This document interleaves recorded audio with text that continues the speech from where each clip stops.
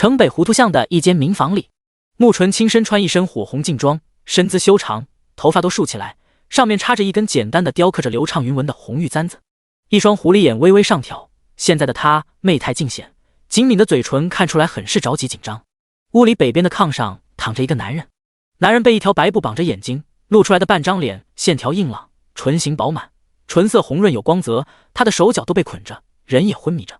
穆纯清已经20岁了，他娘最近操心他的婚事，他不想成亲，他娘说不成亲也行，但是得有个后，要不然等死了连个给他烧纸的都没有。还跟他说女人一辈子可以没有男人，但是不能没有孩子，要不然白瞎了这功能。他一想也对，生个孩子也不是坏事，就决定生他一个完。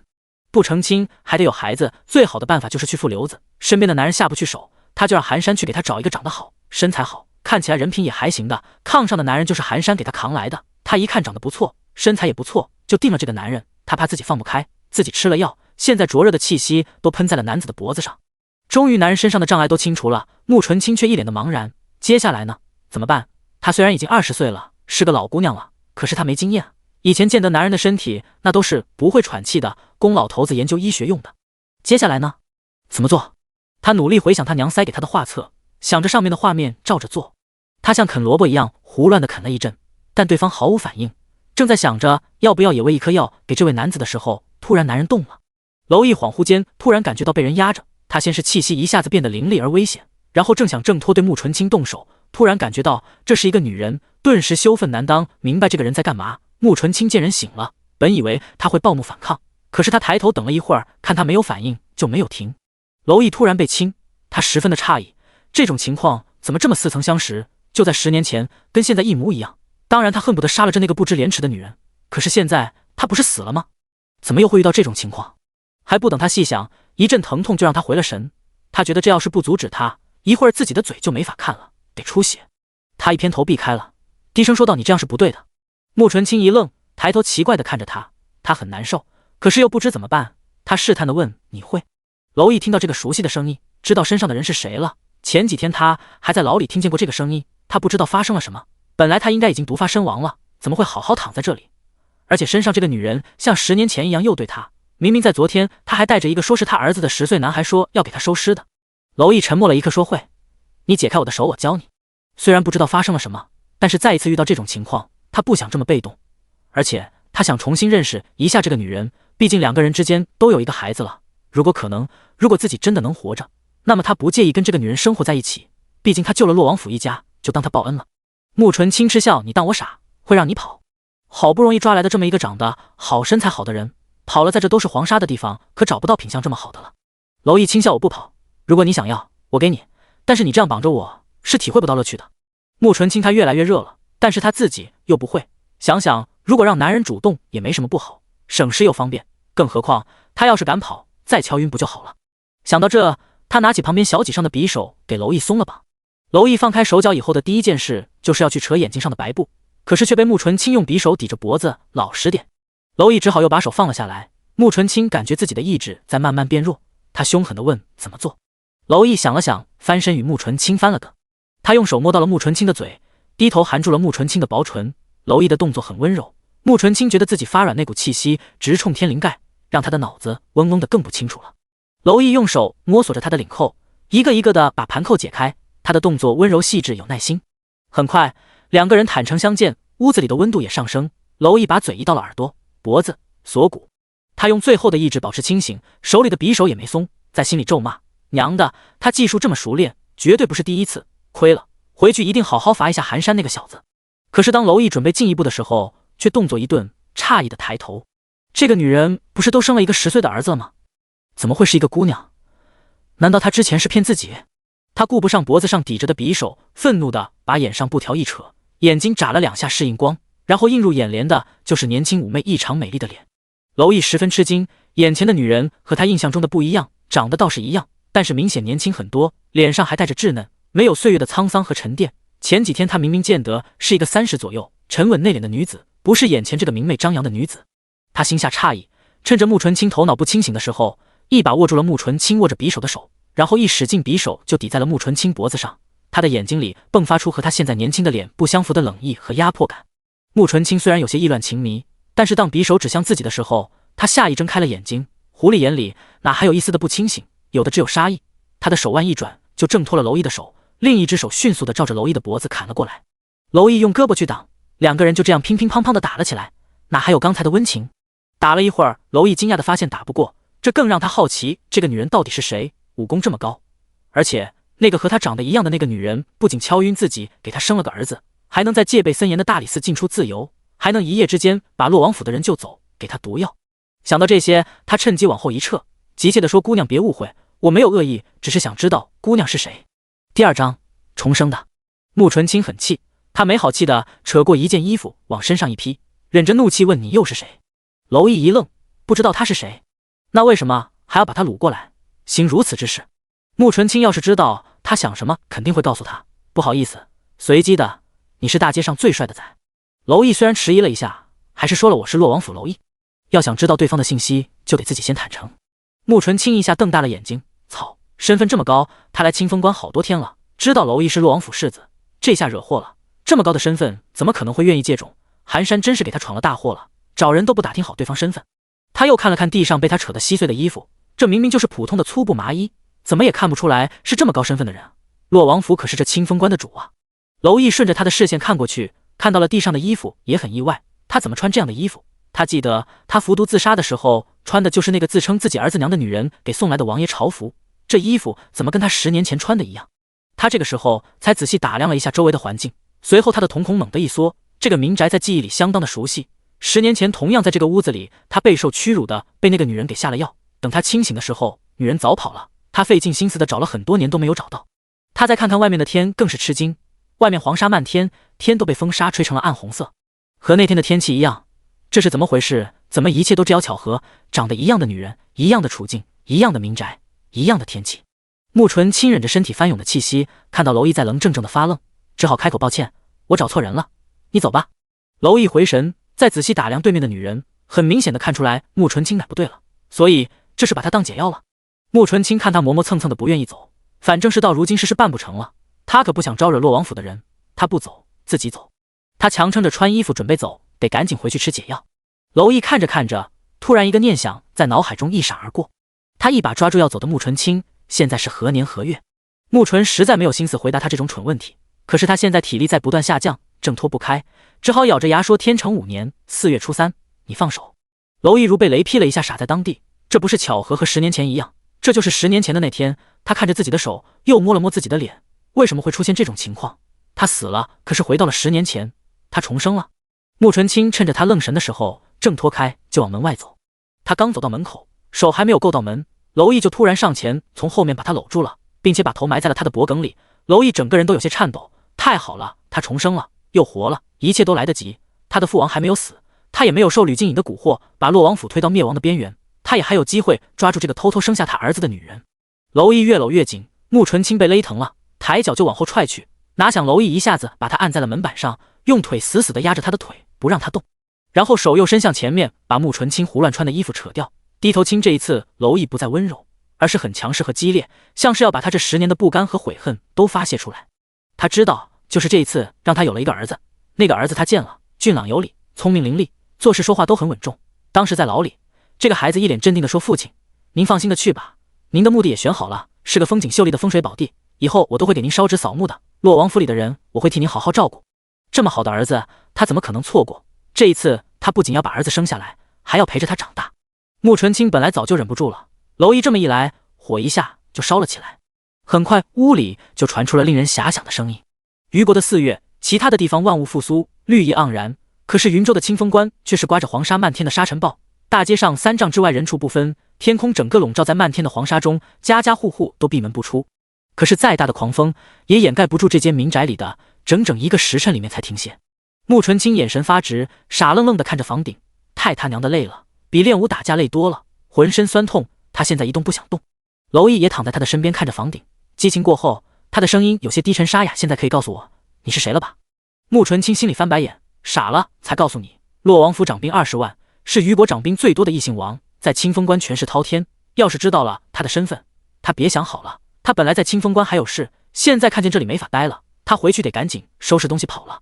娄毅不知道他在想什么，但是知道他是不想跟自己说他是谁，就凭他自己生下孩子10年不出现，再次出现竟然是为了让儿子给他收尸，他就知道这个女人很特别，不贪慕虚荣，还很有本事。他伸出手与穆纯清十指相扣，扭头看着他，这次你别想逃，既然你选了我，那么你就别想离开我的身边，也别想洛王府的孩子流落在外。穆纯清扭头吃惊地看着他，娄世子，不至于吧？这就是个意外，我们顶多就是个露水姻缘，你不必放心上。出了这个门，我们各走各的，互不干涉。我以后肯定不会纠缠你，不会出现在你的面前。娄一脸沉了下来，你不想负责？穆纯清脸也垮了，欲哭无泪不是吧？你个大男人让我一个女人负责？娄一的嘴角往下，耷拉着眼睛，看起来很委屈地说，在你之前我从来没有过别的女人，洛王府家教森严，我莫名其妙失身于你，你不负责谁负责？穆纯清，你放。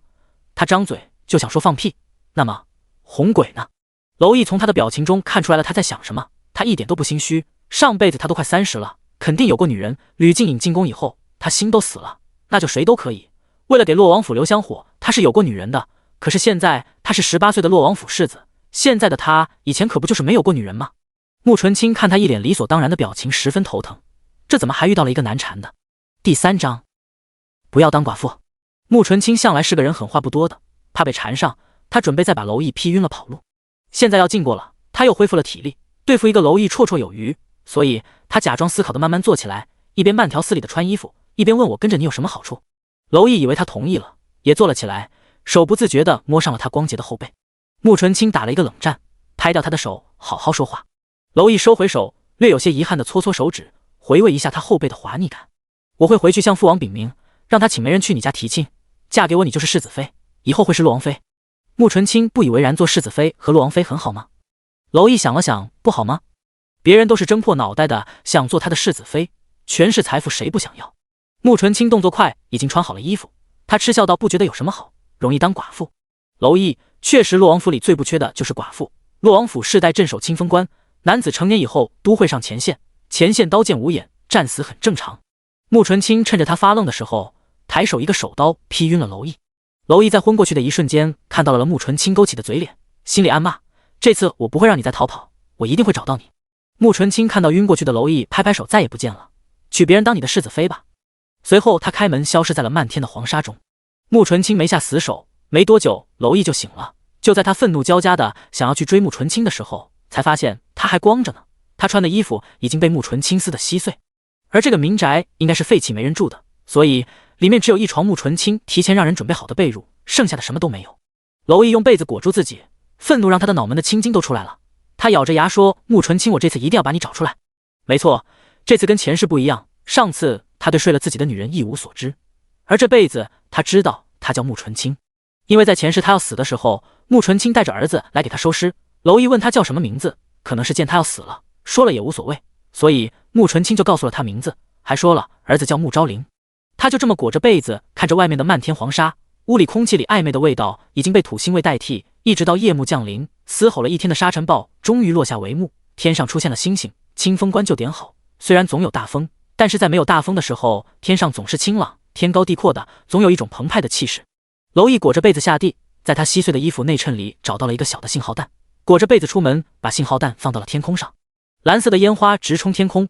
娄毅又回到了屋里，裹着被子盘腿坐在那，等着他的人来接他。幸好穆纯清扯衣服的时候可能意识不太清楚，没有注意到兜里的东西，否则他现在就得赤身裸体的裹着被子回去了。很快康乐和杜家赶了过来，他们看到娄毅这个样子都十分的震惊，地上的衣服和娄毅脖子上若隐若现的痕迹无一不证明刚才世子和一个女子在这经历了一场激烈的运动。康乐狠狠地咽了一下口水，世子，你这是？娄毅才不会让别人知道他是被敲晕了送过来当解药的，他黑着脸说，去给我准备一身衣服。康乐眨了眨眼，在娄毅冰冷的眼神注视下拔腿就跑去准备衣服了，一边跑一边还想，完了，世子失身了，不干净了，这怎么对得起吕姑娘？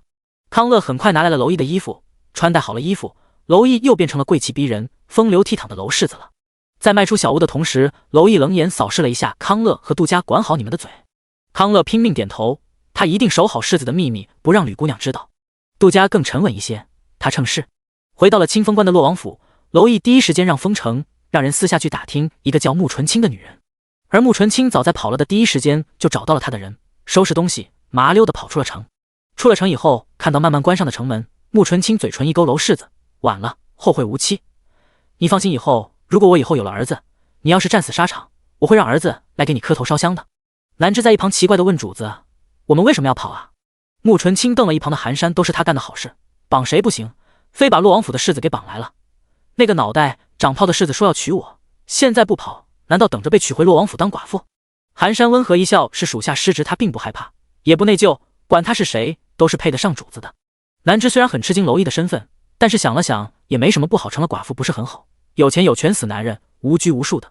穆纯清伸手拍了他的后脑勺一下，你懂什么？洛王府里最不缺的就是寡妇，寡妇寡的时间长了，多少都有些心理有问题。我要成了洛王府的小寡妇，不可能无拘无束的，还有好多老寡妇等着我去伺候呢，没准他们还得各种为难我。兰芝主子还怕别人为难吗？穆纯清都是保家卫国将士的遗孀，好歹得给几分面子，让着点不是？兰芝一想也是，都是惹不起的，那是不能嫁。随后他又开始关心别的问题，主子这次是能成吗？小主子有了吗？穆纯清那哪知道啊，种子是播了，发不发芽就不知道了。几个人带着东西绝尘而去，而娄毅在城里找翻了天，找人的动静大到洛王娄启镇都知道了，把娄毅叫到了书房，暗卫都是你派出去的。你在找什么人？娄毅找您孙子的娘。娄启镇皱紧了眉头，胡说什么？娄毅我没胡说，您可能要有孙子了。娄启镇暴怒，抄起墙上挂的鞭子就抽你这个逆子，把哪家的姑娘霍霍了？娄毅跳得躲开父王，不是我霍霍人家，是人家霍霍我。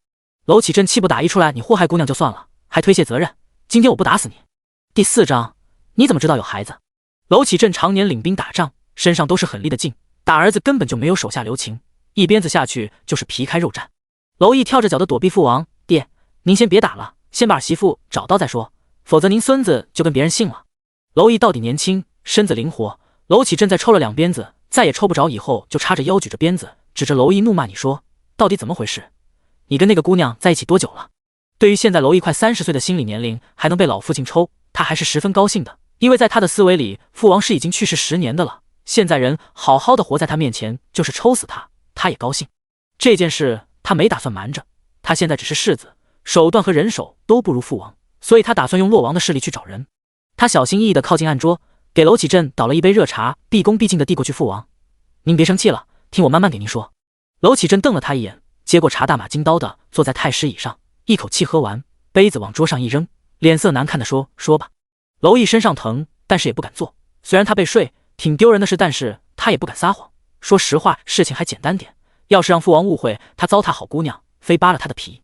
于是他低着头，老老实实的把一个姑娘中了药，把她敲晕，这样那样的事说了。不过他没有说之后是他主动现的身，他说的是上辈子的经历，说自己是被强迫的，上辈子他嫌这事丢人，根本没和任何人说，以至于他找了多年也没找到。现在只要一想到穆纯清揣着自己的儿子跑了，他就心急如焚，面子哪有儿子重要？娄启镇一脸复杂的看着娄毅，真的是你被强迫？娄毅点头，真的，康乐和杜家后来都去了，可以证明。娄启镇就让人把他们俩叫过来。康乐和杜家是娄毅的小4跟班，从小一起长大，他们这种一般都是娄家军的家臣之子，从小当伴读一样跟在娄毅身后，是为了以后娄毅上战场提供默契的副将用的。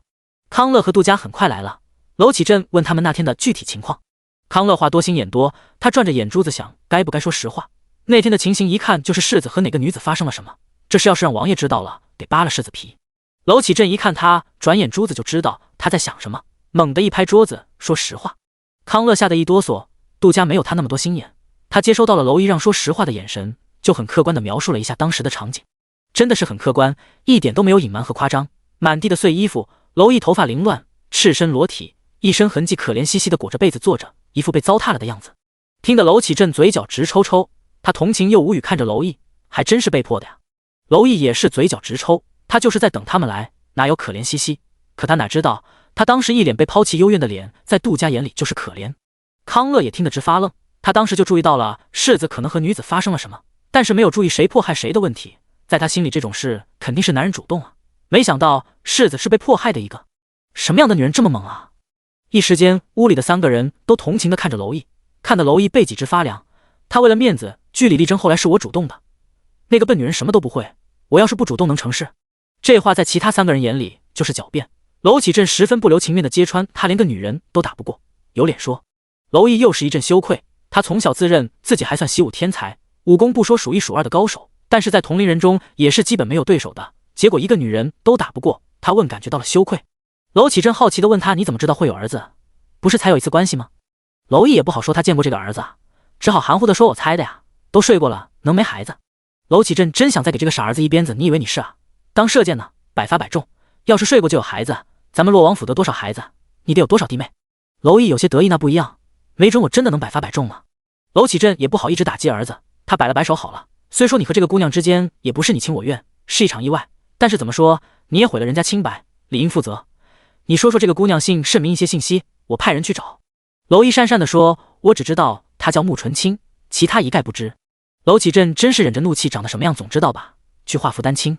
要是上辈子他先是昏迷，后来被喂了药，意识不清，还真不知道穆纯清长什么样。可是他上辈子临死前见的就是穆纯清，这辈子他又是在清醒的情况下发生的关系，所以印象深刻。很快他就画好了穆纯清的画像。娄启正拿过画像端详了一下，心里是满意的。这个女子一看容貌艳丽中带着阴气，一看就不是矫揉造作之辈，再加上能比娄毅还高的武功，这样的女子对于他们这种武将世家还是很喜欢的。好了，滚吧，我会派人去查，有消息了告诉你。娄毅哦，有劳父王了。娄启正点了点头，在娄毅要走出门的时候叫住他，脸色不善地说道：“等等，这次你给我管好你的裤腰带，再有下次我打断你的腿。”娄毅十分懊恼，父王被人敲晕一回还不行，还被敲晕几回啊？出了娄启正的书房，康乐八卦地凑过来：“世子，您真的被一个女人给那啥了？”娄毅看着强忍着笑意的康乐，狠狠地踹了他一脚，还说呢：“你们不跟着我跑哪鬼混去了？你主子都被人敲晕一天了还不知道？”康乐揉着被踹疼的屁股，委屈地说：“世子，您这就冤枉我们了，是您自己说要微服私访，出城打探敌情，不许我们跟着的。”娄毅当然知道了，他就是看不得康乐那个幸灾乐祸的样子。第5章，千里追凶。娄启正派出了洛王府里最好的暗卫去查穆纯清的消息，谁知道在清风关城里根本找不到这么个人，只是在一个客栈里打探出来，他曾经和几个人住在这里，不知道什么来历，在发生了事情的那天就匆匆退了房，不知道去了哪里。娄启正这才知道穆纯清跑了，而且是为了娄毅跑的。他又把娄毅叫了过来，劈头盖脸的骂了一顿：“瞅瞅你那个样，一点也没有老子当年的风采，别的姑娘毁了清白都是哭哭啼啼的要嫁，你这个倒好，生怕你赖上，麻溜的跑了，也是武功没人家好，什么本事没有，也就有个洛王府世子这么个空名头，这么一无是处，怪不得人家姑娘看不上你。”娄毅十分委屈，他虽然不是最好的男人，但是也绝对是贵公子里的佼佼者，长得好，武功好，家世好，怎么就让他爹说的一无是处？可是他就是打不过，这还是他现在灵魂里是10年以后的实力，他真的不知道这个穆纯清实力有多恐怖。娄启正把穆纯清甩给他，嫌弃的看着他，啥也不是。行了，人都跑了，说明人家就是没看上你，强扭的瓜不甜，算了吧，等回了京城，让你母妃再给你说一门亲事，你不是一直和吕家的姑娘走得近吗？到时候让你母妃去提亲。娄毅一听一下就炸了毛了，我不娶姓吕的，我跟他一点关系都没有，父王不能不找，你就忍心您的孙子流落在外？娄启正气的一个砚台摔了过去，孙子，我看你是着了魔，做梦呢，孙子是你说有就有的呀，要是真有孙子，我就是把天翻过来也得给找回来。娄毅躲过砚台，着急的说：“父王真的有孙子啊？”娄启正气的青筋直冒滚，再胡说八道，老子把你扔火头军去！娄毅哑火了，默默的走了。要不是他现在走不开，他就自己去找了。根据他上辈子的记忆，也就是在下半年的时候，关外的金国突然袭击，几万骑兵兵强马壮，差点攻破了清风关，父王战死，他身受重伤。这一次他一定要提前准备好，不能让父王死了。穆纯清的事只能暂时压后，没关系，先暗中调查，以后有的是机会找到他。这次有了目标，他会一个一个州的找过去的。而被惦记的穆纯清现在已经在千里之外了，连日的骑马奔波，远离了洛王府的势力范围。他打算休息几天。这里是魏州的凤翔府，已经过去半个月了，马上就要进入5月，跟清风关的黄沙漫天比，这里绿意盎然，生机勃勃，天气也不是很热，正是舒服的时候。所以穆纯清打算在这里停留一段时间。寒山第一时间去租了一个小院子，几个人住在了进去。南枝先烧了热水让穆纯清沐浴，然后他去准备饭菜。穆纯清泡在浴桶里昏昏欲睡，最近他总觉得很疲惫，以前也快马加鞭长途跋涉过，但是没有这么疲惫过。直到南枝端着饭菜来，才把他叫醒。出了浴桶，他随意的穿了一件宽大的袍子，就坐下吃饭，没吃几口就要闭上眼睛了。南枝在一旁看着他，一边吃一边点头打瞌睡，十分心疼主子。您是不是生病了？怎么看起来这么累？穆纯清努力睁开眼，揉了揉脸，没事，我就是累的。他抓紧时间扒拉完了饭，然后就倒头就睡，从半下午一直睡到第2天天亮。要不是乔安来给他把了脉说没事，南枝得急坏了。早上穆纯清醒来的时候，看着房顶有些发呆，他有一种不知今夕几何，自己身在何处的感觉。缓了一会儿，他才想起来已经到了凤翔府。他坐起来伸了一个懒腰，顿时觉得神清气爽，一扫疲惫的感觉。南枝听到动静，端着热水进来，主子，您终于醒了。沐纯清洗了脸，更清醒了，我没事，不用担心。他穿衣服就看着南枝，一脸怪异的看着自己，欲言又止，想说什么就说，也不怕把自己憋坏了。南枝主子，您是不是怀上了？沐纯清一愣，给自己把了一下脉，没把出来，哪有这么快就知道的？虽然我是算着日子找的人，可是本来怕不能一击即中，打算多睡几次的，没想到对方那么高的身份，只好放弃了。这都跟娄毅睡了，不好再找别人睡，随缘吧。南枝凑近一点，一脸神秘的说：“乔安说了，时间这么短是诊脉诊不出来，可是刚怀孕的人都是很容易疲惫嗜睡的。您看您多能睡啊，没准就是怀上了。”沐纯清嗤笑：“乔安他一个大男人，这么懂女人生孩子的事。”南枝反驳：“乔安是大夫，也没少替夫人看病，怎么就不知道了？”沐纯清：“我也是大夫，我怎么不知道？”南枝撇嘴吐槽：“您还说呢，就您那不务正业，学什么都糊弄的样子，能知道才怪。”沐纯轻敲了一下南枝的额头：“我那是天资聪颖，一点就透。你们这种凡夫俗子，永远不懂我们这种天才的苦恼，什么都学得太快，是很没意思的。”南枝揉了揉头，小声嘀咕：“真会给自己懒找借口。”沐纯清听见了，没有理他，他打算吃过了早饭就出去逛逛。早饭还没吃完，寒山就拿着一个小纸条走了进来：“主子，洛王府在查您。”沐纯清接过小纸条一看，皱紧了眉头：“娄毅怎么知道我叫什么？”寒山主子没说。沐纯清：“我傻呀，自报家门等着洛王府的抓我呀。”寒山也不解：“那这是为什么？”沐纯清没好气的瞪他：“还不是你搞出来的事，也不是先查清楚身份。”寒山还是一脸的温润如玉的样子：“怪我，您说要好看有气质的，当时在大街上就觉得他最好看，就劫来了。”沐纯清愤愤不平的拍了一下桌子：“这洛王府真够小气的，不就是借个种子吗？至于这么锲而不舍的千里追凶吗？”寒山：“这是男人面子的问题，被女人强迫了，怎么着也得找出来出口恶气啊！”沐纯清烦躁的扯着头发：“早知道这么麻烦，就不听我娘的了。什么去负瘤子，这副哪是那么好去的？这要是狗皮膏药可怎么办？”第6章互相伤害。寒山眼底含笑的看着气到发狂的沐纯清，在他眼里，沐纯清因为从小的经历有些冷血，一直都是冷静面无表情的。他还是第一次见到沐纯清这么抓狂的时候。一开始他也不赞同沐纯清随便找个男人生孩子，可是现在他不这么想了，能有个让他出现这么情绪化的人也挺好的。他温声劝道：“别抓了，头发要揪秃了。其实想想也没什么不好，洛王府家世清白，因为子嗣少，后宅也没那么多弯弯绕，而且他们武将世家也不会嫌弃你舞刀弄棒嫁过去也挺好，被找到就找到吧。”沐纯清刷一下子站了起来，不悦地看着寒山：“他们不嫌弃我，我嫌弃他们。我说了我不想当寡妇。寒山，如果他娄毅做了我们的姑爷，我们又怎么能看着他死？一定会保他长命百岁的。”沐纯清白了他一眼，没脾气的又坐下了：“我不想嫁人，做个后宅妇人有什么好？担心夫君有女人，担心婆媳不和，还要做个贤妻良母，做个快意恩仇的江湖女不好吗？”寒山用最温和的口气说着最霸气的话：“你为什么要担心这些？这些都是那些闺阁女子该担心的。你即使嫁人，也可以不守那些规矩，也可以快意恩仇，想怎么过不是你说了算的。”沐纯清：“怎么可能？那可是洛王府，有大规矩的地方，不是乡野村夫任人拿捏。”寒山收了笑脸，表情严肃地说：“没什么不可能，只要你愿意，我们就能做到。”沐纯清颓废地趴在桌子上：“我不愿意，去让人把我们的痕迹抹掉，必要的时候把引导另一个方向。”寒山看他实在不愿意，就点头是。他出去办事了，南枝跟了出去，悄悄地问寒山：“你说主子是不是怀孕了？我怎么觉得他最近这脾气有些大，心情起伏不定的？”寒山笑笑：“怀了也是好事，再等等看吧，以后说话注意些，别惹他不高兴。”南枝撇嘴：“谁敢惹他不高兴啊？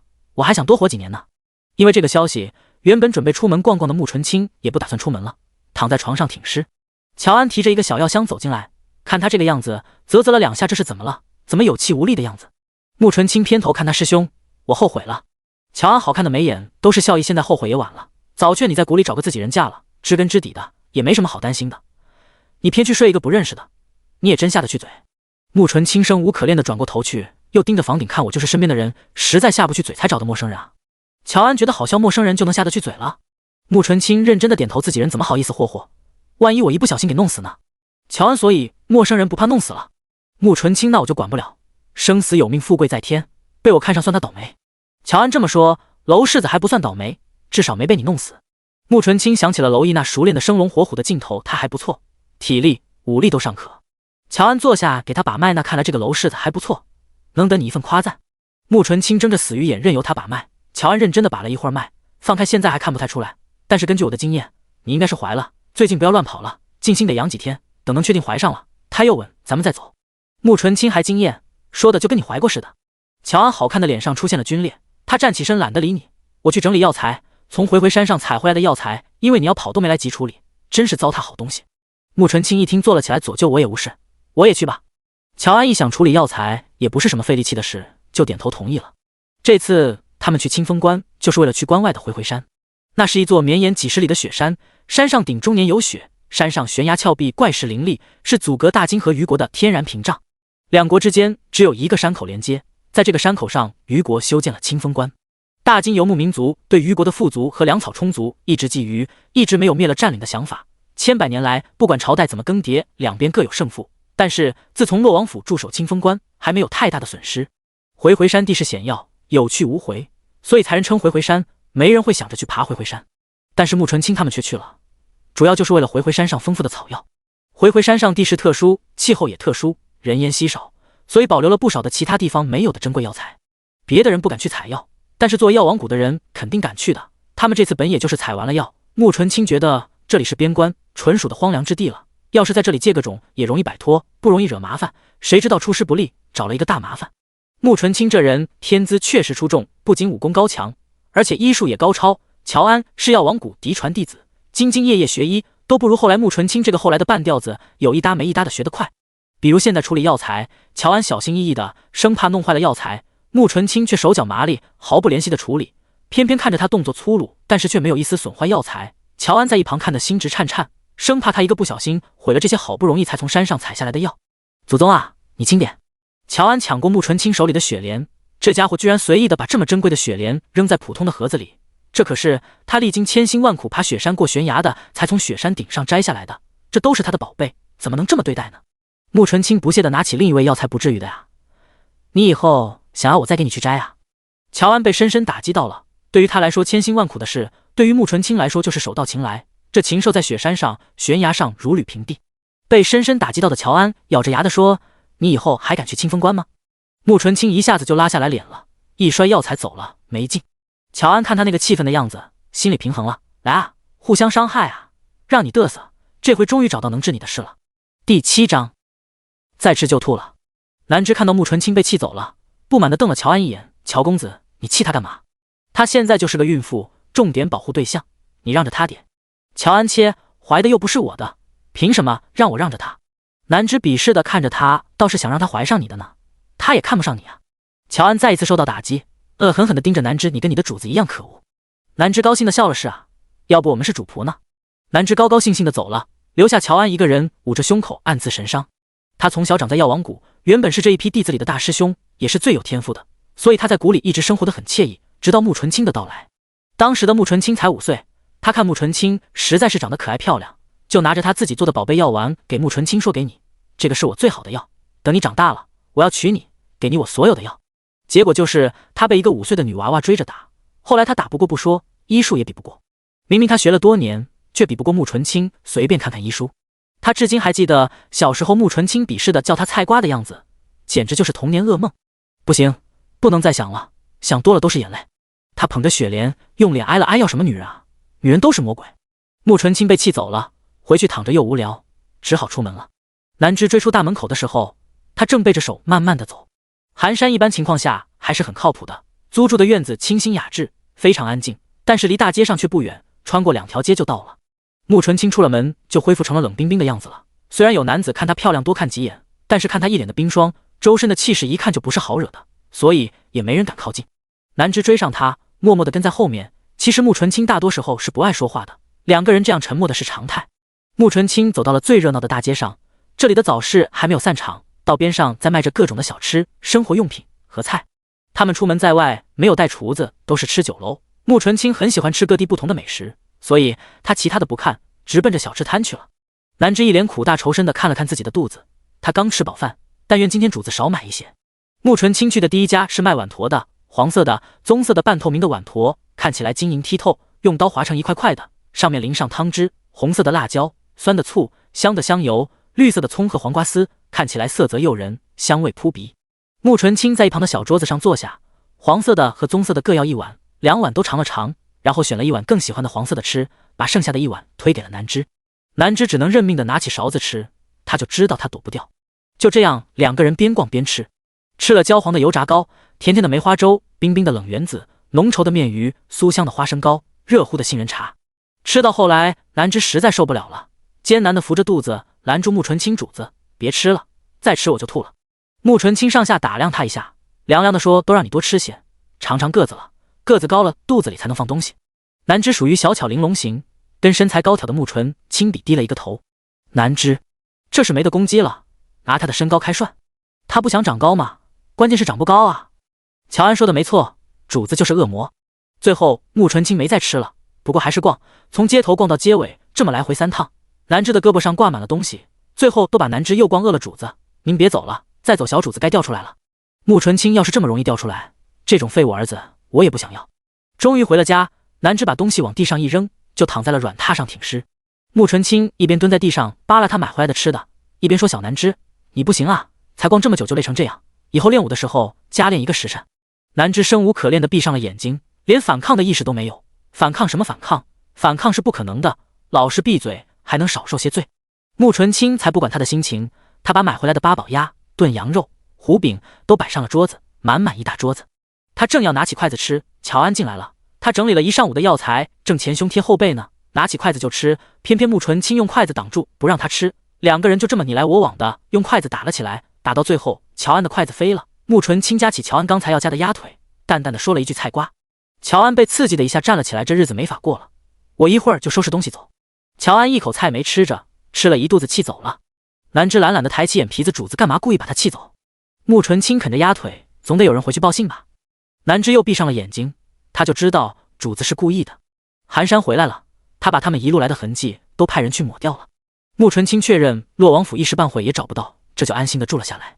这期间他就是每天逛街胡吃海喝，气人。终于等到40多天，他有了孕吐反应，又把了脉，确认自己就是怀孕了，而且胎很稳，才又开始上路了。这次他没有骑马，而是坐马车慢悠悠的往回赶。在这20多天的时间里，娄毅也没有闲着，他建议娄启镇增加岗哨，尤其是夜间的，又找来了工匠大量的做铁蒺藜。这种铁蒺藜不大，只有鹌鹑蛋那么大，但是却有些尖锐的刺。娄毅还让人调出了土黄色的漆刷在铁蒺藜上，这样一撒出去就和关外的黄土形成一体，完全看不出来。还加大娄家军的训练，着重练习可以对付骑兵的长枪，趁着夜色派人在清风关外面的戈壁滩上挖沟壕。娄启镇虽然纳闷他为什么一下子这么关心战事，还非要防备大金骑兵，但是总归娄毅做的都是好事，所以他也没有阻拦。而娄毅百忙之中也没有放弃寻找穆纯清，他知道穆纯清本事大，如果他刻意躲避，那么他不会找到他。上辈子他不是找了好几年没有消息吗？所以这次他不打算靠信息漫无目的的找，他派出军中所有的斥候，让他们从清风关一个一个的城池找过去，不放过任何一个城池。这样一来，刚开始痕迹抹掉了，确实找起来费劲，但是也没有受到寒山错误干扰的影响。第8章云中寨。20万的娄家军里有一个营的斥候，都是军中最灵活、聪明又有本事的。这次娄毅一次性的全派出去了，美其名曰锻炼他们，让他们找一个叫穆纯清的女子，也没跟他们说找这个找他干什么。前世他是私下秘密找人，没有惊动任何人，所以找得艰难。现在这事都过了娄启镇的明路，那就用起人来肆无忌惮。军营里的斥候是为了打探军情用的，他用来找女人，娄启镇又要用鞭子抽他。他凭着3寸不烂之舌忽悠他爹，让他觉得这斥候只要能把穆纯清找出来，就没有打探不出来的敌情，确实是为了锻炼他们。斥候出动是军中的秘密，几百个斥候悄无声息地向着4面8方散去，没有惊动任何人，所以穆纯清的人根本就没有察觉到他像是被通缉一样的被几百个在找。这20多天过去了，足够斥候摸到了凤翔府。由于他们是租房子住，没有住店，所以斥候到了凤翔府的时候也是颇费了些功夫才找到他们的住处。这还得益于穆纯清每天上街胡吃海喝，街上的小贩都对这个长相漂亮、很能吃、出手大方，但是气质冰冷的女人有印象。可惜等斥候到了他们租住的小院，他们已经人去屋空。不过好在确定了基本的方向，所以斥候第一时间把消息送回去。娄毅一听，赶紧召集回来其他方向的斥候，都沿着凤翔府的方向查。穆纯清因为孕吐严重，吃什么吐什么，所以他们走得并不快。也是因为他孕吐严重，所以一直病怏怏的躺在马车里没有下车，就算路过城池也没有进城住店，所以靠着画像找人的斥候再出了凤翔府就失去了他的踪迹。娄毅只知道穆纯清长什么样，又不知道他身边的人长什么样。斥候是军中的人，也不好一辆马车一辆马车的查，所以当穆纯清还在路上的时候，就有斥候和他们擦肩而过，跑前面去了。连着好几个斥候过去以后，在外面骑马的寒山察觉不对，他靠近马车对穆纯清说：“主子，刚才过去的那些人不对劲。”南枝撩开车窗帘，穆纯清露出惨白的脸，有气无力地问：“怎么不对劲啊？”寒山他们骑的马看起来不是普通马。穆纯清心领神会军马。寒山点头，普通老百姓养马有限制，养的也都是普通的马，这样膘肥体壮、皮毛油亮、马蹄铁，听起来很响的都是军马。而且于马地处内陆，没有合适的大面积养马场，只有云州靠近大金国的地方有一片草场，养着从大金来的马匹，那里的马更高大一些。穆纯清不用寒山提醒，一说到军马，自然而然的就想起来了娄家军。他的脸拉得老长，咬着牙说：“阴魂不散，怎么找到这来了？”寒山，我看那几个过去的人眼神机灵犀利，看身形都是身手矫健之辈，想必是军中的斥候，真想不到娄世子为了找你，竟然出动军中斥候。穆纯清的脸色很难看，本来就是惨白的，现在都快白中带绿了。南枝一脸的羡慕，还是主子魅力大，没想到这娄世子一觉睡出了感情来了，这么穷追不舍。穆纯清，你确定他不是找我报备睡之仇？反正说娄毅对他一睡定情，他是不相信的。虽然他当时也表现出了要娶自己的意思，可是在穆纯清看来，他那不过是拖延之计，等自己放松警惕，就会报仇杀了自己。毕竟哪个男人被女人敲晕了强睡，应该都会觉得是耻辱。南枝不能吧？主子武功高强，长相漂亮，头脑聪明，身材……他看向穆纯清平平无奇的胸部，噎了一下。好吧，没有身材，身材高挑，怎么可能有男人不喜欢呢？他好不容易想出一个词来夸穆纯清的身材。穆纯清也看向自己的胸口，冷笑一声：“男人喜欢胸大无脑的。”南枝竟然无言以对，好像是这样的。穆纯清问寒山现在到了哪里。寒山向远处眺望了一下，看到了传出隐隐绰绰的山体，再走个10里就到了云中寨了。穆纯清勾起唇角，多年不见，我们该去会会胡大当家了，加快些速度，去云中寨。寒山是。南枝在心中为胡大当家点了一排蜡，被主子惦记上可不是什么好事。马车的速度快了起来，没多久就到了云中寨的山脚下。这座山叫乌蒙山，是内陆比较高的山，因为山上山下温差大，所以在半山腰上常年有一层云雾，云中寨就是在云雾上面的山上，才因此得名。山脚下又守山门的兄弟看到他们的队伍靠近，抽出了大刀站住，何人胆敢靠近云中寨？穆纯清拔出头上的红玉簪子，隔着车帘往外一掷，准确无误地插在了一个小弟的头顶上。他冷冷的声音从车内传出：“让你们的胡大猫滚下来见我！”其他小弟一见，纷纷拔刀想要围攻。寒山带着人骑马拦在了马车前，一脸笑意地说：“我奉劝各位，还是去通报一声吧，万一得罪了不该得罪的人，可不好向你们的大当家交代。”几个小弟互相看了看，觉得是遇到了砸场子的人来了。那个被簪子插中的人拔下头上的簪子就往山上跑。穆纯清也不着急，安心的等着。没半个时辰，山上乌泱泱的就下来了一群人。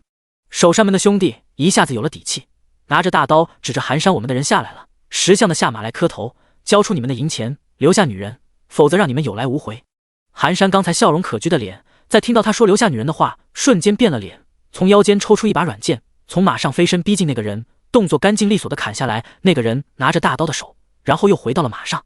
他的动作非常迅速，没有一些的迟疑，直到他又坐回到马上，那个人才发出撕心裂肺的喊叫。啊！穆纯清在马车里昏昏欲睡的，被这喊叫声惊了一下，他不悦地皱起眉头朝寒山听见了，又飞身一剑划破了那个人的喉咙。那个人再也发不出喊叫声，直挺挺地倒在了地上咽了气。第9章，没精力应付。其他小弟看他们杀了人，都头皮发麻地愣在了原地。可是也就是一瞬间，他们都是刀尖上舔血的土匪，怎么能容忍有人在他们的地盘上撒野？于是纷纷举起大刀就要砍草。兄弟们上，砍了他们！土匪一窝蜂的就要上，正在往下跑的胡大虎远远的看清楚下面的情形，着急的大喊：“住手！你们都给老子住手！”正要砍人的土匪听到了胡大虎的喊声，奇怪的放下刀，看着往下跑的胡大虎。胡大虎跑得都快飞起来啊！5大3粗的身体在山路上砸出一阵的尘土，后面的小弟们边咳嗽边跟着跑。终于胡大虎跑到了山口，看到地上的尸体，他腿一软就跪了下去：“姑奶奶，您来怎么也不提前说一声啊！”守门的兄弟看到胡大虎跪下了，傻眼了，赶紧哆嗦的跟着跪下了。后来跟上的兄弟不知道什么情况，也跟着跪下。这一下山门口呼啦啦的跪了一片人。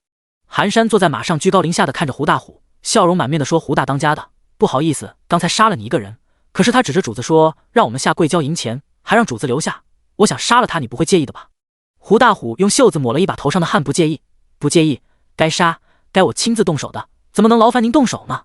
南枝撩起车帘来，穆纯清懒懒的靠在门口。胡大猫咪怎么越活越怂啊？你这手下的弟兄也不行啊，连最起码的看眼色也不会。胡大虎是事，还请姑奶奶多多指教。穆纯清摆了下手，行了，如果你这心血来潮的来你这吃顿饭欢迎吗？胡大虎欢迎欢迎，小的这就让人准备。他爬起来对后面的人说，都起来赶紧让路，请姑奶奶上山。后面跟着的人一下子就分成两边，让出了一条道。穆纯清下了车，多日来他就没下车，这刚一踩到地上还有些发软。南芝在后面扶着他，不悦地对胡大虎说，胡大当家的还不赶快去准备软胶，你想让主子走上山啊？胡大虎拍了身边的人一巴掌，还不快去准备？被他拍的人一脸的苦相，大当家的，咱这是土匪窝，哪有软胶啊？胡大虎咬着牙低吼，没有就去想办法。那个人只能去想办法，最后他们用木棍绑着守门人坐的椅子，小心翼翼地问大当家的，您看这个行吗？胡大虎又一脸谄媚地问穆纯清，姑奶奶您看这个行吗？主要咱们山寨穷，也没个胶子。穆纯清站累了，他也不挑，点头行。南芝从马车上拿下来一个软垫，铺在椅子上，4个土匪抬着穆纯清上山。南芝走在交椅旁边，寒山带着人拿行李拉着马上山。他们刚上山没多久，先前超过他们的斥候就又回来了。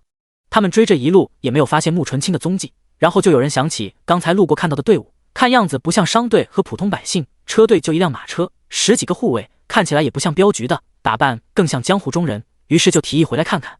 结果他们一路找回来，也没有发现这个车队了。这一路没有村子城池客栈让他们歇脚，怎么一下子10几个人就不见了？他们又在附近转悠了一圈，知道这有一个土匪窝，就想着是不是他们是土匪上山了。斥候就有这么一点好，只要有一点疑虑也要想办法确认，所以他们把马拴在远处，他们悄悄靠近云中寨。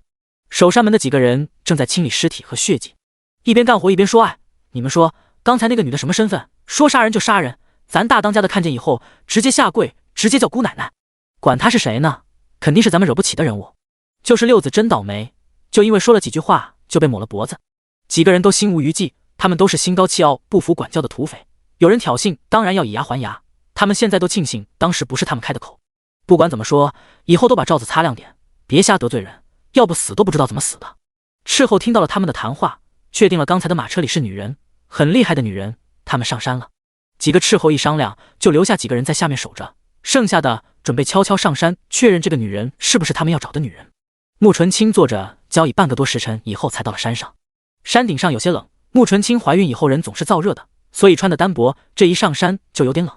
南芝赶紧从包袱里翻出一个红色的披风给他披上。胡大虎狗腿子一样的把他领到他住的地方，姑奶奶，山上条件简陋，您先凑合住在这里。穆纯清不是个矫情的人，以前风餐露宿是常有的事，所以现在有个窝就挺不错的了。好，胡大虎，那您先歇着，我让人去招呼饭菜，等饭做好了再来叫您。胡大虎走了，穆纯清准备躺会，被南芝一把拉住这臭男人住的地方。您也不嫌脏，您闻闻这里面这股子臭脚丫子的味道。穆纯清闻到了，可是出门在外哪那么多讲究？南芝就讲究，他把穆纯清推出去，先在外面等会，我收拾完了再叫你。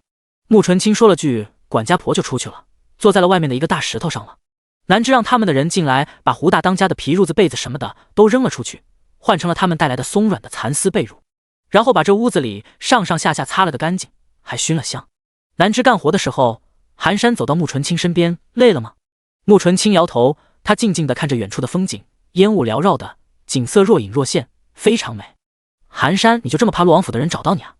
穆纯清不是怕，而是嫌烦。寒山该来的总会来，躲不开的。刚才的那些人如果真的是斥候，他们未必就想不到我们上了山。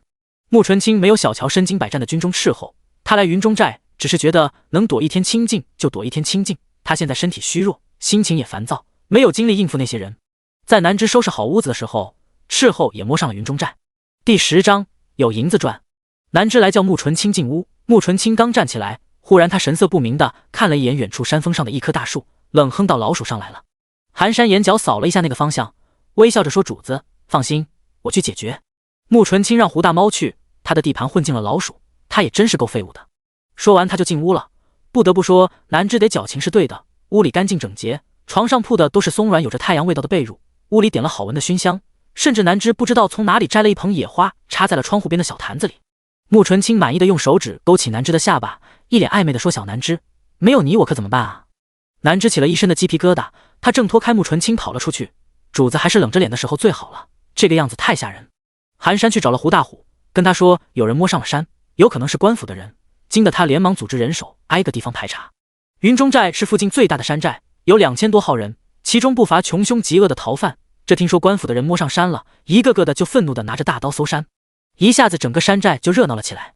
不过这份热闹和穆纯清无关，他进了屋就沉沉的睡了。虽说这一路上他都没下马车，可是马车上过于颠簸，他根本就没有休息好。斥候原本最擅长的就是隐藏，可是他们不知道哪里出了问题，怎么一下子山寨的人就开始搜山了。虽然他们藏身的地方隐蔽，但是架不住山上的人对地势熟悉，人又多，所以没用多久就有斥候被找了出来。这下山寨的人一下子就把找出来的人围了起来，大打出手。斥候就是身手再好，也架不住这么多人的攻击，眼看着同伴抵不住攻击，那些没有被发现踪迹的斥候也纷纷现身加入了战斗，并且发射了信号弹。信号弹是军中用的，方圆30-40里都能看见。这下就连山下的还有附近在找穆纯清的斥候都往过赶。胡大虎看着不断的上山的敌人，越打越心惊。这些人用的不是江湖上的招式，都是军中的招式，没有花招，一招一式都是奔着杀人去的。看着手底下有越来越多的人倒下，他从心惊变成了惶恐。难道这些官兵的人这是真的要灭他们云中寨了？眼看着还有人不断的上山，胡大虎心都凉了半截。这是天要亡他云中寨啊！对方虽然看着人少，可是个个很辣，而且还有源源不断的援兵。他不知道对方有多少人，如果对方人数再多一些，他们云中寨保不住了。正当他仰天长叹的时候，突然想起来了穆纯清了。这个姑奶奶可是凶残至极，谁惹了她就大开杀戒的。要是有她出手，云中寨肯定能渡过难关。可是这位姑奶奶也是出了名的脾气差，跟她没关系的，她是肯定不会出手的。怎样能让穆纯清出手呢？胡大虎眼珠子一转，有了主意。只见他急匆匆的去找穆纯清，在他的屋门前，寒山在门口守着。原本他正抱着胳膊，悠哉的看着不远处的打斗，看到胡大虎过来，他伸出手一拦胡大当家有何贵干。胡大虎一脸焦急的说：“韩兄弟，你们这是在外面做了什么？怎么把官兵都给引来了？他们张嘴就说要姑奶奶的命，你们赶紧逃吧，后山有条路能下山，我会拖住他们的。”胡大虎知道以穆纯清的性格，知道别人打上门来了，是不会如丧家之犬逃跑的。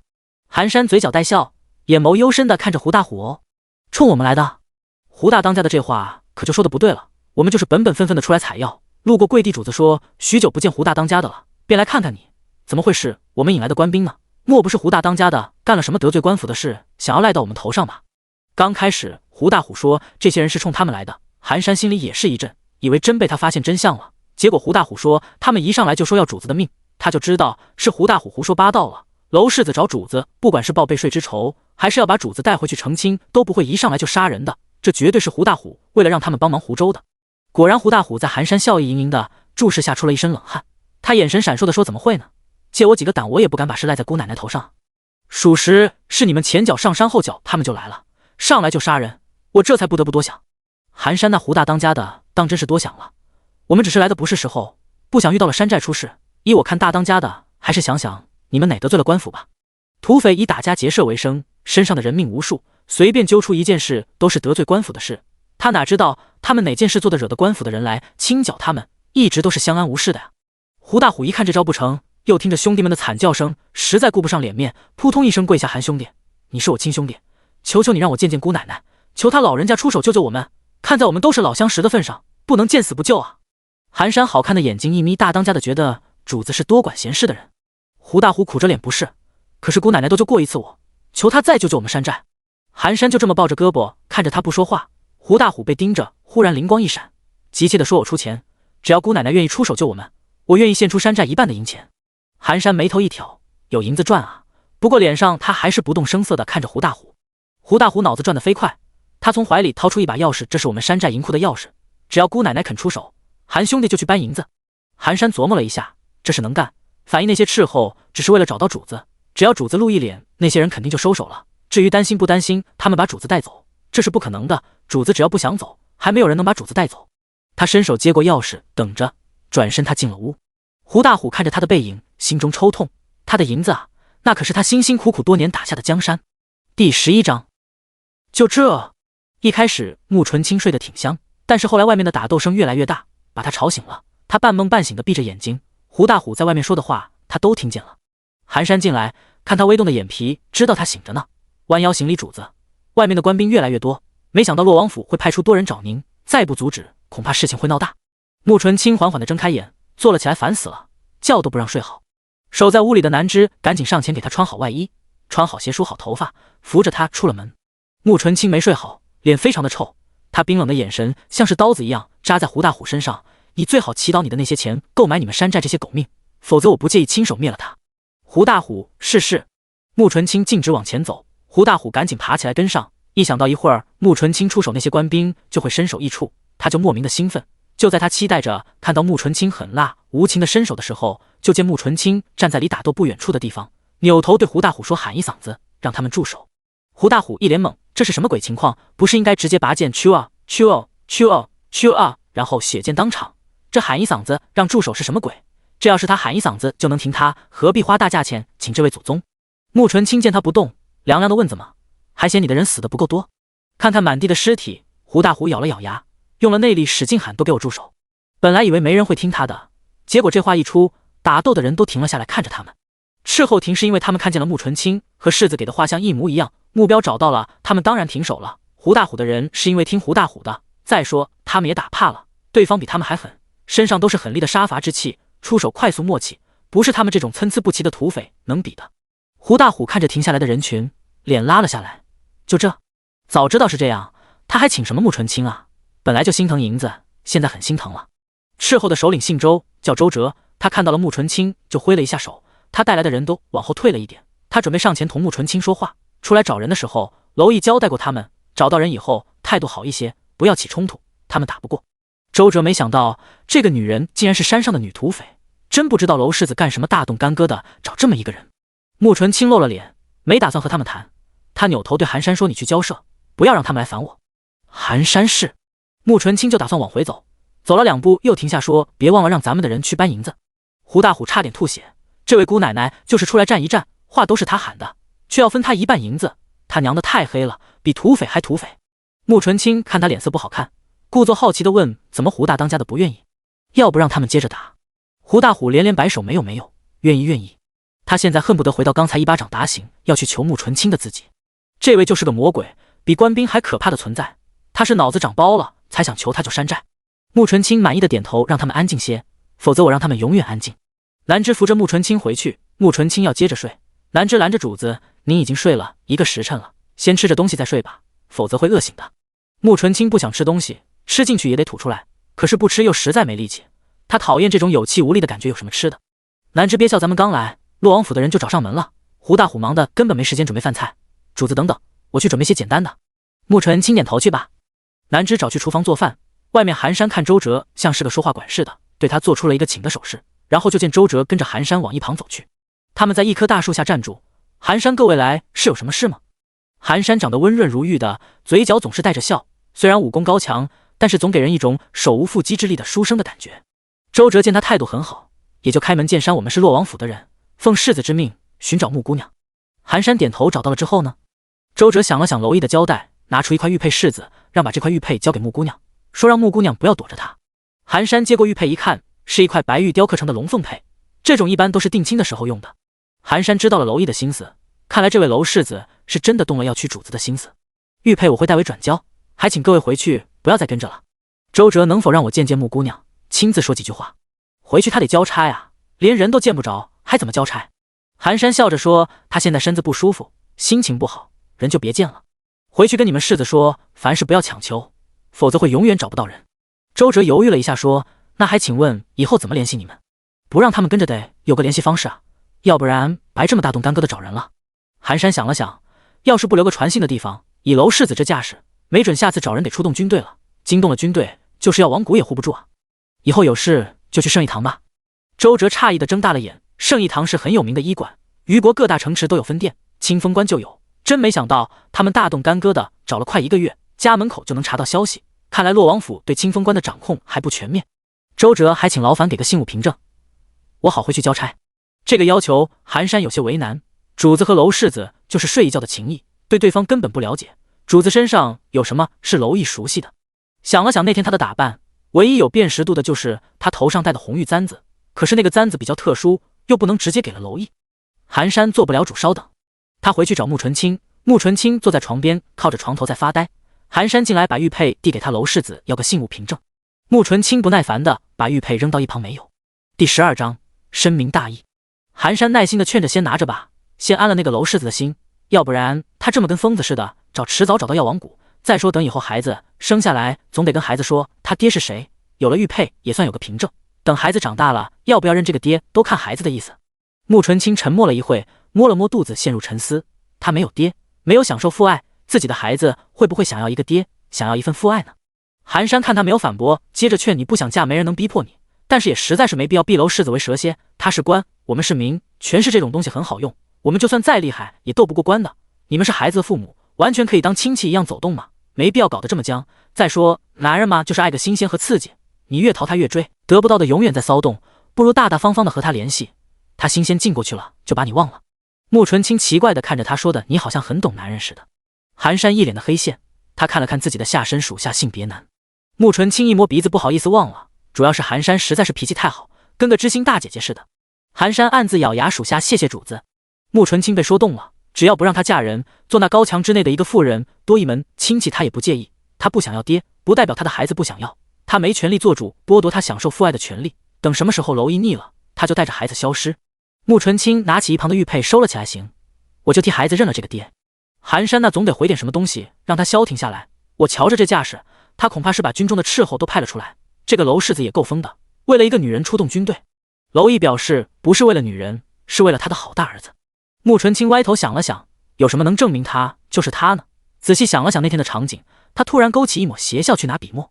寒山一看他的笑就知道他又在憋坏，不过还是很快给他拿来了笔墨。穆纯清拿起笔就画，寒山在一旁看着，一开始以为他要写信，可是看他在画画，寒山就在一旁好奇的看，这究竟是在画啥？后来一看脸是那位娄世子，看来这是要画画像啊。可是看到后来越来越古怪，突然他脸一红，扭过去背对着穆纯清了。穆纯清瞟了他的背影一眼，好笑的问：刚才不是还说自己性别男吗？你害羞什么？都是男人。穆纯清确实在画娄毅，但是画的是个光着的娄毅在床上运动的姿势，只不过没有画女人，妥妥的一张春宫图。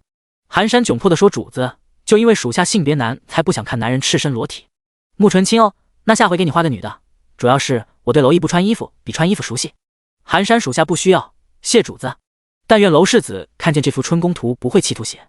很快穆纯清就画好了，寥寥数笔就把娄毅的神韵画得惟妙惟肖。床上的娄毅背肌条条分明，线条硬却流畅，眼尾含情，怎么看怎么销魂。把画装在信封里交给寒山送出去，在寒山要走出门的时候，又问了一句娄家军的粮饷怎么样。寒山冷笑：不怎么样，皇上忌惮洛王府已久，是不会给够粮草让他们壮大的，一半的粮草都是洛王府自己筹措的。穆纯清又想马跑，又不想给马吃草啊。寒山一脸的嘲讽：自古帝王皆如此，手边大将兵权在握，功高盖主，大多都是兔死狗烹的下场。穆纯清想了想，把咱们在云中寨拿的银子分一半给他们带走。寒山是。周哲在外面等了一会儿，然后就寒山出来了。寒山把信封递过去，将军稍等片刻，还有东西需要你们带回去。周哲不解地看着寒山，什么东西？寒山拿出钥匙，冲着在不远处看着他们的胡大虎说：大当家的请吧。胡大虎一阵阵的心痛啊，没办法，条件是他提的，硬着头皮也得办。胡大虎带着穆纯清的人去了银库，银库一打开，里面堆得满满当当的金银珠宝，闪着耀眼的光芒。土匪不喜欢银票，他们更喜欢现银，所以这里堆的都是他们抢来的钱财。寒山带着他的人往外搬银子金子，珠宝首饰他没要。胡大虎在一旁心滴血，想拦又不敢。寒山就这么带着人整整搬出来30-40箱的金银，目测足有60-70万两银子。寒山拿了人家的银子，还装模作样的说：大当家的，那些珠宝首饰主子不甚喜欢就不拿了，留给山寨的弟兄们吧。胡大虎心里呸一口，不要脸，银子基本被他们搬空呀，那些珠宝首饰又不能当银子使，他们还得冒风险出去卖，太他娘的鸡贼了。他再次在心里唾骂自己蠢，怎么就求了他们。在看到寒山竟然把那些箱子给了周哲一半以后，胡大虎彻底压不住心底的火气了。韩兄弟，这是什么意思？我答应你们拿银子，可没答应给他们。寒山大当家的不会只凭几句话就让官府退兵吧？不出血怎么请走这些瘟神？我这还是体恤大当家的今天损失惨重，所以银子我们就替你们出了。既然我们好心还了埋怨，那这样吧，这钱你们自己出吧。胡大虎一听，瞬间又没了脾气。没有，我不是这个意思，还得谢谢好兄弟的好意。娘的，拿着山寨的银子贿赂官府，最后还得谢谢他们，这还有没有天理？这简直比他们土匪还土匪。周哲打开箱子一看，明晃晃的银子，也是十分的诧异。您这是？寒山，我们主子听说娄家军想一直艰难，这些银子聊表心意，还请将军带边关将士收了。周哲一愣，随后感激的鞠躬。穆姑娘大意，周某在此替20万楼家军谢过。寒山扶起他来，将军客气了，我们一直很是敬佩保家卫国、镇守边疆的将士，有机会能聊表心意，是我们的荣幸。这话说的，周哲心里很舒服。守卫国土、保护家人是他们应该做的，但是他们也是人，还是希望得到肯定和尊重的。原本他还对世子出动这么多人找一个女人颇有微词，但是现在他明白了世子为什么这么执着了。这个姑娘深明大义，值得。第13章，尽早下山吧。周哲带着手下和银子下山了。寒山看着胡大虎敢怒不敢言的表情，悠悠地说给大当家的一个忠告，不知道大当家的愿不愿意听。胡大虎心里听个屁，笑面虎，但是面上又不敢。他露出一个比哭还难看的笑，寒兄弟肯定是为了我们好，愿闻其详。寒山不要总想着打打杀杀，这样不好，造的杀孽多了会遭报应的。这世上还是有很多美好的事物的，大当家的还是尽早的收拾细软散了吧。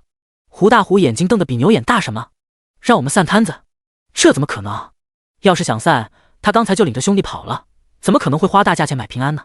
随后他阴沉下来脸，寒兄弟，这是什么意思？寒山笑了笑，这只是一个建议，知道今天来的都是什么吗？是军中斥候，朝廷肯定是已经容不下云中寨，所以才打算派兵清剿。今天他们也许只是来打探消息的，没想到被我们恰巧发现了。现在他们人少，能用银钱打发走，可是如果他们回去派出大军清剿，大当家的有信心保住山寨？胡大虎没把握，虽然说山寨地势复杂，易守难攻，可是那些斥候都能轻易上来，那么有他们带路，大军肯定也能打上了。作为土匪2000人是大土匪窝，可是跟军队一比就是麻雀肉，都不够一口刀的。胡大虎眼神暗沉的看着寒山，寒兄弟给我透个实底，你们是不是得了什么信啊？寒山笑得意味不明，怎么会？我刚才说过了，我们只是采药路过，顺便来看看大当家的，不巧遇上了这种事。寒山虽然否认了，可是在胡大虎眼里就是谦虚，他们绝对是得了信前来提醒他们的，要不然就那姑奶奶的脾气，怎么可能想他想宰他还差不多。他对寒山抱拳致谢，匆匆去找山寨的骨干商量事情去了。寒山回到穆纯清住处，穆纯清已经吃完了饭，正慢慢的溜达消食呢。寒山主子，银子送走了，胡大虎也去商量撤退了。穆纯清点了点头，坐下端起一杯茶喝了一口，算他小子识相。南枝睁大了眼，主子，您故意上这云中寨来，是为了让他们散摊子的？穆纯清没说话，接着喝茶。南枝啧啧的感叹，主子你也太坏了，把人引上来杀了他们的人不说，还坑了人家的银子，现在还让人家散摊子，这胡大虎也太可怜了，被主子惦记上，别想好了。穆纯清掀起眼皮子，怎么你心疼了？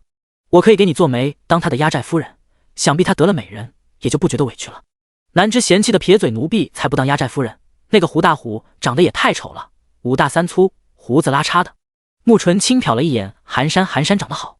南枝也一脸的嫌弃他心眼太多，浑身上下800多个心眼子，明明我们2个一样听的话，我什么没听出来，偏他就听出来要坑胡大虎银子，还把人家山寨散了。寒山总是笑意盈盈的脸上也难得露出了嫌弃的表情，那是因为你蠢，自己蠢就不要怪别人聪明，在你眼里屎壳郎都心眼多，知道粪球推大的。南枝一下子气红了脸，你滚蛋，抬起小粉拳就打。寒山抬手挡，2个人就这么你来我往的打了起来。穆纯清懒懒地说，滚远点打，我要睡觉。于是2个人就边打边退，滚出去打了。穆纯清依然睡得安稳，山寨的议事厅里吵翻了天。大当家的，我们不能走啊，这山寨是我们安身立命的本钱，我们走了去哪啊？就是啊，好端端的为什么要走啊？咱们在山寨上逍遥自在，一旦下了山就得被官府抓。胡大虎也是一脸的发愁，他把寒山的话说了一遍。当下就有人不乐意了，二当家的徐老六大哥，不是兄弟怀疑你，我怎么觉得今天这事是个套呢？今天那几个人上了山以后，紧接着朝廷的人就来了，而且后来讹了我们那么多银子，就说了那么一句废话。大哥，你不觉得这事太简单了吗？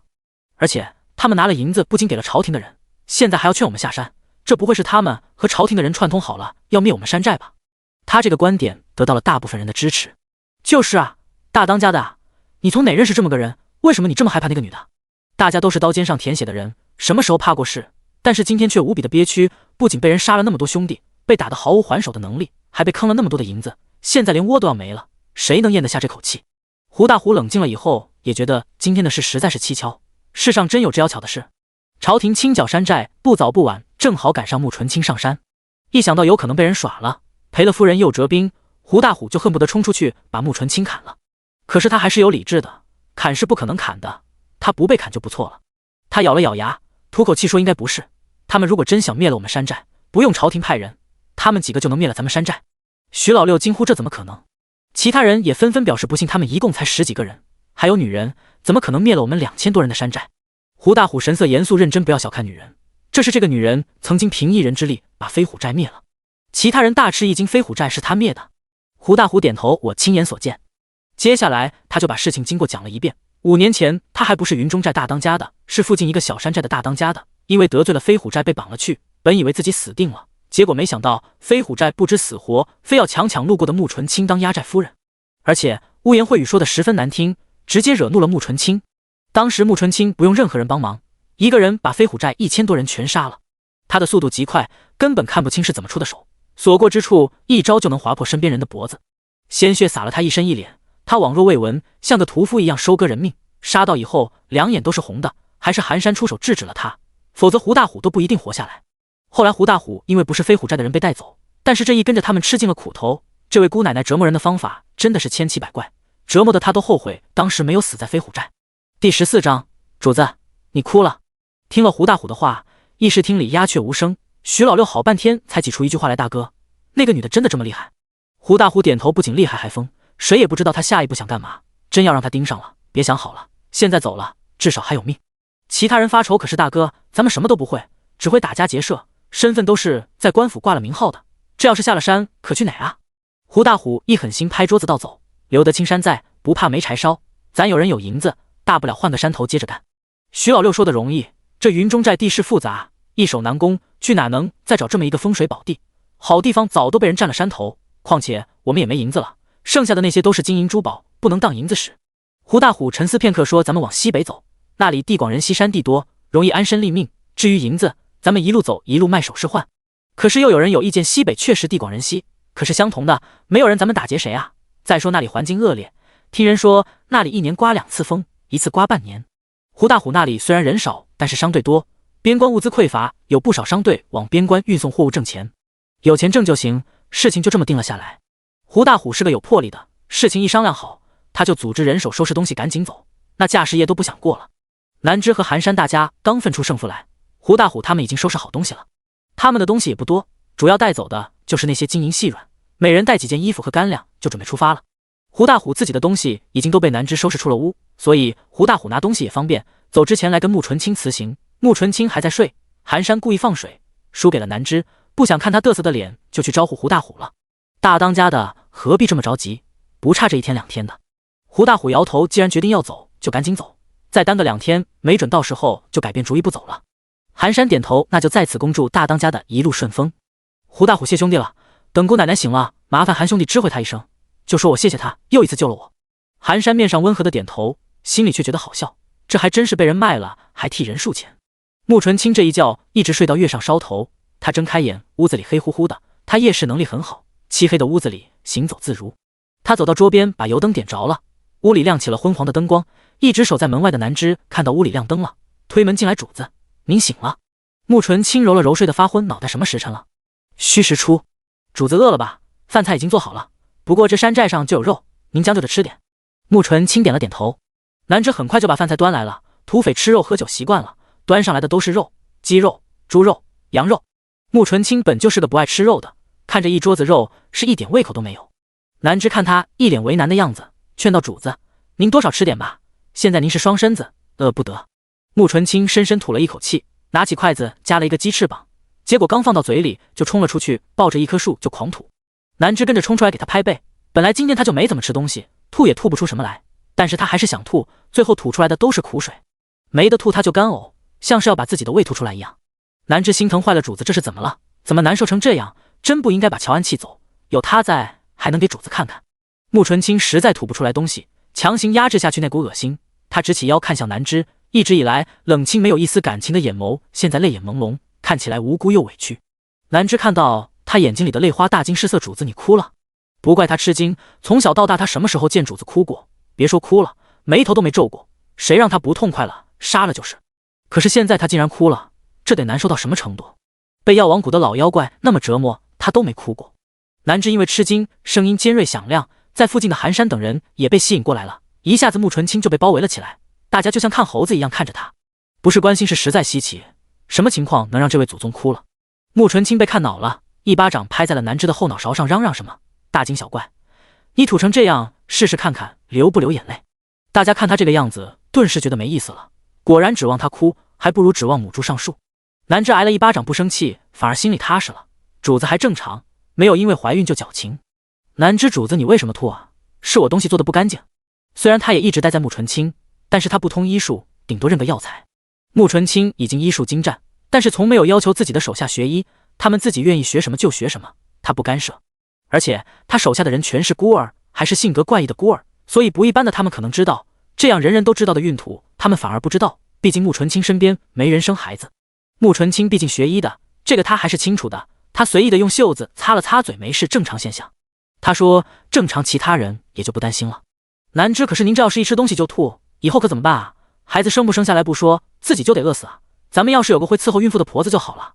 她虽然名义上是穆纯清的丫鬟，但是穆纯清一般情况下很少让她伺候，她顶多就会做个饭，收拾个家，然后穆纯清杀人的时候她递刀。穆纯清也没想到怀个孕这么难受，他原本想着很简单的一件事，借个种子，9个多月肚上揣个球，到时候孩子一生扔给他娘，就算万事大吉了。谁能想到这刚开头就这么难。寒山主子，咱们还是下山吧，至少山下条件好一些。穆纯清抬头看了看天气，四周一片漆黑，天上倒是繁星璀璨。今天晚了，明天再走吧。南芝，可是您一天没吃东西了。穆纯清去找些野果子来，他依稀记得书上有血酸可以压吐，这个季节的野果子还没成熟，应该都是酸的。他一发话，手下就去找野果子了。第15章，长得多好看。云雾山海拔高，上面的植被耐寒，但是结果的少。那些手下往山下找，在半山腰上找到了不少的果子。很快，穆纯清的面前就摆满了绿果子。穆纯清拿起一个野山杏，小小的山杏又绿又硬，他放进嘴里，咔嚓咔嚓的吃得很香，没有一点酸的表情。南芝好奇，这杏子不酸？他拿起一个来放在嘴里一咬，顿时酸的五官都皱在了一起，赶紧吐了。这杏子又酸又苦，酸的他的牙都要软了。看着吃的挺香的穆纯清，南芝在心里感叹，真不愧是主子，简直就不是人。一行人又在山寨住了一夜，早上他们准备下山。穆纯清是坐着交椅上的山，但是现在云中寨的人都走了，他的人都在抬银子，所以只能他自己走。南芝不放心主子，要不咱们等等，等他们把银子送下山再来抬您。穆纯清淡淡的瞥了他一眼，我又不是琉璃蹦蹦。说完他足尖一点，就翩然而下。南芝赶紧跟着用轻功向山下追去，只不过主子的轻功怎么能是他追得上的？等抬银子下山的人到了山下，已经是半个时辰以后，穆纯清已经吃着烧饼就果子了。烧饼是寒山去前面镇子上买马车给捎回来的，装金银的箱子给出去一半，还有20多箱呢，只能用马车拉走。寒山把镇子上的10几辆马车都买来了。原本他们是一辆马车，剩下都是骑马，现在所有人都赶马车，毕竟他们人手有限，把他们的马和马车的马合并，每辆车都是2匹马拉。穆纯清坐在车架上翘着一条腿，嘴里叼了一个狗尾巴草，看起来悠然自得，一点也不像是个怀孕的孕妇，倒像个风流不羁的小白脸。自从昨天孕吐开始，穆纯清就没有了那种整天昏昏欲睡的感觉，尤其是刚才吃饱了，人一下子就有了精神。他们路上速度不快，3天后，他们在快要进入一个城池的时候，迎面遇上一个风风火火的女子。这个女人看起来30多岁，长相艳丽妩媚，一身火红的衣裙因为马骑得快，发出沙沙的声音，整个人明媚张扬。看到他们的车队，女子一拍马背，就飞身冲向了穆纯清的马车。车队的其他人像是对如此情况十分熟悉，都没什么大反应，甚至给穆纯清赶车的寒山还往旁边躲了躲，生怕女人冲到他的身上。女人畅通无阻地冲进了马车里，亲亲，孩子呢？穆纯清懒懒地抬了抬眼皮子，还没生呢。这个女人是穆纯清的亲娘穆莲，那个给穆纯清出主意让他去负刘子的亲娘。就见穆莲眼睛发亮的紧盯着穆纯清的肚子，语调轻快而愉悦，没想到还真成了。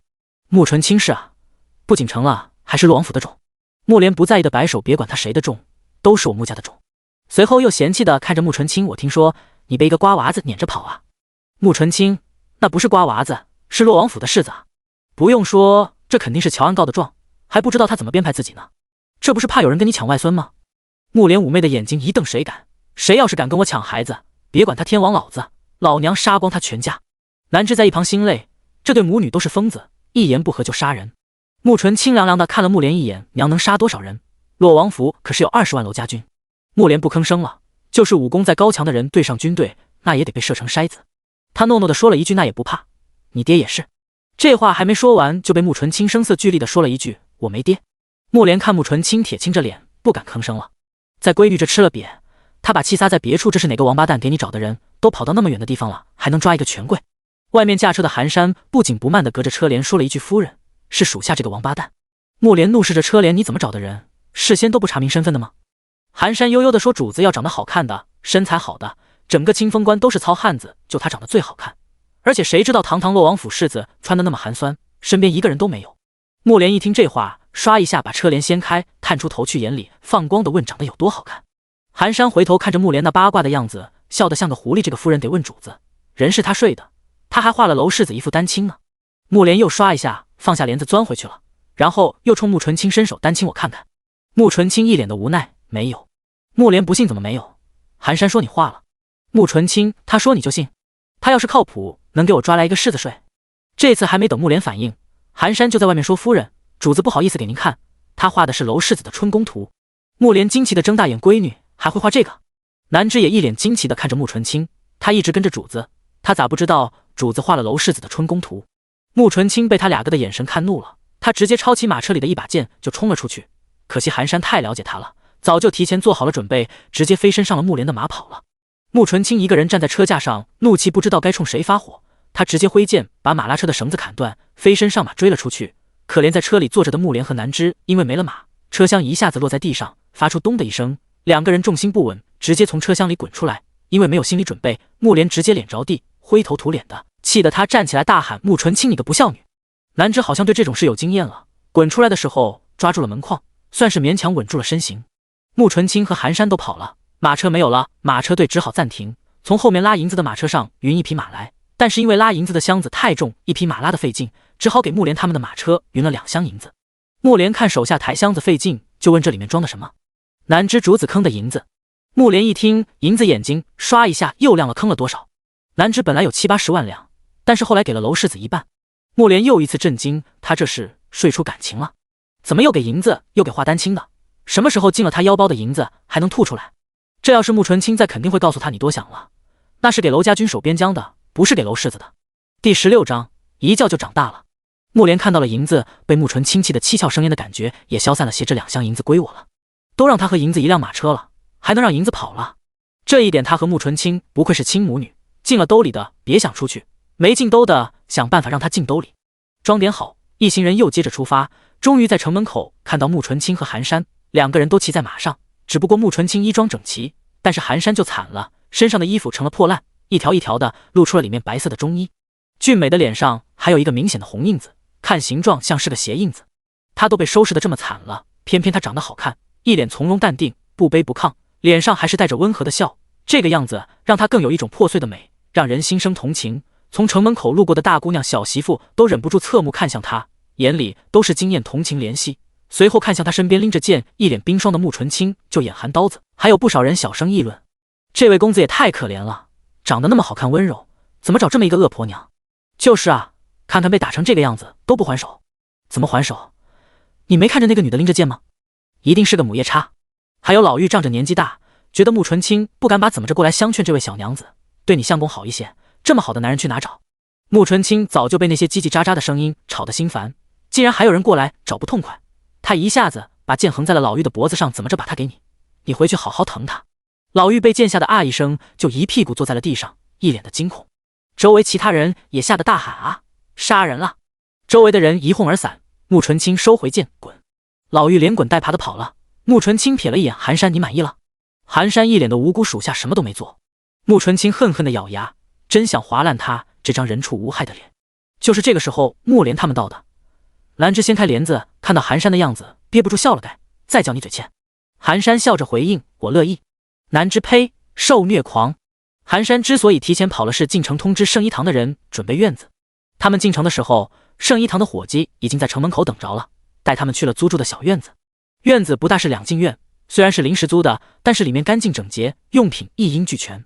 穆纯清进了屋，沐浴完了以后，才懒懒的半靠在软榻上，看着还在神采奕奕的数银子的木莲问：“说吧，您怎么来了？”木莲媚眼一挑，瞪他一眼：“什么叫我怎么来了？我女儿怀孕了，我能不来看看吗？你和南芝都是大姑娘，寒山他们都是大男人，怎么会照顾孕妇？我不来照顾谁照顾你？”穆纯轻轻笑：“你会？”木莲扔下手里的银子，高耸的胸脯一挺：“我怎么不会？怎么说我也是生过孩子的。”穆纯清就这么微笑的看着他不说话，看着看着木莲就心虚了，高耸的胸脯收了回去：“好歹我比你懂一些。”随后他又高兴地说：“不过别担心，我一接到你怀孕的消息，就给景娘去了消息，她现在就在来的路上，不过她坐马车会慢一些。”穆纯清十分不悦地说：“您怎么能惊动奶娘？她还有家人要照顾。”穆莲理直气壮，比起生孩子带孩子，谁有景娘有经验？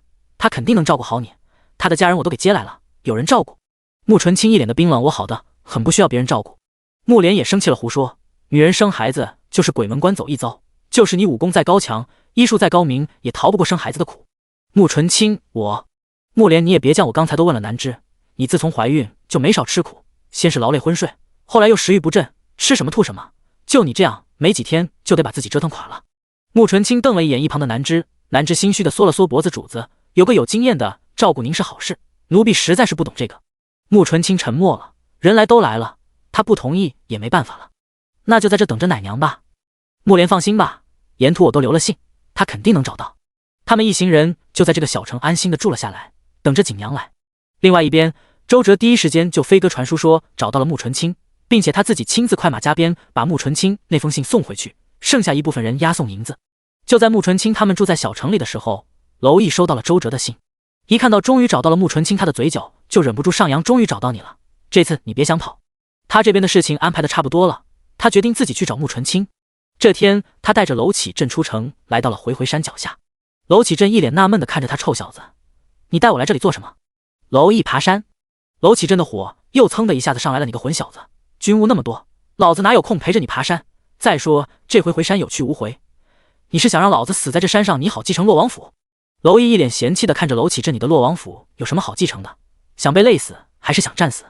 上辈子他可是当了10年的洛王爷，每天殚精竭虑处理军务，累得要死，又要同大金打大大小小无数的仗，还要承受皇上的猜忌，最后犯蠢把洛王府赔进去，把命搭上。他这辈子才不犯蠢，早早当什么洛王爷，还是让他父王在前面顶着吧，他还要去找媳妇儿子去呢。再说了，您老当益壮，宝刀未老能爬一个回回山，走吧，陪儿子爬一回，绝对不让您失望。”说完，娄毅自己率先往山上爬。娄启镇虽然嘴上说着不愿意，其实心里也明白娄毅不可能莫名其妙的想要爬山，肯定有什么目的。再说他也不想输给儿子，所以也跟着娄毅上了山。后面跟着康乐和杜佳，也是一脸懵的跟着。康乐用胳膊撞了一下杜佳，问：“哎，你有没有觉得世子自从被那个女人睡了以后，整个人就奇奇怪怪的，不仅人沉稳有气势了，而且做的事情都十分奇怪。咱们天天跟着世子，以前还能猜出来世子想干嘛，但是现在却不知道世子要干嘛。”杜佳冷着脸说：“正常，我娘说了，男人有了女人以后就长大了成熟了。”康乐一脸的不可思议：“睡一觉就长大了？杜佳，你管那么多做什么？世子要干什么跟着就是了。”第17章小路。山脚下是有路上山的，因为有山顶上的雪融化，形成了小溪汇成桑干河，是清风关的水源。因为山脚下水源充足，所以植被还算茂盛，跟黄土漫天的清风关形成鲜明对比。但是越往上植被越少，因为山体特别陡峭，有很多地方基本都是悬崖峭壁，而且山体上面都是石头，连个下脚的地方都没有。越往上气温越低，空气稀薄，天气寒冷，脚下是雪，稍不注意一打滑就会摔下悬崖，所以这山才没人爬。娄毅在前面带路，他猫着腰压低身子在石块间穿梭，很快娄启镇就发现了不同。娄毅走的竟然是一条小路，路不宽，大概3尺宽，也不平整，坑坑洼洼，两边的山体里甚至还钉着铁钉，可以供人拉拽借力或者勾挂绳索。这条小路沿着回回山的山体蜿蜒曲折，等到上到全是白雪看不到一点植被的时候，就往西北方绕。这条小路隐蔽，如果不是娄毅在前面带路，没人能发现。越走娄启镇越心惊，他发现这条路是在往金国的方向走，因为山上风很大。他扯着嗓子问前面的娄毅：“你什么时候凿出来这么一条路？”娄毅回头凑近他的耳边说：“不是我凿的，偶然上山发现的。”声音顺着风传到了康乐和杜佳的耳朵里。康乐又回头问杜佳：“主子什么时候上山发现这么一条小路？你跟着来的？”杜佳摇头：“我没来过，兴许就是世子微服出巡，被姑娘敲晕睡了那回发现的。”康乐点头：“一定是，平常2个人都是跟着世子的，就是那次世子心血来潮，想自己出去体验一下清风关的风土人情，看看大家对洛王府的评价怎么样，没想到出那么一档子事。如果穆纯清在这的话，就会发现他们走的路是穆纯清他们采药的路。这山上的确很难爬，但是药王谷又想要这雪山上甚至是金国草原上的草药，所以药王谷就在这茫茫的回回山上凿出这么一条路，历经数代的开凿和修整，形成了一定的规模，有数条，其中有这么一条通往金国。娄毅之所以知道这条路，就是因为上辈子的秋天，金国大旱，草场长势不好，很多牛羊饿死了，所以他们就想攻打虞国。他们凑集了金国所有的精锐的兵马，突袭清风关。娄家军准备不足被突袭，人不如人家高大，马不如人家强壮，所以损失惨重。娄启镇和娄毅亲自带兵上战场，结果娄启镇战死，娄毅身受重伤，清风关失守，被金国连夺几个城池。娄毅伤势稍微好转一点，就率领剩下的娄家军反攻，可是久攻不下，眼看着要有更多的城池失守。有一天，娄毅收到一封密信，里面是一幅图纸，画的就是这条通往金国的小路。随信来的还有专门对付马匹的药材。他当机立断，带着一部分精锐，连夜悄悄翻越回山，进入金国腹地。趁着金国腹地兵力空虚，快速地绕到了金国大军的背后。另一边，虞国剩下的娄家军派出最好的斥候，在被占领的几个城池里给马下药，然后大军同娄毅里应外合，把金国的人马斩杀殆尽，夺回了所有失去的城池和清风关。也是因为这场仗，奠定了娄毅战神的称号，让娄家军威望更高，更加引起皇上的猜忌。对于这条让他反败为胜的小路，娄毅记忆犹新，他十分感激当时给他送信送药的人。虽然现在他还不知道这是谁给他送的信，现在他又提前带父王走这条小路，但是他十分感激这位好心人。不是他，上辈子虞国就会损失惨重，这辈子娄家军也会损失惨重，他也不敢保证他的父王会平安。如果让他知道是谁送的信，他就是把这个人供着，让洛王府世代的人祭拜都愿意。他们顶着狂风走了1天半宿，直到月上中天，他们才翻过了回山，站在了半山腰，看着下面一望无际漆黑的草原。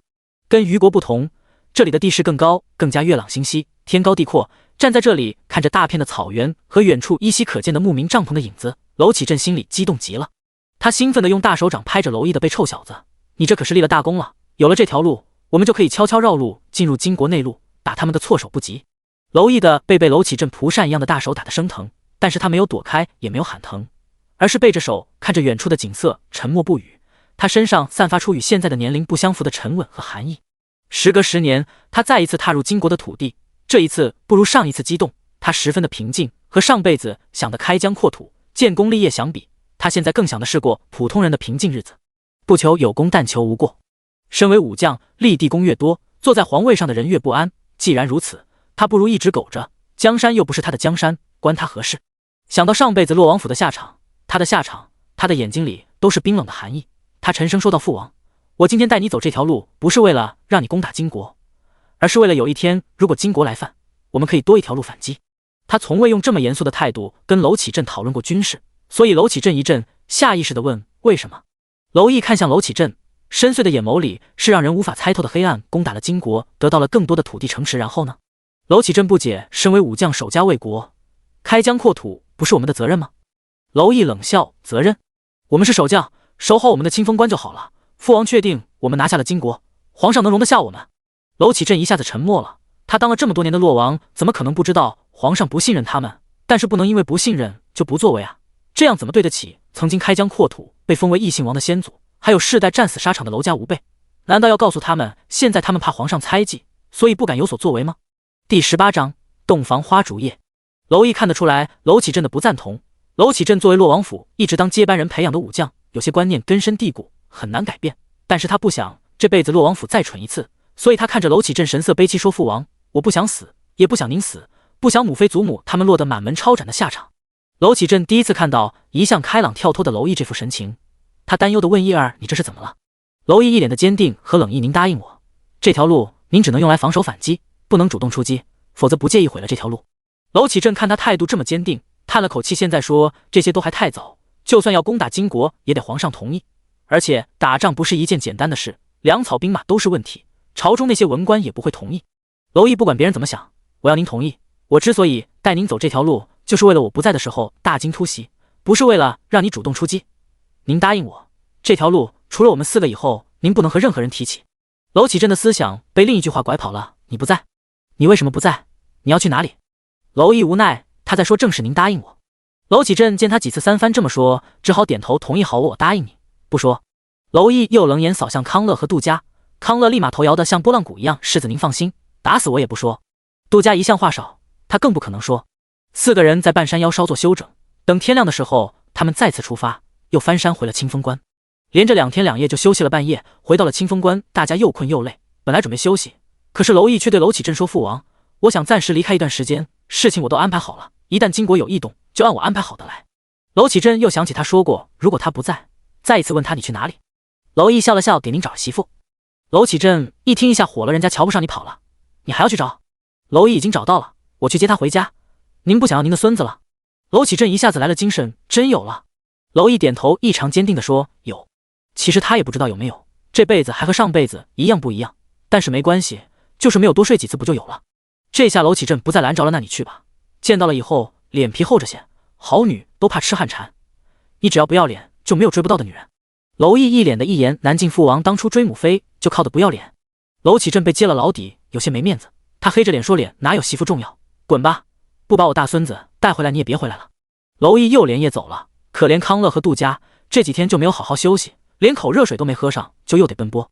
娄毅一口气跑到天亮才找个地方休息吃饭，就这么马不停蹄地跑了，终于在一处管道上和周哲会合。当周哲把那封信递给娄毅的时候，娄毅的嘴角上扬的压都压不下去，可是当他一看到里面的内容，立马就黑了脸，脸色要多难看有多难看。这是什么女人，怎么好意思画出这样的图？康乐见他脸色不好看，好奇地问世子：这上面说的什么？娄毅一下子把图折了起来收起来，他沉着脸问在哪里找到他的，当时什么情况？周哲就详细地讲了当时的情况。娄毅的眉头一皱，是土匪，这是他怎么也没有想到的，因为他印象里的穆纯清是上辈子见到的那个样子，虽然人看着冷冰冰的，但是看起来很端庄，一点匪气都没有，最重要是他的儿子举止有度，彬彬有礼，这不是一个土匪窝里长大的孩子该有的状态。而且土匪怎么可能有能力自由进出大理寺，还能让洛王府那么多人一夜之间消失？周哲应该是当时云中寨的人都对穆姑娘的手下唯命是从，而且穆姑娘给的银子都是从云中寨拿的。娄毅这下不得不信自己的娘子是个女土匪，因为土匪最在乎的就是钱，能从土匪手里拿出这么多银子，如果不是一伙的，是不可能做到的。但是虽然是女土匪，娄毅还是很自豪，自己的娘子一定是个劫富济贫的义匪，知道娄家军想短缺一出手就是这么一大笔钱，去哪找这么善良仁义的娘子去？穆纯清，我谢谢你，我可不知道善良为何物，给你钱纯属借花献佛，不是自己的不心疼。娄毅又吩咐了周哲一些事，继续赶路。晚上休息的时候，他又拿出来那幅图看，一开始他刚看到的时候特别生气，可是现在越看越顺眼，原来他的眼中自己是这个样子，看起来还是很英俊的嘛，尤其是春宫图，这不就是闺房乐趣吗？看着这幅图，他难免想起了那天的情景，虽然穆纯清什么都不会，但是不得不说他的学习能力很强，很快就掌握了精髓，反客为主，跟别的女子比较也很多。想着想着，他就发现自己起了反应，他有些尴尬地站起来转圈，这是以前从来没有过的情况。他以前以为自己情系吕静颖，他进宫后心如死灰，想他或者别的女人的时候从来没有过身体反应，结果这里却控制不住了。转着转着，他想到一个好玩的事，他出去和店家要了笔墨，然后在穆纯清的那幅图上勾勒了起来。很快寥寥几笔，他在自己的身下画出了穆纯清。画中的穆纯清狐狸眼，媚态尽显，他微微仰着头，神色陶醉，修长的大腿缠在娄毅的腰间，他身上火红的衣服半褪着，再加上娄毅身体的遮挡，倒是没露什么，但是看起来若隐若现，更惹人遐想。娄毅满意的看着自己的大作，在旁边写了一句洞房花烛夜，最是销魂时。他把那天两个人的意外当成他们的洞房花烛夜，虽然开口是个意外，但是过程是美好的，他期盼着结果也是完美的。画完了画，他满意的睡去了。远在小城的穆纯清打了2个喷嚏，他怎么也没想到娄毅这个脸皮厚的把自己也画了上去。第19章，悲惨的康乐。比娄毅先到的景娘，他一见到穆纯清就高兴地说：小姐，您终于想通了，要成亲了。穆纯清看到他脸上有了淡淡的笑意，奶娘，我没有成亲。景娘十分吃惊地看着他，那你这是？穆莲只告诉他穆纯清怀孕了，没说她没成亲。在他传统的思维里，未婚先孕是要进猪笼的，穆纯清就是准备生一个自己的孩子。景娘的脸色变了畸变，随后恢复成笑脸，能怀上就好，没关系，奶娘一定会照顾你的。不得不说，景娘照顾人的本事绝对是专业的，每天变着花的给穆纯清做，都是他喜欢的清淡的。自从景娘来了，他再也没有过吃什么吐什么，顶多偶尔有点反胃。穆纯清生活的越来越舒服的时候，娄毅终于到了云中寨，3个人终于爬上山，一瞧人去寨空，气得娄毅咬着牙说：很好，又跑了，我倒要看看你能跑到哪里去，就算是天涯海角我也会把你找出来。康乐直接一屁股坐地上了，世子，我实在累不行了，您这日夜兼程的，好不容易到了这，结果没人，我实在跑不动了。他的2条大腿内侧生疼，这都成了千里奔袭了。可是这不是打仗，找的也不是他的娘子，他没动力啊。娄毅冰冷的眼神扫向他，然后没理他，直接从他身边疾步走过。杜家也从他身边走过，杜家还轻蔑的看了他一眼。康乐一脸郁闷，嘿，合着就我累，你们都是铁打的。他也赶紧站起来，一瘸一拐的跟着下山。等下了山，娄毅骑上马就走，康乐只能认命的跟着。他紧赶着催马追上娄毅，世子，这穆姑娘又跑了，您打算去哪里找啊？现在周哲他们都撤回去了，总不能就靠咱们3个漫无目的的去找吧？那就是累死，咱们也找不到啊。康乐在一边碎碎念，杜家看娄毅的脸色越来越低，身上的气压越来越低，赶紧从后面拽了一下康乐，还说再说就挨削呀。可惜康乐没有领会杜家的眼神，你拉我干啥呀？你快跟着一起劝劝世子啊！这世上女子千千万，何必在一个人身上费这么大劲啊？你要是喜欢这种野的，我们替你去找，其他山寨上肯定也有这种野的女子。娄毅本来就怒火攻心，再让他絮絮叨叨的念叨，气到了极致，他的额头上都是青筋。杜家眼看着世子马上要忍不住了，赶紧带着马离得远了些，省得殃及池鱼。而康乐还在唠叨世子，他一开口什么都没来得及说，就被忍无可忍的娄毅一脚从马上踹了下来。娄毅的马速度快，他又没吸力，康乐直接一个抛物线飞出去，栽到了路旁的草丛里，大头朝下。而他的马由于惯性又没人喊停，跟着娄毅跑走了。杜家不敢救他，也走了。可怜康乐倒栽葱一般在路边插着，挣扎了半天也没把自己拔出来。而娄毅早就一骑绝尘跑远了，他直奔着离云雾山最近最大的一座城去了。进了城，他第一时间找到了圣医堂。圣医堂是虞国很有名的医馆，里面有大夫有药，各大城都有分店。上一辈子他费尽心思打听穆纯清的蛛丝马迹，但是没有想到家门口就有地方能联系上他。现在想来，肯定是上辈子穆纯清交代过圣医堂不准透露他的消息，因为他当时把清风关找了一个遍，也没找出一点消息。现在既然穆纯清默许了他能通过圣医堂和他传递消息，那么在圣医堂一定能找到他的踪迹。看到他进来，很快就有伙计笑脸相迎的过来，您是抓药还是看病？娄毅冷着脸，找人。伙计纳闷，敢问公子找谁？娄毅，穆纯清。这个名字一出口，伙计的脸色明显的变了，他收起笑脸，严肃的盯着他打量，随后谨慎的问，敢问公子是？娄毅，洛王府娄毅。伙计一愣，随后迟疑的看着他，不太肯定他的身份，任谁也想不到应该在清风关的娄毅怎么会出现在这里。娄毅看出了他的怀疑，掏出了自己的令牌。他们这种有封号的都有属于自己的身份令牌，这个朝廷发的，造不得假。伙计探头看了一眼，确认了他的身份，随后露出了比刚才还要灿烂的笑容。姑爷，里边请。娄毅很诧异，姑爷，这意思就是这圣义堂是穆纯清家开的，他不是单纯的土匪。另外，圣义堂所有人都知道了他们的事，而且认可他的身份，这让娄毅十分满意。一声姑爷叫得他全身通泰，舒服极了。一路上忍着的怒火顿时烟消云散了。身后跟着的杜家都是嘴角直抽，这世子这么简单就成了人家的姑爷了，也太草率了。要知道世子都还不知道那个姑娘的脾气秉性，这要是个合不来的，一辈子可就栽了。可是鉴于康乐的前车之鉴，他没敢劝。娄毅跟着伙计到了后堂，伙计把娄毅介绍给掌柜的。掌柜的，这就是娄世子。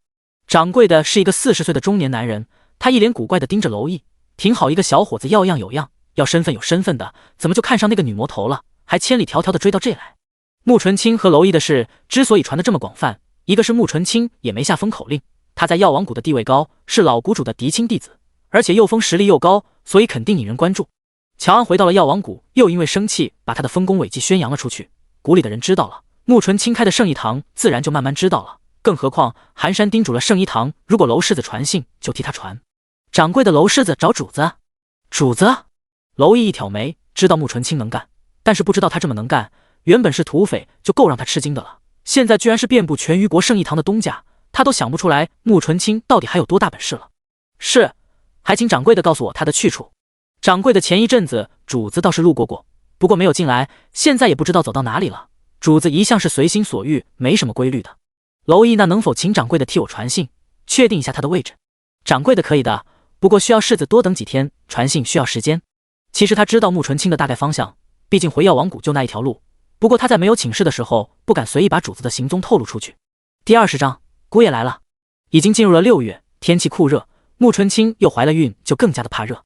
他身上穿了一件清凉的7分袖的水蓝色冰丝缠衣，下面渐变蓝色的纱裙，里面更是连内衬裤都没有穿，修长白皙的大长腿若隐若现。他懒懒地斜靠在软榻上，吃着景娘给他做的冰镇莲子羹，整个画面看着媚而不妖，清冷却勾人。他的这副打扮其实是极不合规矩的，别说大家闺秀了，就是农家女子都不会露出胳膊和腿。可他向来随意，不在意别人的感受，只要自己舒服就行。所以就算景娘皱着眉头不赞同他这么穿，他还是我行我素。正好吃着呢，有圣义堂的掌柜的过来传信，想到穆纯清的衣着，景娘直接把人拦在了门外，让他隔着门回话。掌柜的主子，姑爷来信了。穆纯清拿勺子的手一顿，姑爷？哪来的姑爷？掌柜的，您的姑爷？穆纯清也是反应了半天才反应过来，掌柜的说的是娄毅。穆纯清心里窝火，也没三没六聘，八抬大轿娶她，只睡了她一觉，怎么就成了姑爷了？他啪的一声把勺子扔回碗里，坐直了身子，谁承认他是姑爷？你找谁去处理？掌柜的为难，他就是个传信的，他哪知道这姑爷是谁承认的？锦娘是传统女性，总还是觉得女人该有个男人，有个家，有个依靠才好，所以听到穆纯清的男人来信了，就有些着急。看到掌柜的拿着信不知所措的样子，就伸手说：“给我吧。”掌柜的如释重负，赶紧把信递给了锦娘。锦娘拿着信进屋，放在了穆纯清的面前，温声劝道：“就看看吧，看看他有什么事，万一是什么急事呢？”穆纯清还是给锦娘几分面子的，他盯着信看了半天，才拿起来打开来看。可是，一看内容，他一下子就火大了，冷着脸说：“没完了是吧？阴魂不散！既然他非要上赶着找揍，我成全他。”锦娘看到他在活动手关节，就知道他想要出手了，吓得他赶紧阻止小姐：“你现在可不能打打杀杀，得顾及肚里的孩子。”穆纯清，我的孩子得习惯这些。说完，他就站了起来，准备往出走。走了几步，感觉到腿间的一股凉意，他低头一看，才发现自己没有穿裤子。他犹豫了一下，还是回身去换衣服。趁这个功夫，锦娘赶紧看了一眼信上的内容，上面写的是娄世子来了，就在隔着3座城的春城。锦娘先是一阵欣喜，看来这位姑爷是心里有小姐的，千里迢迢还追到这来。然后又是一阵惆怅，小姐这个样子，看起来是不欢迎姑爷，还得常生气啊。这要是动起手来，姑爷非死即伤啊！不行，一定得阻止。可是谁能阻止气头上的穆纯清呢？想了一下，他想到了穆莲，当娘的说话，小姐应该听吧。他风风火火的就去找穆莲了。见到穆莲，把用意一说，结果穆莲比穆纯清的反应还大，直接炸毛了。这个娄世子有完没完？不就是借了他一个种子吗？至于的追到这儿来，再说不是给他20箱的金银了吗？这么多银子买不来他一颗种子。要知道小鳏寡20两就能买到不错的种子。锦娘见他越说越离谱，吓得直接捂住了他的嘴。夫人，您别口无遮拦，那可是洛王府的世子，官家人。穆莲扒拉下他的手，愤怒地说：“管他什么人，敢来抢我的外孙，我不会让他好过。”锦娘无奈：“您怎么就认为他是过来抢人的呢？万一他就是想和小姐好好过日子呢？”穆莲不可能，他想我们还不想呢，我的女儿是不会嫁给有官家身份的人。锦娘看到他义愤填膺的样子，再想到他的经历，有些无奈。他劝道：“夫人，凡事无绝对，您不能因为您的经历就否定小姐的姻缘。她因为您受的苦够多了的了，要不然她从小也会是个天真烂漫的少女，现在也是一个有子女有夫君的当家主母了。”穆莲因为锦娘的话双眼通红，她一脸的痛苦，有些无力的说：“都怪我，让她成了这个样子。可是我宁愿让她一辈子不嫁人，也不会想让她嫁去洛王府。高门内院每天都是勾心斗角、阴谋算计，就算是她本事高，活得也不会开心的。”这一点锦娘认同，所以她也沉默不说话了。他一抬头，通过窗户看到穆纯清已经换了一身窄袖紧身轻便的衣裙，甚至他还带着护腕，把衣袖绑起来，大步流星的往出走。这一看就是要出去打架的节奏。他赶紧拉着穆莲往出走：“夫人，您快去拦着点小姐，她这要打要杀的，再动了胎气。”穆莲赶忙夺门而出：“闺女，你去干嘛？”穆纯清回头一脸冰霜：“别跟着我，小心溅你一身血。”穆莲几步就冲了上去，拉住他胳膊：“别去，我替你去。”穆纯清停下脚步，疑惑地看着他：“你去？”穆莲绷着脸，让自己看起来更真诚一些：“对，我去。这种事当然有娘替你出面了。你放心，谁干我外孙的主意，我一定让他后悔生出来。”穆纯清，你行？他是十分怀疑他的能力的。他娘看见俊俏郎君走不动道，娄毅长得也不错，他确定他不会看见娄毅长得俊就没了原则。穆莲一脸严肃，拍着颤巍巍的胸脯说：“行，必须行，老娘出马1个2。”穆纯清看的样子觉得好笑，被娄毅激起来的怒气也消散了不少。行，你去看看用什么办法能把他弄走。穆莲点头：“放心吧。”说完就飞快地走了。留在原地的锦娘一脸的担忧，原本是让他拦着小姐的，他怎么自己去了？这位也不是个靠谱的呀，到时候打起来怎么办？穆纯清已经往回走了，在院子里站了一会儿，他感觉自己要被烤化了。锦娘实在担心穆莲把穆纯清好不容易得来的姻缘给毁了。他看了看四周也没个帮手，正好寒山从外面进来，他像看见救星一样：“韩公子，你快去拦着点夫人，别让他跟人家打起来。”寒山不急不躁地笑着问：“夫人又和谁打架了？”锦娘她没和谁打架，是怕他打起来，他去见娄世子了。寒山的脚步一顿主子知道吗？他也是刚才看见了圣义堂的掌柜的，才知道娄毅追来了，正想来问问穆纯清要怎么处理呢。锦娘点头：“小姐同意了。”寒山就又笑了：“那没事了，你放心，打不起来。谁不知道夫人喜欢俊朗小哥，那娄毅挺俊朗的，正所谓丈母娘看女婿，越看越喜欢，他们俩打不起来。”第21章，先吃饱了再说。春城传信到他们在的阳城信鸽快，半天就到了，可是要想人过去，那快马加鞭也得2天。娄毅有耐心等，他出门让杜家找了一个客栈住下。杜家看到娄毅一进客栈洗漱一番，倒头就睡，才敢偷偷出来去拔正在地里的康乐。康乐早就自己把自己拔出来了，可是他没了马，大腿根又疼，被踹的胸口也疼，只能龇牙咧嘴的往前慢慢走。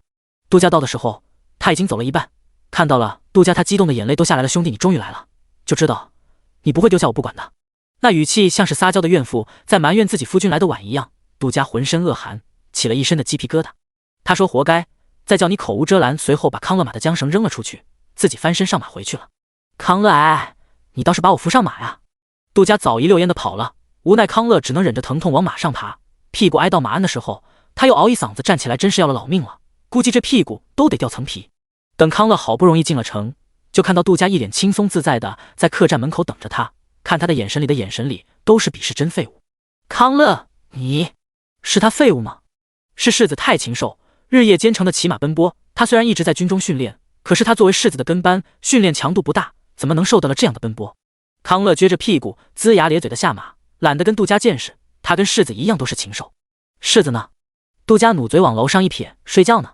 康乐心里更火了，他被世子种在路边，结果世子却在这闷头大睡。娄毅也不是不累，只是他在上辈子自从父王战死以后，天天像疯了一样的练兵练武，锻炼出了耐力，也就受得了这样强度的长距离奔波。杜家看着没事，纯属他能忍，脸上看不出来，大腿根早磨烂了。娄毅知道一时半会儿消息回不来，所以他放心的睡，要把这么多天失去的睡眠补回来。杜家和康乐都在房间里涂了药，倒头就睡。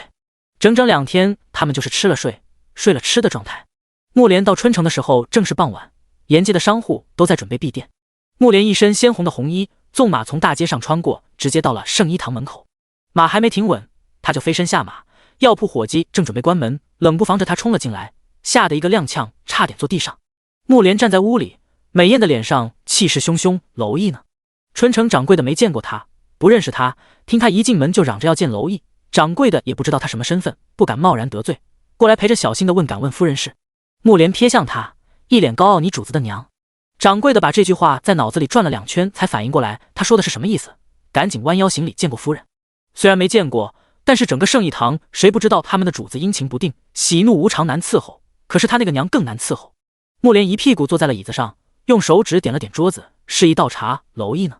掌柜的亲自给倒茶。娄世子这2天一直等在客栈里，夫人要是想见他，小的派人去请。木莲端起茶杯，咕咚咕咚的喝了，才说道不用了，我自己去。掌柜的赶紧把客栈位置告诉他。木莲直接站起来出去飞身上马，整个过程来去匆匆。娄毅和康乐、杜家正在吃晚饭，突然客栈大堂里出现了一个美艳的红衣少妇。虽然木莲的年龄不小了，但是她保养得很好，容光焕发，美艳动人，身上更是有一种年轻女子没有的成熟大气的气质，整个人都散发着勾人的气息。整个大厅里吃饭的男人都直勾勾地盯着她，看她一个女子，那些目光就越来越肆无忌惮。木莲在大堂里扫视了一圈，目光落在窗户边，只看了她一眼，就低头吃饭的3个男人身上。娄毅今天身穿玄青色暗纹云锦，头发全部竖起来，戴着白玉冠，整个人看起来英武不凡，贵气逼人。木莲走到娄毅面前，眉毛一挑，你是娄毅？康乐和杜家反应很快，一下子站了起来，腰间的刀已经出鞘。木莲看着他们的动作，知道自己猜对了。他在娄毅的对面坐下，轻笑一声，娄世子，劝一下你的手下，还是把刀收起来，要不然一会儿误伤了自己可不好。娄毅打量着木莲，虽然他不认识木莲，但是他有几分猜测，在这里能知道他身份的人，就是圣义堂穆纯清的人。现在这个女人一进来就直奔着自己而来，长得又有几分和穆纯清相似，所以他猜这个女人肯定和穆纯清有关系。所以他眼神扫了一眼康乐和杜家，退下。康乐和杜家看木莲不像是危险的人，所以后退了几步，把刀收了回去。大堂里的男人看他们的架势，也不好打主意了，都把目光收回去了。娄毅十分客气地问：敢问夫人是？木莲笑了笑：我姓穆。娄毅恍然：穆夫人。他没往穆纯清他娘那边想，他想着木莲是穆纯清的姑姑或者堂姐之类的，毕竟一般不会有人姓穆姓的。既然是穆家人，那肯定就是来谈他和穆纯清的事。他神色正经：夫人，咱们还是进屋谈吧。婚姻大事怎么能在吵嚷的大堂谈呢？木莲看了看他们的饭菜，笑着说：不急，先吃饱了再说。他这2天着急赶路都没吃好，净啃干饼子了。他又回头喊了一声：小二，再上副碗筷，上些你们店里的拿手菜，拿壶好酒。小二高兴地递上了碗筷，客官您稍等。木莲拿起筷子，也不嫌弃是他们吃过的菜，夹起来吃得津津有味。本来娄毅他们3个人点了5个菜，可是木莲一来又点了7个菜，12个菜摆了满满当当一桌子。木莲一口酒一口菜吃的相当满足，可怜还没吃几口就站着的康乐和杜佳。康乐看着慕莲吃得香的样子，狠狠地咽了咽口水。这女人什么人啊，抢他的饭菜。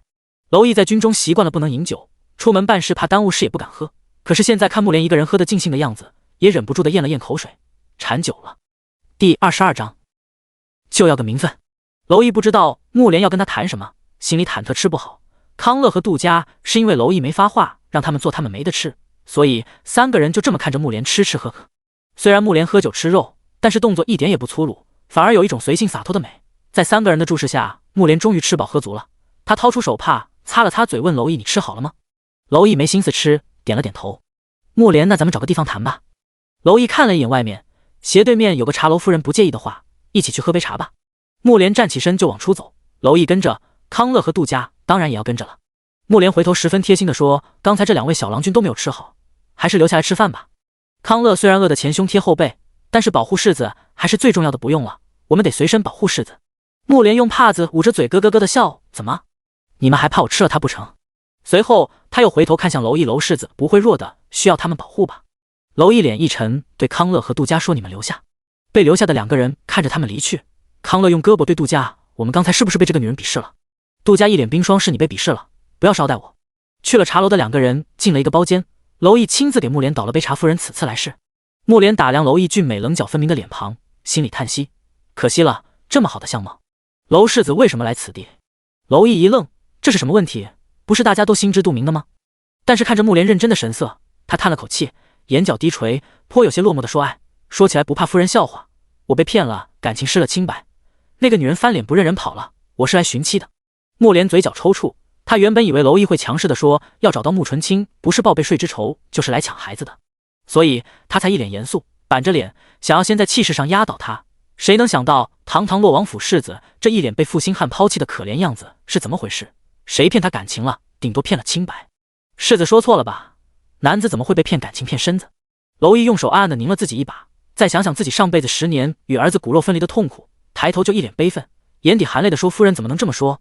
我们男子也是有感情有清白的，在此之前我父王都是对我严加管教，在成亲之前不许我们碰女人的，可是就这么被人轻而易举地毁了清白，父王知道后差点把我打死。”说完他还把袖子撸了起来，露出胳膊，上面有2道交叉的红印子，一看就是鞭子打的，疤已经退了，就剩下红红的印子，证明当初的确是皮开肉绽的。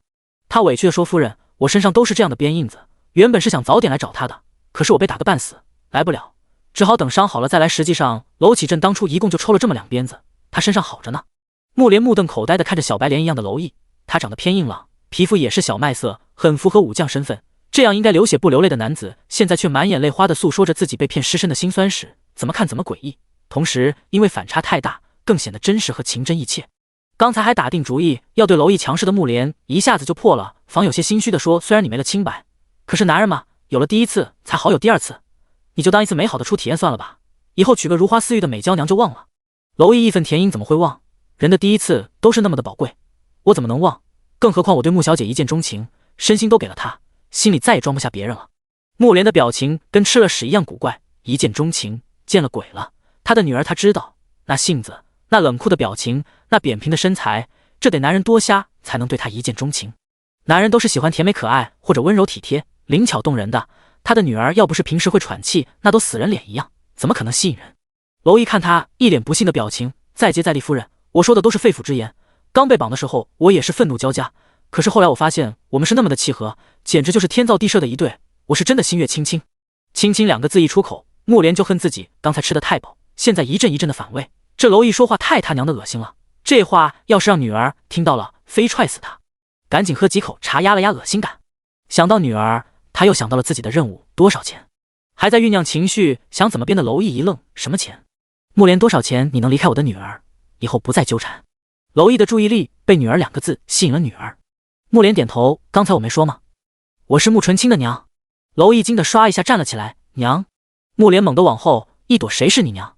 别瞎叫！”娄毅很快反应过来，正了神色，整了整衣服，弯腰行礼：“见过岳母大人。”慕莲惊得站起来，连连后退：“谁是你岳母？你叫谁岳母呢？我可没承认你。”娄毅又戏精上线，委屈巴巴的抬头看向慕莲：“岳母大人是不喜欢我吗？我哪里不好？您说出来，我改。”慕莲冷着脸：“你改不了，除非你重新投胎，不做洛王府世子。”娄毅皱眉：“什么意思？您不喜欢洛王府？木莲没有，只是单纯不喜欢你的身份。你要是大街上的贩夫走卒，或许还有的商量，可是你的身份在哪，那就没得商量。我劝你还是和我好好谈谈条件，我们以后互不干涉，老死不相往来。娄毅诧异，别人都是喜欢权势，恨不得亲家越有权越好，可看木莲的意思，阻碍他的竟然是自己的身份，别人趋之若鹜的东西，他们必恐不及。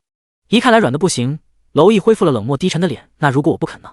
木莲看他变了脸，心里暗骂，这个戏精变脸真是快，亏得刚才自己没有因为他的几滴眼泪心软，感情刚才都是装的，现在恐怕才是他的真正面目。呸，真不是东西。木莲闯荡江湖这么多年，还没让过谁。他冷笑，我劝娄世子还是和我好好谈谈，要不然你会什么都得不到，还找不到人。娄毅信他这话，江湖人神出鬼没，不像平民百姓那么好找，这也是他一开始选择示弱的原因，总先得把人安抚住，不能再把人吓跑啊。他又一下软了态度，夫人，我求的不多，不过只想要个名分。第23章，木莲发疯。木莲被他这随意切换变脸的本事整得心脏直抽抽。你好好说话。娄毅一脸的真诚，岳母小婿就是在好好说话，句句肺腑之言。木莲脾气暴躁，被他这小婿岳母的刺激的不轻，指着他破口大骂，你这人要不要脸？谁是你岳母？你是谁小婿？这要是被我女儿看过身子，就成了我女婿，那我女婿得排到京城去。现在肯跟你谈条件，是看在洛王府的面子上，不要给脸不要脸，名分没有，只有钱，爱要不要。娄毅脸一沉，他看过很多男人身子，随后又觉得不应该，那天他分明感觉到了穆纯清是第一次生疏的连亲吻都跟啃萝卜似的。木莲看他沉了脸，以为他说的话管用，也不好把人太得罪。他坐下又喝了一杯茶，润了润嗓子。娄世子，我们还是坐下好好谈谈赔偿问题吧。你们之间确实是个意外，你不要缠着不放。世家子弟谁没个通房丫鬟，以后没个三妻四妾？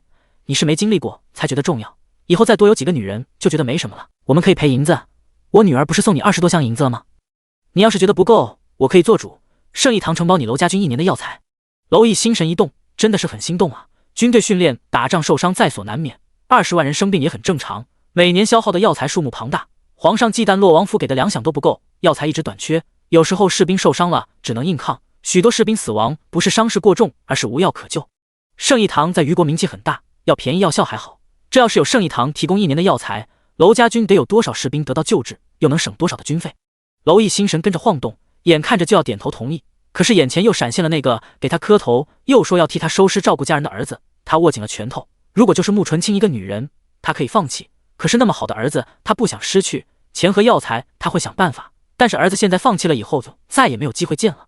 想到这，他眼神坚定地看着木莲夫人，我不接受，这辈子我娶定青青了，还请您同意让我见见他，我自己和他谈。木莲皱眉，刚才明明看娄毅的眼神是心动了，怎么还是不答应呢？他现在是真的好奇他们2个人之间到底发生了什么，这怎么油盐不进的非要娶自己的女儿呢？他的女儿他知道，整个人冷冰冰的，一点情趣都没有啊。眼看来软的不行，他也拉下来了脸，我是不可能让你们见面的，世子死了这条心吧，来跟你谈也是尊重你的身份，既然谈不拢就没得好谈了。他站起来要走，谈不成大不了躲开不就行了，他不信他们有意躲娄毅能找到。看到木莲要走，娄毅赶紧挡住，夫人，我再问一句话，还望夫人如实相告。木莲脸色不悦地说，我没有能告诉你的了。娄毅紧盯着他的眼神，语气坚定地问穆纯清是不是怀了我的孩子。木莲瞳孔一缩，心里一惊，他怎么知道？随后心就往下沉，果然什么失了清白要名分，一见钟情，一辈子只娶青青，都是骗人的，他是为了孩子而来，敢跟他抢孩子？木莲的脸上带着怒气，胡说八道什么？哪来的孩子？娄毅却通过刚才他的反应肯定，穆纯清现在肯定怀了他的孩子，这就更加坚定了他要把人找到的想法。他依然拦着木莲夫人，求您让我见见他，您忍心让孩子生下来没有爹？这句话不知道怎么就刺激了木莲，他瞬间就炸了，浑身都是力气。他眼底喷火的看着娄毅，我说了我女儿没有孩子，就算是有她睡过的男人多了，孩子也不是你的。娄毅坚信儿子是他的，他不知道木莲为什么突然这么生气。他耐着性子说，夫人，我是真的。木莲被他惹恼了，控制不住自己的脾气，敬酒不吃吃罚酒，你找打。说完突然出手攻向娄毅，娄毅没防备，他突然出手被木莲一掌推出去，撞在墙上，闷哼一声，嘴角溢血。娄毅诧异木莲的武功也这么高，而且他不知道为什么木莲突然发怒。木莲没有停手，接着攻击。娄毅不敢大意，赶紧接招。娄毅越打越心惊，虽然木莲的武功没有穆纯清厉害，自己能招架得住，可是木莲招招都是杀招，他是真的想要自己的命。2个人乒乒乓乓的就在雅间里打了起来，桌椅板凳碎了一地。外面的人好奇里面发生了什么，也不敢进来。木莲下死手，娄毅却不能下死手，他只防守，很快就被木莲压制住了，一脚木莲就把他踹飞出去了，门也稀碎。娄毅落在地上，嘴角的血更多了。木莲双眼猩红，看起来很不正常，都是杀意。正好康乐和杜家吃完饭过来找他们，看到世子受伤，两个人赶紧上前，一个人扶娄毅，一个拔刀就砍。娄毅有顾忌，杜家可没有。世子受伤了，杜家气愤，刀刀砍向要害。木莲也有点打疯了的感觉，瞬时间整个茶楼里桌椅横飞，大家纷纷往出跑逃命。杜家很快发现自己不是发疯的木莲的对手，节节败退。就在木莲要掐他的脖子的时候，康乐也上来帮忙。这个时候娄毅才看出来木莲不对劲，好像失去了理智，怕出了意外，他也上前想要制服木莲不要伤人。他命令康乐和杜家那两个人手一顿砍向木莲的刀，一个迟疑就被木莲踹了出去。木莲红着眼睛就要抓向娄毅的脖子，康乐和杜家爬起来就抱住了木莲的腿，娄毅也抓住了木莲的胳膊，三个男人就这么紧紧地控制住木莲。木莲挣脱不开，整个疯了一样的挣扎大喊啊！他的头发散乱，面容扭曲，美艳的脸变得疯狂嗜血。娄毅紧紧地抓着木莲，心里骇然，他这是怎么了？正当他们控制住木莲的时候，突然一股强大的冲击力把三个人都震了出去，这力量要比木莲的力量大很多，他们被击飞1丈远，落地都一口鲜血吐了出来。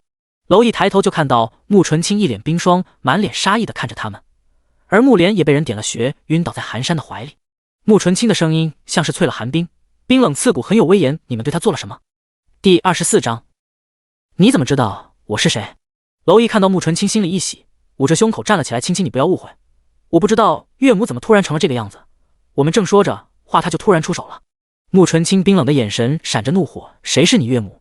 叫谁青青呢？茶楼里打成这样，此时外面都是看热闹的人，怕误伤都远远的围着。娄毅捂着胸口，嘴角淌血，一脸受伤的说：青青，我知道岳母不同意我们在一起，可是我们有了继父之亲，孩子都有了，你不能不要我啊！我已禀明父亲，会3媒6聘8抬大轿娶你回家的，你就跟我回去吧。他长得俊美健硕，现在虚弱又可怜的样子，真的是铁汉柔情，让那些人围观的人心疼不已，认为负了这么好的男人的女人一定是太不知好歹了。这么俊朗的小郎君，不应该抢着嫁吗？这什么家庭还不要啊？这女人简直不知好歹。就是啊，没听见这女的都怀了人家的孩子吗？这要是换了别人，不青猪笼也名誉扫地，一辈子抬不起头来。这郎君还愿意3媒6聘的娶她，她还不愿意，真是给脸不要。要是我早就高兴的嫁过去了。嘘，小点声，没看到那个母老虎那么凶会打人的吗？啧啧，你看那小郎君伤得可怜的样子，小心他冲咱们发飙。说让小声点的人说话一点也不小声。有人不屑，呸，咱们怕什么？难道他还能把咱们都杀了不成？咱们一定要替那个小郎君讨个公道。说话的是个长得健硕、满脸油光的妇女，她两眼冒光的看着娄毅。穆纯清听到那些人的议论不生气，反而嘴角慢慢勾起，看看这么人替你打抱不平，那就让他们因你而起死吧，看看这样他们还会不会向着你。娄毅看到他漫不经心的笑，眼里却有着浓浓的杀意，他的心里一抖，喊出声不要。他的话音还没落，穆纯清就手掌轻轻一挥，门外那些看热闹的人就都飞了出去，有的落在地上，有的落在对面的墙上，还有的飞进了客栈里。顿时那些人口吐鲜血，哀嚎声不断。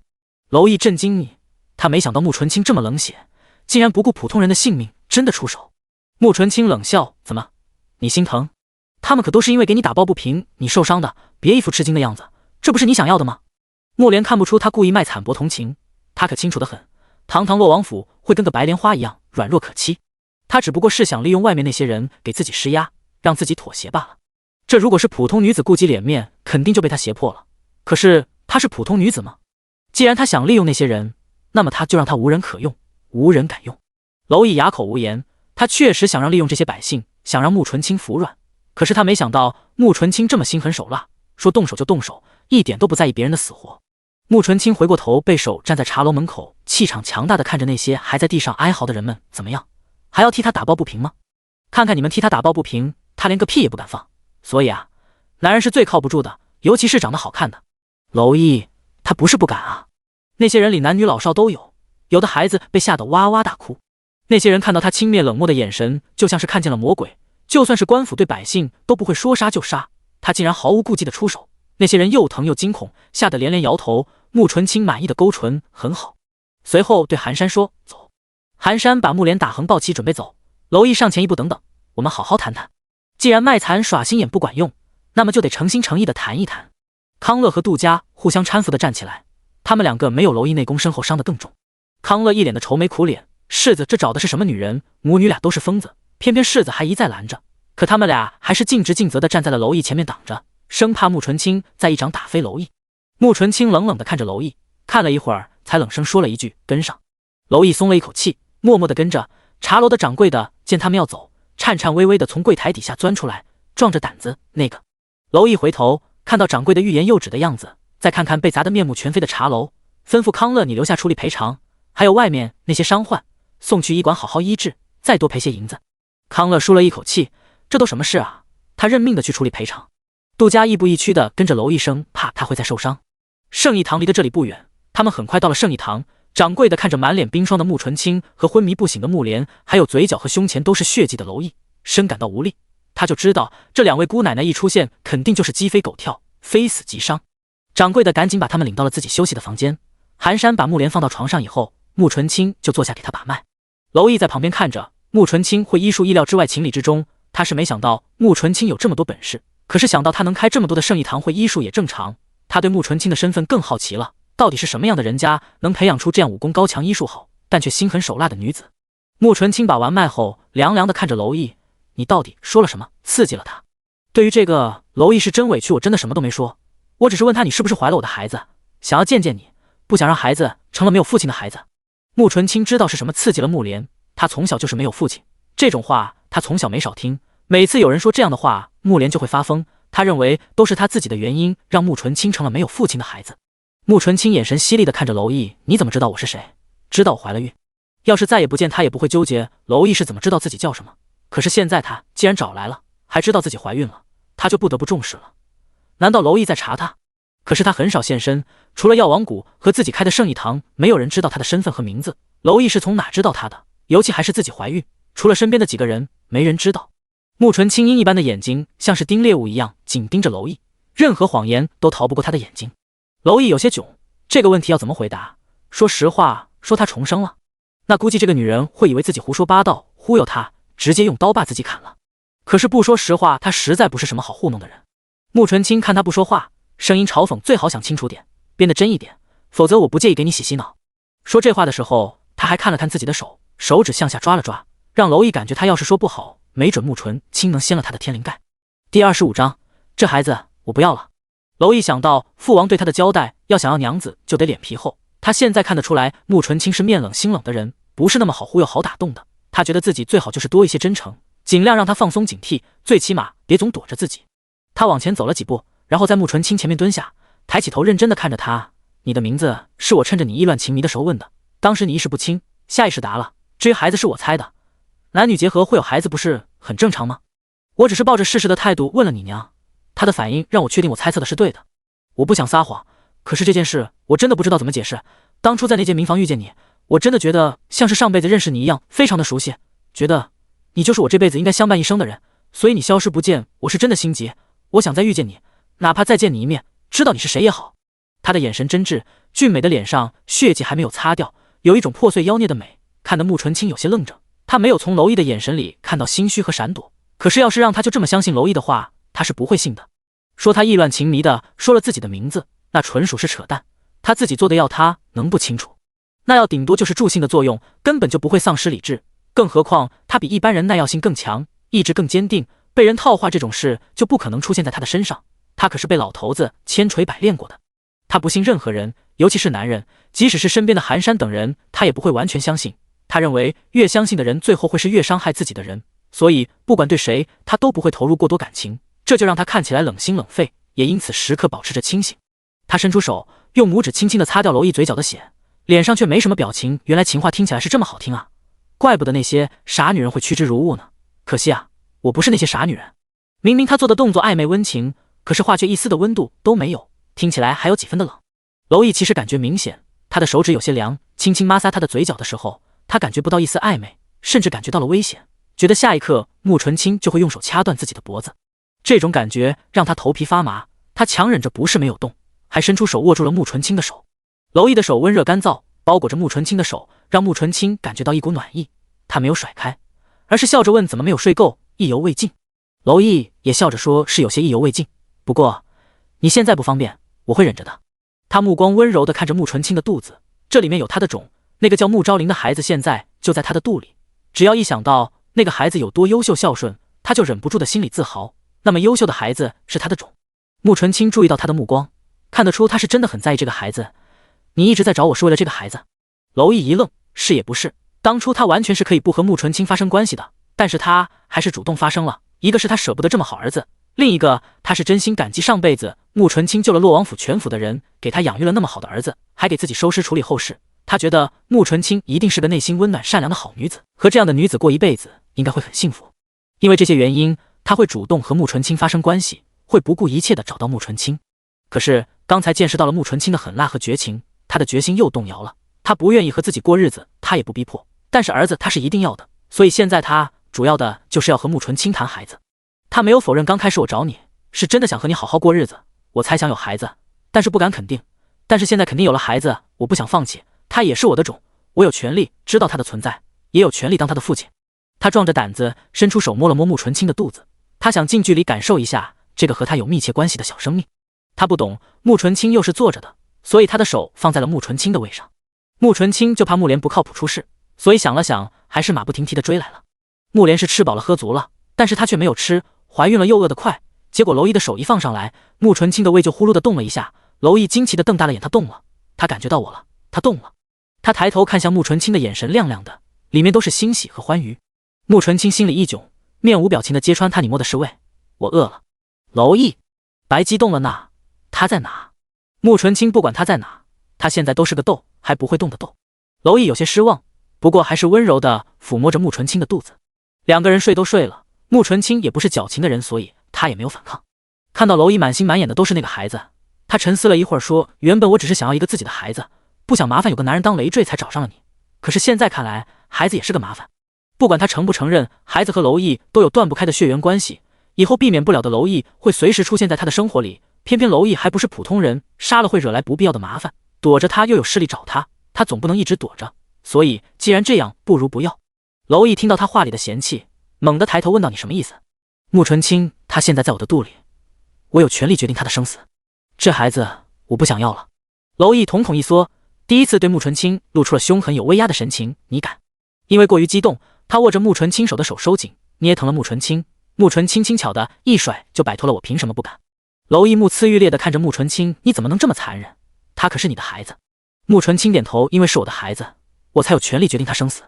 娄毅一下子站了起来，两只手握住穆纯清的肩膀，眼睛里愤怒的要喷出火来。我不许！穆纯清冷笑：你不许，与你有何相干？娄毅赶紧自己的肺都要气炸了，因为愤怒他的眼睛都红了。那我是我的孩子，怎么能跟我没有关系？第26章。好，我走。他因为愤怒捏得穆纯清有些疼，穆纯清还没有反应，他身后的寒山就出手一挥，娄毅就被挥了出去。不过好在寒山应该没想伤他，只是让他后退，否则娄毅又得吐血。不过就这样，他身后的杜家着急接住他，还是被娄毅撞得跌倒在地上的更严重了。穆纯清依旧面无表情：跟你有什么关系？谁能证明这是你的种？就因为我们睡过。他指着身后的寒山说：我跟他也睡过，我还说这是他的种呢。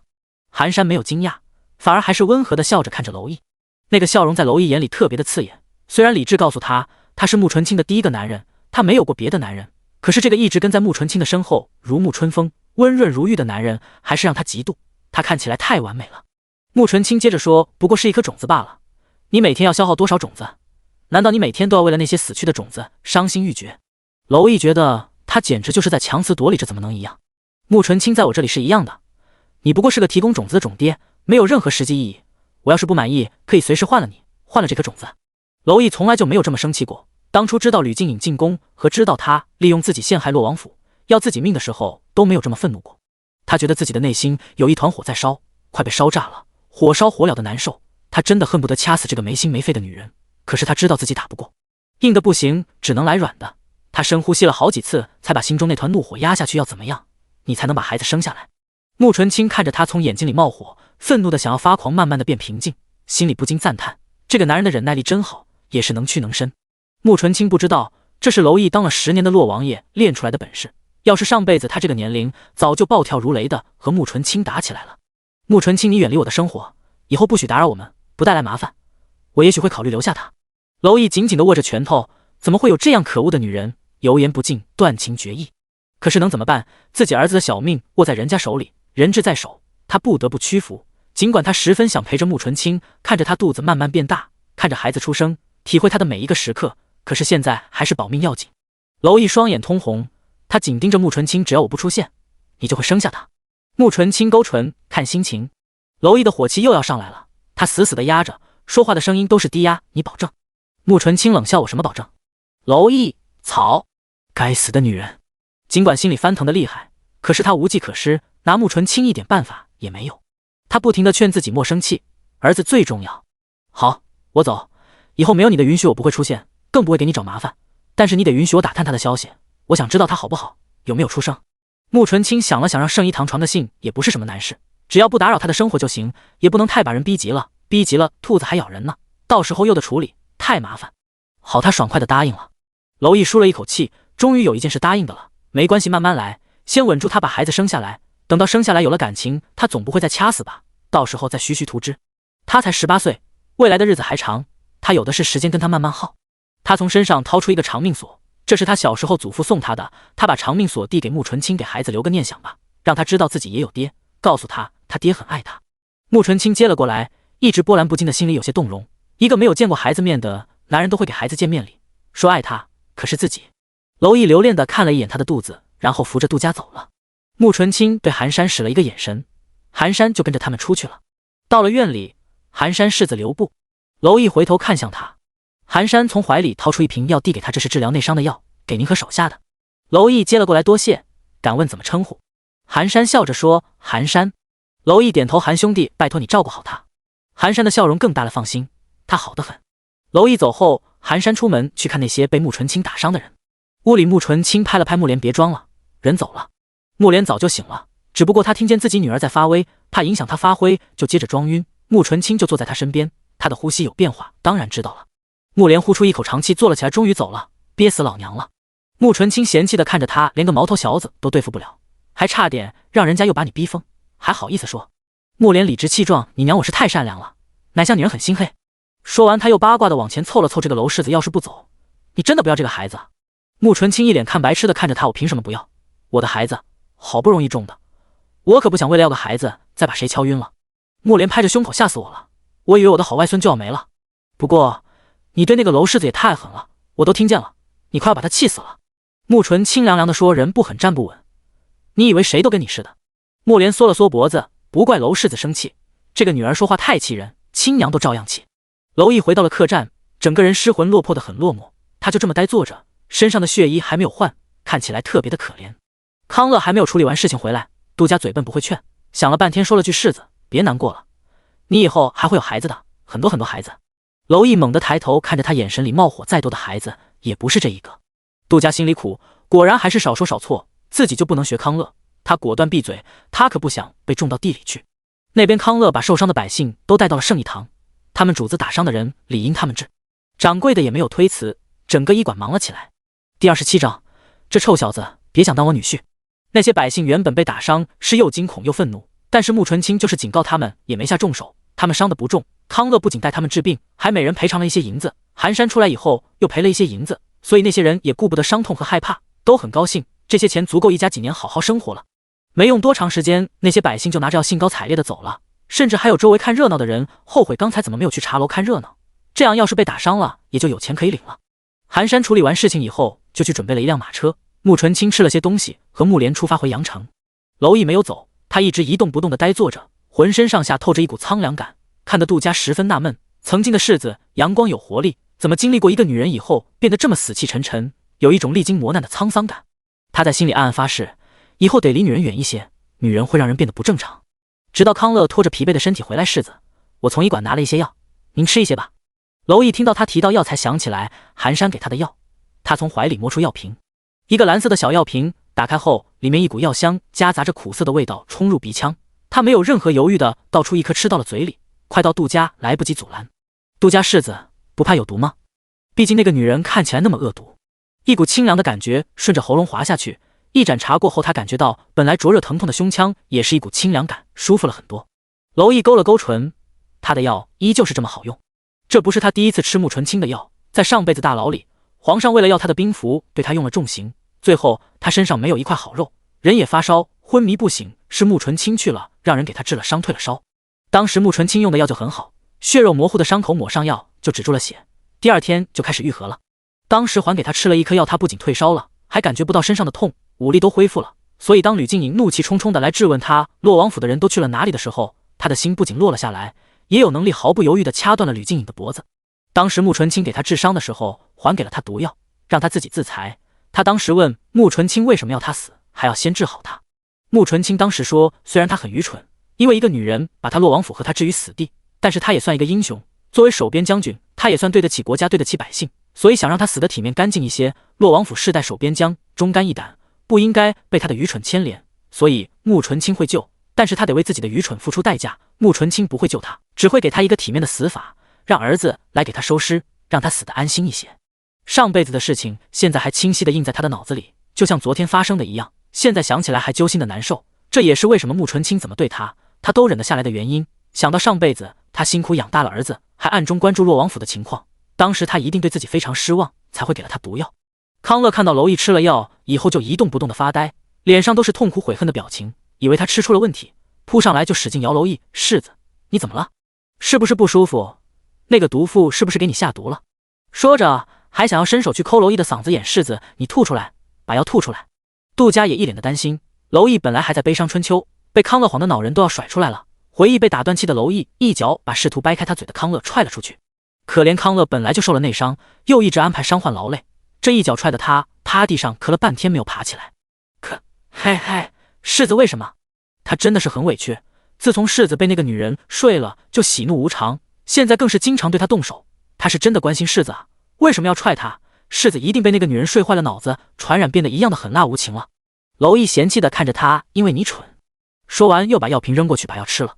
康乐捂嘴：“那个毒妇给的，我不吃，谁知道他在药里做了什么手脚。”杜家看娄毅马上又要发火了，眼疾手快的捡起地上的药瓶，拖着康乐的脚就把他拉了出去，再不走小命休矣。娄毅留在春城养好伤再走。穆纯清和穆莲3天后回到了阳城。景娘看到他们回来，高兴的往他们身后看，没有看到人，问道：“姑爷呢？”穆纯清没有姑爷。说完他就进屋了。兰芝开心的跟上主子：“你这次出门怎么不带上我呀？”景娘一脸的失望，她就知道指望穆纯清把男人带回来是不太可能。原本还想着穆莲好忽悠，没准就把姑爷带回来了，谁知道还是没戏。她一脸幽怨的看着穆莲，穆莲被她看得发毛：“别这么看着我，那个臭小子车想当我女婿，我可不会同意。”年纪轻轻油嘴滑舌的，好听的话倒是说了一大堆，还不是惦记女儿肚里的孩子，真要跟了他，没准到时候生下孩子就被他休弃了。景娘一脸无奈：“那可是洛王府世子，不是什么臭小子。”穆莲一脸傲娇：“我管他什么世子，有我女儿武功高吗？有我女儿有钱吗？有我女儿医术高吗？景娘，这世上比小姐武功高又有钱又会医术的男人就没有了？难道你还让小姐一辈子不嫁人？穆莲不嫁就不嫁呗，有什么关系？反正孩子都有了，要男人干嘛？”这几天一直在路上，穆纯清没有吃好，又开始了孕吐，景娘也没有跟穆莲接着废话，赶紧去做可口的饭菜。5天后，娄毅他们的内伤都养好了，托圣医堂给穆纯清留了一封信，就回了清风关。官道上炙热的太阳烤得路边的大树和野草都打蔫，一阵急促的马蹄声跑来，马匹后面扬起一阵尘土。康乐苦不堪言的骑在马上，问杜家：“咱们来的时候为了找那个女人，一路快马加鞭，我能理解，现在不找人了，为什么还要日夜兼程赶路啊？”可怜他刚养好的大腿根又要烂了。杜家冷着脸瞥他一眼，奉劝你一句，不想再被种在路边，最好闭嘴。康乐像是被点了穴一样，瞬间闭嘴不动了，专心赶路。第28章，回到药王谷。在阳城，穆纯清又开始过上了摆烂的生活，每天景娘都变着花样给他做好吃的，外面的事情有寒山和南枝处理，他除了躺着就是躺着。景娘端进来一碗酸梅汤，劝他：“小姐不要总躺着，出去溜达溜达，身子骨都要躺软了。”穆纯清翘着二郎腿，用胳膊盖着眼睛，懒懒地说：“不去，热。”她本来就怕热，现在怀孕了更怕热，要不是都说她胎没坐稳，不能长途跋涉，她真想现在就回到药王谷里，那里夏季也是清凉爽快的。景娘叹口气起来：“喝碗酸梅汤解暑吧。”穆纯清坐起来，端起酸梅汤，小口小口地喝着，酸甜冰凉的口感让穆纯清整个人都有了精神。虽然他生长在江湖中，但是动作却不粗鲁，举手投足间都有一种贵气，动作恰到好处，偏偏身上那种洒脱慵懒的气息，让他看起来又不死板拘谨，整个人就是喝个酸梅汤都流畅好看，让人赏心悦目。景娘就这么笑盈盈地看着他，都说他冷心冷肺，断情绝爱，没人性，但是自己带大的孩子，他很清楚穆纯清比谁都有情义懂规矩，心中自有一把横尺，不会冤枉一个好人，错杀一个坏人。他正看得入神的时候，南枝进来了，他手里拿着一封信，一脸古怪地对穆纯清说：“主子，姑爷的信。”穆纯清抬眼看他，那眼睛冰凉的寒意瞬间让他身上的热意凉透了。他赶紧低下头：“主子，奴婢错了，是娄世子的信。都怪下面那些人天天议论娄毅都是姑爷的，闹得他一看到穆纯清姑爷2个字脱口而出。穆纯清，下次再口无遮拦剪了你的舌头。”南枝的头低得更低了。是。穆纯清伸手接过信，打开看了一眼，信里是一首诗：水文真殿思悠悠，千里佳期一夕休。从此无心爱良夜，任他明月下西楼。穆纯清喝了一声，把信纸扔到了一边。贼心不死，这首情诗写的情真意切，可是其中又有多少真情实感？就睡了一觉的感情能有多深？思念？狗屁！穆纯清没在意，他就当娄毅是狗崽子发春，没事干在释放他的雄性气息。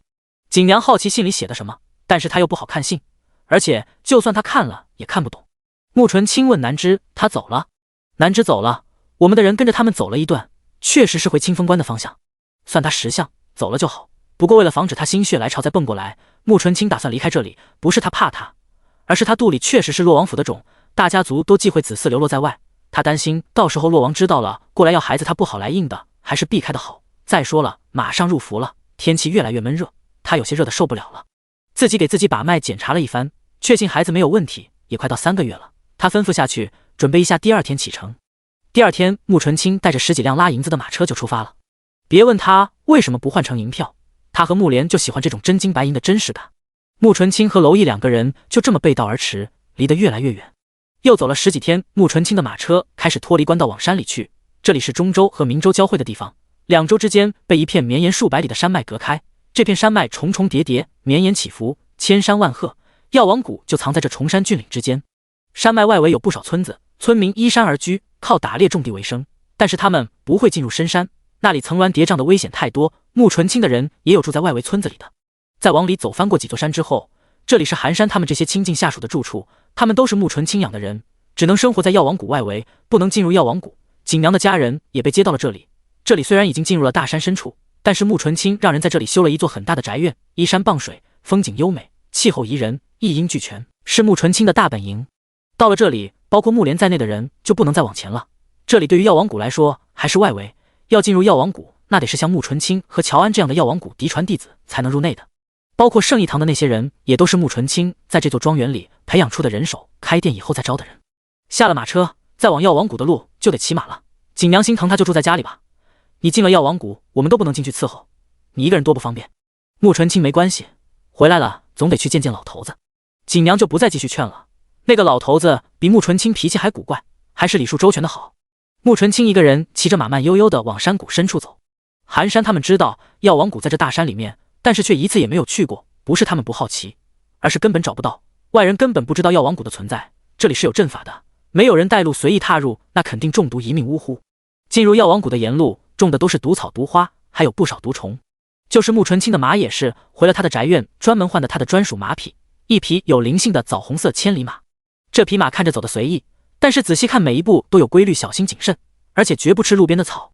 骑着马又走了有1个时辰，才看到一处开阔的山谷里有几座木屋，每一间木屋都不大，但是看着却清新雅致。木屋的前面都种着各色的花草。穆纯清远远的就看见一个白发白须的老头坐在一座木屋前的藤椅上，一个手里拿着一个紫砂壶，用嘴对着壶嘴喝着茶，另一个手里攥着2个核桃，还时不时的对着在木屋前用小药锄锄地的几个人吆五喝六的。乔安，你要死是不是？轻着点，把我的心肝宝贝锄坏了，我把你的手剁了我花费。徐平，你是没吃饭吗？用点劲，土不翻到药苗能长好。他喋喋不休的把那些人挨个骂了一个遍。乔安他们生无可恋的挨着骂，干着活。听到马蹄声，他们同时扭头，看到穆纯清他们的眼睛都一亮，扔下药锄就要扑过来。小师妹，那激动的情绪就像见到了许久不见的亲人。第29章，不要打我孩子的主意。穆纯清下了马，牵着马往过走，一点也不担心那些师兄会扑到他的身上。果然那些人刚动老头子就瞪着眼睛呵斥干什么，都给我站住，别以为他回来了你们就不用干活了，接着干，干不完今天别吃饭了。没办法，那些人又只能蹲下接着干活，不过眼神疯狂示意穆纯清救救他们。穆纯清牵着马目不斜视的冲着老头子走过去。老头子又急了，哎，臭丫头，管好你的马，别让他踩了我的药苗。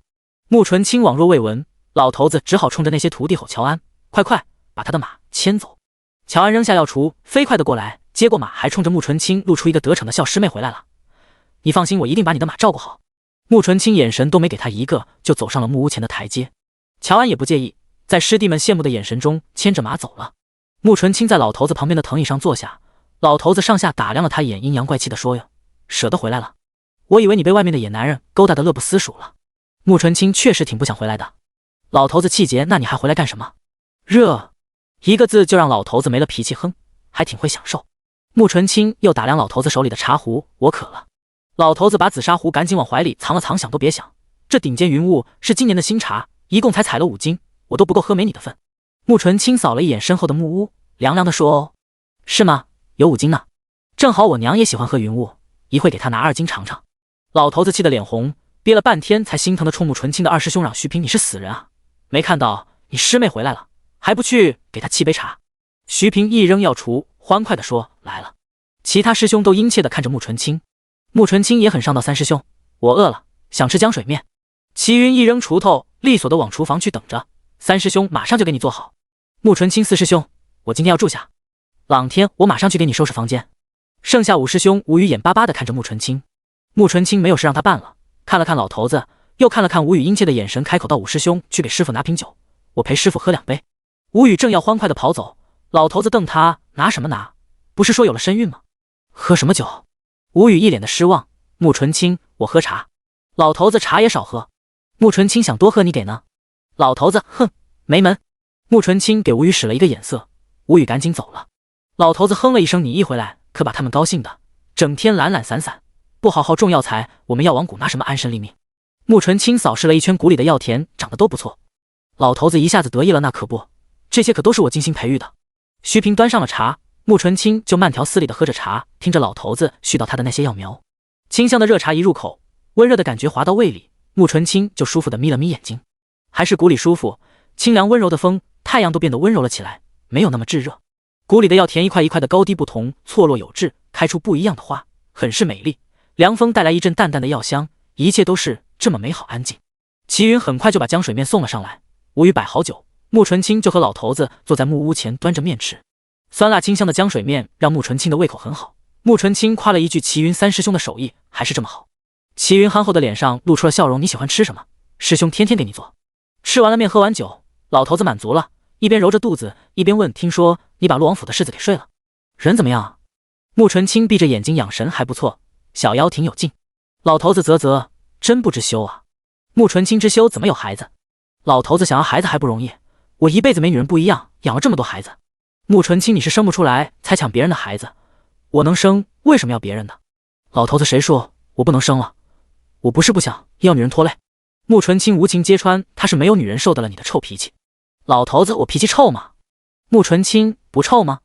两个人斗了一会儿嘴，才说正事。老头子，你招惹了官家的人，不要给我惹麻烦，要是把官家的人引到这来，就是你我也不轻饶。穆纯清眼都没睁，放心吧，解决了。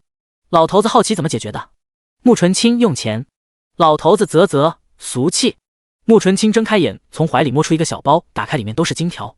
老头子眼睛一亮，伸手就要拿，穆纯清手一舞，别动，俗气。老头子嘿嘿嘿的笑的胡子都跟着抖动，是俗气些，但也能买些宝物。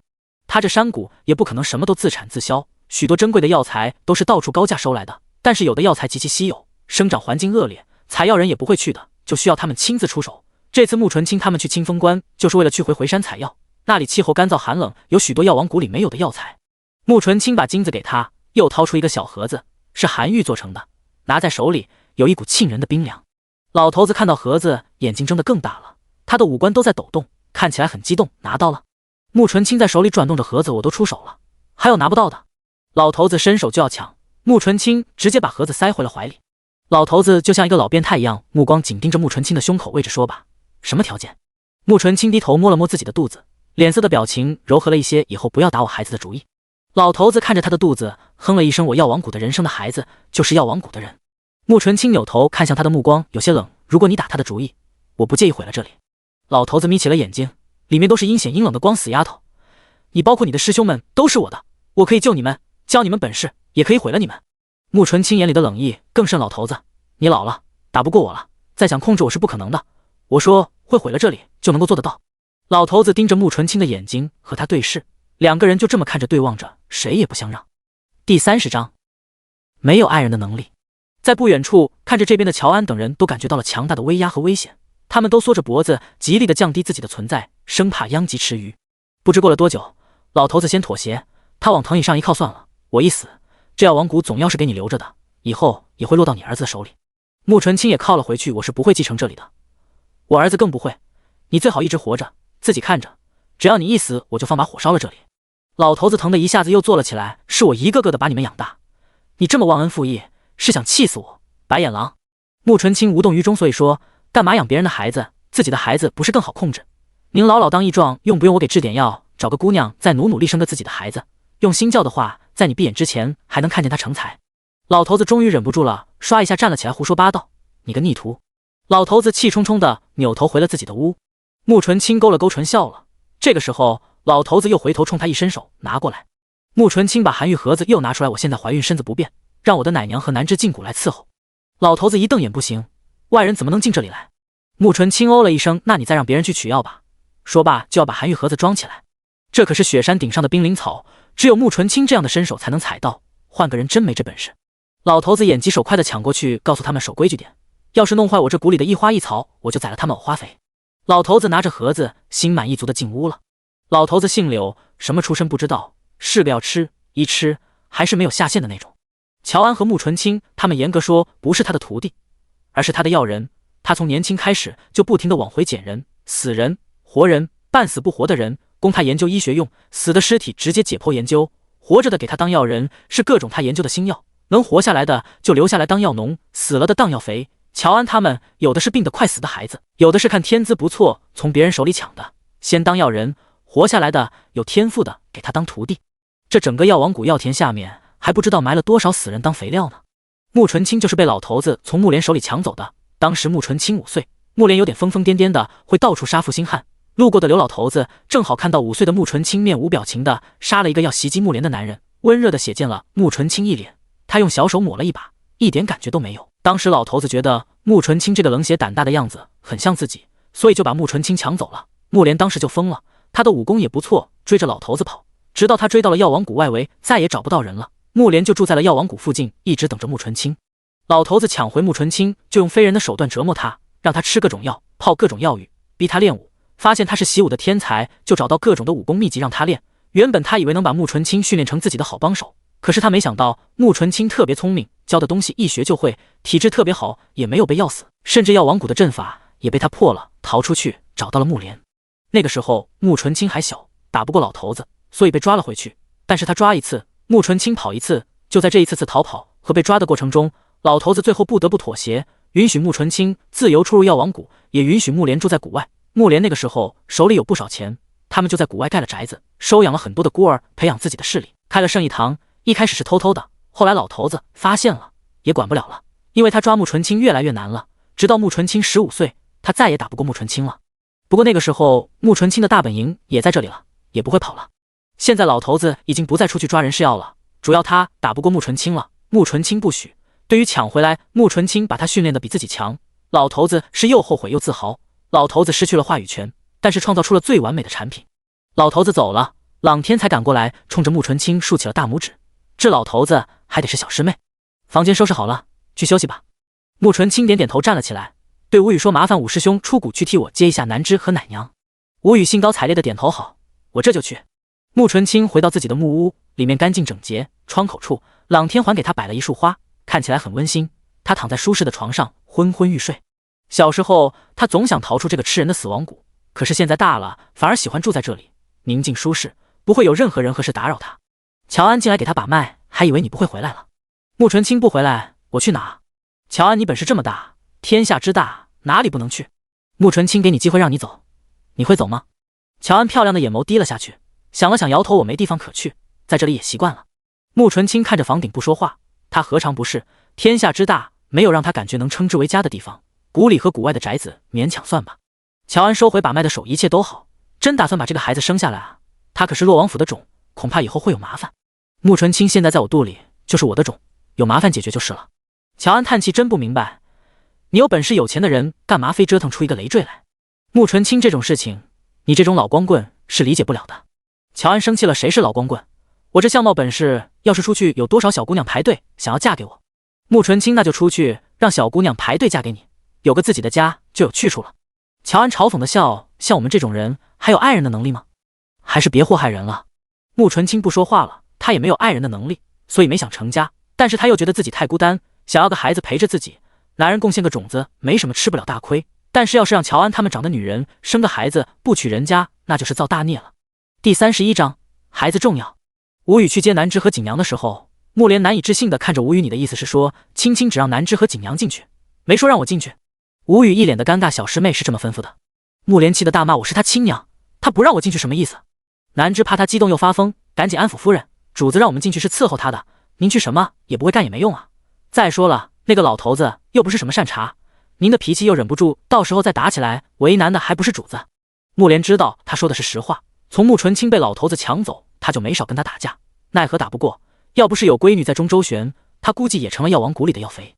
但是他还是失望难过，他生了女儿一场，没有给他安稳幸福的生活，让他从小颠沛流离，吃尽苦头，变成了没有感情杀人不眨眼的魔头。现在她怀孕，他想尽一点为娘的责任，哪怕在他身边待着也好，可惜穆纯清没有给他这个母慈子孝的机会。景娘安慰他，好了，小姐喜欢清静，你又不是清静的人，在外面帮他处理事情也算是帮他，你放心，我一定会把他照顾好的。穆莲能有什么办法？没人带他，他进不去，只好说跟他说经常出来让我看看，等到生的时候必须在外面让我看见，否则我一定想尽办法闯谷。景娘好，我一定告诉他。吴语带着南枝和景娘进了药王谷，外面的事由寒山和穆莲管着，穆纯清也没什么操心的事，就安心的在谷里等着生产，觉得无聊的时候就制药。老头子存的那些好药材大多都被他制成了成药，心疼的老头子整天骂骂咧咧的。穆纯清药材就是用来制药的，不用难道用来喂虫子？老头子拿他没办法，只能把他治好的药大半都收回去了。穆纯清在药王谷过得逍遥自在，娄毅就没那么舒服了。他马不停蹄地回到了清风关，自从娄启镇看到了穆纯清给的那些银子，就对这个儿媳妇满意的不行，武功高强还这么仁义，心系国家和百姓的儿媳，就算是土匪又怎么样？他洛王府的儿媳就得有这种侠义心肠。于是他就天天盼着娄毅能把这个儿媳带回来。军中见到那么多的银子，得知是他们的世子妃送的，对这个世子妃更是感激，当然也更加好奇世子什么时候有了世子妃，又是哪家的小姐有这么大的手笔，一送就是几十万银子。在娄启镇和娄家军的期盼中，娄毅他们回来了。娄毅回到了清风关的洛王府，屁股还没坐热呢，娄启镇就急匆匆的进来了。他一进来就四处的瞅，看到屋里只有娄毅和杜家康乐，就问儿媳妇呢。娄毅这一路都黑着脸不高兴，娄启镇这么一问，他更心塞了，没带回来。娄启镇坐下，为什么没带回来？银子都给了，应该是认同你的呀。娄毅不说话，他哪知道为什么。他不吭声，娄启镇就看向康乐。康乐这一路一直不满着呢，所以一点也没给娄毅留脸，人家穆姑娘嫌弃世子。娄启镇吃惊，嫌弃你什么？娄毅哪知道嫌弃什么，就是知道穆莲说过，他要是不是洛王府的世子，没准还有戏。他闷闷地说，嫌弃我的出身。娄启镇就更吃惊了，还有人嫌弃洛王府的出身不好？除了皇族，整个虞国就他们洛王府最尊贵了，一般的皇室王爷都没有手握重兵的洛王有面子，现在竟然被人嫌弃了家世。娄毅有些委屈地问娄启镇父王，你年轻的时候没欠什么风流债吧？娄启镇一下子急了，胡说八道什么？让你母妃听见这话能有我好？娄毅那为什么穆纯清他娘提起洛王府就是一脸的嫌弃和厌恶，说我要是大街上的贩夫走卒都可以，就是洛王府世子不可以？娄启镇也纳闷，你见到他娘了？娄毅点头，见到了。康乐在一旁揭老底，世子还跟穆夫人动手了。娄启镇惊得都站起来了，你跟你未来的丈母娘动手？这孩子是吃了雄心豹子胆了？他堂堂一个王爷，看到丈母娘都矮了3分，屁都不敢放一个，这小子居然跟丈母娘动手。娄毅也急了，又踹了康乐一脚，没有，是穆夫人突然对我出手，我只是防卫。娄启镇，你说了什么混账话，让人家跟你动手？娄毅真的很委屈，我什么都没说啊，都是按您教的，要脸皮厚，我就是说要娶他的女儿，3媒6聘一样不守，他不同意，我说不能让孩子没有爹，他就发火出手了。娄启镇抓住了重点，等等，你说不能让孩子没有爹？什么孩子？娄毅提起孩子就有些得意了，我跟您说，肯定孙子您不信，父王，您要当祖父了。娄启镇反应了一会儿，才欣喜地问，你是说那个穆姑娘真的怀上了？娄毅点头，估摸着现在都有3、4个月了。娄启镇一拍大腿，那你不把人带回来，赶紧成婚？你想让我洛王府的长子长孙成了私生子啊？娄毅的背又弯了下去，我带不回来。他说我要是再纠缠，他就把孩子打了。父王，他真能干出这种事来啊？我只能先回来安抚住他，等他把孩子生下来再说吧。娄启镇坐下了，冷静了一会儿，会不会是土匪不想和朝廷的人有牵扯？娄毅他不是土匪。娄启镇再一次吃惊，不是？可是周哲说不是在云中寨找到他的，他还让土匪给了咱们那么多银子。娄毅我不知道他跟土匪有什么关系，但是当时我找去云雾山，上面一个土匪都没有，他不在那里，而且整个虞国的圣义堂都是他开的，土匪是不会开医馆的。娄启镇他是圣义堂的幕后东家。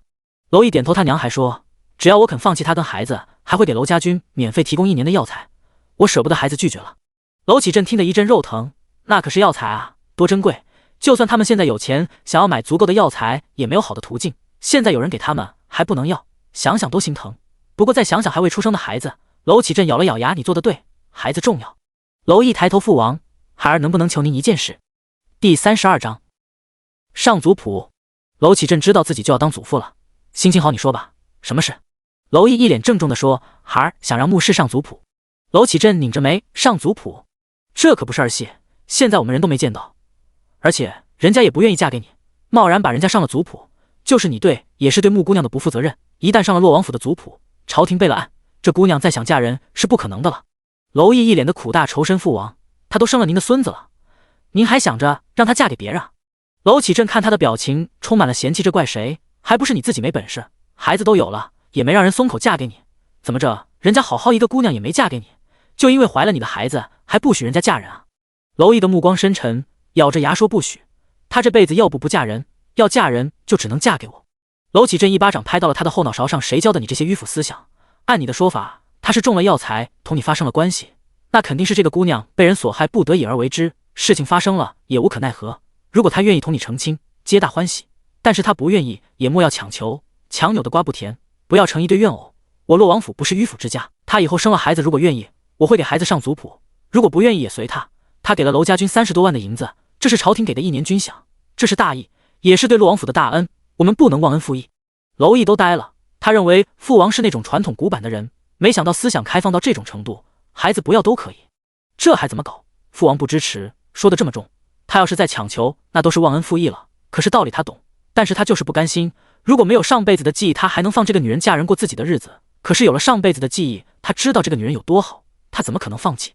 娄启镇看得出来他的不甘心，劝道放心，你的孩子永远都是你的孩子，就是不上族谱，我相信穆姑娘也会让孩子认你的。娄毅一阵心塞，是啊，会认，就是替他收尸的时候来认，假如他这辈子活得长久一些，那岂不是再见儿子的时候，他已经是花甲年纪要做骨的时候了？这怎么行？娄启镇看他还是不愿意放弃，很是痛苦，有些纳闷，不过是有过露水姻缘的女子，话都没说几句，怎么可能让他这个傻儿子这么执着呢？况且他以前可是知道的，自己的儿子跟吕家的那个孙女可是不清不楚的，别当他不知道，他们暗中经常通信，可是好像自从春天发生了那件事以后，就再也没有听到过儿子提起吕家的孙女，也再也没有过书信往来，这不正常。想到这，他很郑重地问娄毅，你跟父王说，是不是还有什么事瞒着我？你和吕家那位又是怎么回事？虽然我不介意你娶穆姑娘，但是也不希望你干出始乱终弃的事来。娄毅张了张嘴，不知道该怎么说。难道要告诉父王吕静颖以后会入宫，会利用他替皇上灭掉洛王府？那父王一定以为他疯了。看他不说话，娄启镇沉着脸问，你说实话，和吕家姑娘发展到了哪一步？有没有私相授受？娄毅摇头，没有。其实他在牢里回顾自己短暂的一生，他曾经以为自己很爱吕静颖，可是仔细想想，两个人也没有过多的接触。在他入宫之前，两个人就是儿时情谊，他很喜欢吕静颖的单纯可爱，让他有一种保护欲，所以两个人在京中的时候见面也相谈甚欢，但肯定不是私下单独的。他来了军中以后也会时常通信，但是也没有情意绵绵互诉衷肠，就是聊天一样说些近况。后来他受了重伤，吕静颖进了宫，他虽然伤心失望，但是当时他忙着收复清风关，后来更是一心扑在守关重振洛王府上，也没那么多心思悲伤春秋，只是想起来会觉得遗憾。所以当吕静颖委屈地跟他说在宫里处境艰难的时候，他还是会下意识帮他。想想上辈子，再对比现在他对穆纯清的执着，他觉得他对吕静颖的那个就不是爱，最起码不是刻骨铭心。但是现在他对穆纯清不一样，一开始他只是想报答他，想找到儿子，可是等再到他的时候，他发现仅仅发生过那么一次关系，他就对穆纯清也有一种控制不住的欲望，而且不管穆纯清对他是什么表情什么态度，他都愿意忍着顺着，甚至觉得他狠辣果决的样子很有魅力，很吸引人，以至于在这回来这一路上，他出奇的想他，这就很奇怪，明明他们之间都不熟，就见过2次。看到娄毅沉默不语，很是落寞，娄启镇也是有些心疼，他也是从年轻的时候过来的，知道这个年纪的感情是多么的纯真，难能可贵，所以他叹口气说，只要你和吕家的姑娘没有过多牵扯就行。但是你要想直接把穆姑娘上到族谱上，恐怕是不太行。别说你的祖母、母妃会不会同意，就是皇上都不太可能同意。他们不是普通人家，虽然不是皇族，但是也是一品亲王。他们这种身份怎么可能想娶谁就娶谁？一般都是皇家赐婚。想当初他为了娶现在的王妃，就付出了不小的代价。先皇以此为借口，缩减了娄家军不少的军费。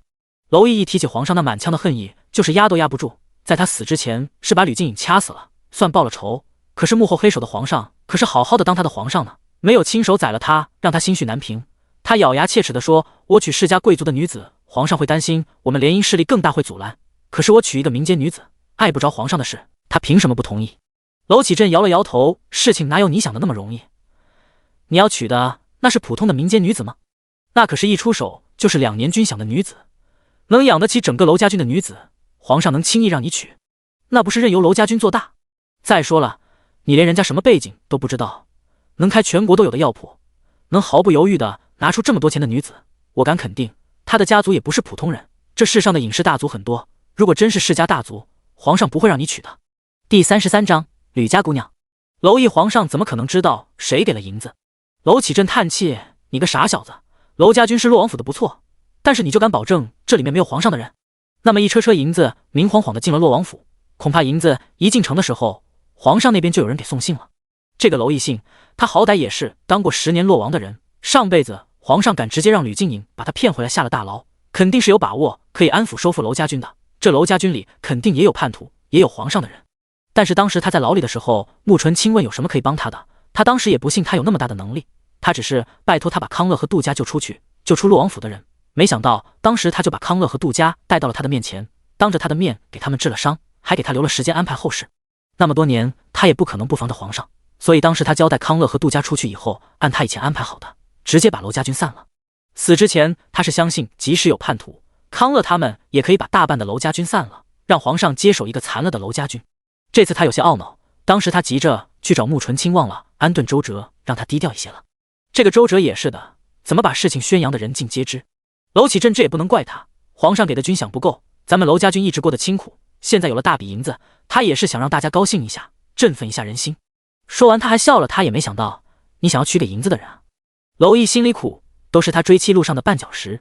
娄启镇看他被都塌下去了，整个人蔫了吧唧的，笑着说：“好了，大家只知道周哲带回来的银子是一个有侠义心肠的女土匪给的，但是姓甚名谁，周哲没有往外透露。斥候银的人我已经吩咐过了，会守口如瓶，应该不会有人知道你要娶的会和女土匪是一个人。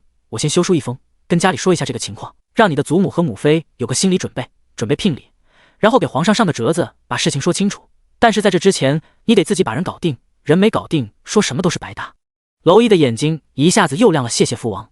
娄启镇嗤笑：“你个臭小子，别人都说女大不由娘，你这事儿大不由爹。”娄毅也笑了，管他什么呢，反正您不吃亏。他们在商量这件事的时候，虞国京城，皇上看着面前的密信，沉着脸问探子：“确定有人送了娄家军30多万两银子？”探子回皇上：“奴才亲眼所见，一辆一辆运银子的马车进了城，进了洛王府。皇上打探出来银子的来处吗？”探子不知道为什么，从4月开始，洛王府的世子就经常参与军事，他命人做了很多对付骑兵的铁蒺藜，还亲自练兵。斥候营更是悄无声息地消失了1个月，对外宣称是出去练兵了，回来的时候就带回来了大量的银子，军中都传这个一个土匪敬佩娄家军手边辛苦赠的。皇上的脸色很难看，这么重要的事为什么现在才报？4月发生的事现在都7月了。探子被皇上的气势压得直冒冷汗，娄家军一直都在练兵，所以奴才们以为这就是洛王为了锻炼儿子任由他折腾的，直到斥候营都消失了才发现不对劲，但是几经探查也没有找到斥候营的下落。皇上气得直接把一本奏折扔在了他的脑袋上：“你以为朕是让你探查消息，不是让你判断？这么喜欢自作主张，朕的位置不如给你坐。”探子一下子就跪在了地上，头磕得咚咚作响：“奴才不敢，奴才知罪。”皇上气得心口起伏不定，让人去查清楚是哪个山寨哪个土匪给的，把这个山寨给镇灭了。一个土匪窝都有这么多银子，还不是搜刮的民脂民膏，搜刮了他的百姓，却肥了洛王府，这简直该死。很快就有人下去办这件事了。皇上看着信，搓着拇指和食指琢磨洛王府的世子可是叫娄毅。探子是。皇上以往他表现怎么样？探子没什么特殊的，跟大多数的功勋子弟一样，鲜衣怒马孩子心性，虽不纨绔，可是去了军中2年，没有表现出什么特别出彩的地方。但是今年突然就像是成熟长大了一样，提出了不少的有建树的意见，练兵也同洛王一样老练。皇上着重查这个娄毅，事无巨细的查，每天干什么，接触什么人都给朕查清楚。探子是犹豫了一下，探子又说军中都传娄世子与吕太傅家的嫡孙女情谊非比寻常。皇上吕家姑娘，他心里一沉，吕太傅是先皇的老师，在虞国威望很高，有许多的门生，现在虽然很少上朝参与政事，但是影响力还是很大的。如果让洛王府和吕家联姻了，那么就没有人能撼动洛王府的地位了。皇上朕知道了，下去吧。探子走后，他站起来去坤宁宫。太监总管陆明立马喊到摆驾坤宁宫。皇后刚刚午休醒来，看到皇上来了，很是意外，欣喜到皇上怎么这个时辰来了。皇上上前握着皇后的手，温和地说：“看折子看累了，来你这放松一下。”皇后笑着说：“那臣妾给皇上按一按，放松一下。”皇上没有拒绝，皇后不轻不重地给他在头上按着。皇上最近可是有什么烦心事？皇后可不信皇上是无缘无故的来找他，想放松后宫那么多小蹄子呢，都比他会伺候。皇上在心里琢磨着怎么同皇后说，皇后天天在这后宫之中也烦闷了吧。皇后不知道他什么意思，只能猜测着说：“臣妾每天管理后宫，诸事繁杂，忙中取乐，也不觉得烦闷。”皇上闭着眼，你辛苦了，如果想家里人了，可以家中女眷或者闺中密友多来陪陪你。皇上和皇后都才30多岁，皇后是皇上还是皇子时候的发妻，皇后出身丞相府，她的母亲出身吕家，是吕太傅的幼妹，所以皇后是吕静颖的表姑母。皇上这个弯拐的有点大，但是皇后同她少年夫妻对皇上很了解，又聪明，觉得他提起这个话题，肯定就是想见他家里的谁。可是她是家中独女，只有兄弟，没有姐妹可以进宫陪她的。她母亲倒是可以，但是皇上是不会想要见他的母亲的。自己家没有合适的人，皇上又特意来说这种话，会是谁呢？第34章，皇后宣吕静颖进宫。他家没有，那就是与他有关的人家有，闺中密有嫁的也都是高官子弟。如果皇上找他们有事，可以直接找他们的夫君，想要通过他找，那就肯定是女眷，还是未婚的女眷。他能认识的未婚女眷都是亲戚，能帮得上皇上忙的亲戚最大的就是他的外娘舅家。他外祖吕家和他平辈的没有女眷，下一辈中嫡出的只有一个吕静颖。难道皇上要见他？这个表外甥女他不是很熟，但是人见过，长得清纯漂亮，像是一朵刚刚出水的芙蓉一样，惹人怜惜。如果皇上要是看上她了，那倒是说得过去。虽然他心里百转千回的盘算，但是表面上也就一瞬间。他试探地说：“我娘家也没个姐妹能进宫陪我，母亲年岁大了，身体也经不起折腾了，闺中密友也都嫁了人，都是当家主母，家里一摊子事忙着，哪有空进宫陪我？不过我娘舅家倒是有个孙女，年方16，人长得漂亮，说话也贴心，可以让她进宫陪我说说话。”皇上就喜欢皇后这一点，聪明大度，只要她提出来的，即使说的隐晦，皇后也能很快反应过来她的意思，而且能给她办好，不像那些空有一张脸只会拈酸吃醋的女子，这才是她想要的可以分忧的皇后。皇上睁开眼，拍了拍她的手，示意可以停了，然后拉着她的手拽到身前，搂坐在她的腿上，手也不轻不重地替她捏着手：“你为朕打理后宫日夜操劳，有这么个贴心的人能陪陪你，朕也能放心了。不要太操劳，大事你拿个主意，小事都让底下的人去办，这后宫不养闲人。”皇后知道自己猜对了，心里有些酸楚，这是皇上又打算进新人了，可是心里再不舒服，她面上也得笑着，这些事哪就能累到臣妾了，跟皇上处理朝政比这些算什么？皇上才应该少操劳些，保重龙体。皇上点头，同你说了会话，朕的心里松快多了，还有一些奏折需要批，朕先去忙，晚上来陪你，等着朕一起用晚膳。皇后站起来行礼，那臣妾让小厨房做些皇上爱吃的，等着皇上。皇上站起来点点头走了。皇后恭送皇上。皇上走后，皇后身边的大宫女说：“娘娘，皇上这是又要进新人了。这几年这宫里没少进新人，这对您太不公平了。”皇后脸上没什么表情地说：“这是避免不了的事，与其拈酸吃醋，不如替皇上管好后宫，只要他还念及夫妻情分，重视本宫的皇儿，其他的都不重要。”吕静颖是长得美，但是她肯定皇上没有见过她，没有见过却想见，那就一定不是为了情，肯定是为了利。一个注定要被皇上利用的女人，她要嫉妒什么？去传本宫旨意，让吕家姑娘进宫陪本宫说说话。被皇上惦记上的吕静颖现在正在家里举办了一个小的赏花会，来的都是她的好友，其中就有娄毅的妹妹娄萧月。吕静颖已经有好几个月没有收到娄毅的信了，寄出去的信也石沉大海了，这让她有些不安，心里总有一种不安的感觉。她对娄毅是喜欢的，娄毅长得眉心剑目，俊朗洒脱，比京城中的其他世家子弟多了一股阳刚之气，但是又不会显得粗鲁，反而笑起来儒雅随和，还很阳光，让她很有安全感。但是她自己也知道，两个人的家事，两个人想要在一起也不容易的事。皇上是不会允许文臣武将只手联姻的，所以他也没有捅破这层窗户纸，只是按耐不住心中的情意，私下偷偷联系，想着万一呢，两个人要是成了婚，他成了洛王妃，那也是顶顶尊贵了，因为他这个身份高不成低不就，他可以进皇宫，但是皇上有了皇后、贵妃，妃位也满了，他进了宫就是一个妾，前面好多女人压着，他可以做皇子的正妃，但是现在的皇子还都很小，其他的世家子弟身份就低了，最合适的就是娄毅了，洛王府地位高，后宅女眷还少，他只要生下儿子娄毅就不能纳妾，至于会不会当寡妇，他不担心，只要有身份有地位，有权有钱，寡妇就寡妇吧。娄毅也一直表现出来对他很是照顾喜欢，可是这一下子好几个月没了音信，让他有些不安，不知道发生了什么，想打听也只能通过娄萧月，可是只见他一个人又过于明显，所以他才办了这个一个小的赏花宴，多请几个人。在花团锦簇的花园里，几个青春靓丽的少女在凉亭里吃茶赏花，笑语艳艳的气氛十分融洽。凉亭里摆放着好几个冰盆，也不会很热。一个身穿粉色纱裙的姑娘正在夸吕静颖：“静颖，你这身水蓝色的镂金蝶纹丹罗纱真好看，灵动清凉，光看着都觉得这天都没那么热了。”说话的是刑部侍郎家的女儿李雨凡，她属于吕静颖的小跟班。吕静颖眉目含笑，这布料穿着确实穿着很凉爽，颜色也清爽。她确实长得美，清纯灵动，一双桃花眼里清澈见底，像是一潭碧泉。她这样的眼神看谁都不会让对方防备。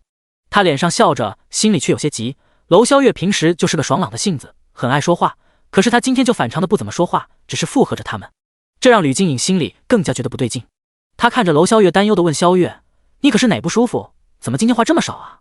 其他几个女子也说：“啊，对啊，往日的小百灵今天怎么不说话了？”娄萧月笑了笑：“哪有，只不过是天气太热了，让人提不起精神来。”吕静颖一脸歉疚的说：“都怪我，这么热的天还让你们出门陪我说话，别是中了暑气，可要请个大夫给你看看。”娄萧月：“不用了，我没事，身体好着呢。”他的眼神有些复杂，其实他是挺喜欢吕静颖的，长得漂亮，性格也温柔，书香门第家的孩子，学识也好，这样的女子做他的嫂嫂，洛王府的世子妃，他是赞成的。可是前不久母妃收到了父王的信，把哥哥和别的女人发生关系，还不死心的到处找人家的事说了。娄启真是一点脸都没给娄毅留，当笑话一样的把娄毅被一个女子敲晕了睡了的事说了。他哥哥脏了，他觉得配不上这么纯洁的嫂嫂了，而且他哥哥不仅不悔改，还去追那个女人去了，口口声声说那个女人怀了他的孩子，没准现在两个就在一起腻歪着，肯定早把吕静颖给忘了。他心里憋着火，他是知道哥哥和吕静颖互相爱慕的，毕竟他没少当中间人传信传东西。现在他不仅气娄毅脏了，还气他始乱终弃。原本他不知道这事，还是他母妃知道他赴吕静颖的约，觉得他们两家没可能了，不能让娄萧月没心没肺的再对吕静颖那么热情了，所以把事情告诉他了，还特意叮嘱他以后和吕静颖保持距离吧，以后对谁都好。他这才很少说话的，他怕自己一开口，恨不得当着吕静颖的面臭骂他哥哥一顿。第35章写信。吕静颖不死心试探着问：“可是家里有什么事担心？”洛王爷在边关不顺利。娄萧月心里知道吕静颖问的是什么意思，哥哥去追女人了，肯定早就把吕静颖忘到脑袋后面去了，偏吕静颖还在这担心他，他觉得哥哥简直坏透了。但是他不能表露出来，只能含糊其辞：“没有，最近边关练兵忙，我们都好几个月没收到父王哥哥的信了。”吕静颖心里舒了一口气，看见娄毅是真的忙，他们都没收到信，就更别说他了。他笑着说：“忙着好，也全靠他们这些人守家卫国，我们才能在这安心的吃茶赏花。”这话说的娄萧月心里舒服极了。洛王府虽然为了守边付出了人命金钱，可是他们没有怨言，这是为了国家，为了百姓，为了大义，他们甘之若饴。但是他们还是想要得到别人的认可和夸赞的。他喜欢吕静颖，不光是因为她漂亮、知书达理，还因为她从不嫌弃他们武将粗鲁，反而很崇拜，这一点就很适合做洛王府的世子妃。几个人正聊得火热的时候，皇后身边的宫女来了，传了皇后的旨意，让吕静颖明日进宫陪皇后说话。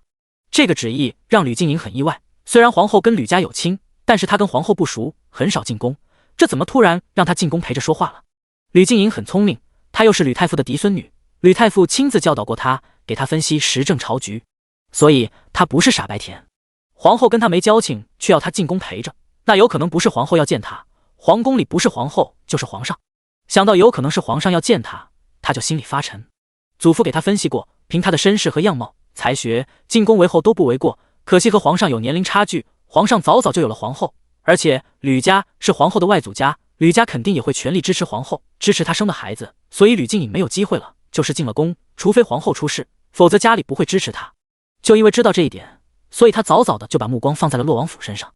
现在皇上要见她，莫不是要她入宫？宫里有皇后， 2个贵妃，4个妃位也都满了，她进去只能是个嫔位。她可是太傅家的嫡长女，这个分位太低了，在普通人家连个贵妾都算不上。可是再不愿意，皇上表示出了意愿，她也拒绝不了，她的心瞬间就低落了下去。现在这个时候，她多想能得到娄毅的信，如果2个人定了亲，皇上也不会明抢的。因为皇后传旨，她要为明天进宫做准备，所以宴会早早散了。娄萧月回了家，就把吕静颖明天要进宫的事说了。皇后怎么会突然叫静颖进宫？往常也没见他们有走动啊。洛王妃要比娄萧月通透多了，她猜到了皇后为什么让吕静颖进宫。她沉思了片刻，说这样也好，互相都断了念想，谁也别怨谁。娄萧月不解母妃，您什么意思？洛王妃没什么，以后不要跟吕家的姑娘走得太近了。娄萧月不满地嘟囔，我哥都做出这种事了，我怎么还好意思往他跟前凑？随后他又恨铁不成钢地说，我哥也真是，大家闺秀不要，非要追着一个乡野农妇跑，还不知道是一个什么货色呢，能做出敲晕男人行那种事，肯定是个不知羞耻的。洛王妃沉了脸，萧月，我就是这么教你的，背后诋毁他人。娄萧月不服气，我没有诋毁，明明是他做的不知羞耻。洛王妃，你父王来信说了，那个女子被下了药，你让她怎么做？如果这种事发生在你身上，你还能说出这种话？这世上女子过得本就艰难，如果我们女子再不理解女子，那不是更让女子没了活路？娄萧月气鼓鼓的，要是这种发生这种事，我就直接自裁，才不会干出这种不知羞的事。洛王妃的脸更黑了，我把你养这么大，是让你遇事就自裁的？你记住，清白固然重要，可是跟清白相比，你的命更重要。做事情之前想想你的父母。娄萧月不服气，在洛王府这样的家庭长大，他是有几分烈性的，他不赞同母妃的说法，人要是没皮没脸的活着，那还不如死了算了。可是他也没有再顶嘴，毕竟事情已经发生了，他也左右不了远在清风关娄毅的想法。清风关娄毅正在写信，这是他写的第5封信了，他每隔5天就给穆纯清写1封信，在回来的路上也不例外，碰到一个圣义堂就把信寄出去。现在他写的信不是情诗了，而是像一般夫妻唠家常一样说他身边的事。他说了想给穆纯清和孩子上族谱的事，他不愿意嫁没关系，不见他也行，但是他也不想娶别人，所以他想让穆纯清占着正妻之位，这样就不会有人逼他娶妻了。他是个惯会卖惨的，把自己写得楚楚可怜，好像穆纯清不答应他上族谱，他就要被家里逼迫随便娶一个不爱的女人，从此生活凄苦不得自由。还写了一些他爱而不得的痛苦。其实他以前就是个直人，属于钢铁直男，不会撒娇卖惨，这一点他是跟吕静颖学的。他在牢里反复的想自己是怎么走到这一步的，得出的结论就是吕静颖的撒娇卖惨迷惑了他。穆纯清是个心硬人冷的性格，既然这一招有用，他就打算学起来。好女也怕吃旱蝉吗？他就不信他武不化穆纯清那块石头。药王谷，穆纯清正在看娄毅的第3封信，这信都是三师兄外出采买给他带回来的。一开始他以为娄毅还会写一些情诗，觉得恶心懒得看，但是景娘把信拆开给他摆在脸前面，信很厚好几张，他好奇这是写了什么，写这么多就看了。结果从第2封开始就没有写情诗，而是路上的一些见闻风景，还有他小时候的一些趣事，文笔清风幽默，引人入胜，仿佛通过信就能看到一路的风景，看到他小时候的顽皮。信的最后还会附带一张小画，是他路过的风景，觉得美丽就画下来，跟他们画的春宫图一个风格，线条简单流畅，寥寥数笔就把风景的秀美表达得恰到好处。但是画里有不同的地方是，画里有2个小人相依偎在一起看风景，这2个小人看穿着打扮是他和娄毅。信写的就像是老友在同他聊天一样，舒适温馨，让人卸下防备，小画也很有意境，让人心之向往。不知不觉的他就把信看完了，心里竟然还会有一丝期待，他下次会写什么。第36章都是绊脚石。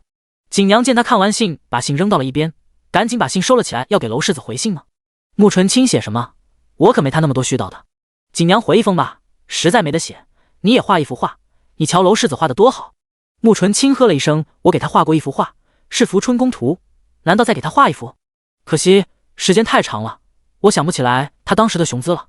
景娘脸疼得红了，这丫头怎么什么话都往外跑？但是她又不说什么。穆纯清的经历注定她不是一个普通的女子。兰芝看到景娘吃瘪，捂着嘴偷笑，您别指望主子能跟娄世子相亲相爱，要不是娄世子身份在那摆着，就他这么纠缠，主子早把他脑袋拧下来当球踢了。景娘嗔怒，瞎说什么？你也赶紧找个男人嫁了，姑娘没一个姑娘样。兰芝扮了个鬼脸略，我才不嫁，等以后我要是也想生个娃，也学主子找个男人敲晕了带回来生娃。穆纯清听见了，头也没回的说，那你可得提前打听好身份了，别到时候也甩不掉。兰芝拍着胸脯说，放心吧，我不用寒山那个糊涂蛋，我自己挑男人，保证找个肤白貌美大长腿的。穆纯清那寒山符合。兰芝呸，他脸白心黑，成天笑意盈盈的，其实就是个心黑的大变态，谁要是跟他过，得担心自己半夜会不会被宰了。穆纯清想了想寒山干的事，点头道确实挺变态的。他能笑着把自己爹宰了，还能把他爹的外室包皮剁了喂狗，那个时候他才8岁，要不是后来跟了穆纯清，估计那就是个杀人狂魔。穆纯清日子过得清闲，每天吃了睡，睡了吃，实在闲了搓药丸。他明显感觉到自己胖了，最明显的是自己以前一马平川的胸口长了，怪疼的。他以前泡药浴吃药丸，骨骼是百炼成钢了，可惜还是有后遗症，他的胸就是不发育，顶多就是平板上多了一个钉。他记得当时意乱情迷之中，听到娄艺轻笑还没我的大，然后他当时就狠狠地在他的胸口拧了2把，让你大。娄艺吃痛倒吸冷气，还不忘在他耳边说没关系，以后我多努力会让他长大的。穆纯清当时不知道他怎么努力，胸前就能长大，现在看来他没努力也长大了。长胸的疼不是很疼，但是却疼得他心烦意乱。他没想到他都20岁了，还能再次发育，实在是烦躁没事可干。他又找锦娘把娄艺的信要回来，又看了几遍。他的信让穆纯清有一种如沐春风，心里很平静的感觉。他也想写点什么，抒发一下感情，可是什么也写不出来。不是他矫情心冷，不愿意给娄艺只言片语，而是他真的没得写。风景在他眼里都差不多，除了绿就是黄，儿时也没有趣事，全是痛苦和血腥。他有些爱无能，对外界感知力不强，对什么都没什么反应。想了许久，他也没什么可写的。正在他绞尽脑汁想写东西的时候，洛王妃收到了娄启镇快马加鞭送来的信。打开信看后，洛王妃是真的吃惊了。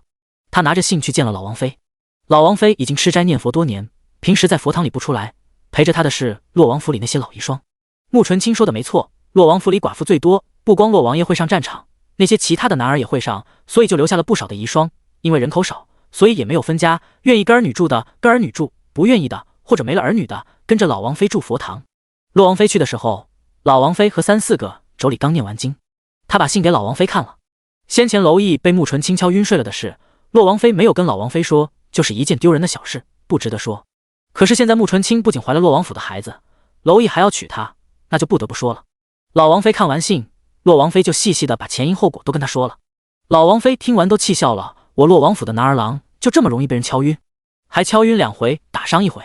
洛王妃脸上无光，羞愧的低下了头，是他生的儿子没用。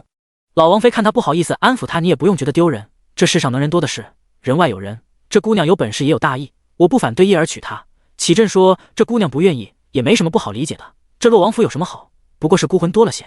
那些老寡妇听到这，可能想起了自己的亡夫，脸上都是悲伤落寞。老王妃不嫁也挺好，没必要让一个年轻女娃娃来这后宅忍受寂寞孤苦。洛王府的女人不好做，即使丈夫没有战死，但是也要上战场，但是女眷孩子得留在京城，明面上说是边关太苦，体恤女眷，其实就是人质，害怕洛王府造反。所以夫妻1年可能见一面，也可能1年见不着，不守死寡守活寡。这也是为什么洛王府权势大，家宅安宁，没有小妾也很少有人愿意嫁的原因。当然吕静颖这种权势地位重要，男人不重要的除外。不嫁进来，不上族谱，这个姑娘还得几分自由，将来生下来儿子以后也不必上战场，也算给娄家留个寿终正寝的后。洛王妃和其他人眼眶泛红，多么卑微的愿望，寿终正寝。可是对于洛王府的男儿郎来说很难，但是不记在族谱里的孩子就没这个顾忌了，可以想做什么就做什么。洛王妃擦了一下眼泪，既然您不反对，我去给这个姑娘写信，咱们承认她和孩子的身份，也同意她独自抚养孩子，但是作为娄家的孩子，最起码生下来让咱们见见。老王妃应该的，按照启镇的说法，这个姑娘是个心中有大义的孩子，她出了那么多银子，咱们就当她的嫁妆，虽然不成亲，但是该给的聘礼得给，一样不能少。洛王妃起身好，儿媳现在就去办。远在清风关的娄艺没想到他正努力的往回追娘子，家里却给他推了出去。不仅娘子是自由的，儿子都是自由的，原因是老王妃怕以后洛王府没后，他要是知道了，飞气的骂都是他追妻路上的绊脚石。第37章被退货了。洛王妃的动作很快，当穆纯清收到第5封信的时候，他的聘礼都已经准备好了，只是他有些发愁，不知道这个聘礼应该怎么送。按理数，先应该让媒人上门提亲，他们亲自去送聘礼的，可是现在人都不知道在哪怎么送，倒是知道可以通过圣义堂联系到穆纯清，但是直接把聘礼给圣义堂送去，有些太轻视的感觉。穆纯清也在看第5封信，看到娄艺写的要把他的名字写在族谱上，他的嘴角直抽，没见过哪家人都没见着就把人名写自己家族谱上的，而且洛王居然同意，这高门贵族不都是最在意规矩的吗？他没想到他就是把云中寨的银子分了一半给娄家俊，就让娄启镇和洛王府女眷对他印象很好，要是知道他肯定不给银子，不惹这麻烦事。看了信，他想了半天，他还是决定要给娄艺写个信，他怕这家伙真把自己的名字写他家族谱上。虽说只要他不愿意，一辈子可能都见不到他们，写不写的没啥影响。可是只要一想到自己的名字出现在别人家族谱上，他就莫名觉得不舒服，有一种无形的束缚感。他拿起笔想了半天，只是写了一个否字，再想想觉得单调，又画了一把滴血的刀。意思很明显了，娄毅要是敢背着他把他的名字写族谱上，他一定刀了他。景娘看到他终于愿意给娄世子回信了，还十分高兴。可是当他接过信来，看到里面的内容，整个人都不好了。他不识几个字，但是认识不字，这不字下面多个口，肯定还是说不得意思。毕竟旁边画的那明晃晃的大刀还滴着血呢，这穆纯清哪是回信啊，简直就是要斩断他们的关系啊！景娘心里那个急啊，这是生把一个好男人往外推啊！他拿着信不想迈步，真想悄悄把这封信毁了，可惜穆纯清没给他这个机会。看到他的表情，穆纯清直接喊了南芝去送信。南芝可没那么多想法，拿着信欢乐的走了。娄世子洗好脖子等着吧，主子要刀你了。京城，皇上也收到了娄启镇的奏折，是个请罪的折子，说是他那个不孝的儿子自己在外面认识了女子，私下跟人家定了终身，拜了天地。他这个当父王的虽然生气，但是也不能让他始乱终弃，只能同意这门亲事。女方的嫁妆都进了洛王府，虽说这是洛王府的私事，但是娄毅德行有失，还是跟皇上请罪。皇上看后气的恨不得把那个来报信的探子拉回来抽一顿，说什么那些银子是土匪送的，这明明是洛王府私下偷偷找了一个有钱的亲家，还是特别有钱的那种，一出手就是30多万两银子，一般就是世家大族女儿出嫁给的嫁妆银子，也不过才是几万两银子。他当时娶皇后的时候，他的所有嫁妆加起来也没有这么多。他这边再想尽办法压缩洛王府的军饷，不让他们壮大，没想到他们悄无声息地找了后援。前几天他得知洛王府得了一笔银子的时候，还想着以此为借口免了今年和明年娄家军的军饷，结果人家一句那是世子妃的嫁妆就打发他了。要是意外得来的馈赠，他能借口不给军饷，可是要是嫁妆，他能不给军饷吗？堂堂虞国靠女人嫁妆养军队，他丢不起那人，虞国也丢不起那人。而且探子不是说娄毅和吕家姑娘有一腿吗？他原本是想通过吕静颖控制娄毅，从而达到进一步控制娄家军的目的。可是现在娄毅和别的女人成亲了，那吕静颖还对他有什么吸引力？他这几天几乎天天都到皇后那，跟各花孔雀开屏一样，对着吕静颖释放自己的魅力。有的时候他笑得觉得自己就像是花楼里的头牌，通过出卖自己来获得利益。现在告诉他，他这几天白笑了，白开屏了，他怎么能不气？吕静颖是美是纯，但是作为阅女无数的男人，他怎么会看不出吕静颖那单纯外表下的欲望？这丫头明明看出来了他是什么意思，却吊着他，话里话外的意思嫌弃一进宫的分位太低。他原本还想着，如果真的能通过吕静颖控制住娄毅，他不介意把其他的妃子降一个，给他匀出来一个位置。可是现在他没用了，还谈什么妃位，宫都不用进了。他又不是好色之徒，后宫也不缺漂亮女人，他没必要再招进宫一个与其他男人不清不楚，还有野心和心机的女人。后宫女人当好摆件，能让他愉悦放松就好。所以他让太监总管陆明去通知皇后，让吕静颖出宫吧。吕静颖这几天正拿着劲呢，以为没几天皇上就会下旨让他进宫为妃，没想到等来的却是让他出宫的消息。皇后也有些纳闷，这几天他都看在眼里，皇上对吕静颖和颜悦色，有耐心的很，甚至吕静颖隐晦的提要求，他也没有翻脸，这明显就是有大用的，怎么突然就让出宫了？不过皇后再好奇也没有问，而是派人把他送出了宫。吕静颖心里憋得厉害，现在让他出宫，明显就是他被退货了，他百思不得其解，这是为什么？这几天皇上对他的态度一直很好，怎么突然翻脸了？难道是他提的要求太高了？不过他也没有懊恼太久，因为他还惦记着娄毅。做皇上的妃子确实很风光，但是不是正妻，上面有太多的女人压得他，但是做了洛王府世子妃，未来的洛王妃那就是独一份的。所以出宫没几天，他就迫不及待地给娄萧月递了帖子。娄萧月拿着帖子心里为难，哥哥的事板上钉钉了，孩子都弄出来了，聘礼也准备好了，哥哥和吕姑娘肯定没戏了。他见到吕姑娘要怎么说？他拿着请帖去请教洛王妃母妃，这请帖该怎么办啊？我是去还是不去啊？第38章，凡事用心看。洛王妃沉思了片刻就说，去吧。娄萧月啊，可是我要是去了，他要是问我哥哥的事怎么办？洛王妃实话实说，就说你哥哥已经定亲，在准备聘礼了。娄萧月垮了脸，这也太伤人了，吕姑娘那么善良，会受不了的。洛王妃嘴角勾了勾，她善良不善良我不知道，但是我知道她一定不会受不了的。娄萧月为什么？她那么喜欢哥哥，现在哥哥要娶别人了，她怎么可能不伤心？洛王妃她亲口跟你说她喜欢你哥了。娄萧月那倒没有，她那样懂规矩的大家闺秀，怎么可能说出这种不合规矩坏了清白的话？她又不是那个不知羞的乡野女人。洛王妃沉了脸，萧月，那不是什么乡野女人，她是你的大嫂，以后这样的话我不希望从你的嘴里说出来。娄萧月眼眶发红，有些不服气，她算什么大嫂吗？哪有不成亲不拜堂就当人家大嫂的？还有她未婚先孕，难道说她不知羞？我说错了。洛王妃生气，可是她也无奈，娄萧月才14岁，还没有及笄，而且一直生活在京城，接触的都是大家闺秀，思想守旧，有些道理她是不懂的。洛王妃忍着脾气给她讲道理，萧月有时候见到的、听到的不一定就是真实的事。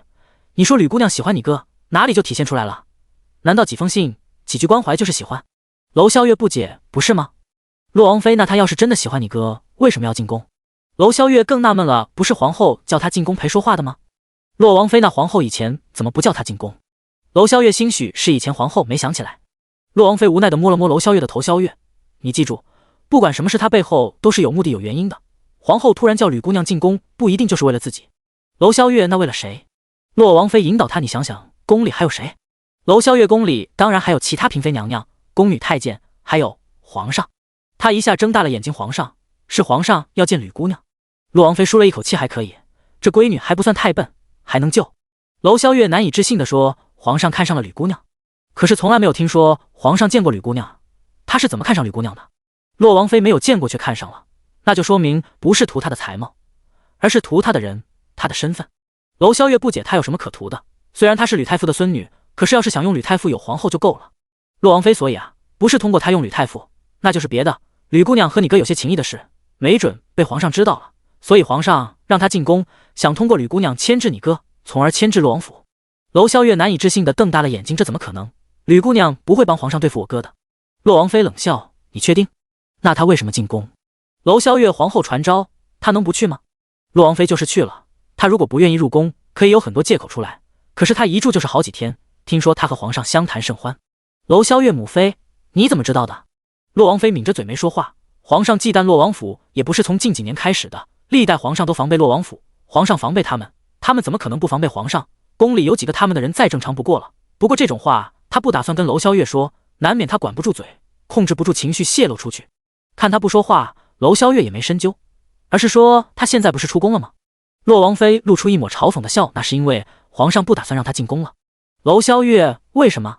洛王妃，你父王来信说他已经给皇上递了折子，说了你哥成亲的事，一个跟你哥没了牵扯的姑娘，几天没了用处，皇上还怎么会要他？娄萧月瞪大了眼睛，久久不能消化这个消息，这些话简直把他以前的世界都掀翻了。感情是多么美好的事，还可以这么利用吗？看到他呆愣的表情，洛王妃又多说了几句，萧月，看事情不能看表面，有用心去感受，你会发现很多事情不像表面那么单纯。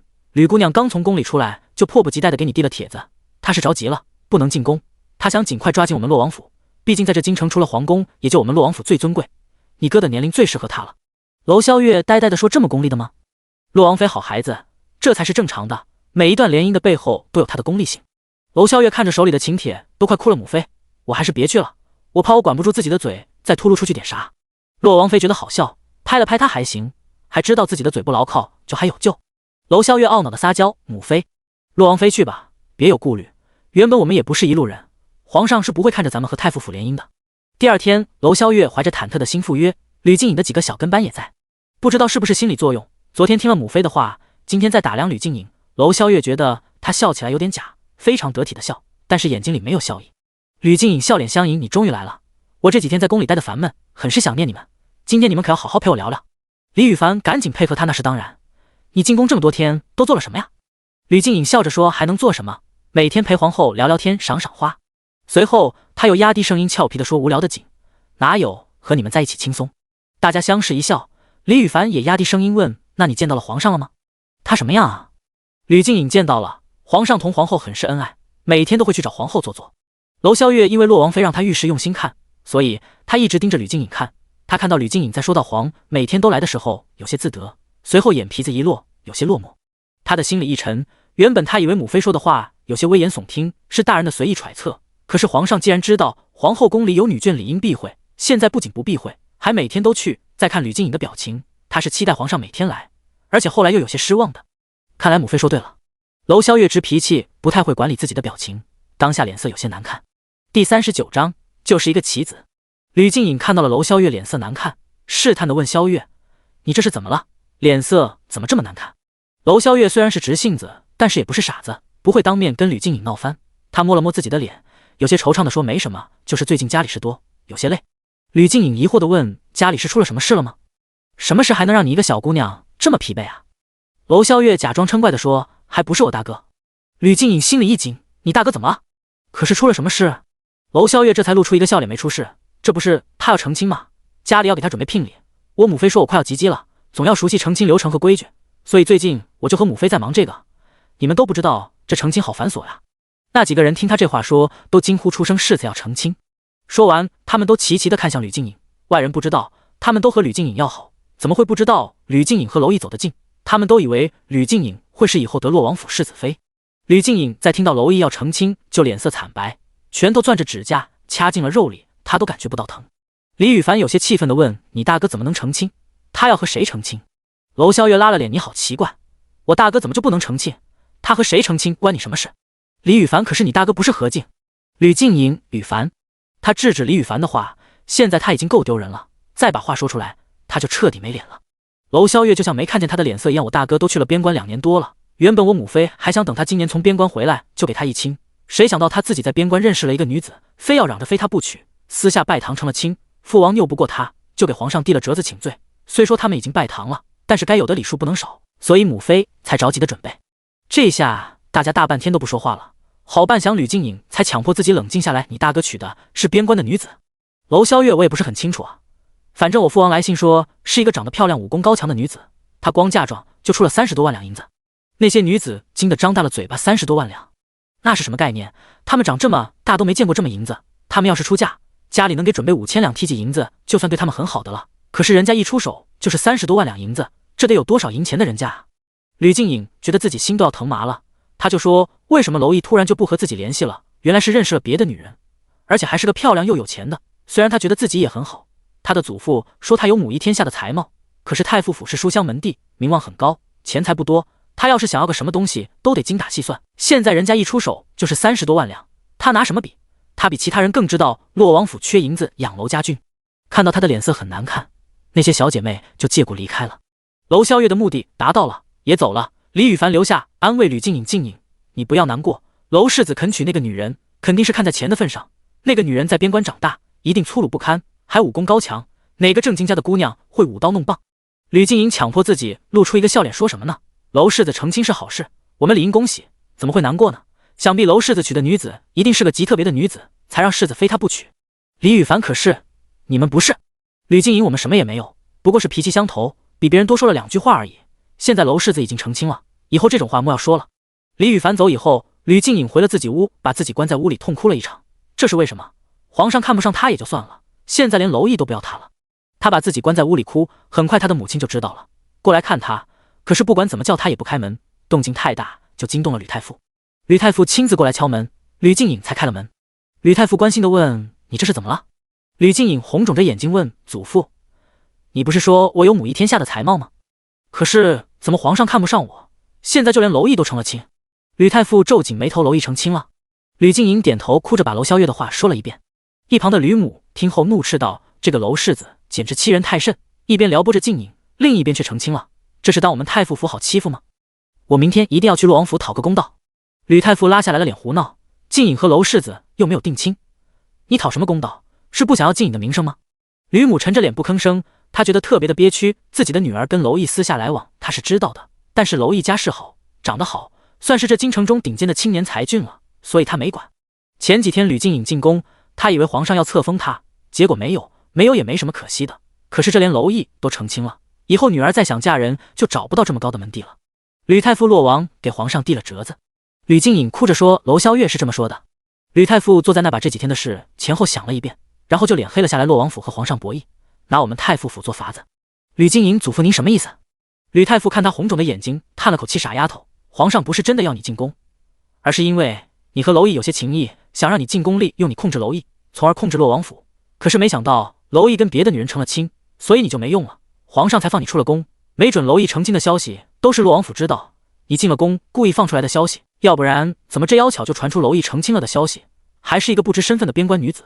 这还不是他们洛王府想怎么说都行，到时候随便找个女子就行了。”吕静颖难以置信的呢喃：“这不可能，这要让他怎么相信？从小他就比较自信，觉得以自己的才貌，所有的男子都该让他挑选。男子看到他还不得趋之如鹜，可是现实告诉他，她就是一个棋子，是一个可以随意舍弃的棋子，她怎么能接受的了？第40章，赐婚。吕太傅铁青着脸，可是即便他知道事情是怎么回事，也无可奈何。他是皇后的舅舅，自然就认为他就是皇上一派的。别说有这事，就是没有这事，吕家也和洛王府做不成亲家，皇上不会允许的。他看得出来，现在的皇上比先皇更有野心和魄力，洛王府迟早会和皇上对上。以前他没有过问过家中女子的婚姻，没想到吕静颖私下和娄毅有了来往，现在幸亏没有和娄毅发生什么不可挽回的事。他板着脸训斥吕母：“你这个当母亲的管好女儿，怎么能任由她与外男来往？以后不许她和洛王府来往。从明天开始，给她相看人家，就从那些书香门第找，我们只做个纯臣就好了。”吕静颖怎么愿意？书香门第大多都无权无势，就是名声好，这不是埋没他吗？他不甘心。祖父，吕太傅第一次跟他发了火：“你闭嘴！不要以为我不知道你心里怎么想的。女人就该安分守己，相夫教子，想要的越多，失去的也会越多。以往我教你诗书礼仪都教到哪去了？竟然敢背着和男子来往，简直就是败坏我们吕家的家风。从明天开始，直到你定下亲来，不许出门，闭门思过。”吕静颖紧紧地咬着自己的嘴唇，眼里都是倔强和不甘，但是他没有办法反抗。祖父不让他出门，没人敢放他出去。他连气带憋屈的直接病了。吕静颖病了不出门，可是娄毅在边关成亲了的消息还是传了出来。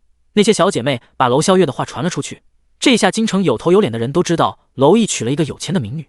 还有不相信人去洛王府打探情况，洛王妃没有否认，这下消息更是坐实了。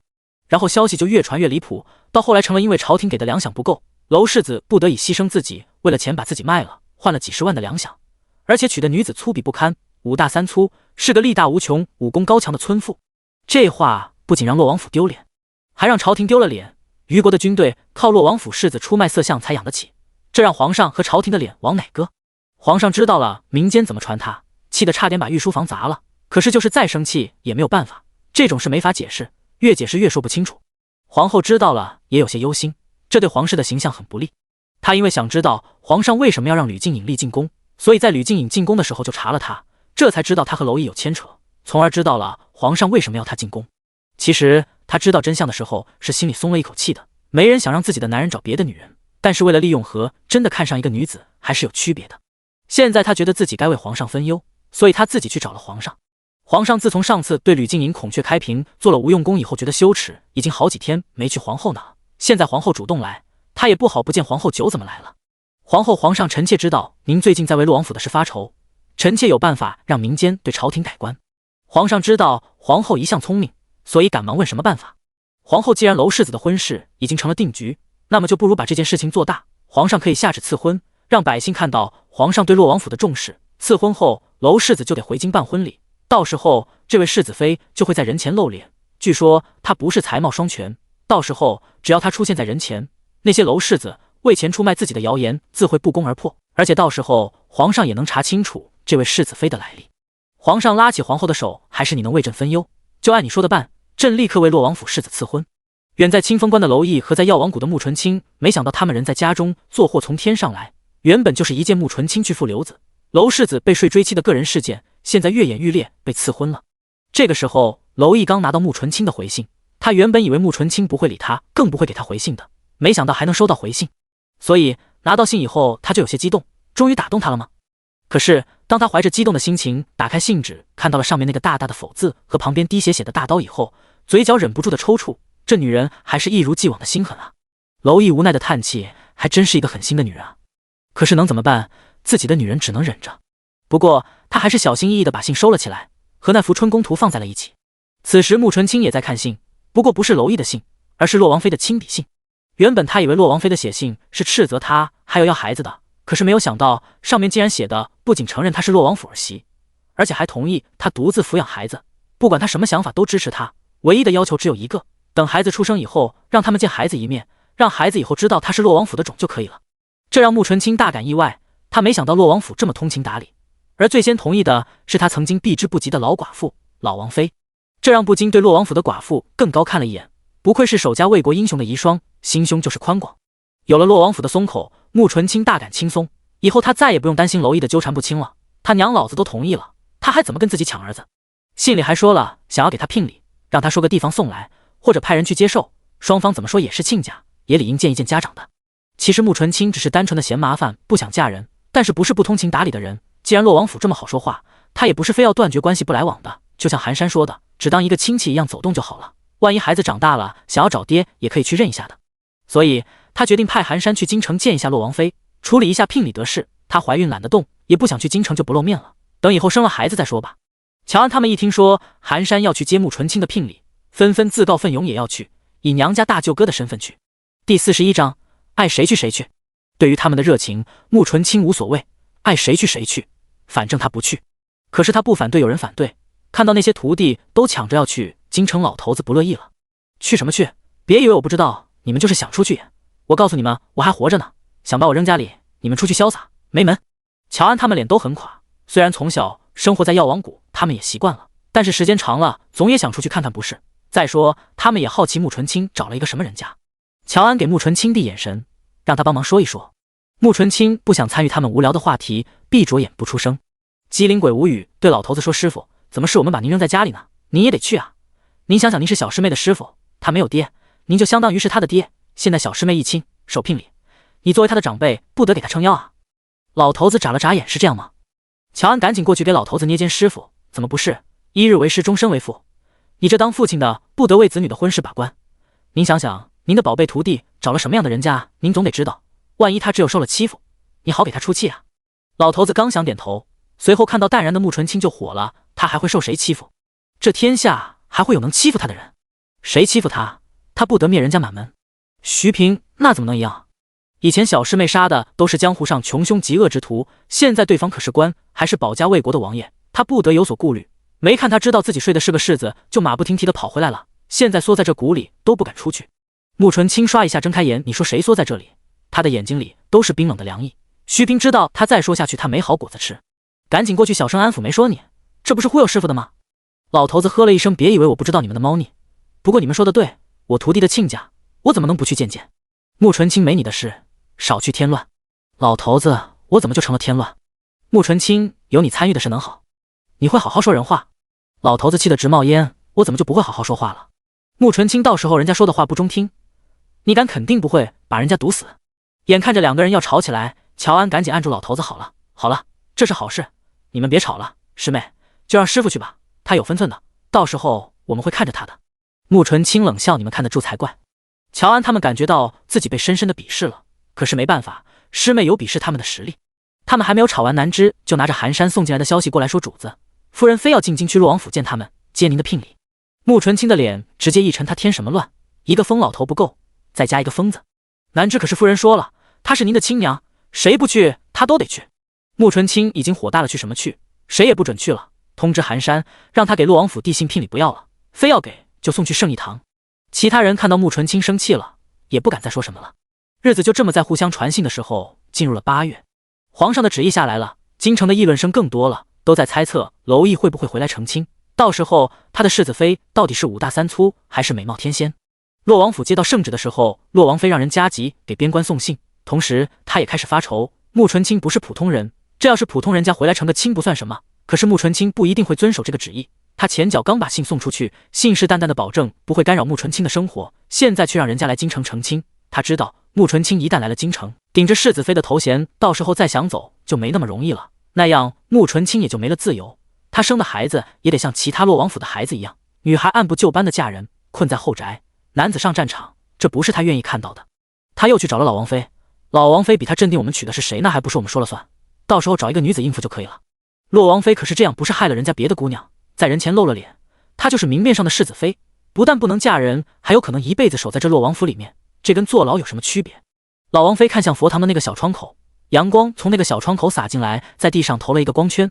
老王妃看着窗外的世界富贵迷人眼，总有人愿意的，我们不是也心甘情愿的走进这座牢笼？洛王妃心里也很不舒服，事情也只能这么安排，先应付了皇上再说。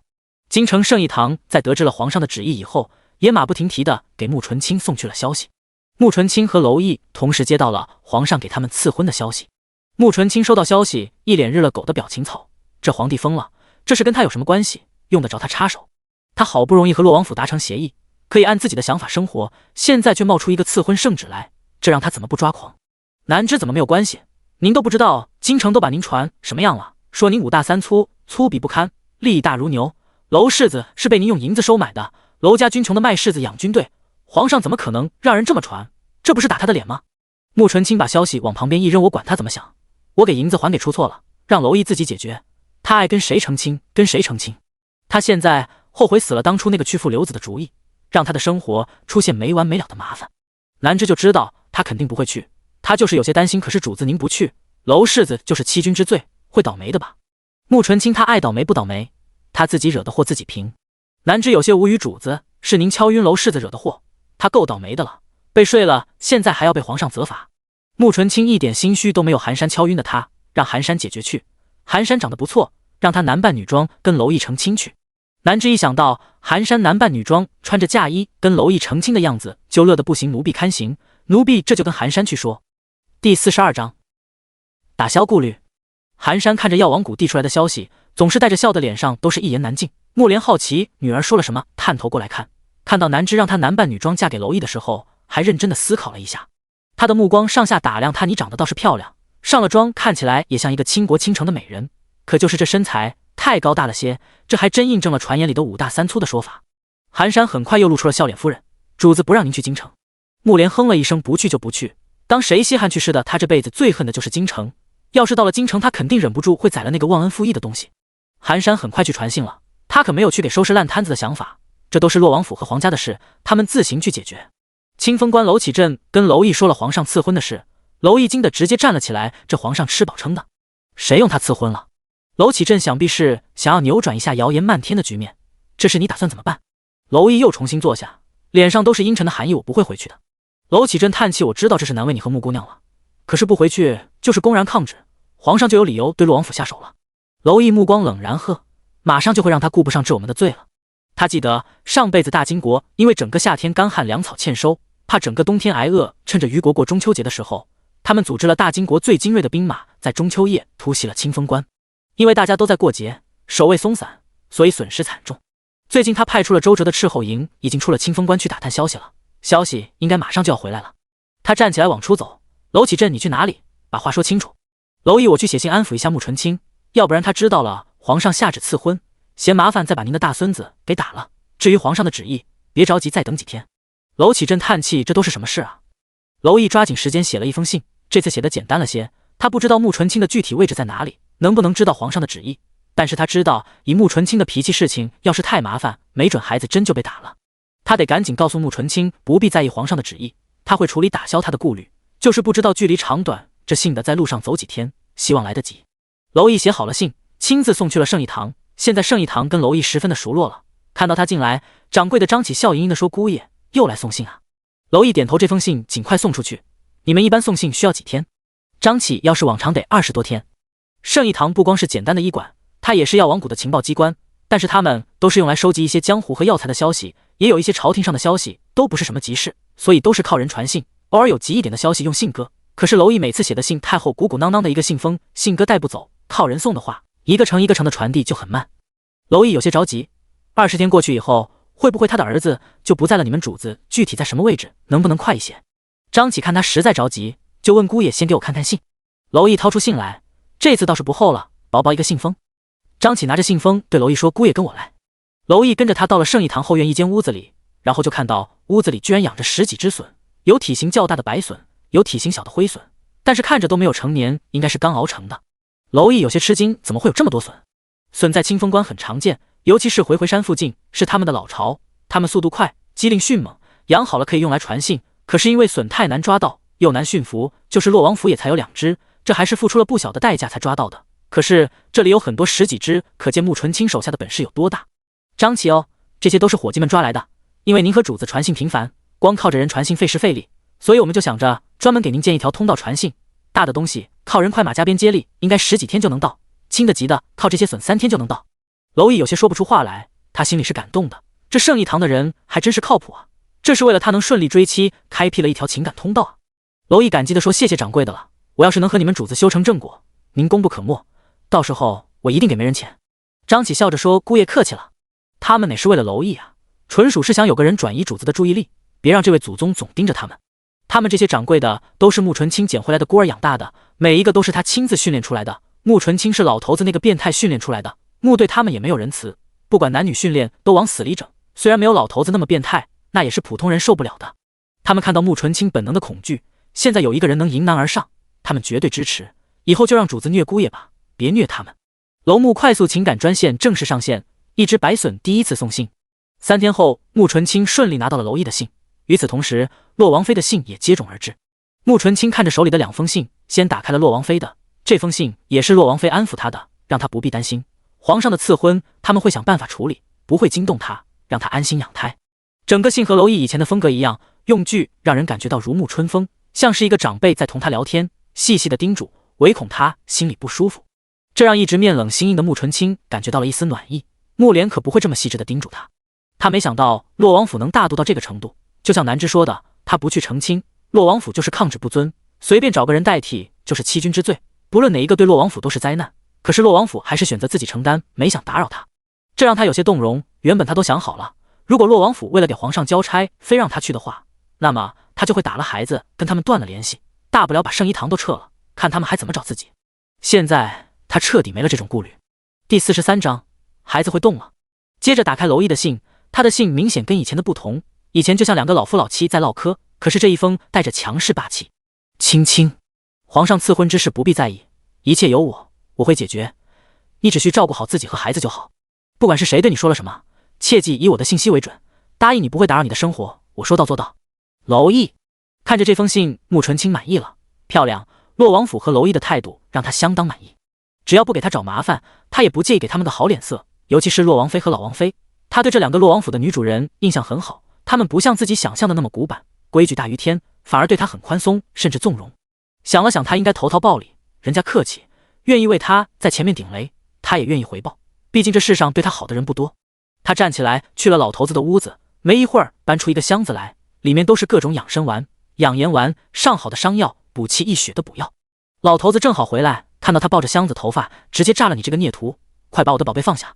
他过去直接抢，可惜穆纯清动作很快，身形一闪就出现在了他的身后，抱着箱子接着往下走。要用了才有意义，留着发霉还没有什么用。老头子气急败坏，那都是我的收藏，都是珍贵药材制成的，我留着珍藏不行啊。穆纯清，这都是女人用的，你有没有女人？你也不是个女人，留着有何用？我拿去送人，物尽其用。老头子急得眼睛都红了，追过来就抢你个混账东西，眼里还有没有我这个师傅？穆纯清用轻功躲开老头子的攻击有，但不多。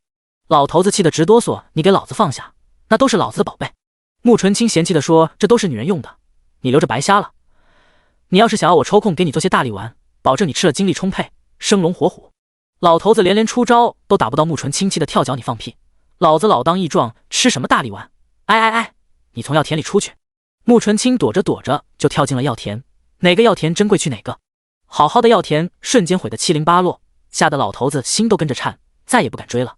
穆纯清站在药田里，挑着眉毛问，这药给不给？老头子忍着心痛，给。你是我祖宗，赶紧出来。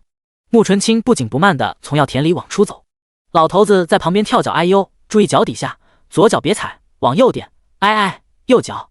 看他那个跳脚的样子，特别像山里的猴子。穆纯清眼神都没给他一个，抱着箱子回自己的木屋。等他出了药田，老头子又想起来了，你说的大力丸什么时候给我？穆纯清回过头来，笑得诡异，怎么着，还真想不补？莫不是真想生个自己的种吧？善意的提醒你，首先你得找个女人，自己是生不了孩子的。老头子你放屁，拿了老子的东西，不得还给老子点东西补偿一下？别以为他不知道，穆纯清说的大力丸可不是江湖骗子卖的那些假药，是真正的好补药。穆纯清撇嘴等着，少不了你的。穆纯清进屋写信去了。老头子看着被他毁得乱七八糟的药田，心头滴血，骂骂咧咧的造孽啊！当初我就不该带你回来，要是没有你，老子这药王谷也不至于乌烟瘴气，老子也不会过得这么憋屈。随后他眼角瞥见在屋子门后面躲着的乔安等人，顿时怒气冲天，都给老子滚出来！没看到药田毁了，重新给老子种，种不好老子对你们不客气。乔安他们生无可恋的从门后面出来，原本他们纯属看热闹，以为看见老头子被虐，他们能跟着开心一下，结果最后还是他们承受了所有，实力差的没理。穆纯清回屋把药丸都检查了一下，分类好，给洛王妃写了一封信。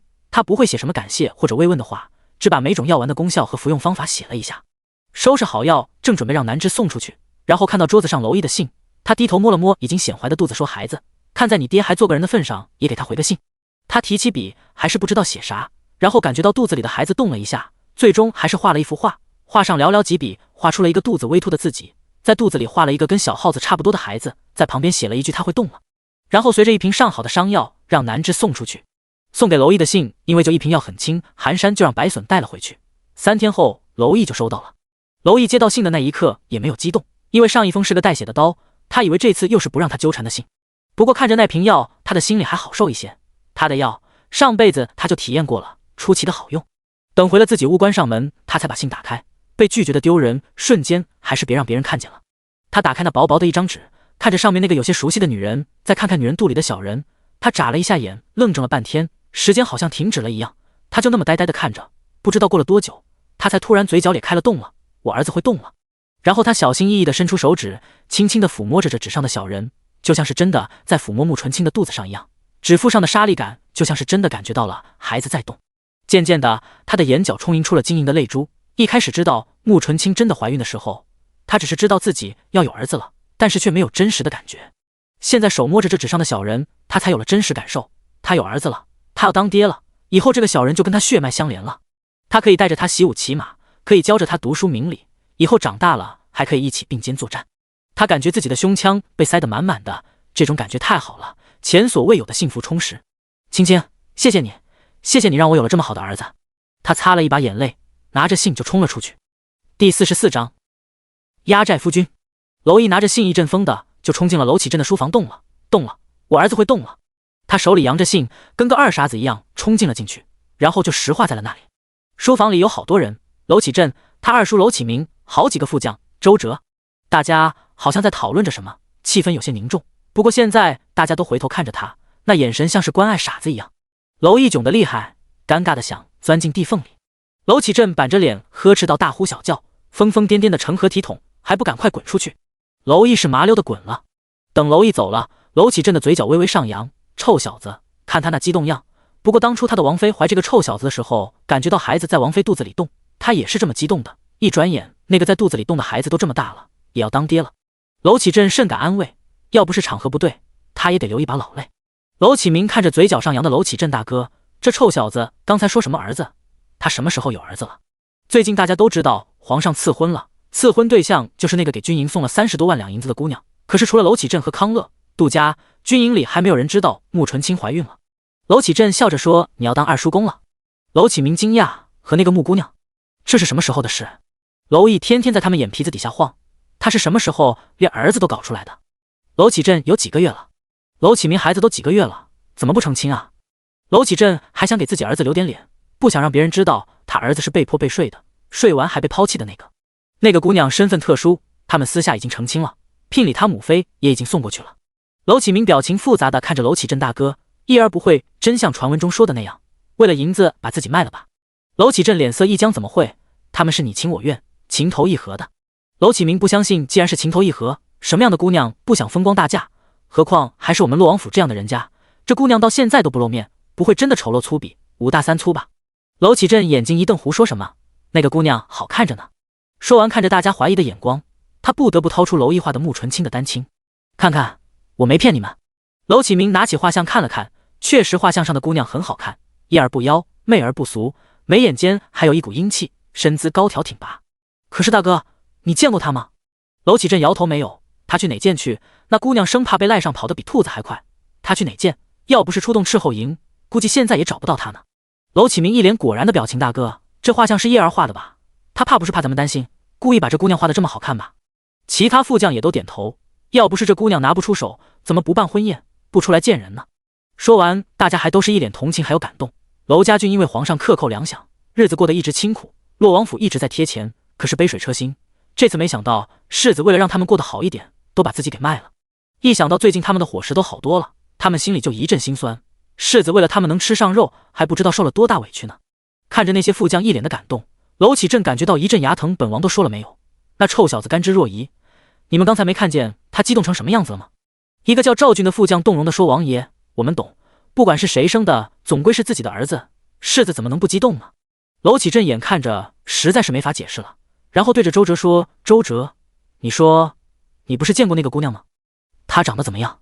周哲摸了摸头，憨憨地说：“确实挺漂亮的，不过气势也很足，看着不好惹。”娄启明赶紧问：“怎么个不好惹法？你在哪里见到的她？”周哲土匪窝，他看人的眼睛里都是杀意，那些土匪对他俯首帖耳，怕得不行。娄启明惊呆了，土匪啊！义儿这是为了娄家军做了压寨夫君？这一下大家就更心酸了，他们的世子多好啊，人中龙凤，竟然为了银子做了女土匪的压寨夫君，这让他们以后还怎么能咽得下去那些肉？娄启镇眼看着周哲越解释越乱，狠狠地瞪了他一眼。周哲一脸的无辜，他不过是实话实说啊，王爷怎么还生气了？娄启明义正言辞地说：“大哥，咱们还是把那些银子退回去吧。君子不为五斗米折腰，怎么能为了银子牺牲义儿一辈子的幸福呢？”几个副将连忙点头，他们可以不吃肉，也不能让世子去伺候母夜叉啊。娄启镇很是心累，胡说什么？穆姑娘不是什么女土匪，圣义堂就是她开的，她是有正经营生的。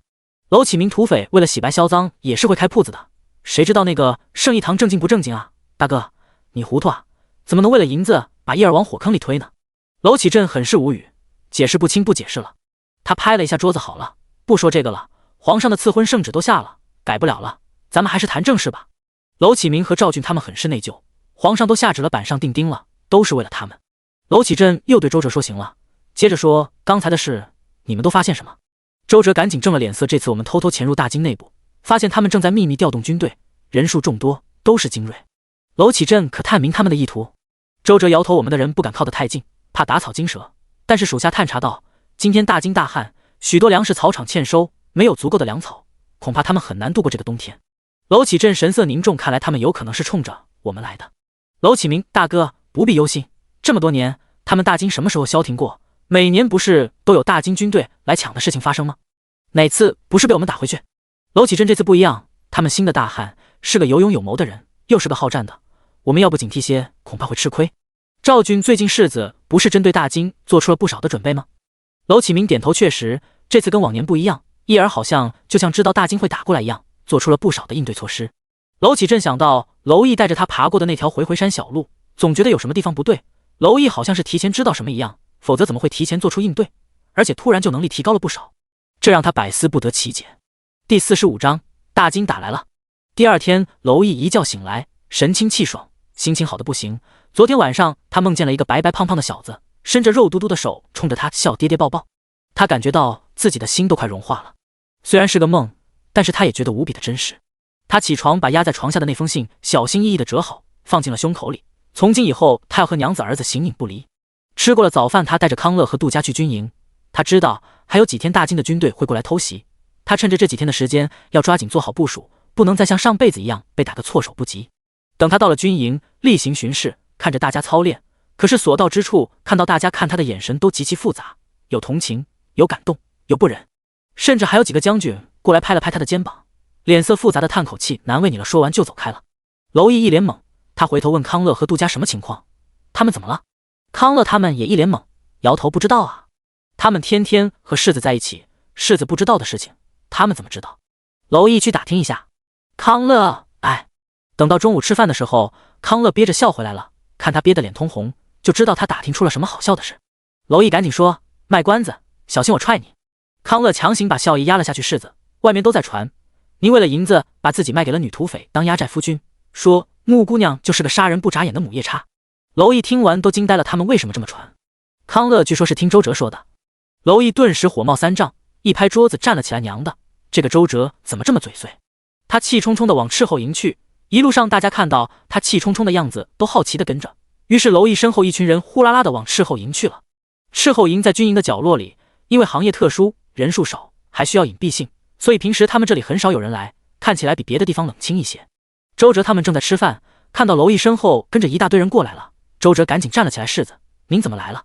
娄毅过来直接薅住了周哲的衣领子，你他娘的到底胡说八道了些什么？周哲吓了一跳，一脸懵地说，属下什么也没说啊。娄毅气得咬牙切齿，你什么都没说，军营里怎么传我是压寨夫君这几个字，他实在是说不出口。周哲明白娄毅为啥这么生气了，他抓住娄毅的手，试图脱困世子，您误会了，属下只是实话实说。娄毅一把甩开了他，怒斥道，都说了什么？周哲站稳了，无奈地说，属下只是说在土匪窝遇到的穆姑娘，她看起来很不好惹。娄毅气得破口大骂，在土匪窝遇到的她就是土匪吗？她不能去土匪窝做客吗？再说她哪看起来不好惹了，她明明那么温柔善良。娄毅身后的康乐和杜家嘴角直抽，世子莫不是忘了穆姑娘直接把她和那些百姓拍飞的样子了吧？世子是从哪看出来她温柔善良的？再说哪个温柔善良的姑娘去土匪窝做客？周哲的脸也是一言难尽，他弯腰行礼都是属下不了解情况，胡说八道，还请世子责罚。娄毅恨不得打死他，但是却什么都不能做，真要为了个女人打了他，他还怎么在军中立足？别人不得说他色令智昏了。娄毅脸色铁青，以后管好你的嘴，一甩袖子走了。跟在他后面的那些人赶紧给让了个路，心里想着世子够惨了，为了他们把自己卖了，他们以后不能再议论这件事了。世子也是要脸的，怎么能让别人说他被女人压着呢？然后接下来倒是没有人议论了，看娄毅的眼神也有所收敛，但是因为是装出来的若无其事，所以大家的表情都有些怪异，说话什么的都有些不自然，明显那种让着娄毅你说什么都对的表情。娄毅都要快疯了，不过他也无可奈何，总不能看到一个人就抓着说我娘子不是这样的人，她温柔着呢吧？那样大家更会以为他疯了。心里憋屈，他只好写信，把自己的委屈无奈都写在了信里，把自己说的特别可怜，说现在军营里没法待了，大家都用同情的眼光看着他，他一点威信也没有了，而且还写了他是怎么维护穆纯清的形象的，俨然一个为了维护妻子形象忍辱负重的痴心汉的形象。穆纯清在收到信的时候笑得不能自已，他还是第一次这么开心过，果然开心什么的都是建立在别人的痛苦上的，只要一想到别人都用同情的眼光看着娄毅，把他当成压寨夫君就觉得好笑，让他有一种真想把他抓来当压寨夫君的感觉。穆纯清这次回信给他回了一个大大的笑脸，把幸灾乐祸表现得淋漓尽致。娄毅看到回信差点没把嘴气歪了，点着那个笑脸骂到小没良心的，我倒霉，你这么开心。不过娄毅的苦闷也没有坚持多久，因为大金打过来了。8月15晚上，在别的地方还很热的时候，清风关的晚上已经开始冷了。娄毅清楚地记得上辈子大金就在今天晚上突袭的，所以他亲自带人在今天晚上守夜。娄毅站在城门楼上望着清风关外茫茫的荒漠，因为是中秋夜，月亮像银盘一样挂在天边，把关外照得明亮。他回想着上辈子的事，那时因为过节，他又年轻不知分寸，所以那天晚上贪杯喝多了酒，昏睡了过去。等他清醒的时候，城门口已经是战火连天，父王也上了城门迎战。他慌忙爬上了城楼，看着下面黑压压的敌军，心里直发慌。他虽然是洛王府的世子，在边关也有几年了，可是从来没有看到过这么惨烈的战争，城楼上堆的都是尸体。那些人昨晚还和他把酒言欢，今天却成了尸体，空气中浓重的血腥味让他直作呕。正当他还在发愣的时候，父王大喊一声小心，然后把他推开了，但是对方投石器投出的石头却砸中了父王，就因为这次受伤，让父王行动不便，最终战死沙场。看着外面的茫茫黄土，娄毅的眼神里都是杀意，他捏紧了拳头，恨恨地说大金，来吧，这次让你们有来无回。第46章神剑手亚索。月朗星稀，清风关的天气总是这样，在不刮风的日子里就特别的天朗地阔。清风关里大多都是军户，世代娄家军驻守在这里，百姓是兵，兵也是百姓。今天虽然是过节，但是城里并不热闹，因为上辈子喝酒误事，今天娄毅下令军营所有人不许饮酒。虽然他没有告诉娄启镇他们今天大金会打过来，但是因为周哲他们探查的消息，军营里的气氛还是很凝重的，大家都是准备充足，随时迎战。今天的晚饭格外的丰盛，每个人都能吃到大块的羊肉，喝羊汤，一人一块月饼。大家都知道这是娄毅的功劳，所以在吃的时候都会感谢一下娄毅，搞得在城楼上的娄毅喷嚏连连。康乐担忧地看着他主子，您是不是风寒了？这城楼上风大，您还是回去休息吧，属下和杜家守着。娄毅没理他，紧盯着关外。突然他眼睛一亮，来了，阿 T。 康乐和杜家随着他的眼神看过去，就看到关外的荒漠上一大片黑压压的东西在慢慢靠近，对方有些慢，没有发出声响。康乐激动地喊嫡媳，快击鼓。娄毅制止，按我吩咐的让各营准备好，不要发出动静惊动他们，等他们靠近了再打。杜家有些奇怪，世子，您是不是早就知道敌人今天会过来？要不然怎么让各营的人都在这城墙上藏好了？城墙上也准备了各种的弓箭、投石器、火油、大石头。娄毅沉声说道，只是有备无患。康乐赶紧拍马屁，那世子真是料事如神，要不是世子提前准备，咱们这次可要损失惨重了。这大金人真狡猾，等着咱们过节的时候来偷袭。娄毅沉默不语，这次是用上辈子的损失惨重换来的。很快大金的骑兵靠近了，还有2里地，因为今天月亮很亮，娄毅看得清楚，对方黑压压的都是骑兵，因为他们在马蹄上包着布，马嘴上套着马嚼子，所以这么多人他们也没有发出声响。娄毅就这么静静地看着他们靠近，知道有敌袭，城楼上的士兵也不敢发出任何声响。近了，再近一点，他们就能掉进挖好的战壕里。突然听到几声马匹的嘶鸣声，有马掉进去了，然后有更多的马开始嘶鸣，还有人的痛苦哀嚎，战壕里都是木刺。这个时候对方的将军看到发出声响，行迹败露了，就想争取时间，趁着清风关没反应过来，赶紧冲锋。他让传令兵吹响号角冲啊！然后数以万计的骑兵踏着前面掉进战壕里，马匹和士兵得身体向前冲。那些士兵掉下去没死掉，但是被自己人给踩死了。可惜冲过战壕的人也没有跑多久，纷纷落马栽倒在地。广阔的荒漠上散的都是铁蒺藜，这种铁蒺藜是蝼蚁特意让人做的，比以前用的刺更多、更长，颜色还是土黄色的。那些马匹根本躲避不开，踩到铁蒺藜上就疼得抬腿嘶鸣，然后马背上的人就被甩了下去，掉在地上的人还被铁蒺藜扎到。看到不断的有人摔倒，大金的大将军莫桑知道他们可能中计了。虞国早有防备，但是都走到了这里，再撤兵就太可惜了，所以他咬着牙让传令兵继续吹响号角，骑兵一鼓作气地往前冲。康乐和杜嘉吃惊地看着他们前仆后继地往前冲，根本不管前面摔马士兵的死活，直接踏了过去。康乐惊呆地问：他们都不管自己人死活的吗？蝼蚁冷笑：畜生怎么会有人的顾虑呢？大金向来好战，在他们看来，不管用什么手段，只要胜利就是英雄。只要拿下清风关，死再多人又何妨？这也是上辈子娄启镇带兵怎么也挡不住大金进攻的原因。他们都跟疯了一样往前冲，不怕死，前仆后继。后面的人踩着前面人的尸体上，很快城墙下就堆起了高高的尸体墙。要不是当时倒了火油，把尸体都点燃了，大金的士兵就踩着尸体冲进了清风关。因为有自己的兵马垫着，再也没有马踩中铁蒺藜。看着那些骑兵冲了过来，蝼蚁挥手让人击响了传令鼓。随着咚咚的鼓声，城墙上冒出了密密麻麻的士兵，他们都是手持弓箭。蝼蚁手一挥鼓点，一便箭矢像雨点一样飞了出去。对方的将军莫桑看着飞过来的密密麻麻的箭矢，一阵心惊。他想到清风关外面会有防备，但是没想到清风关上有这么多人，像是早就知道他们的计划，提前准备好，等着他们往里钻一样。他大喊着变阵防御，能来偷袭清风关，他不可能不做万全准备。提前就想过清风关有防备偷袭不成的情况该怎么做。对方的号角声一变，那些往前冲的骑兵纷纷下马，后面有步兵冲上来，用盾牌组成了防护墙。尽管他们反应很快，还是有不少冲在前面的马被射中，一时间关外都是敌人的哀嚎声。随着弓箭手的现身，清风关上点亮了火把，整个城楼灯火通明。蝼蚁身穿盔甲，像一根定海神针一样稳稳地站在城墙上，浑身散发着浓重的杀气。看得康乐和杜嘉都一阵心惊，世子什么时候变得这么有气势了？身上的杀伐气比王爷都重。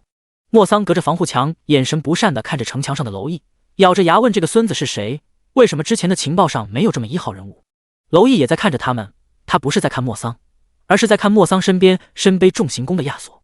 亚索身材高大，力大无穷，是大金有名的神箭手。上辈子就是他射杀了受了伤动作不灵敏的洛王，还把蝼蚁射成了重伤。上辈子蝼蚁在伤好以后，虽然利用那条小路打败了大金，但还是用了5年时间才潜入大金杀了亚索。现在看到曾经的仇人好好的站在自己面前，蝼蚁就控制不住自己的杀意，恨不得现在就手刃了他。他在看着亚索，亚索也在看着他，眼神里都是志在必得的得意。他指着蝼蚁对莫桑说：将军，属下把他给您射下来。莫桑点头，然后就看亚索取下身上的弓，挽弓搭箭对准了蝼蚁。第47章蝼蚁受伤。亚索挽弓搭箭的同时，蝼蚁也伸手接过康乐手里的弓。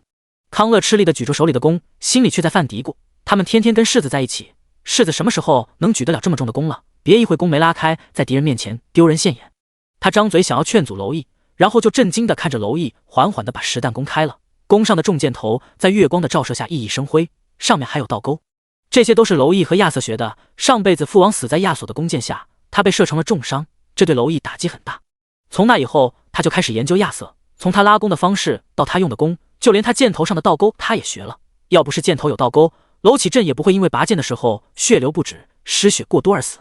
而他之所以没死，第一是因为他没有伤在要害，第二后来是有人给他送来了上等的伤药止住了血。重生以后，他在回忆这段过往的时候，他怀疑当时的药是不是穆纯清派人送来的，因为只有他有那么好的伤药，还会关心他的死活。这把弓是重生后他让人重新打造的，上辈子他受了刺激，就不停地训练自己的剑术，并且不断地加重力量。亚瑟是天生神力，比他高大，他只是比普通人力大一点，可想而知，他为了能够拉动跟亚瑟用的一样的弓，他付出了多大代价，东来蜀往，没有一天懈怠，直到他被骗回京城关进大牢。上辈子的往事在脑子里一闪而过，他和亚瑟同时松了弓弦，箭矢发出嗡的一声，如破竹之势射了出去。蝼蚁射出去的同时，迅速换了一个位置，紧接着射出第二箭。这也是亚瑟的招式，虽然他是百发百中的神箭手，但是也是心思缜密的。为了自己能万无一失的射杀目标，他会在射出第一箭的时候，紧跟着射出第二箭。一般对手躲开他的第一箭，就会放松神经，这个时候是射杀的最好时机，因为攻中能在转瞬间就拉开第二弓并射出去，这需要很大臂力。上辈子他练了5年才能做到，才把亚瑟杀了，用他的必杀技把他杀了。这辈子虽然从重生开始他就一直在锻炼自己的臂力，但是短短的几个月，这副身体肯定是很难达到的上辈子的程度，所以在他尽全力射出第一箭以后，第二箭就有点后续无力。亚瑟射箭的同时也看到了蝼蚁在射箭，但是他一点也不放在眼里，因为他自信还没有人跟他一样力大无穷，能拉开这么重的弓，还能短时间内连发，而且他的弓射程远，这个距离普通弓根本射不到他，所以他没动。但是他刚射完一箭，就发现蝼蚁的箭已经快速的到了跟前，快到他都能感觉到箭矢上带着强劲的风，他顾不得惊讶，急忙偏头躲过，同时手里的已经拉开的第二箭在看到城楼上突然出现的人时偏了1寸射了出去。匆忙之间他完成这么多，以为能稳赢，可是因为他的注意力在刚上城楼的人身上，没有注意到蝼蚁紧跟着的第二箭，偏移的身子来不及躲闪，箭矢直接射进了他的右肩。而蝼蚁在射出第二箭，在快速换了位置的时候，眼角余光突然看见了正冲上城楼的娄启镇，他猛地回头看到亚瑟的第二箭直直地冲着娄启镇而去。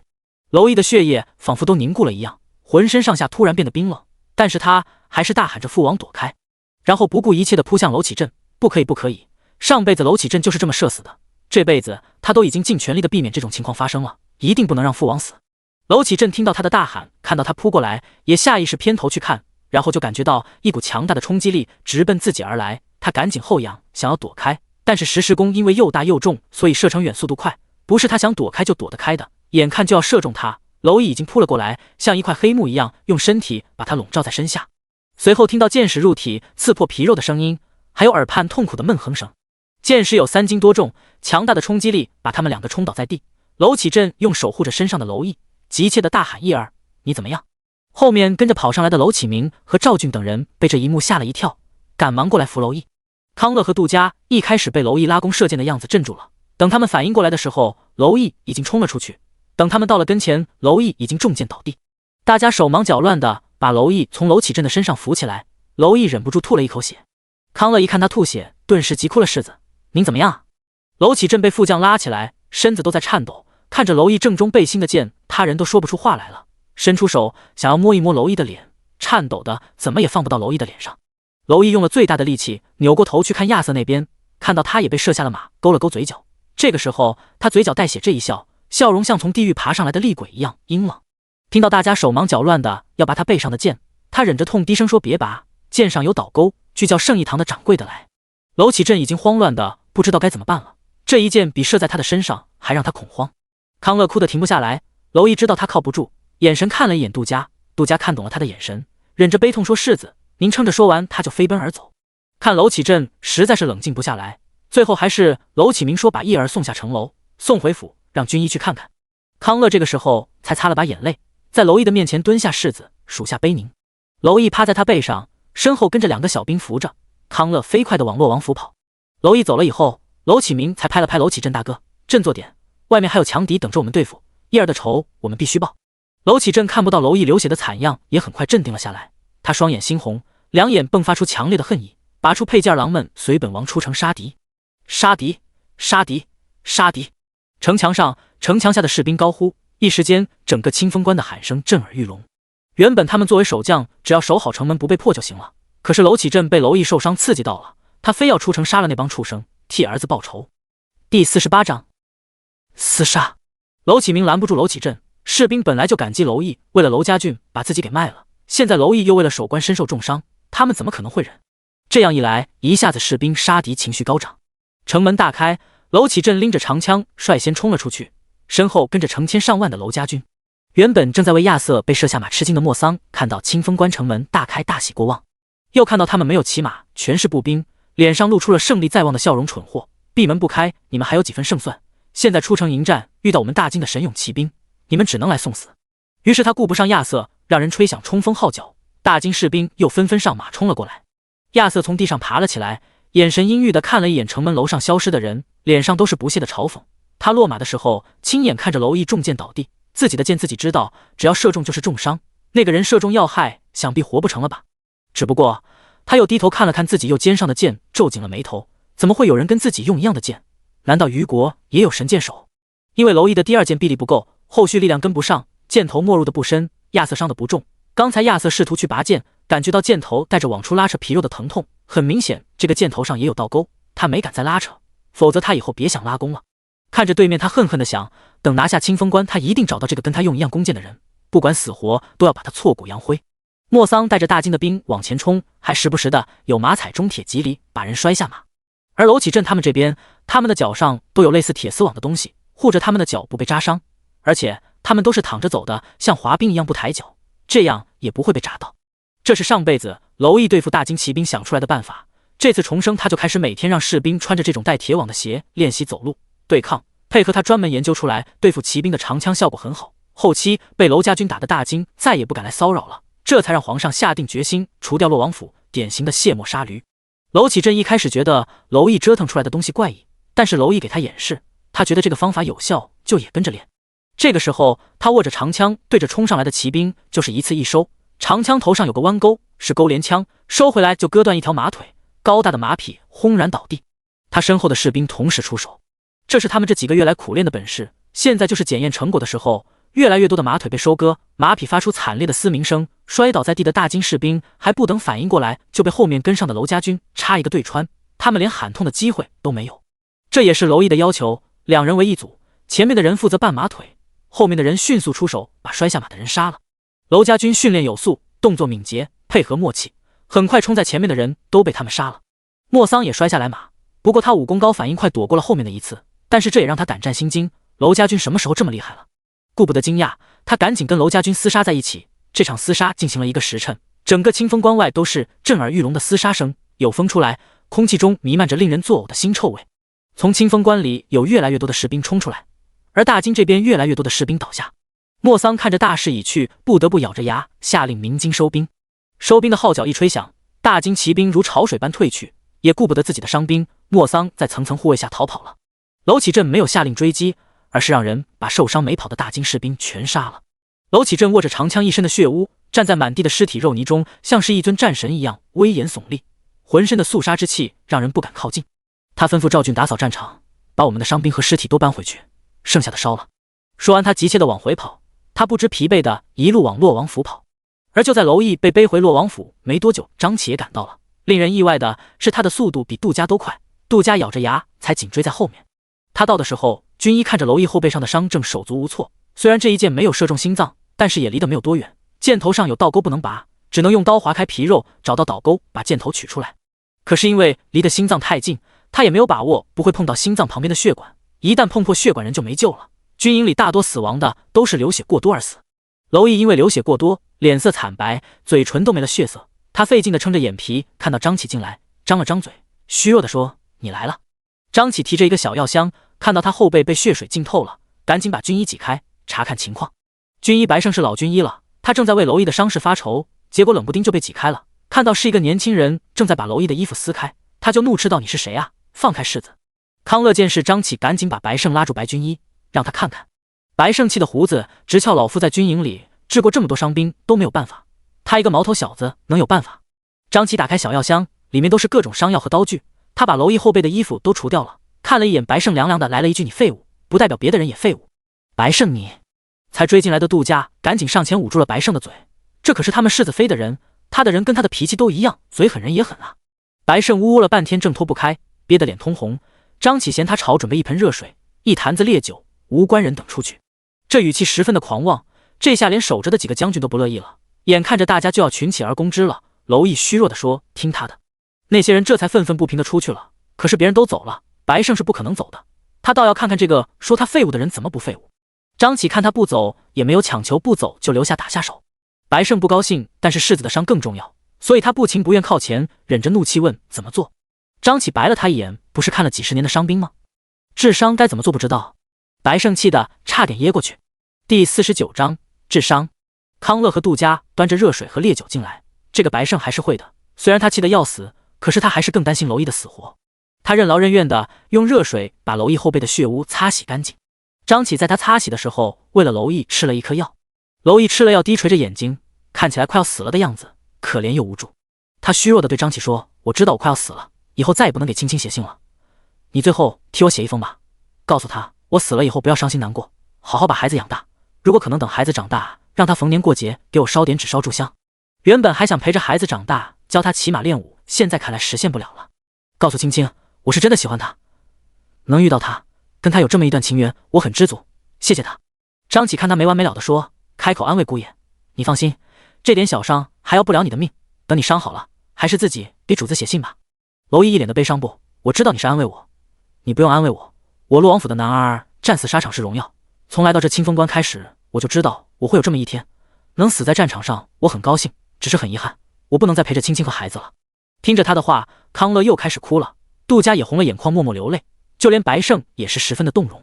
可张启却是一副你这么烦的表情，姑爷，我说了这是小伤，你要是真的快死了，就说不了这么多话了。娄毅眼神哀怨，仿佛马上就要咽气的感觉，气似游离的说，不用安慰我了，我不怕。张启实在受不了了，一个手刀冲着娄毅的脖子砍了下去，烦死了。娄毅在晕过去的时候想了一下，穆纯清的人都这么喜欢把人砍晕吗？太没有礼貌了。看到娄毅晕过去，康乐和杜家惊的直接拔了刀，怒斥张启，你干什么？张启一脸淡定的说，他太聒噪了，影响我发挥。说完把惊得目瞪口呆的白胜推开，拿起那坛子烈酒往娄毅后背上倒。白胜吓得赶紧阻止，你这样世子会疼死的。张启的手一夺酒就倒在了伤口上，白胜下意识的要去按娄毅的身体，以免他疼得剧烈挣扎，可惜娄毅一动不动，没有任何反应。吓得康乐扔了手里的刀，就过来探他的鼻子，感觉到他均匀的呼吸，康乐腿软的坐在了地上。掌柜的，你吓死我了。白胜惊奇的看着没反应的娄毅，世子怎么没反应？张启可没有那个好心给他答疑解问，他拿起小药箱里薄如纸一样小刀子，用烈酒洗了，顺着剑矢的边缘划开了娄毅的皮肉，他下手又稳又快，出血都很少。很快他划出一个3寸长的口子，从药箱里拿出2个薄竹片，插进伤口里，把伤口用力撑开，然后对白胜说，撑着。白胜赶紧收起好奇心，接过竹片撑着。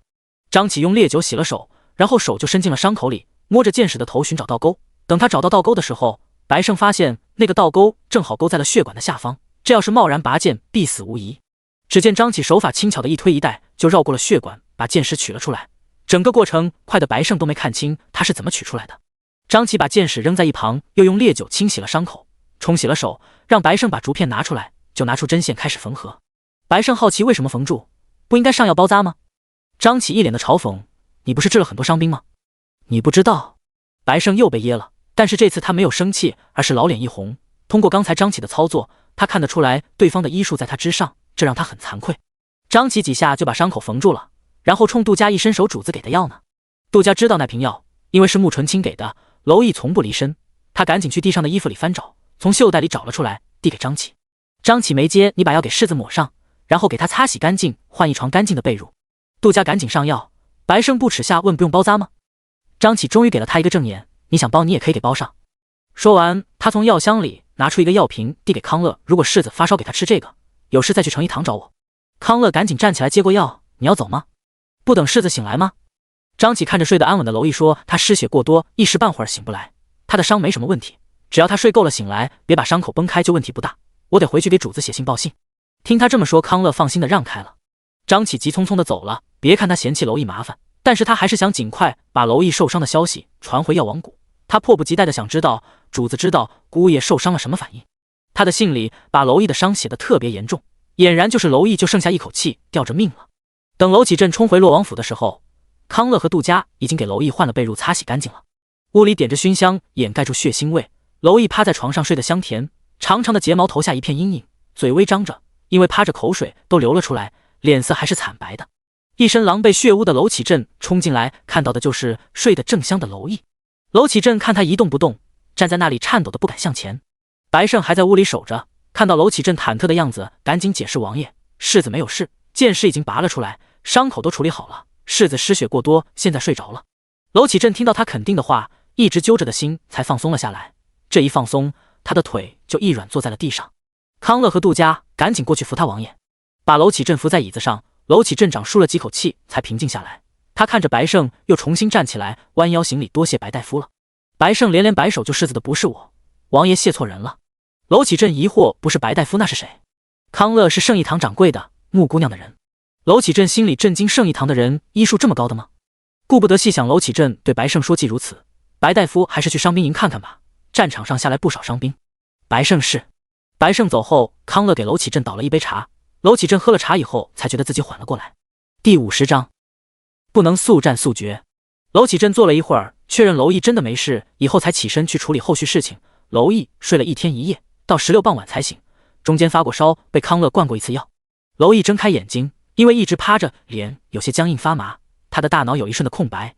他眨了眨眼，看着坐在脚踏上打瞌睡的康乐和杜佳，才反应过来，今夕几何？这是他重生以后的后遗症，每天睁眼脑子都有些空白，不知道是前世还是今生。他想起来了，大金攻打过来了，他受伤了。他微微起身，低头看看自己胸前什么都没有，没有包扎的绷带，也感觉不到疼痛。他以为自己这又是什么重生或者受伤是幻觉的，猛地起身查看，因为起得太猛，拉扯到后背的伤口，疼得他嘶了一声，又摔了回去。照顾了他1天1夜，正靠着床休息的康乐和杜佳听到动静猛地惊醒。康乐看到娄毅醒了，欣喜地喊世子：“您终于醒了！”杜佳都比平时激动，他听到娄毅嘶声了，所以第一时间去查看他的伤口，还好线缝着没有崩开。娄毅缓了一下，疼痛感减轻了以后，他开口问怎么回事：“我的伤口为什么没有包扎？”康乐：“张掌柜的把您的伤口给缝上了，上了药，他没给包扎，对白军医说愿意包就包上，白军医没敢动就没有包。”娄毅：“张掌柜的给我取的剑。”康乐立马两眼放光的说：“对啊，您都不知道张掌柜的医术有多高。白军医看着伤口束手无措，张掌柜就那么折腾几下就把箭头取出来了，血都没流多少。”娄毅看不见自己的伤口，但是他没有感觉到太剧烈的疼痛，这跟他以前受伤不一样。我的伤怎么样了？杜家属下刚看过，已经开始愈合了。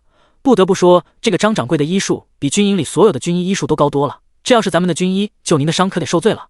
而且穆姑娘给的药也很好用，比一般的伤药愈合得快。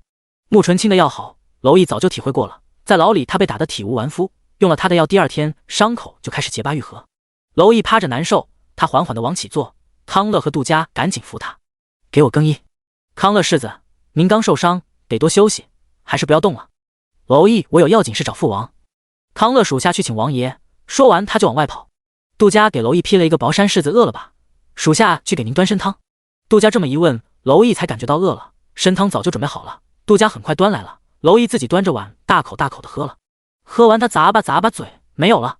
杜家：“世子，您刚受了重伤，还不能吃饭。”娄毅本来就饿了，参汤下肚肚里有了时，感觉更饿了，饿了就觉得烦躁。放屁！老子受了重伤，流了那么多血，不多吃点怎么补回来？赶紧给老子准备饭菜，老子要吃肉，很多肉。娄启镇急匆匆进来，就听见他老子长老子短的，他脸色一沉：“你给谁当老子？”娄毅一看他，顿时没了脾气，嘿嘿一笑：“您是老子，您是我老子。”娄启镇哼了一声，看到他昨天还奄奄一息半死不活的，今天就生龙活虎的能骂人了，心彻底的放下了。他试探着问叶儿：“这位圣义堂的掌柜的医术高超，这次咱们的伤兵太多，军医不够用，能不能让他来帮几天忙啊？”娄毅苦笑了一下：“父王觉得我能用得动他的人。”娄启镇沉默了，一开始他以为穆纯清就是个普通的江湖女子，可是他给洛王府送了30多万，现在他手下一个小掌柜的本事都这么大，让他实在是好奇，这是什么样的家庭才能培养出这样的女子？你能不能想想办法？我们以前只能眼睁睁地看着那些伤兵无法医治死去，现在既然知道有人能救他们，怎么能放弃？娄毅想了想，对杜家说：“你去以我名义张掌柜的过来帮忙，态度客气诚恳一些。”杜家是。娄毅又看向娄启镇，关外现在什么情况？娄启镇脸色很不好看，昨天大金的兵马退了到了20里外安营扎寨，没有要退兵的意思。昨天一战他们死亡过万，不过大多数都是他们自己才死的，我们伤2000多，死亡不到200。天太热，怕有瘟疫，关外的尸体都烧了，尸体太多，大火整整烧了1天1夜，刚才熄灭。我还正要跟你商量，回山那条路，我答应过你不会主动从那条路攻击，但是现在大金都打到家门口了，看起来架势也不像以前的那样小打小闹的样子。事后探查，他们大概有5万的兵马，后续还会不断增援。我想趁着他们现在被打得没缓过劲来的时候，翻过回山，把他们一网打尽。娄毅想都没想就摇头：“父王不可。”娄启镇疑惑：“为什么？”娄毅：“父王，我们洛王府和娄家军存在的意义是什么？”娄启镇一愣：“当然是镇守清风关，不让大金进犯分毫。”娄毅点头：“没错，可是父王有没有想过，如果没了大金，我们还有存在的必要吗？”娄启镇：“你什么意思？”娄毅：“这场仗我们不能速战速决，反而要打持久战，要让朝廷和皇上有危机感，觉得没我们不行。假如我们一鼓作气把大金打败，不仅会让皇上觉得功高盖主，而且还会让皇上觉得边关安稳，用不着我们洛王府会想办法除掉我们。”娄启镇有些震惊，他目光幽深地盯着娄毅：“你为什么会有这样的想法？”娄毅：“鸟尽弓藏，兔死狗烹，自古以来，我们这样武将落到这样的下场的例子还少吗？皇上早就视我们为眼中钉了。娄启镇的表情是既心酸又欣慰。他作为洛王，怎么会不知道现在洛王府的处境？但是他既没有造反的欲望，也没有更好的办法避免皇上的猜疑。他不能退了20万娄家军的下场不会好。他看着突然懂事沉稳的儿子，试探地问义儿：“你跟父王说实话，你有坐上那个位置的想法吗？”娄毅吓了一跳，嫌弃地往后躲了躲。父王怎么会这么想？我可没那个想法。我现在就是个洛王府世子，那个女人都不肯嫁给我。我要是当皇上，他肯定带着儿子彻底消失。然后他眯着眼睛又往前探了探身子，还是说父王有这个想法？娄启镇恼怒地一拍桌子，胡说八道！我要是有这个想法，你母妃第一个跟我和离。第51章，给你爹收尸。父子俩斗了会嘴，又恢复了正经。娄启镇可是这样一来，受苦的还是娄家军的将士和这边关的百姓。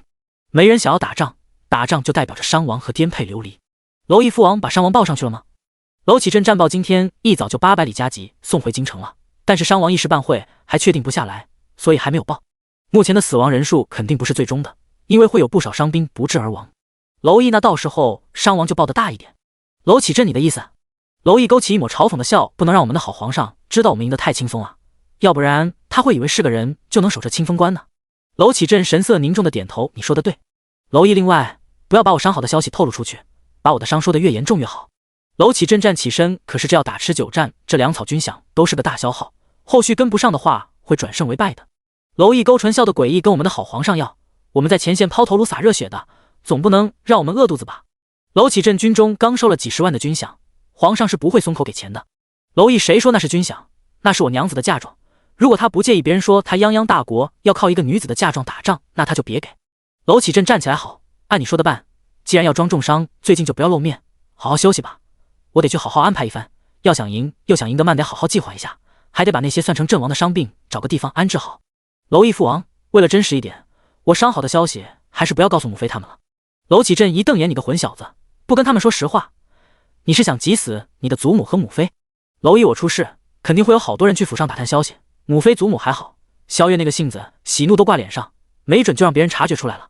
娄启镇，可是这样你母妃得多伤心。娄义撇嘴，我自己的娘子不是也没有说实话。娄启镇怒视他，那能一样？穆姑娘又不是你的娘子，人家没准还高兴你终于以后不缠着她了呢。娄义觉得自己心被射了他一箭，比后背中箭还疼。他捂着胸口，咬着牙对娄启镇说，你放心，我母妃心理承受能力强大着呢。洛王府最不缺的就是寡妇，我母妃嫁给你的时候就做好准备当寡妇了，别说儿子受伤了，就是您战死了，她也不会伤心的。娄启镇，你个逆子，你咒老子死！他扬起巴掌想打，看看他惨白的脸，又想起昨天晚上他奋不顾身的就自己就放了下去，一甩袖子走了。走到门口，看到守在门口的康乐，又恼怒地说了一句，给他准备肉。康乐讪讪地点头，这爷俩简直是互相捅刀子。娄义表示他可没有捅刀子，他说的是实话，上辈子他父王战死，他身受重伤，当时的洛王妃就表现得特别坚强，没掉眼泪，一个人撑着洛王府。后来祖母还有佛堂里的老人都相继去世，母妃就一个人住进了佛堂，从来没有露出软弱的一面。比朝廷先知道清风关被突袭的是穆纯清，当他3天后拿到娄义重伤的消息的时候，整个人阴沉的厉害。南芝明显的感觉到主子情绪不对，以前他收到娄义的信，虽说不会露出笑脸，但是明显脸上的表情柔和一些，但是现在整个人都变得紧绷起来，眼神里是南芝熟悉的杀意。这娄世子又怎么惹这位祖宗了？他小心的凑过去的问主子，您怎么了？穆纯清把信往前一伸，南芝接过来看了一眼，就惊呼出声，故意要死了。主子怎么这么倒霉，找了一个重爹生孩子，孩子还没生出来呢，爹就要没了。现在南芝是真的庆幸主子没有答应嫁给娄世子，要不然这才几个月就守了寡了。他收起惊讶的表情，露出悲伤的表情，主子您不要伤心，张启说娄世子重伤还有气，他医术不错，肯定能把娄世子救回来的。穆纯清眼睛一挑，你是从哪看出来我难过的？南芝，不难过，您这杀气腾腾的是因为啥？穆纯清低头摸了摸肚子，孩子要不要去给你爹收个尸？南芝，主子世子还没死。穆纯清等死了再去，不是只能烧香了？南芝看着穆纯清冰冷的脸，突然心灵福至，主子您不会担心娄世子想要去看看他吧？有您出手，娄世子肯定会没事的。穆纯清呵，救他？我为什么要救他？我只是不喜欢有人动我的东西，怎么这也是我睡过的男人，我可以不要他，但是不能让人说杀他就杀他。南芝明白了，主子这是怒了，要给娄世子报仇了。南芝担心看了看他的肚子，可是您现在的情况特殊，清风关那么远，得20多天才能到，您要是路上出个什么意外怎么办？穆纯清站起身，我的孩子没有那么脆弱。他出了木屋，看到乔安在药田里忙，大师兄，老头子的药库还有多少药材？乔安眼睛一亮，凑了过来，你又要薅羊毛？穆纯清，我只是物尽其用。乔安这次要用在哪？穆纯清清风观娄家军。乔安震惊地看着他，你这是真的看上那个世子了？怎么又贴钱又送药的？穆纯清瞥他一眼，想多了，我只是单纯的想看老头子不痛快。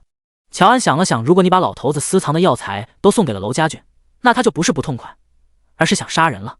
事先声明啊，我这次可不能帮你，老头子杀不了你，杀我跟捏死蚂蚁似的。穆纯清又凉凉的来了一句弱鸡。乔安你……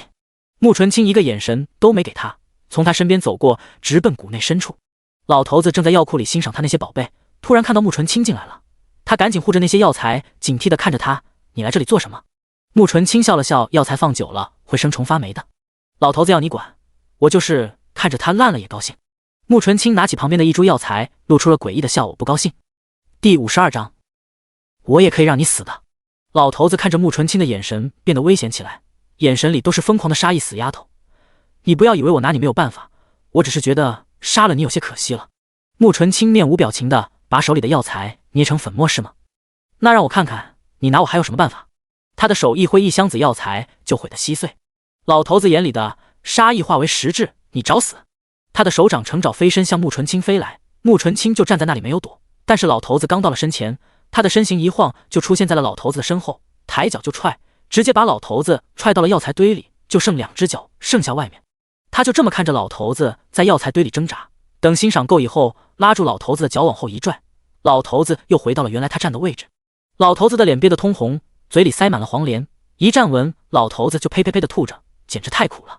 穆纯清还是那个面无表情的样子，老头子，我提醒你，你老了，打不动了，还是乖乖的养老吧。如果你乖一些听话一些，我会让你寿终正寝的。老头子吐完黄连，脸臭的比黄连还苦，他指着穆纯清破口大骂，你个不孝女，老子把你养这么大，教你武功医术，你就是这么报答老子的，你这是欺师灭祖。穆纯清的脸一下子变得有些狰狞，那我们就来算算，你当年把我抢走是怎么教的我医术和武功，放心，我会一样不少的让你体会一遍。穆纯清浑身的气势高涨，手掌有风，像是一个从地狱爬上了索命的厉鬼。老头子脸色一脸，往后瑟缩的躲了一下。那个好徒弟啊，咱们有话好好说，你不就是想要点药材吗？好说好说，等我100年以后，这整个药王谷还不都是你的，你想拿啥就拿啥。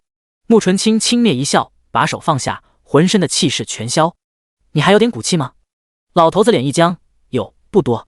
穆纯清回头冲着药库门一抓，一股劲风把门打开了，然后趴在门上听动静的乔安等人闪了进来，叠罗汉一样的趴在地上。看到穆纯清和老头子看着他们同时抬头露出一个礼貌又尴尬的笑。老头子看到他们那无处发泄的怒气有了发泄口，他指着还在地上落在一起的几个人破口大骂，一个个的都想看老子笑话是不是？老子打不过他，还收拾不了你们几个，现在老子就把你们的眼珠子挖出来下酒，看你们怎么看老子笑话。说完就气势汹汹的冲他们过去了。压在最上面的乔安慌忙起身，他还没站稳，老头子就被穆纯清一掌又打了回去，这次是屁股扎进了药材堆里，只露出来了头和手脚。穆纯清凉凉的说道，我说了，你乖一点，保平安。老头子一脸的颓败，乔安偷偷的给穆纯清竖了一个大拇指，其他几个人也赶紧站起来，一脸崇拜的看着穆纯清。穆纯清，大师兄去谷外帮我把寒山带进来，让他带人多准备马车。老头子使劲的从药材堆里挣扎出来，你敢带外人进来？穆纯清，你不是说你死后这药王谷以后都是我的吗？怎么我的人不能进？老头子脖子一梗，老子还没死呢。穆纯清看着他很认真的说，我可以让你死的。老头子把梗着的脖子缩了回去，不吭声了。乔安立马狗腿的说，我现在就去安排。2个时辰后，寒山带着人拉着20几辆马车进谷了。穆纯清对寒山一指药材库，凡是边关能用得上的药材都搬走。老头子凑过来，有些卑微的说，给我留一些吧。穆纯清，你如果活得够久，这里面还能塞满。再一次被威胁的老头子只能躲在角落里，心疼的看着寒山带人往马车上装药材。他手里拿着根小木棍，一边在地上画圈，一边念叨，造孽啊，当初我就不该带你回来，要是没有你，老子这药王谷也不至于乌烟瘴气，老子也不会过得这么憋屈。可惜没人理他，有乔安他们帮忙，马车很快装满了。兰芝和锦娘也收拾好了东西，等在木屋旁。锦娘肉眼可见的高兴，真好，小姐终于想通了，要去找姑爷了，看来这些日子姑爷的信没白写。穆纯清正准备上马车，吴宇凑过来，笑得一脸谄媚。小师妹，上次你带着大师兄去了清风关，这次该带我去了吧？穆纯清看看他，又看了看不远处，目光殷切地望着他的4个师兄，都想去。5个人同时点头。老头子没了那么多药材，心情肯定糟透了。小师妹没在，没人能治得住老头子，他们都可以预见老头子绝对往死里虐他们，现在跟着小师妹走是最明智的选择。老头子突然窜出来，叉着腰指着鼻子骂他们不许走，一个也不许走，想把我这个老头子一个人扔在谷里。没门！你们走了，药田谁管理，活谁干，饭谁做。看到老头子气得唾沫横飞的样子，穆纯清突然勾唇，那师兄们就都走。老头子回头难以置信地怒视着他，你故意的？穆纯清笑着说，是啊，你不高兴我就高兴。老头子气得七窍生烟，也无可奈何，因为穆纯清一发话，5个师兄就都跑了，收拾东西赶紧走。一行人出了谷，到了穆纯清在谷外的宅子。莫莲还不知道发生了什么事，看到女儿出谷了，好奇地问，女儿，你怎么回来了？穆纯清，我要去给娄毅收尸。莫莲大惊失色，他死了？穆纯清快死了，等我到了，他应该就死了。莫莲指了指那20多车的药材问，那这些都是什么？穆纯清，孩子还没生下来，作为他的种无法尽孝，给点药材补偿一下，就算他儿子给他养老送终了。莫莲点了点头，应该的，那我也去，虽然我没当成他的丈母娘，但是该有的礼数还是得有，我去给他烧点纸。穆纯清没有拒绝，留下他一个人，穆纯清也不放心，于是穆纯清就带着浩浩荡荡的队伍出发了。一路上速度比回来的时候快多了，马不停蹄地往清风关赶。他的人大部分都分散在各地开了成一堂，宅子里还剩20-30人都带走了。第53章，不会良心不安。一直躲在屋里养伤的娄毅还不知道他心心念念的娘子来给他收尸了。他还每天跟张启幽怨的念叨自己伤得多重，差点与穆纯清阴阳相隔，明里暗里的问张启有没有把他受重伤的消息送到穆纯清手上，怎么一个回信都没有。这个狠心的女人难道真的不在意他的死活吗？张启还是很给面子的，杜家去请，就带着药铺的伙计去伤兵营帮忙了。作为对外说的伤势严重的娄毅，当然每天得有大夫给他治病，所以每天张启和白胜会来他这座会儿。现在娄毅就又跟张启念叨上了，你们养的笋都能送信了吧？3天就能送一封吧？怎么这6-7天过去了也没个回信啊？张启心想，回信是有的，但是他没有跟娄毅说。寒山出发的时候给张启来信了，说主子来给娄毅收尸了。他现在有些迫不及待的想看见主子来了，看见娄毅生龙活虎的样子，会不会把他打死？同时他也为自己忧心，他把娄毅的伤说得很严重。寒山说了，主子问他是不是废物，连个伤也治不了，如果太废物的话，还是让他回谷重新学习。他可不想回去，好不容易结束了那种噩梦般的学习。他正在走神，盘算着现在跑还来得及来不及。娄毅见他没反应，只能重重的咳嗽。张启被他咳嗽声拉回思绪，看到他咳得肺都快吐出来的样子，毫不留情地揭穿他柿子不用咳了，你的肺早就愈合了，今天把线一拆，你又可以征战沙场了。娄毅丝毫不尴尬地擦了擦嘴角，那还得是张掌柜的妙手回春。张启回他一个温和的笑柿子，客气了，趴下吧，把线给你拆了。娄毅脱了衣服趴在床上，张启拿起一个镊子和一把剪子给他拆线。白胜赶紧凑过来观摩学习。娄毅就感觉到背上有一种刺痛感和拉扯感，并不太疼。没用了多长时间，张启就拆完了好了，伤已经好了，只要柿子不用太大力气就没有问题。白胜在旁边一脸的惊奇，7天就好了呀？这要是放在以前，这么重的伤怎么着也得养1个月。这几天他跟在张启后面，在伤病营里长了不少本事。张启手法快，缝合技术好，药还好，很多以前治不了的伤员都被他救了下来。白胜现在对张启的态度十分谦和，张大夫，老夫能否请教一下，你是如何练就这一身的医术的？提起这个，张启就不愿意回忆。也没什么，就是不停地把死人身上的零件拆下来装上去，再拆下来再装上去，见得死人多了，人身上有什么零件，有多少骨头，哪有血管就一清二楚了。白胜听完，脸色一变，去哪找那么多死人？张启耸了耸肩，这谁知道呢？反正主子时不时的会送来病人，半死不活的人，死人供我们练手。自从他打算跟主子学医开始，每天见得不是快要死的病人，就是已经死了的病人，每天对着的都是血淋淋的尸体。那段时间他从来不吃肉。白胜脸色发白的看了看娄毅，据他所知，张启的主子是他们的世子妃，军营里都传这位世子妃是个女土匪，花了30多万两银子买了他们世子。现在看来，这位世子妃不光是个女土匪，还是个十分残忍血腥的人。他的脑海里已经想象出一个女土匪为了开医馆不停地杀人，逼着自己的手下练习医术的场景。原本他还是很崇拜张启的医术的，现在只要一想到这医术是怎么来的，他就一点也不羡慕了。在他眼里，死者为大，在活人身上做实验，死人身上动刀，这都是毫无人性的做法。所以他在看张启的眼神就有些古怪了。甚至往后退了一步，仿佛在他眼里，张启和他的主子就是个恶魔。他看娄毅的眼神也是充满了同情，世子真是牺牲太大了。为了娄家军要娶这么一个恶魔一样的女人，世子这一辈子都逃不出这个女人的手掌心了。娄毅也有些意外，他知道穆纯清的药都很好，圣义堂大夫医术好，他以为穆纯清是什么隐士的医学大族的人，现在看来不是这样，真正的世家大族不会这样学习医术。他试探地问张启：“你的主子为什么要这么做？”张启：“哦，主子说人死不能复生，得物尽其用。”白胜听了脸一拉，一派胡言，就是死者也有他的尊严，你们如此也不怕良心不安？张启：“哼，良心不安？作恶多端的人不怕良心不安，我一个治病救人的怕良心不安？”娄毅看张启明显的不高兴了，眼神示意白胜不要说了，再说没准张启也会砍晕他，穆纯清和他的人下手都黑。白胜只好闭嘴了，不过他还是走了。张启沉下来脸来问世子：“你们的人是怎么回事？端起碗吃饭，放下碗骂娘？”娄毅求生欲很高的否认，他指了指自己的头：“没有，他们的思想都有些迂腐，掌柜的不必在意。”张启也没有深究，不过接下来的日子他没有再去军营。前7天伤兵里重伤军医救不了的他已经救得差不多了，剩下的军医也能治，他得好好想想怎么将功补过，能把他谎报娄毅病情的罪减轻一点。后来这件事被娄启镇知道了，狠狠地批评了一顿白胜，在他眼里怎么会的医术不重要，重要的是能救下多少人。这几天张启和他的人救下何止100人，这些人都被娄启镇找地方藏起来了，这就是张启的功劳。大金在退兵20里简单的休整了3天以后，又增援了5万兵马发动进攻。这次他们吸取了上一次的教训，没有派大规模骑兵进攻，而是前面是步兵扛着许多的木板，既能当盾牌防箭，又能搭在战壕上过兵马。步兵过了战壕以后，会用木板躺着走，这样铁蒺藜都会被木板挡住推走，不过这样的进度很慢。而这次娄启镇不再开城门迎敌，而是守城门，用火箭弓，火箭射在木板上，箭头上的火油点燃木板，大金士兵烧死烧伤不少。而跟在步兵后面的大金士兵也推着投石车往清风关上投点了火油的石头。每天城墙上都会抬下来不少伤兵，这个时候得罪圣医堂实在不是一个明智的举动。最后白胜不得不登门道歉，结果张启根本没在，店里的伙计也不知道他去了哪里。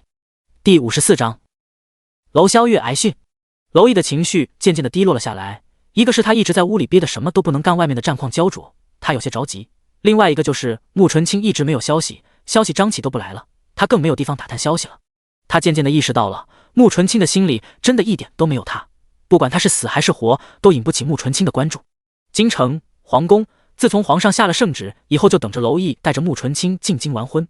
可是等来等去，等到的却是800里加急的战报，大金攻打清风关，娄毅身受重伤的消息。一下子朝堂上的气氛就紧张了起来。这些年大金也总会派兵骚扰清风关，但是没有一次是这么大规模的进攻。这下皇上也顾不得找洛王府的麻烦，毕竟现在他得需要洛王府守关。但是他又怀疑娄毅是否重伤，不怪他怀疑，毕竟他刚下旨赐婚，娄毅就受了重伤，有点太巧合了。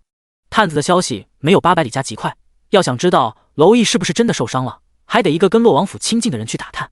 这个时候他又想起来了吕静颖，他去皇后那里让皇后宣吕静颖进宫，派他给娄毅写信打探一下消息。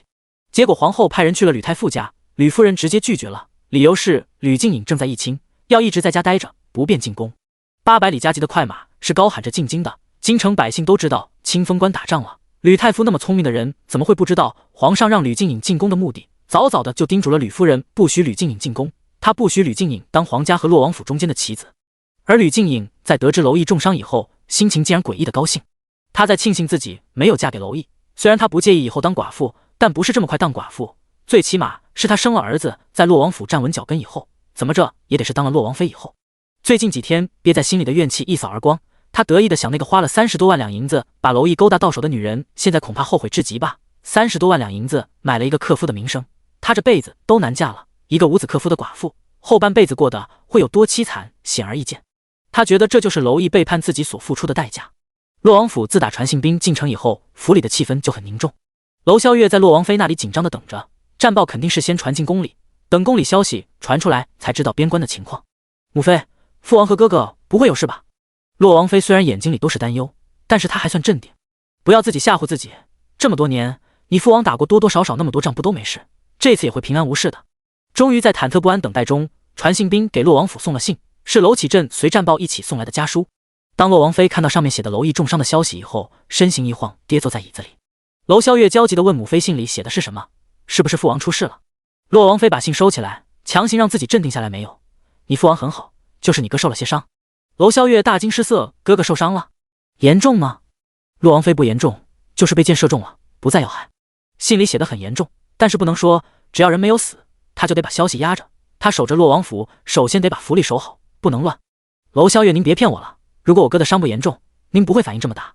他一屁股坐在椅子上，开始哭，我哥怎么这么倒霉，娶了那么一个上不了台面的女人不说，年纪轻轻还受了重伤，一定是那个女人克的。自从遇见她，我哥就没碰上好事，这京城里的人都把他当笑话一样。洛王妃脸一沉，你闭嘴。娄萧月，我什么时候教过你这么刻薄？上战场受伤，甚至战死沙场在所难免，从你哥去了清风关开始，就注定了他会经常受伤。你作为一个女子，居然把你哥受伤怪在一个女子身上，是他让你哥上的战场，还是他让你哥受伤的？洛王妃从来没有这么疾言厉色的批评过娄萧月，都把他吓傻了。他怯怯地喊了一声母妃。洛王妃回你屋去，从今天开始闭门思过，不把错误认识清楚，不要出来。娄萧月不敢反驳，只好走了。他走后，洛王妃身旁的齐嬷嬷对洛王妃说，王妃小姐还小，道理慢慢教就行，不用这么严厉。洛王妃脸色很差，她不小了，明年及笄就开始议亲了，她还如此是非不分，以后吃亏的是她。别人怎么说穆姑娘我不管，她作为洛王府的一员也这么说，简直就是没脑子。齐嬷嬷，王妃，那位穆姑娘和世子就是露水姻缘，您怎么这么维护她？洛王妃叹气，女子在世，想要活得肆意太难了，大多都被民生规矩教条所累，难得这位姑娘还活得这么通透，没有为了民生和洛王府的家事强迫自己嫁进来，这份真性情就很难得。而且她能一下子给了娄家军这么多银子，足以见得她对手边将士的敬重，只这一点就值得洛王府上下维护。两个人正说着，有小丫鬟进来通报王妃，门房说圣义堂来人了。洛王妃站起身，快请到前厅。等洛王妃到了前厅，圣义堂的掌柜陆川的已经等在了那里，他身后跟着两个伙计，抬着一个大箱子。陆川见过洛王妃。洛王妃已经跟陆川打过2次交道，笑着说，陆掌柜的不用客气，快坐吧。陆川小的就不坐了，这次来是托主子吩咐给王妃送东西，因为送的要多用马车，所以路上耽误的时间更长了一些。洛王妃，什么东西啊？陆川示意伙计把箱子打开，里面有许多的瓶瓶罐罐，还有盒子。陆川，这些都是主子给王妃和府里的夫人小姐送的药，都是养生美容调理身体的。洛王妃吃惊，这么多？陆川，不多，这是主子写的信。陆川把信递给洛王妃，齐嬷嬷过去接过信。洛王妃当着陆川的面就把信拆开了，看到里面写的都是药的使用方法和功效，洛王妃感觉到心里一阵暖意。虽然这些没有一句是关心慰问的，但是这字里行间都透着关心。洛王妃替我谢谢你们主子，她费心了。陆川，小的会的，如果没什么事小的就告退了。洛王妃正要点头，突然看着箱子里的那些药，问清风关圣义堂的大夫医术怎么样。第55章是药。陆川一愣，清风关的掌柜的是张启，他的医术看跟谁比，看比什么？洛王妃怎么说？陆川，张启擅长筋足科、经疮科、正骨科，主子说边关经常打仗，所以伤兵外伤多，他去那里更能发挥作用。而小的擅长大方科、小方科、针灸，主子说京城贵人多，小的来这里最好。小时候张启能够对着尸体折腾，他不能练一次吐一次，后来实在吐不行了，只能对着那些病人和半死不活的人练习把脉针灸。洛王妃眼前一亮，如此说来，那个叫张启的治疗外伤很有一套。陆川点头，随后好奇地问，敢问王妃是谁受伤了吗？洛王妃神色哀伤，是小儿受了箭伤，在边关被箭射中很正常，军中军医都能治。洛王妃既然问圣医堂，那就说明娄毅伤得特别重，军医束手无策。他谨慎地问，敢问王妃世子具体伤情？洛王妃毫无避讳地把信给陆川看，可能是娄毅为了真实性故意为之，所以他的伤描述得很细致。陆川看后心里有了数，王妃不必担忧，这个伤对于张启来说不难，既然我们都承认世子是我们的姑爷，张启是不会让世子出事的。而且主子的药都很好用，主子往京城送药的同时也往清风关送了伤药，按时间算肯定比京城先到，世子会无事的。洛王妃听后，不管是不是心理作用，一直焦躁的心还是平静了些。洛王妃如此就太好了。陆川走后，洛王妃看着那一箱子药，露出了欣慰的笑。齐嬷嬷，王妃真信他的话，论治外伤军医肯定更有经验。而且圣义堂虽然是医馆，但是一直不显山不露水的，咱们以前就没注意过这么个医馆，他们的药还能比宫里的药好。皇上为了面上彰显他重视洛王府，每年赐的补药就不少，哪就用吃外面的药了。洛王妃拿起一小瓶药，上面写的荣养丸，她带着几分笑意说，不管这些药有没有宫里的好，都是那孩子的一片孝心，真心就比宫里的强。她挨个打开看看那些盒子，然后在角落里一个稍微大一点的盒子打开，看到里面都是伤药、风寒药、退热药等常用药。她拿起那瓶止血的伤药，盯着看了半天，突然就像魔怔了一样，起身从烛台旁拿起了剪蜡烛芯的剪子，撩开自己的袖子，就对着胳膊就划了一下。齐嬷嬷急呼出声：“王妃，您这是做什么？”嫣红的血从洛王妃的胳膊上流了下来，洛王妃忍着痛把伤药递给齐嬷嬷，用这个药。齐嬷嬷是又气又心疼，她红着眼眶接过药，埋怨道：“您这是何必呢？就算要是药，也是奴婢来啊。”她赶紧吩咐小丫鬟去打水，给洛王妃清洗了伤口，以后就打开那瓶伤药倒了上去，粉末倒在伤口上，刚才还不断往出冒血的伤口瞬间就止了血。齐嬷嬷瞪大了眼睛看着伤口，过了一会儿，伤口处彻底没了血迹。洛王妃这时心彻底落到实处，她像是感觉不到疼一样，笑着说：“你刚才还问我为什么如此维护穆姑娘，如此好的姑娘怎么能让我不维护？听陆掌柜的话音，因为穆姑娘他们都会维护叶儿，没有他们此次危矣，能遇到穆姑娘是叶儿的福气，也是叶儿的大幸。”齐嬷嬷也认同了，她给洛王妃包扎伤口：“你以后可不能如此莽撞了，什么事不能吩咐下面人做？”洛王妃盯着伤口，露出了悲伤的表情：“伤在我儿，痛在我心，我这点小伤不及叶儿的1/1000，何足挂齿，如此才能让更安心一些。”原本洛王妃没打算把娄毅受伤的事告诉老王妃，现在能确定娄毅最后会没事，她就拿着信让人抬着那些药去了佛堂。到了佛堂，洛王妃就把事情详细的说了，包括陆川的那些话，不过她没说自己是药。儿媳找人试了这伤药，效果很好。老王妃感慨地说：“真是难为这个姑娘了，她如此惦记我们，我们却无以为报。”洛王妃笑了笑，大概许她和孩子自由就是最大的报答了。老王妃也点头，不过她和娄毅想到了一处去，接下来肯定宫里会有人来打探消息，我们不要露了马脚，就让宫里那位认为叶儿伤得很重，不能回京，也是好事。洛王妃是，果然没有吕静颖，还有其他夫人，一连好几天都有夫人上门拜访，明里暗里打探娄毅受伤的事。洛王妃就一脸伤心憔悴地接待他们，反正娄毅受了重伤是真，洛王妃只要一想到自己儿子受了那么重的伤，流了那么多的血，眼泪不自主的就掉了下来。那些夫人是看不出来一点作假的意思。有小姐们去娄萧月那打探，她更惨，她认定娄毅一定是伤得特别重，而且母妃还把训斥了一顿，她哭得眼睛肿得像个桃子。这些消息传回宫里，才让皇上打消疑虑。不过娄毅受了重伤的消息也在百姓中间传开了。本来大家就因为娄毅为了银子要娶一个丑陋无比的母夜叉而唏嘘，现在知道他受了重伤，更觉得娄毅可怜。然后同娄萧月一样，觉得穆纯清克夫的人也越来越多，渐渐的京城里都是骂穆纯清和替娄毅惋惜的言论。陆川听到百姓的议论，也是气愤至极，他把消息传回谷里，想问问穆纯清要不要干涉，结果药王谷里守门的人给他传回消息，穆纯清去了清风关，他只能又把消息传到清风关。清风关的战事依然焦灼，每天大京那边都会叫阵，他们推进的很慢，花了半个月的时间才打到城门下。清风关内虽然每天都有伤兵，但是阵亡的不多，娄启镇让士兵轮流守城门，也不至于太疲惫。今天莫桑已经带人打到了城门下，娄启镇亲自上城门迎战。大京架了梯子往上爬，不管城墙上怎么往下扔石头、浇火油点火，那些大京的兵就像不怕死一样，前赴后继的往上扑，整个城墙下都是浓重的血腥味和烧焦味。这种情况一直持续到日落，大京不再进攻，娄启镇才拖着疲惫的身体回洛王府。他们好像达成什么协议一样，大京不进攻，他们就不主动出击。莫桑身边的军师对莫桑说，这洛王好像有些奇怪，只要我们不进攻，就算是兵临城下他也不管，像是在故意消耗我们。第56章，我来给他收尸了。莫桑也觉得有些不对劲，他和娄启镇打交道也不是一次两次，哪次娄启镇不是追着他们打，非把他们打跑才算，可是这次明明他们都占了先机，却没有乘胜追击，而是缩回了清风关。再联想到一开始娄家军与以往不同的打法，还有城门楼上站着的那个陌生的男人，他沉思了片刻后说，原地休整几天，暂时按兵不动，看看他们有什么反应，另外打听一下那天的那个年轻人是谁。军师，清风关的守将我们都知道的差不多，从没听说来了新的守将，倒是2年多前洛王府的世子到了清风关，会不会是他？莫桑不大相信，那不就是个毛头小子？娄启镇放心让他指挥大军。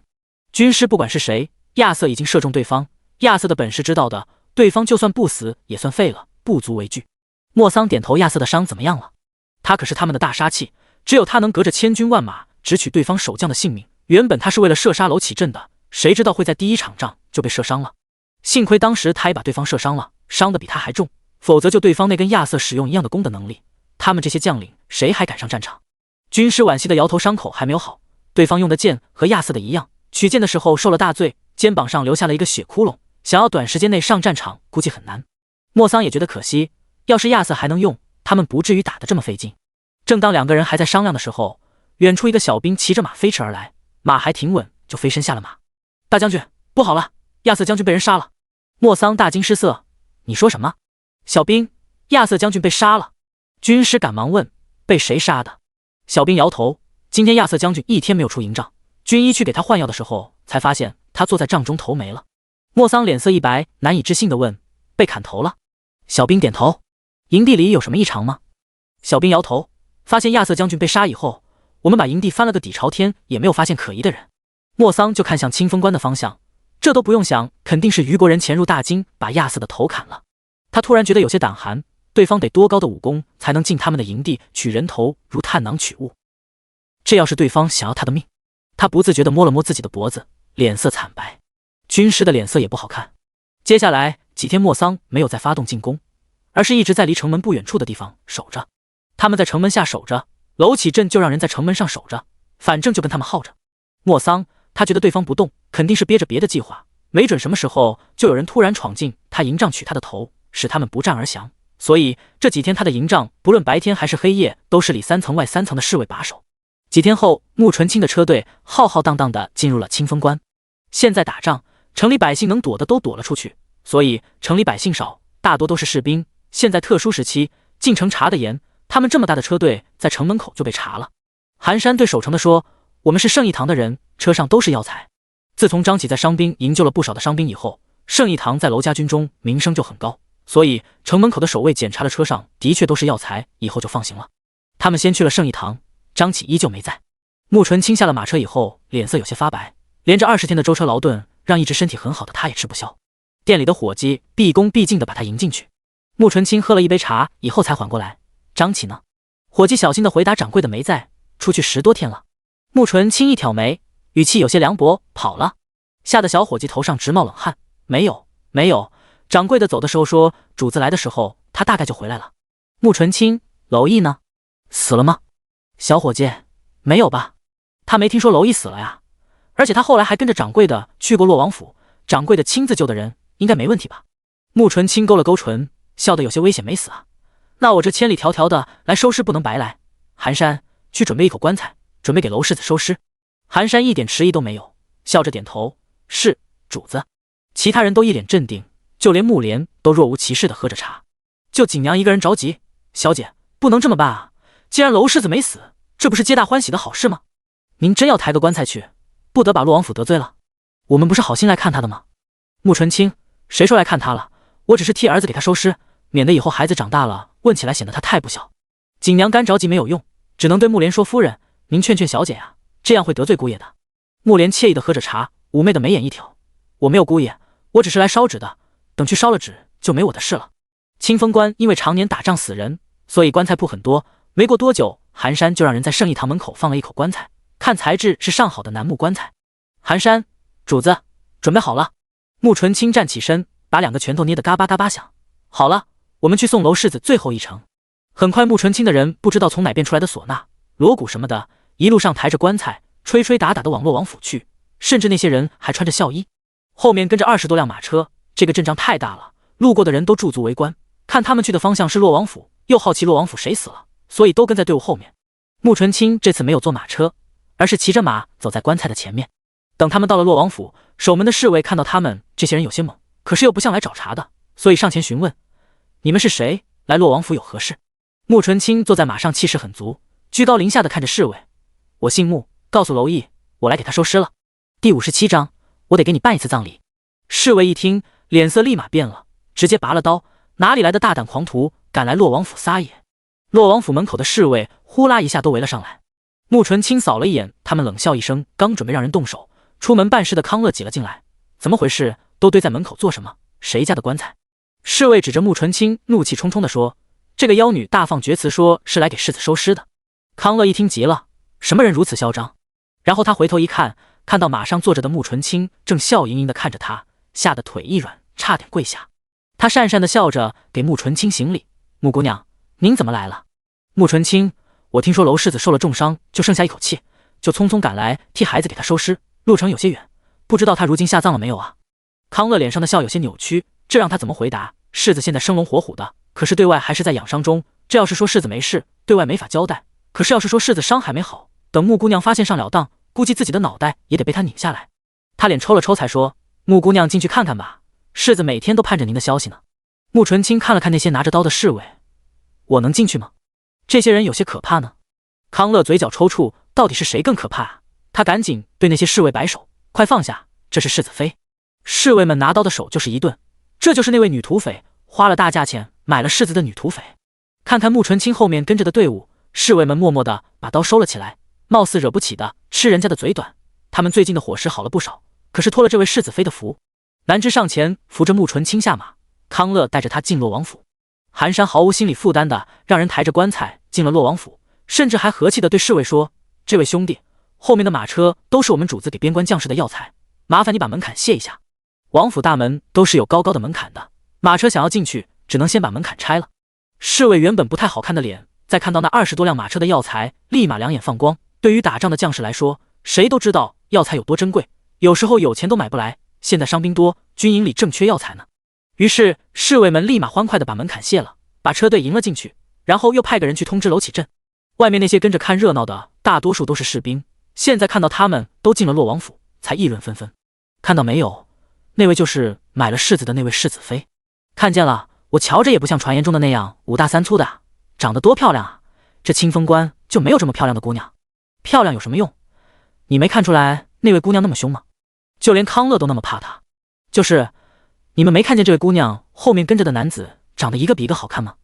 你们说她身边有那么多好看的男子，为什么还花了那么多钱买世子？不会世子只是她其中的一个男人吧？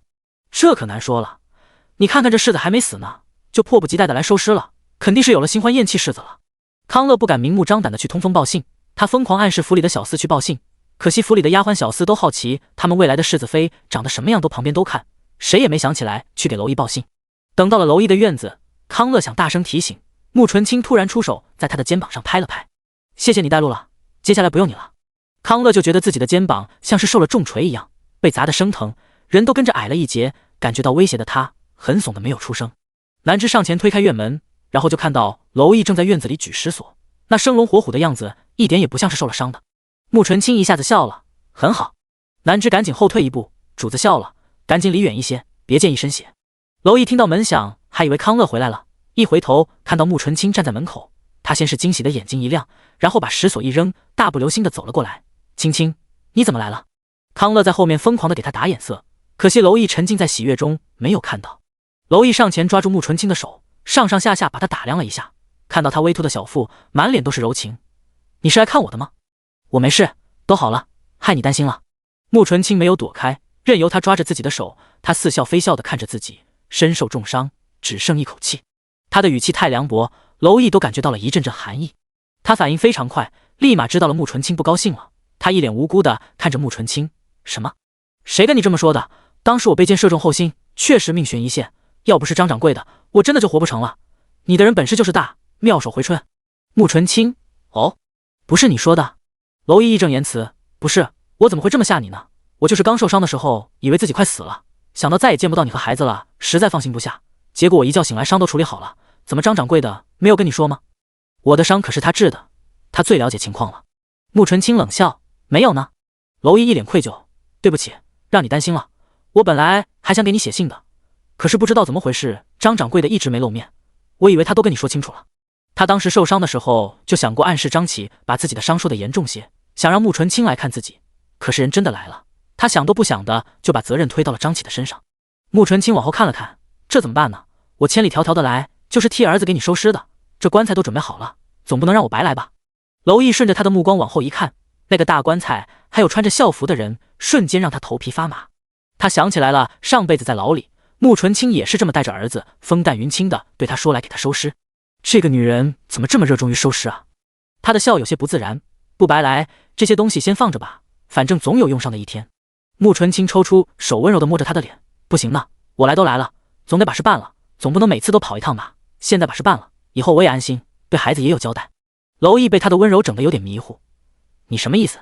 穆纯清笑了笑：“意思是我得替你办场葬礼。”说完手迅速地砍向娄毅的脖子。娄毅在晕过去的时候，脑海里就一个词：又来。第58章，哭到穆姑娘满意为止。娄毅软软的倒下去，在马上要嗑了脑瓜子的时候，杜家冲了过来，扶住了娄毅。“世子！”他抬头怒视着穆纯清：“穆姑娘这是为何？”穆纯清，我说了要来给他收尸的，当然要把事情办完。杜家，可是现在世子没有事情，难道你要把世子杀了吗？穆纯清歪头看着地上的蝼蚁，想了想，又回头问寒山，杀一个王府世子会有麻烦吗？寒山笑得如沐春风，大概有点麻烦，但问题不大。这话说得相当嚣张，跟着他们过来看热闹的侍卫小厮丫鬟都倒吸了一口冷气。康乐也气得不行，挤过去拦在了蝼蚁面前，你们不要太狂妄，这里是清风关，是洛王府的地盘，还轮不到你们在这撒野。穆纯清不是个会跟人讲道理的性格，他只会动手。他手往前一伸，掐住了康乐的脖子，直接扔了出去。他一动手，他后面跟着的人也开始动手。王府的侍卫纷纷拔刀，府里有亲卫100多人，小厮丫鬟100多人，可是就这200多人，也就是一盏茶的时间，就被穆纯清带来的30多人制服了。穆莲尤其兴奋，边打边喊：“多给我留2个！”场面一度很混乱，只有穆纯清和锦娘站在原地。锦娘急得一脑袋汗：“小姐，快别让他们打了，这里是洛王府，不能得罪啊！”穆纯清无动于衷，等到把洛王府的人都制服了，就让寒山带着人把灵堂布置了起来，蝼蚁也被换好了衣服，塞进了棺材里。等娄启镇骑着马着急地赶回来的时候，发现自己家的大门已经挂上了丧幡，门口一个守卫都没有。娄启镇一脸懵地下马，他回头问跟着一起回来的娄启明：“府里谁死了？”娄启明也是一脸懵：“应该没人死吧？”娄启镇心里有不好的预感，声音发飘地问：“刚才侍卫来报是怎么说的？”娄启明也是一脸一言难尽的表情，说是有位姓穆的姑娘来给伊儿收尸。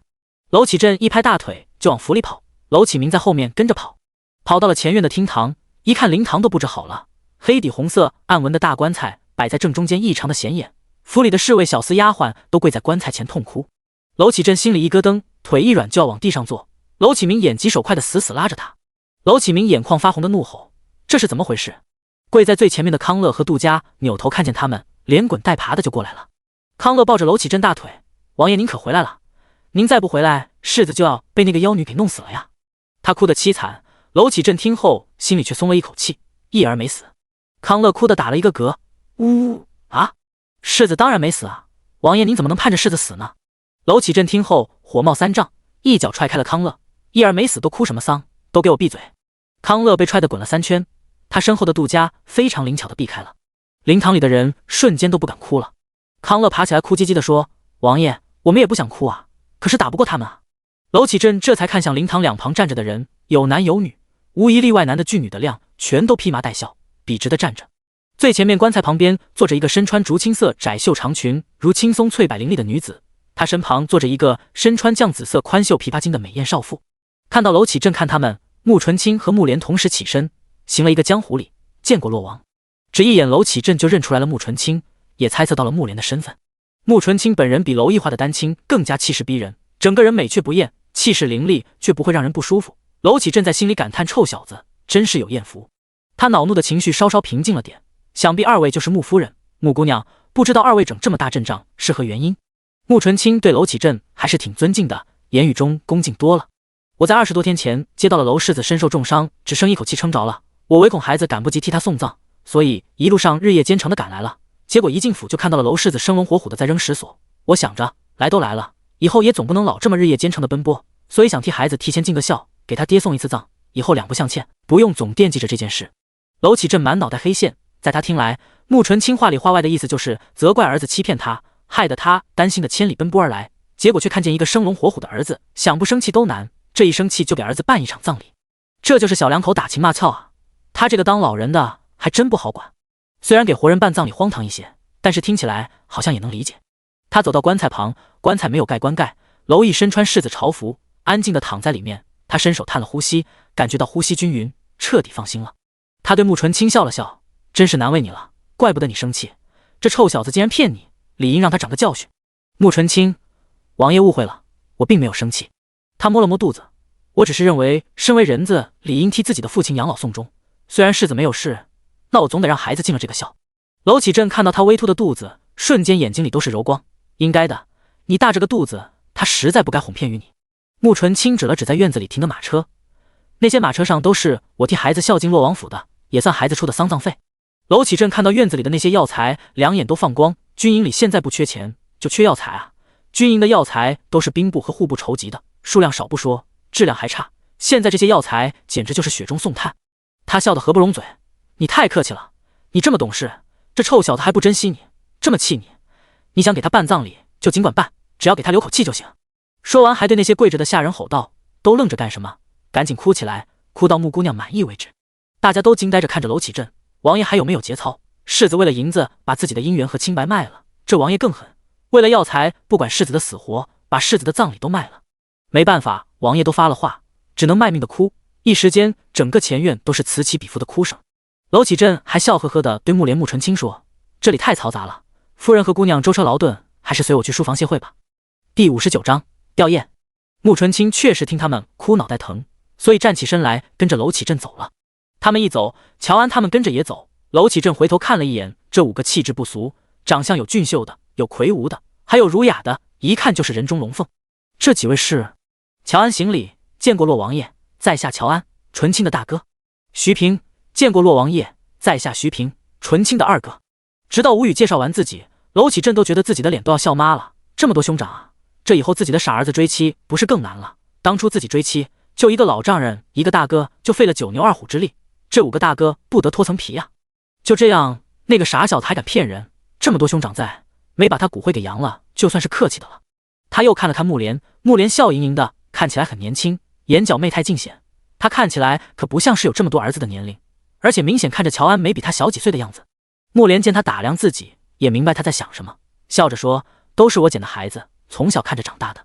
他又指了指还在灵堂守着的寒山等人，那些都是我捡的。乔安他们一脸的麻木，他们都是老头子抢回来的，寒山他们都是穆纯清捡回家的。穆夫人还真会给自己脸上贴金，他们之所以称自己是穆纯清的哥哥，是不想让他们查出药王谷。果然，娄启镇马上敬佩的行礼：夫人大义，能够收留这么多孤苦无依的孩子，怪不得养的女儿也这么深明大义。穆莲一脸的自得，还给穆纯清抛了一个媚眼，看，王爷都夸我了。穆纯清回了他一个白眼，脸呢？一行人到了娄启镇的书房，坐下让人上了茶以后，迁就的说：抱歉，这府里就我们几个糙汉子，也没个女主子招待您，多担待。穆莲不介意的挥手：无妨，以后会有机会见王妃的。娄启镇笑意盈盈的点头：那是，说起来我们也算是亲家，理应多来往。穆莲瞬间变脸：这就不必了，该做的我们都做了，以后还是不来往的好。娄启镇纳闷死了，敢问夫人这是为何？如果您的女儿和我儿子情投意合在一起是好事啊。穆莲看着面无表情的穆纯清说：这个你放心，我女儿不会和他情投意合的。娄启镇更纳闷了，这是为什么啊？看他们又送银子又送药的，并不排斥洛王府啊，怎么一谈婚事就避如蛇蝎呢？娄启明在一旁好奇的打量这位在军中传得沸沸扬扬的母夜叉，看起来人就是清冷了一些，但是该有的礼数都有，没有军中传的那么凶。严格的说，穆纯清是洛王府的恩人，没有他，张启不见得那么痛快就娄毅，没有他，娄家军现在面临的就是外有强敌，内部缺钱少药的情况。现在娄毅没事，他们不必忧心，粮草药材都是穆纯清的功劳。他也不解为什么穆纯清做了这么多，还是抗拒嫁给娄毅。不过他们也没有理由强迫人家嫁。娄启镇明白这个道理，这是儿子的事，那个臭小子要是自己没有本事把人追回来，那只能怪他没福气。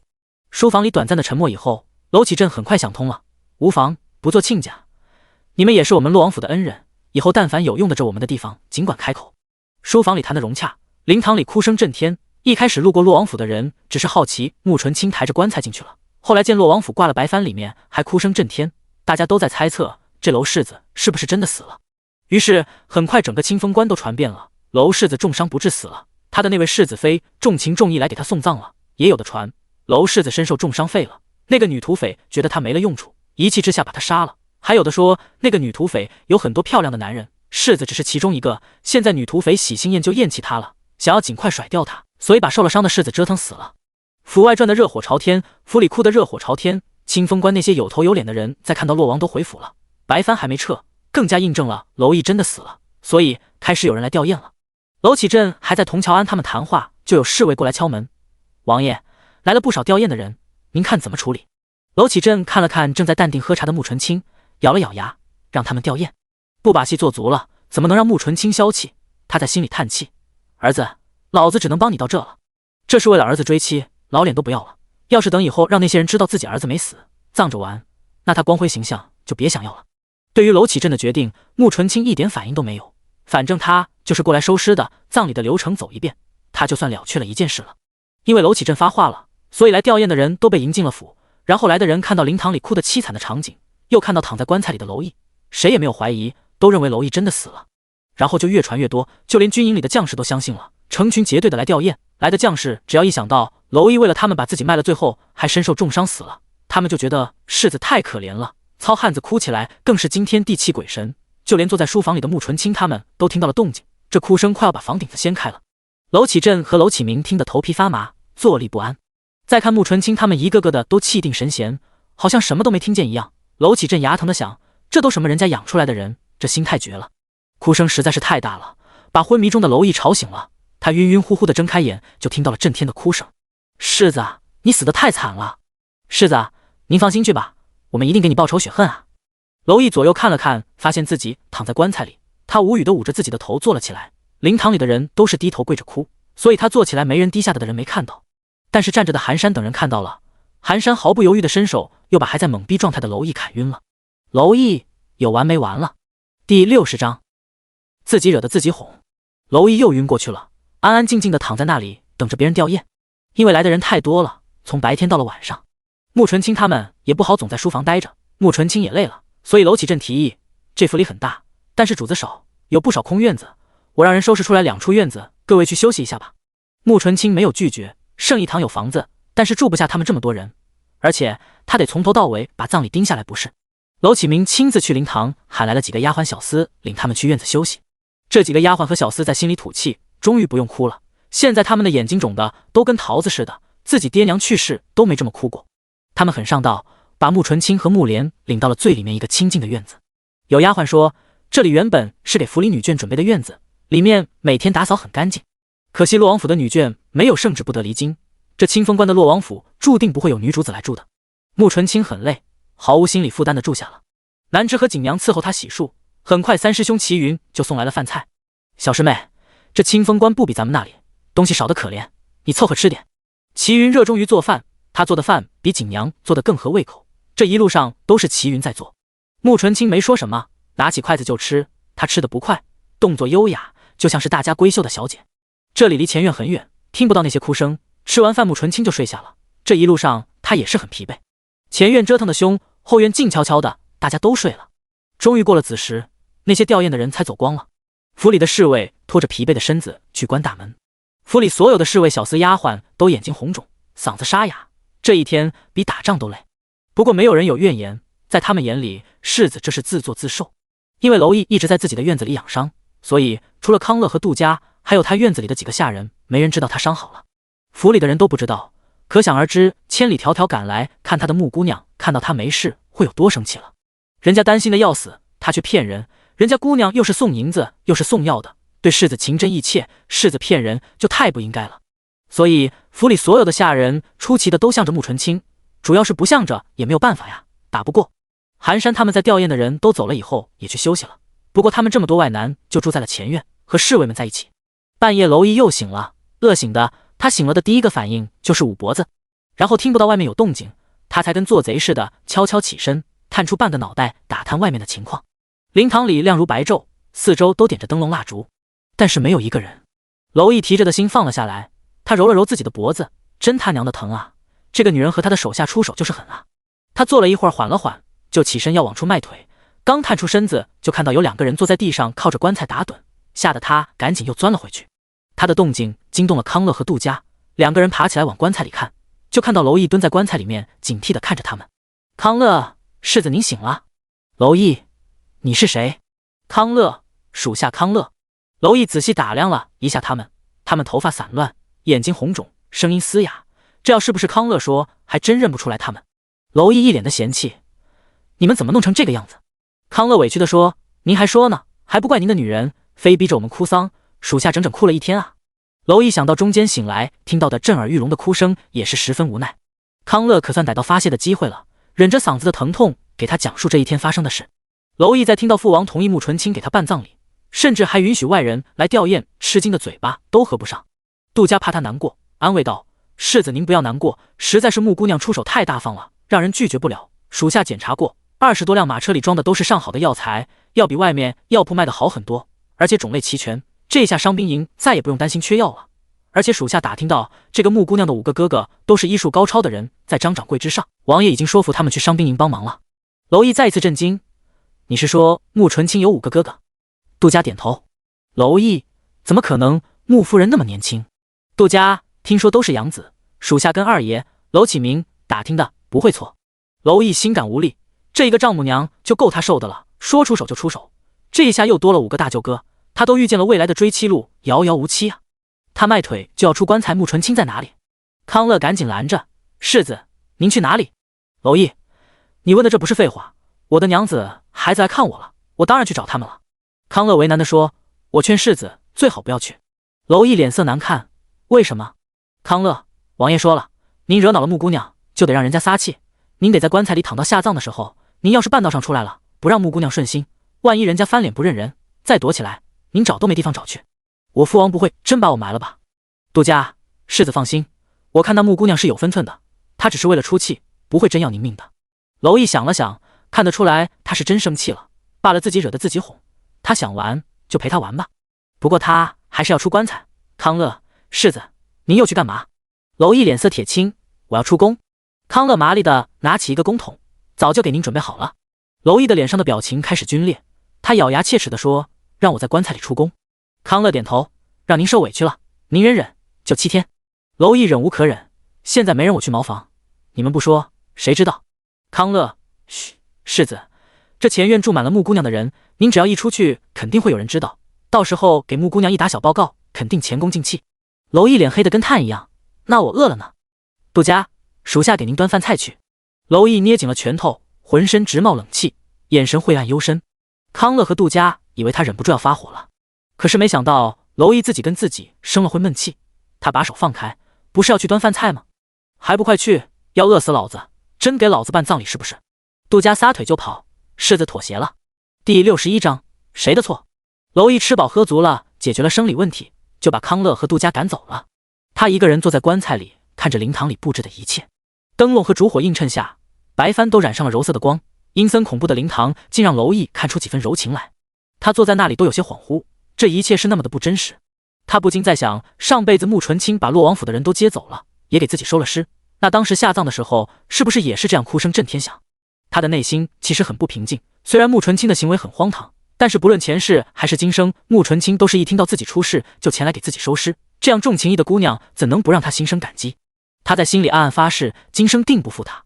他自己坐着想着穆纯清，等到天微亮，看到出现在灵堂门口的寒山的时候，他迅速地捂住了自己的脖子，打个商量，能不能不敲晕？我听话，不会动的。寒山一挑眉，这娄世子还挺上道的，他笑着说：“当然可以，世子愿意配合，想必主子会高兴的。”娄毅往前凑了凑，两手爬在棺材沿上，一副可怜大狗狗的表情：“韩兄弟，等过了葬礼，能不能劝劝青青别生气里，留下来？”寒山：“主子的事情，在下不敢智慧。他对娄世子还只是活着塞到棺材里，要是换成我们，就是尸体塞棺材了。”娄毅不相信的又往前凑了一下：“他真的这么凶吗？”寒山：“他不凶。”娄毅松了一口气，他就说他的娘子怎么可能那么凶呢？寒山随后一句话让娄毅刚放下的心陡然提高：“他是没人性。”娄毅：“算了吧，他还是乖乖躺好吧。”天渐亮，灵堂外响起了脚步声。娄毅看着穿着墨绿色长裙、一脸淡然冷漠的穆纯清走近，想都没想，特别怂的直接在棺材里躺平了。穆纯清看到他也没有反应，而是到了棺材前，弯腰往火盆里扔了些纸钱点燃。他站直身子，漠然地看着纸钱燃烧。穆莲和乔安他们跟在他后面也烧了一些纸钱。娄毅躺在棺材里，竖起耳朵听外面的动静，可惜除了能听见纸钱的摩擦声，再也听不见别的。过了一会儿，听见脚步声，像是要走。娄毅再也躺不住了，他猛地坐起来，伸着胳膊，发出一声可怜又无助的呼唤：“青青。”穆纯清回头把手指放在嘴唇上，姿态慵懒地说：“嘘，死人是不会说话的。”娄毅硬憋让自己看起来楚楚可怜，眼角泛着泪光，也不说话，就这么看着穆纯清。穆纯清倒是没什么表情，给穆莲和几位师兄恶心够呛。这世子这是怎么了？铁汉柔情，可是他长得也不柔情啊，他是典型的武将形象，身材高大，面容线条硬朗，眉心剑目。虽然养伤，这1个月舞的也比以前白了，但肯定不是白皙的书生样。现在这个样子不可怜，反而是有点滑稽。娄毅之所以这样，都是跟吕静颖学的。他在牢里的时候就一直在反思自己是怎么一步步的被吕静颖骗到如此程度的。他认为就是吕静颖会装柔弱，会撒娇，水汪汪的大眼睛一看你就忍不住的让人心软。所以重生以后，他面对面冷心硬的穆纯清打算就用这招打动他，可是他忘了一点，吕静颖能那样是因为她长得真柔弱又纯情，做出那种表情很适合她。可是蝼蚁刚毅的脸只适合装冷酷无情铁血将军。正当气氛正尴尬的时候，从外面进来一个人，大家都在啊。穆纯清回头一看是张启，他风尘仆仆胡子拉碴的，手里提着一个木盒，看到穆纯清立马行礼，主子。穆纯清玩味的一笑，不是跑了吗？怎么回来了？张启一脸的迷茫，跑？没有啊，属下为什么要跑？那演技看不出来一点心虚。穆纯清，难道不是因为骗了我，所以心虚跑了？张启更疑惑了，属下什么时候骗您了？穆纯清冷笑，呵呵，没骗。很好，他指着棺材里的蝼蚁。那么你来告诉我，谁说的他重伤不治，就剩下一口气了？张启歪头看看蝼蚁，诧异道：咦，娄世子，您怎么躺棺材里了？我说王府怎么一片素白？您的伤不是好了吗？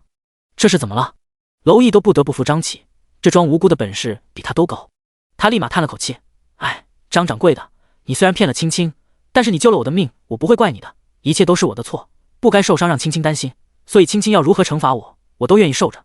他说的如泣如诉，就差哭出来了，看得周围的人直打哆嗦，缩在门口悄悄往里张望的康乐说，世子这是怎么了？他以前可不是这个样子的，他以前最讨厌大男人这么娘哭唧唧的样子了。杜家憋了半天憋出一句话，可能也许世子有了女人受了传染变娘了。张启大惊失色，惊恐的往后退，世子这是什么话？我好心好意救你，你怎么还把屎盆子往我脑袋上扣呢？穆纯清冷笑的看着两个人互相攀扯，他甚至还让南枝给搬了个凳子，饶有兴趣的看着他们互掐。蝼蚁，难道不是你骗青青说我重伤不治，快要死了？张启，你当时确实快要死了。蝼蚁，那你不是把我治好了吗？怎么能不和青青如实禀报呢？害得他担心，大着个肚子奔波。张启，不是世子您让我把您的情况如实禀报，并且写得越惨越好，但是我也没想着听世子的骗主子的啊。我一开始虽然写了你重伤就剩下一口气，那是因为当时的情况确实如此，我也不知道世子后续会恢复成什么样，可是等世子日渐好转，我就写了信告诉主子了。他看向穆纯清，难道主子没有收到？穆纯清没想到张启还能把责任推到他的身上，他接到消息就带着人来了。如果张启在传信，那他确实收不到。他眯了眯眼睛，神色不明地看着张启。张启一看他这样神情，就知道他生气了，马上在爆发的边缘。他果断地跪下认错，属下办事不力，害主子劳累，请主子责罚。第62章，世子疯了。看到张启这么快认怂承认错误，蝼蚁还有些得意，小样想陷害我，没门。穆纯清就这么淡漠地看着他，冷冽如冰的声音响起，你想我怎么责罚你呢？张启出了一后背的冷汗，不敢抬头。主子的热闹还真不好看啊。穆纯清看他不说话，接着说，还是说你想去和娄世子作伴，也去死一死？张启脸色一白，主子对娄世子会顾忌身份，可能就是耍一耍，但是对他可没了顾忌，真要把他塞棺材里，那绝对是先弄死再塞。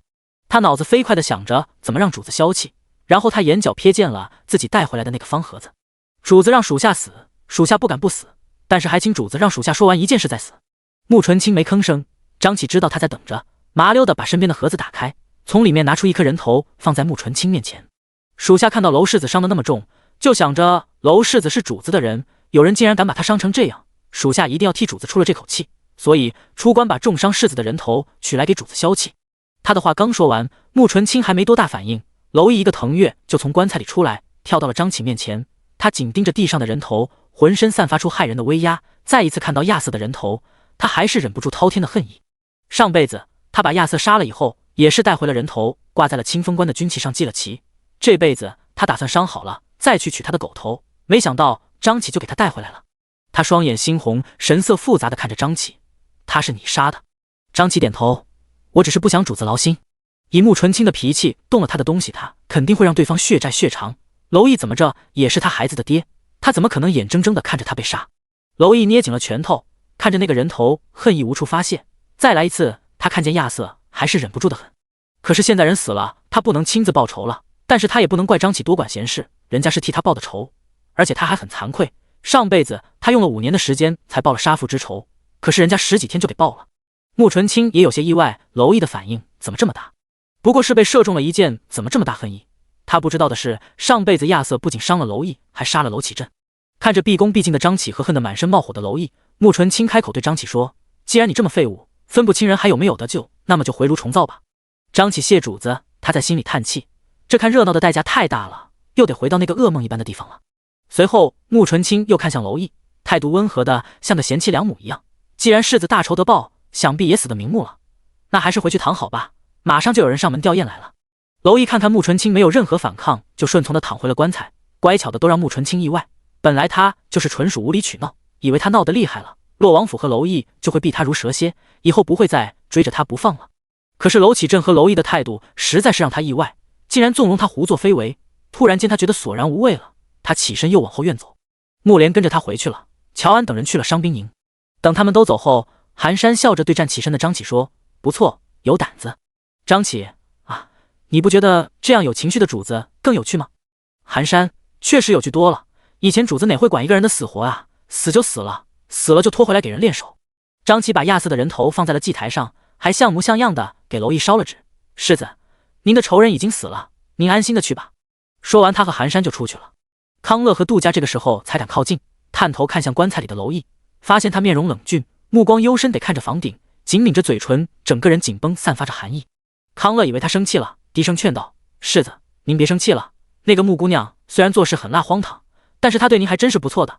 您看不仅送钱送药，千里迢迢来看您，还让手下为您报了仇，就冲这个您也先忍忍，等让她气顺了，她一定就对您不同了。”娄毅不说话，只是沉默着，他没有生气，他也没有生气的资格。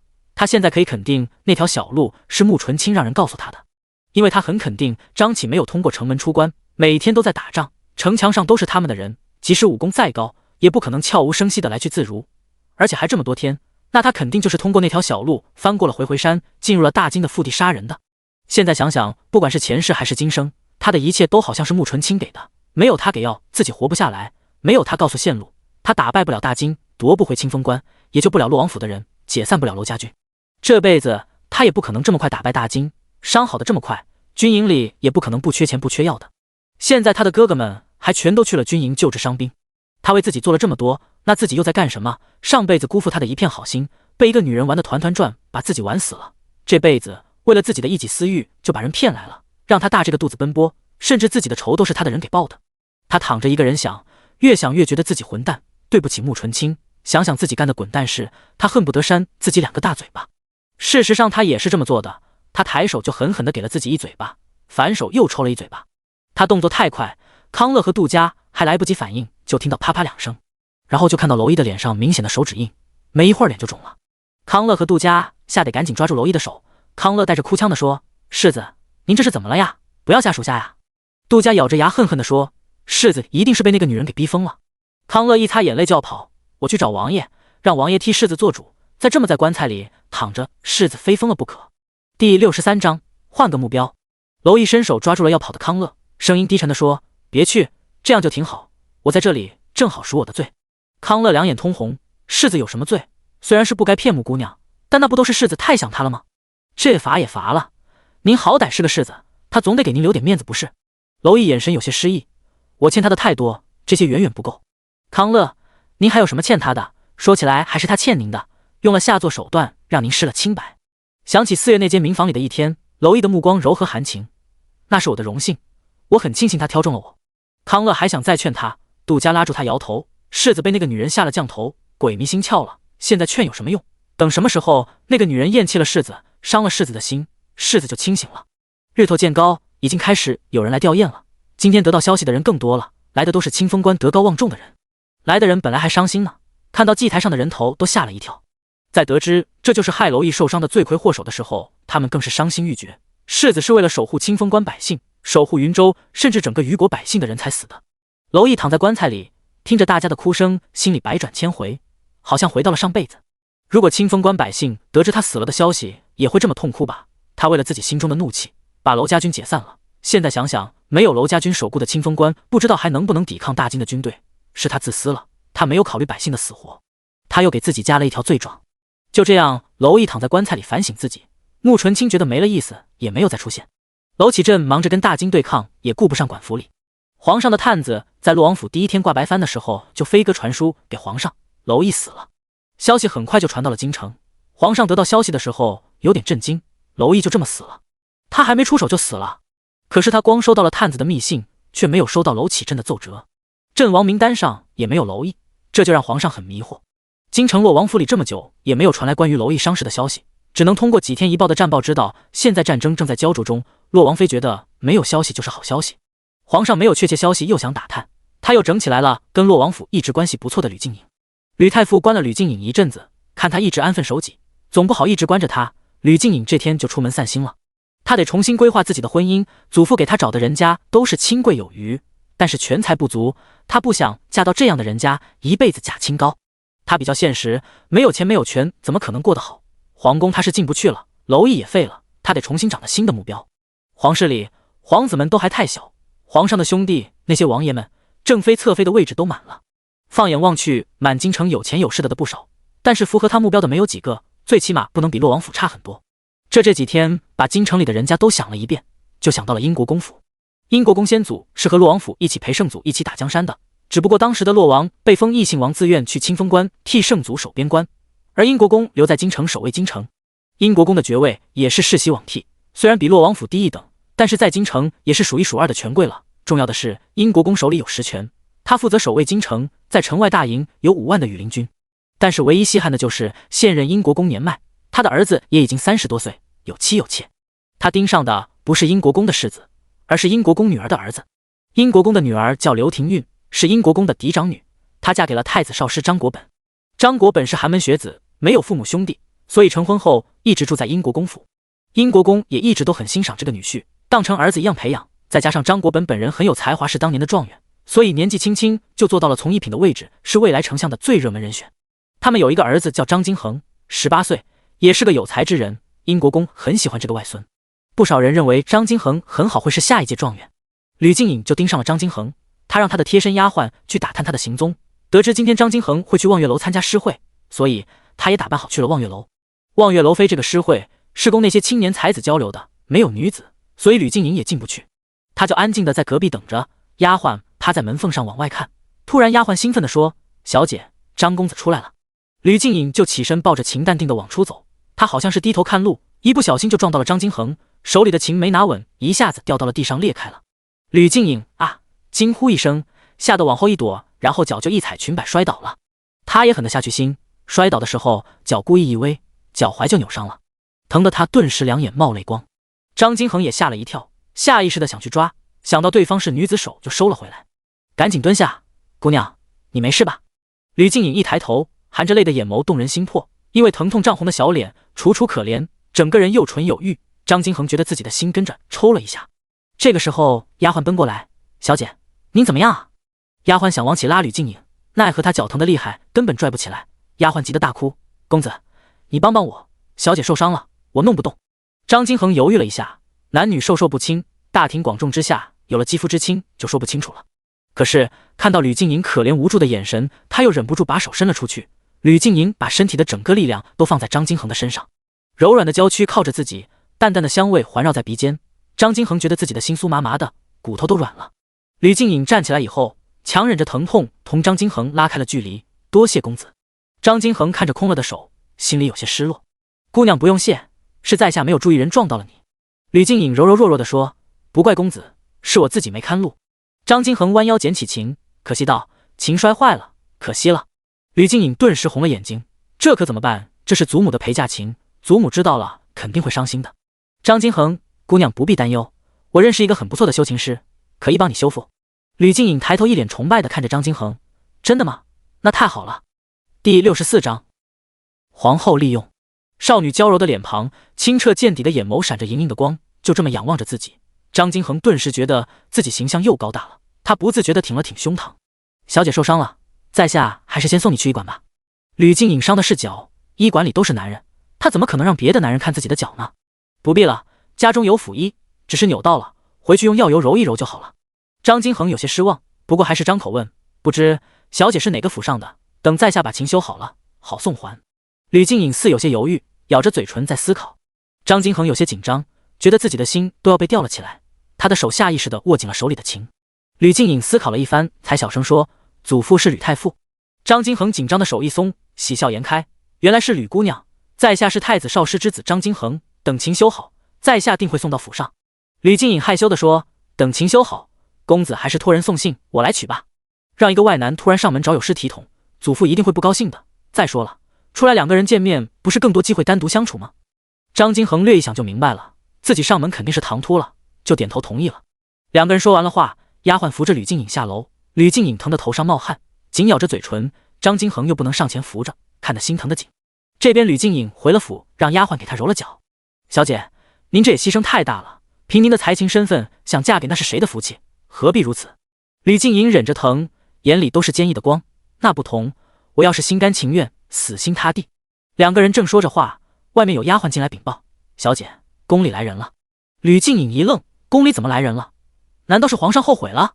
她赶紧让丫鬟给穿上鞋袜，到了厅堂。来的人是皇后身边女官。吕静颖一瘸一拐的上前：春桃姑姑怎么来了？春桃盯着她的脚看了一眼，吕姑娘这是？吕静颖：哦，刚才上街不小心扭到了，不碍事。春桃心想，这事就这妖巧合。先前皇后要她进宫，被吕夫人拒绝了，现在得知她出门了，皇后特意派她来请，结果却扭了脚，怎么看怎么像故意的。难道是因为上次入宫为妃不成，开始拿瞧了？春桃心里这么想，面上就带了不高兴。那吕姑娘可要小心着点，扭脚严重了也会成惯伤的。吕静颖有些奇怪，怎么觉得她有些不高兴，但是她又想不透春桃为什么不高兴。姑姑来事。春桃想，皇后想让她进宫，无非就是想让吕静颖去洛王府打探消息。她现在这样肯定不能进宫，自己把话传到了也就行了。不知现在吕姑娘同洛王府世子来往还多吗？吕静颖脸一沉，上次她进宫，皇上和皇后还拐弯抹角的呢，现在直接说的这么直白了。祖父说的对，皇上只是为了利用她，要是放在以前，娄毅同她关系好，利用也就利用了，只要给她权势就好。但是现在他已经很久没有娄毅的消息了，娄毅还另娶了，他也不敢保证他就能把娄毅拿捏在手里。他知道一旦他不能拿捏娄毅，没了用处，皇上不会高看他，那样他的下场不会好。而且现在他刚新目标勾挂上，不想再被利用，所以他沉着脸，语气严肃地说：姑姑这话是要败坏我的名声啊！我几时和洛王府世子来往多了，不过是比旁人多说了2句话，何况他都去了边关2年多了，我怎么会和他有联系？他和娄毅的书信往来都是私下的，传信的都是洛王府的人，他根本不担心会被别人抓住把柄，所以说的理直气壮。他这个态度也惹恼了春桃。春桃冷声说道：是不是的，姑娘自己清楚，奴婢来也不过去皇后关心您，最近皇上得了密报，娄世子战死，已经在清风关发丧了，所以怕姑娘知道了难过，来慰问一番。吕静颖瞳孔一缩：娄毅死了。春桃看他那个急切的样子，心里冷笑，还不承认有关系。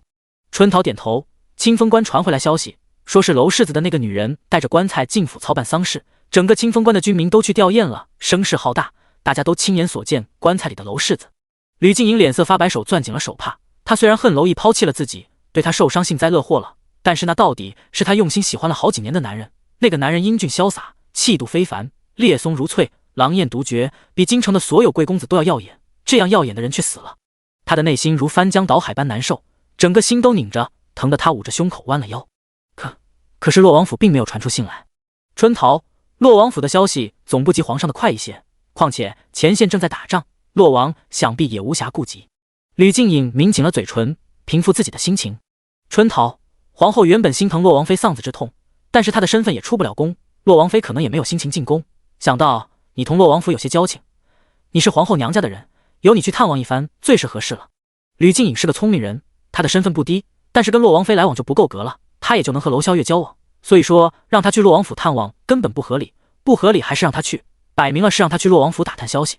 她面露难色，原本这种事就是皇后娘娘不说，我也应该去探望，可是我这个脚实在疼得走不了路，就这样去恐怕唐突了王妃。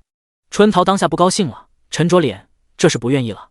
皇后和皇上抬举她，才找她，没想到她这么不识抬举。不过她还是忍着脾气说，不急在这一时，洛王府还得到信，等洛王府的讣告到了再说。吕静颖内心复杂的送走了春桃，回到了屋，她就瘫软在床上，再也控制不住的泪流满面。丫鬟心疼她，劝道：小姐，您不是都放下柿子了吗？再说她背信弃义的另娶了，您这又是何必呢？就算那哭也应该是那个女人。吕静颖何尝不知，但是虽然她清楚的知道自己要什么，但还是控制不住自己的心，曾经付出的情总是会难过的。她告诉自己，就这么一次放纵自己。第65章，差点打起来。吕静颖第2天就没什么事了，在她的眼里，什么也没有权力金钱重要。但是她还是在养伤之际派人在洛王府周围守着，连着几天也没有看出来洛王府有什么异常的地方。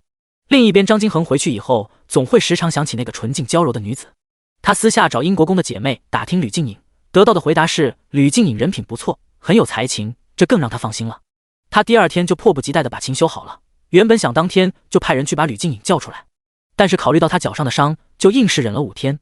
第5天，他派人以自己妹妹的名义给吕静颖递了帖子，约她出来喝茶。吕静颖这5天脚伤也养好了，很爽快地赴约了。2个人在茶楼见了面，当然张金恒的妹妹张柳俊也在。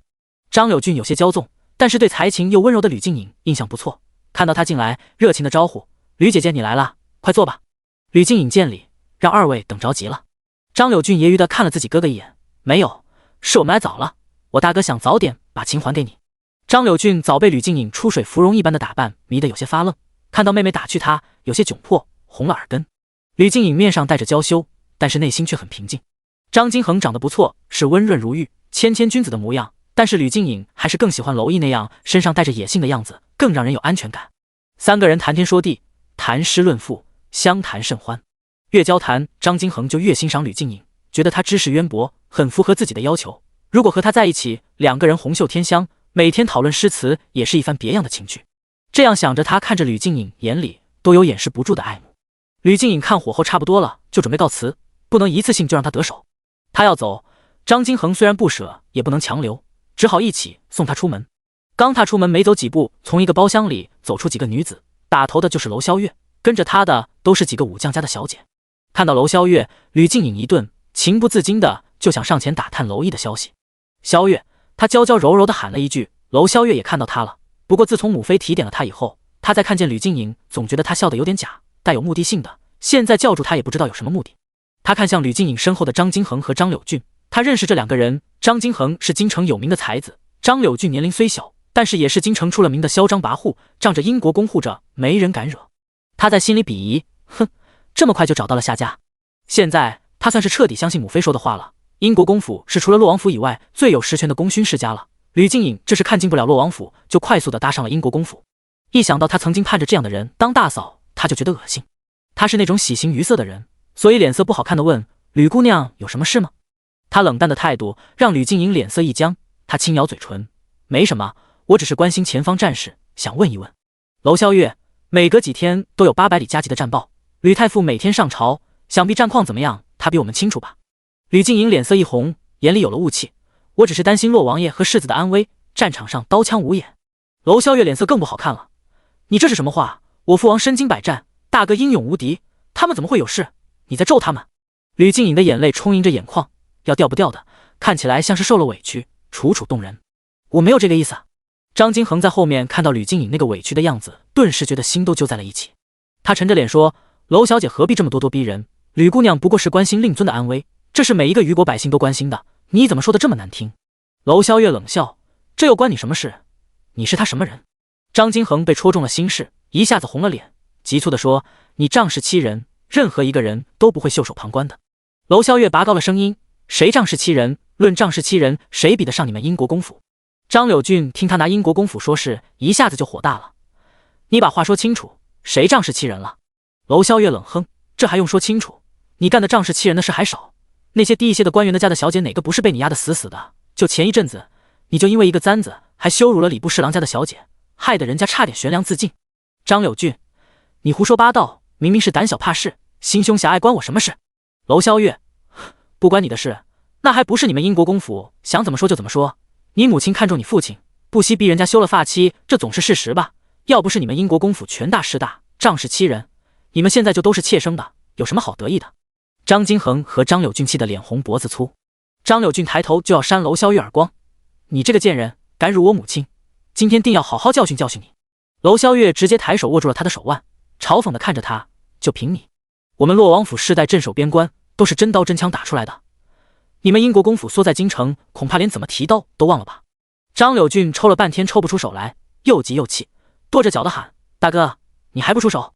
张金恒正要上前，娄萧月鄙视地看着他：“怎么要跟我一个女子动手？如果我记得没错的话，你是个书生，不会武功吧？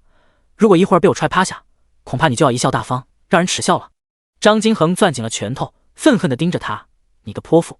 他还真怕打不过娄萧月。洛王府因为要打仗，不论男女皆习武，英国公府在京城安逸久了，只有男子才习武。再说他也不是英国公府的人，没有习武的资格。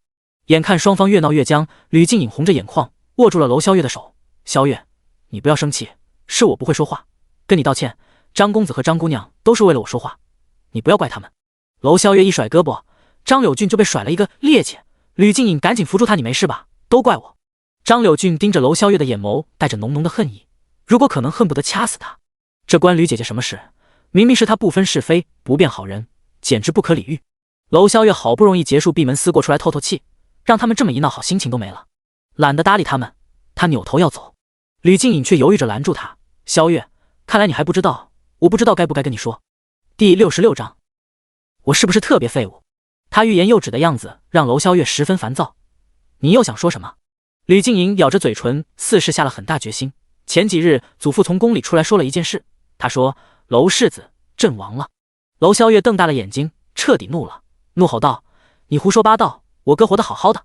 吕静颖一脸的为难，我知道你很难相信，我也不想相信，可是消息是从宫里传出来的，应该不会有假。而且报信的人说是皇上赐婚的那位世子妃抬着棺材进府送葬的，整个清风关的人都去吊唁了，也有人亲眼见了娄世子的遗体，这么多人都看到的事，应该做不得假。你们不知道，大概是洛王怕你们知道太过伤心吧，这是不难查的。娄萧月脸色苍白，身体控制不住的颤抖。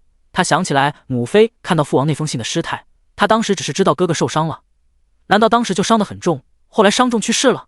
他反应过来，狠狠地盯着吕静颖，如果让我知道你骗我，咒我哥死，我不会放过你。说完他就跑了，跟着他的几个女子追着他跑了出去。萧月，等等我们。他们走后，吕静颖勾了勾唇，随后又一脸委屈地看着张金恒和张柳俊，对不起，都怪我不好，害你们受委屈了。张金恒心疼地说，这怎么怪你，也就是你善良，关心他们是他们不知好人心，不识好歹，如果不是因为他们洛王府镇守边关阵亡的人多，他们怎么可能在京城耀武扬威？张柳俊恨恨地说，就是我看那个娄世子死了就是报应。吕静颖赶紧捂住他的嘴，四下看看慌乱地说，嘘，你不要这么说，怎么说他们也是保家卫国的英烈，让别人听到了该坏你的名声了。他们在茶楼的动静闹得大，周围早有人听墙角了，所以等他们都走了，没一会儿京城就传遍了洛王府世子阵亡的消息。娄萧月跑回家以后，原本想问他的母妃，可是看到母妃以后一个字也说不出来，自己都这么难受了，母妃要是知道自己儿子死了得多难受，父王瞒着是对的，他也怕母妃受不了打击。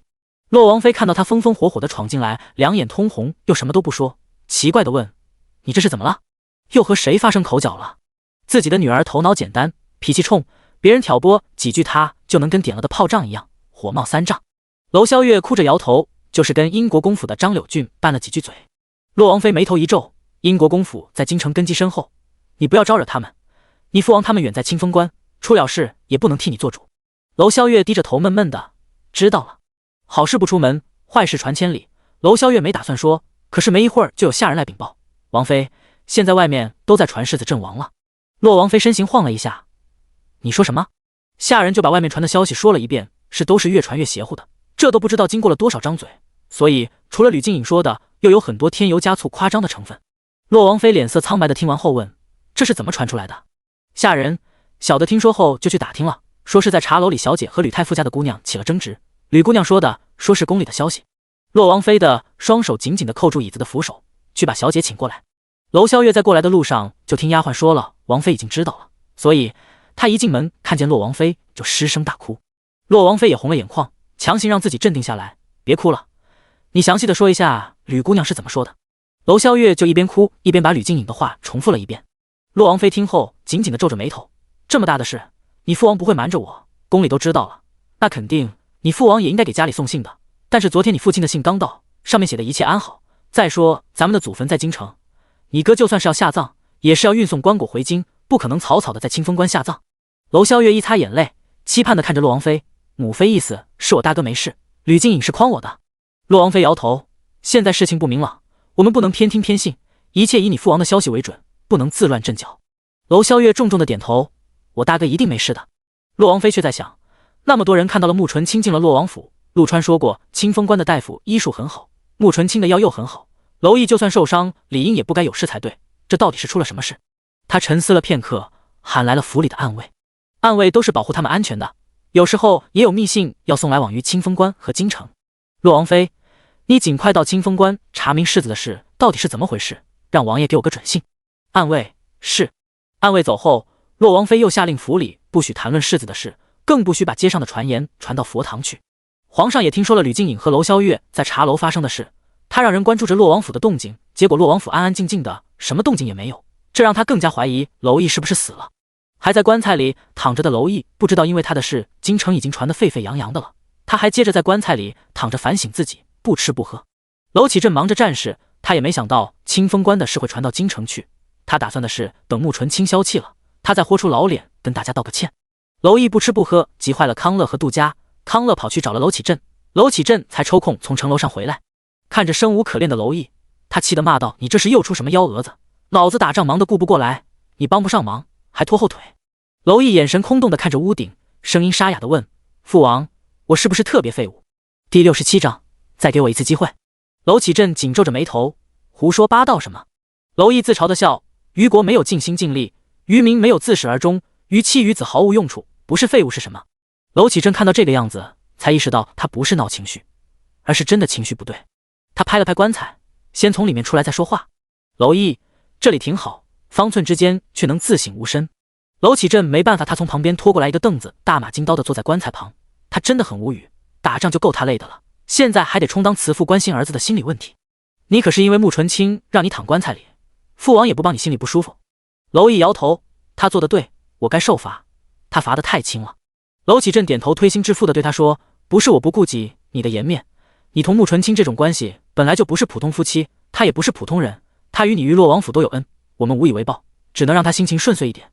你放心，我观察了，他性子是冷一些，但却不是无理取闹的，不会做得太过分。这2天伤兵营来报，但凡经过他那几位哥哥手的人，就没有救不下来的人，哪怕渡破长流，都能完好的塞回去恢复原样。最近受伤的大多都是烧伤，这要是以前缺医少药，只能看着伤兵痛苦哀嚎，慢慢等死。可是他们出手不仅能轻巧地处理死皮，用的药也能很快缓解伤兵疼痛，这样的人才正是我们娄家军缺的，我们得想方设法留下他们，就算留不下多留几天，让军医们多学学，对我们娄家军也大有益处。”娄毅眼神黯淡，他和他的人总是那么厉害，显得他更无用了。儿子知道了，他回答的有气无力。娄启镇拍了拍他的肩膀：“你已经做得很好了，这次要不是你提前准备那么多，我们被大金偷袭，势必会损失惨重。父王在你这个年龄做不到如此。”娄毅心中苦涩，这是用上辈子惨痛的教训换来的。他没法跟父王说，他上辈子就为了一个女人，把祖辈辛辛苦苦用生命和鲜血打拼下来的基业给毁了。他是恨吕静颖，但是吕静颖被他掐死了，也就没有那么痛了。他恨的是自己，一切都是因为他的愚蠢。如果没有穆纯清，洛王府和娄家军下场何等凄惨，就是他死10次也还不清自己造下的罪孽。娄启镇看他实在是情绪低落，没了办法，觉得解铃还须系铃人，只能厚着脸皮去找穆纯清。他派人去请穆纯清。穆纯清到前院的时候，娄启镇正坐在椅子上闭目养神，他的盔甲还没有脱，上面还带着斑斑血迹，神情疲惫，看起来已经好久没有休息了。王爷穆纯清行的是江湖里。娄启镇睁开眼，看到他打扮利索，神情总是沉着冷静，眼里都是欣赏。他要是个男子上了战场，绝对是一个杀伐果决、有勇有谋的将军。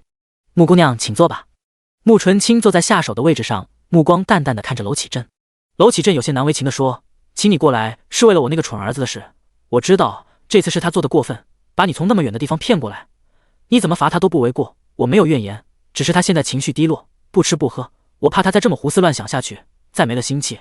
上战场打仗的将军最重要的就是这口心气，有了气才会运筹帷幄，敢打敢拼，要是没了心气，上了战场也会畏首畏尾，犹豫不决，这样他就废了。”穆纯清原本就觉得他无理取闹也没有达到目的，有些无趣了，只不过后续懒得管。现在娄启镇找了他，他也不会为难不松口，没兴趣的事他不会做，这场闹剧也该收场了。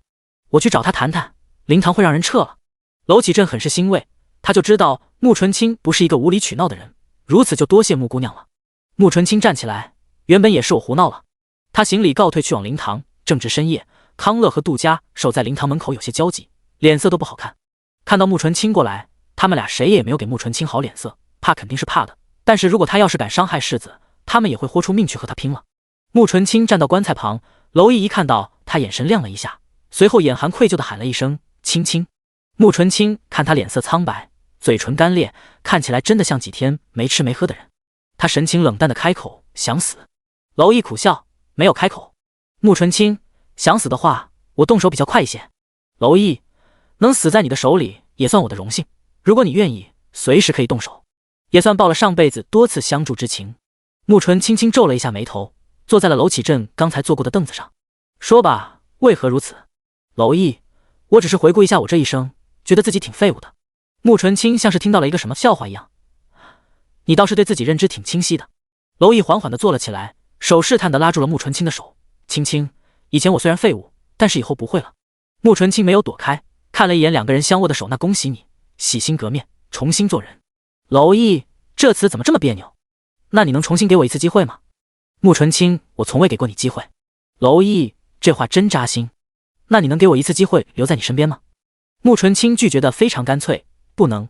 娄毅，为什么？你并不排斥我，他示意两个人相握的手。慕纯清，我不需要男人。娄毅一噎，想想他身边那么多的帅气漂亮的男人，自己似乎没有太大用处。他靠近一些，压低声音说：“我给你暖床。”慕纯清皱眉：“我不冷。”娄毅一看他没有理解自己的意思，不好意思的凑得更近了，像4月在那间民宅里那样暖床。慕纯清了然：“不需要。”娄毅再次发出灵魂疑问：“为什么？”慕纯清回答的言简意赅：“累。”娄毅，他觉得作为男人他好失败啊。第68章，不想受伤就放开。娄毅窘迫地说：“下次不让你那么累。”慕纯清一挑眉：“还有下次？”娄毅惊讶：“为什么不能有下一次？那你还能一辈子没有男人？”慕纯清：“为什么非得有男人？我想不出来，我要男人有什么用？”娄毅非常挫败：“生孩子得要男人。”慕纯清看了看自己的肚子，已经有了。娄毅：“可以多要2个。”慕纯清拒绝：“不要，这玩意一个就够了，多了气人。”娄毅勾唇一笑，说的你好像很了解一样。慕纯清想了想，他从小到大捡回来的那些孩子，确实挺了解，一个个的都是小恶魔。他很诚恳的点头，确实很了解。娄毅十分讶异，不过想到康乐和他说的，他的那些哥哥还有寒山等那些人都是慕夫人捡回来的，那就说明慕纯清小时候身边有很多孩子，说他很了解就说得过去了。他实在不知道怎么才能打动慕纯清。他看向慕纯清的肚子，满脸的温柔：“我能摸摸他吗？”慕纯清点了点头，总归是他的种，他摸摸也没什么。娄毅猛地翻出棺材，结果因为动作太快，他有好几天没有吃饭，腿一软就跪在了慕纯清面前。他也没起来，就着这个姿势伸出手，小心翼翼地抚摸慕纯清的肚子。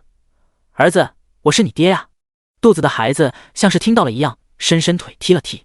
娄毅惊奇地瞪大了眼睛，手不敢动了，随后满脸惊喜地抬头问：“他这是动了吗？”慕纯清看到他满心欢喜的样子，心中一动，缓和了神色。娄毅觉得这种感觉简直太奇妙了，一个还在肚子里的小人竟然会和他互动，他感觉自己的心都要融化了。他趴在慕纯清的肚子上，耳朵贴着肚皮上，听着里面的动静。“儿子啊，爹在这里，你在你娘肚子里得听话呀，不能让他太累啊。”里面的小人又动了动，娄毅开心的抬头看向慕纯清，他又动了，他能听懂我说话。慕纯清低垂着眼眸，看着眼前满目柔情开心的像个孩子一样的男人，心中有一种微妙的感觉，好像有一些暖意悄悄流淌在心间，眼眶也有些发酸，这种感觉非常陌生，让他十分的不适应。他就这么静静的看着娄毅隔着肚皮和孩子聊天，聊得热火朝天，连长大要怎么教他骑马射箭都聊到了。康乐和杜佳一直扒在门口偷看，康乐一脸担忧：“世子怎么能一直给那个女人跪着呢？这也太没尊严了。”杜佳白他一眼：“你是不是傻？没看见世子在跟小主子说话吗？”康乐：“还在肚子里呢，那么小怎么说话？”杜佳十分嫌弃地说：“你这种单身汉不懂。”康乐回击：“说的好像你不是单身汉一样。”两个人斗嘴，两败俱伤。慕纯清一直看着娄毅，他注意到他是真的很欢喜有这么个孩子，并不是虚情假意。他不禁好奇，所有的爹都会这么期待自己的孩子吗？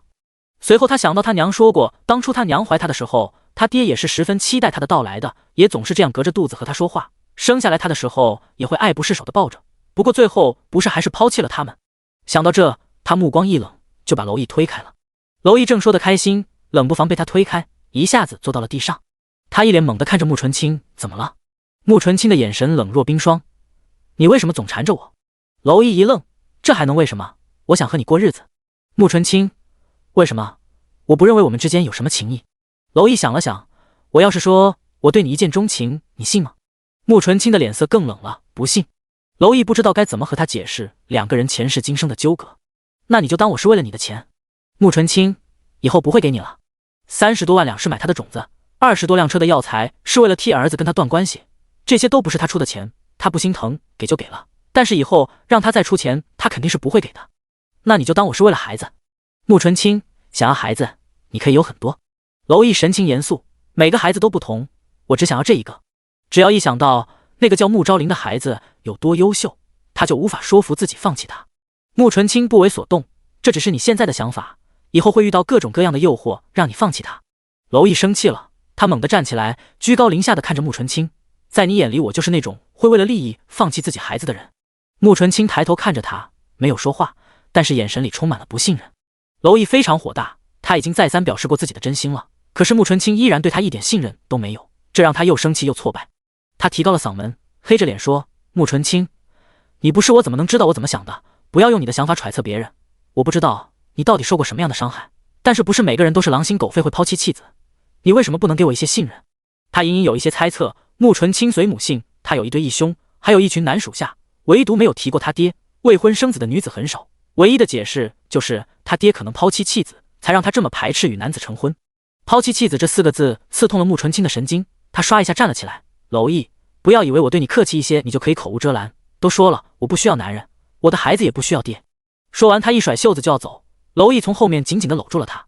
穆纯清黑着脸，不想受伤你就放开。门外康乐紧张地抓着杜家的胳膊，怎么办？吵起来了，我们要不要进去帮忙？打起来，世子肯定不是他的对手。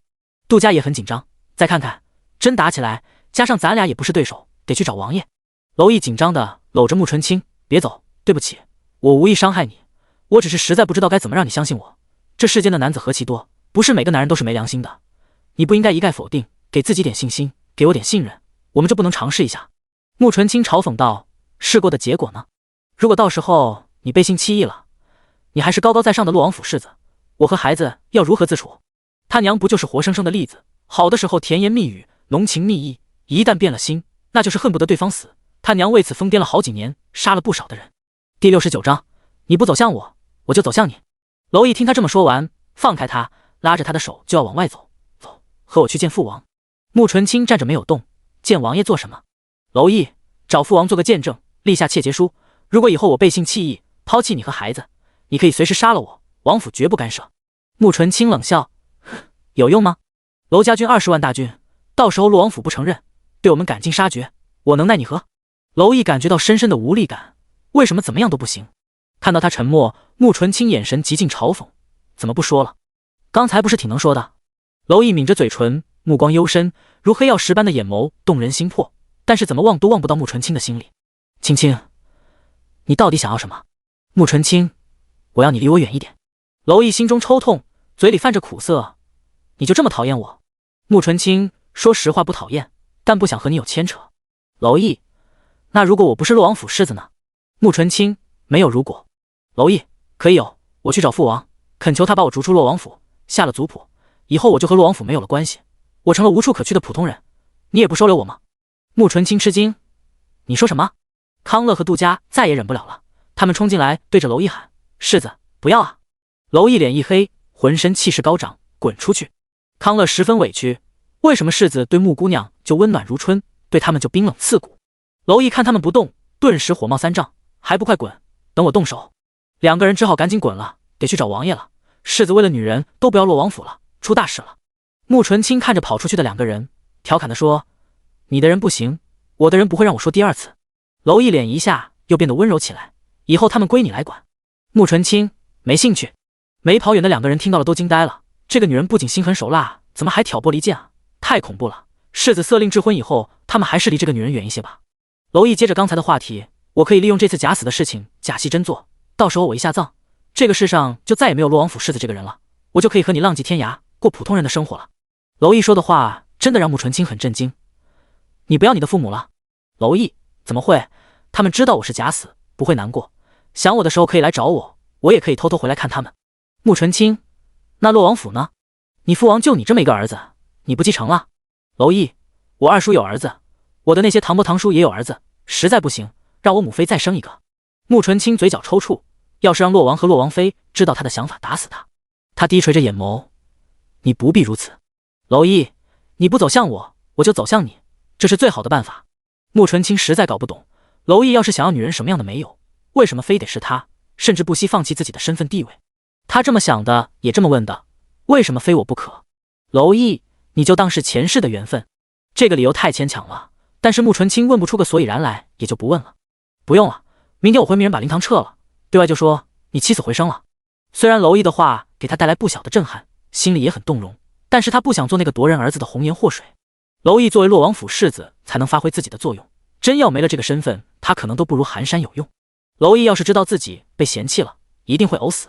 他神情认真地说，我并不是说，你可能也知道，皇上已经是我们为眼中钉，除非我们造反更进一步，或者交了兵权和娄家俊，否则迟早有一天皇上会对我们出手。我不想当砧板上的肉任人宰割，也不想造反生灵涂炭。那么只有慢慢的弱化洛王府和娄家俊，淡出皇上的视野，才能保住洛王府和娄家俊。这是他这几天在棺材里想的。上辈子临死之前，他吩咐了康乐和杜家解散娄家军，但是事情太仓促。虽然在这之前，他为了以防万一也做了些安排，但肯定不能照顾到所有人。他并不知道娄家军解散了，那些将士会是什么下场？没有军饷，没有土地，会不会过得很惨？还有清风关的百姓没了娄家军的抵抗，会不会遭到大金的屠杀？他当时太愤怒了，只是想让皇上鸡飞蛋打，完全没有考虑别人的死活，这是他的不对。现在重来一世，他想做的完美一些，让娄家军和清风关百姓有保障。穆纯清没想到他推心置腹的连这么机密的事情都告诉他，难道娄毅就不怕他去告发他？你不想拥有这天下？娄毅摇头，我的心太小，装不下这么大的天地，能装下你和孩子，我已经心满意足。穆纯清出奇的难为情了一下，不想再跟他谈论下去，他准备走人。你先休息吧，这事以后再说。娄毅惊喜的发现穆纯清有了情绪，有些不自在，颇有些落荒而逃的意思。他环抱住穆纯清，青青，别走了，你陪陪我好不好？娄毅的怀抱宽大温暖，让人有一种很舒服的安全感。说实话，穆纯清一点都不排斥两个人的亲密接触，毕竟睡都睡过了。穆纯清看了看四周诡异的环境，你确定这里是个好地方？娄毅轻笑出声，我觉得挺好，最起码安静。穆纯清在他的怀里，两个人相拥，本来挺温馨的一幕，但是穆纯清非常煞风景的说了一句，你好臭。娄毅非常尴尬的放开穆纯清，抬手闻了闻自己，确实有味道。他已经在棺材里躺了好几天了，吃喝拉撒全在里面，脸都没洗过，怎么可能没味道？娄毅尴尬的笑了笑，我现在去洗。穆纯清，那你去洗吧，我要去睡了。娄毅拉着他十指紧扣，不行，你和我一起。穆纯清挑眉，我没兴趣看你赤身裸体。娄毅拦腰把穆纯清抱了起来，从今天开始，你要习惯我的存在，我的身体，我的一切。说完，他大步流星的向外走去，穆纯清也没有挣扎，任由他抱着。第70章，你不是杀人魔头。康乐和杜家没敢跑远，他们守在院门口，看到娄毅抱着穆纯清出来了，惊得目瞪口呆。世子不用睡棺材了，两个人这是和好了。娄毅冷眼扫了他们一眼，去备水沐浴，准备饭菜。康乐啊，备一个的，备两个人的。穆纯轻轻笑出声，我的人要是蠢成这样，是要受罚的。娄毅不满地看了康乐一眼，一会儿去领20军棍，竟给他丢人现眼。康乐哀嚎啊，他这是招谁惹谁了？为什么受伤的总是他？穆纯清这个女人太可恨了，处处针对他。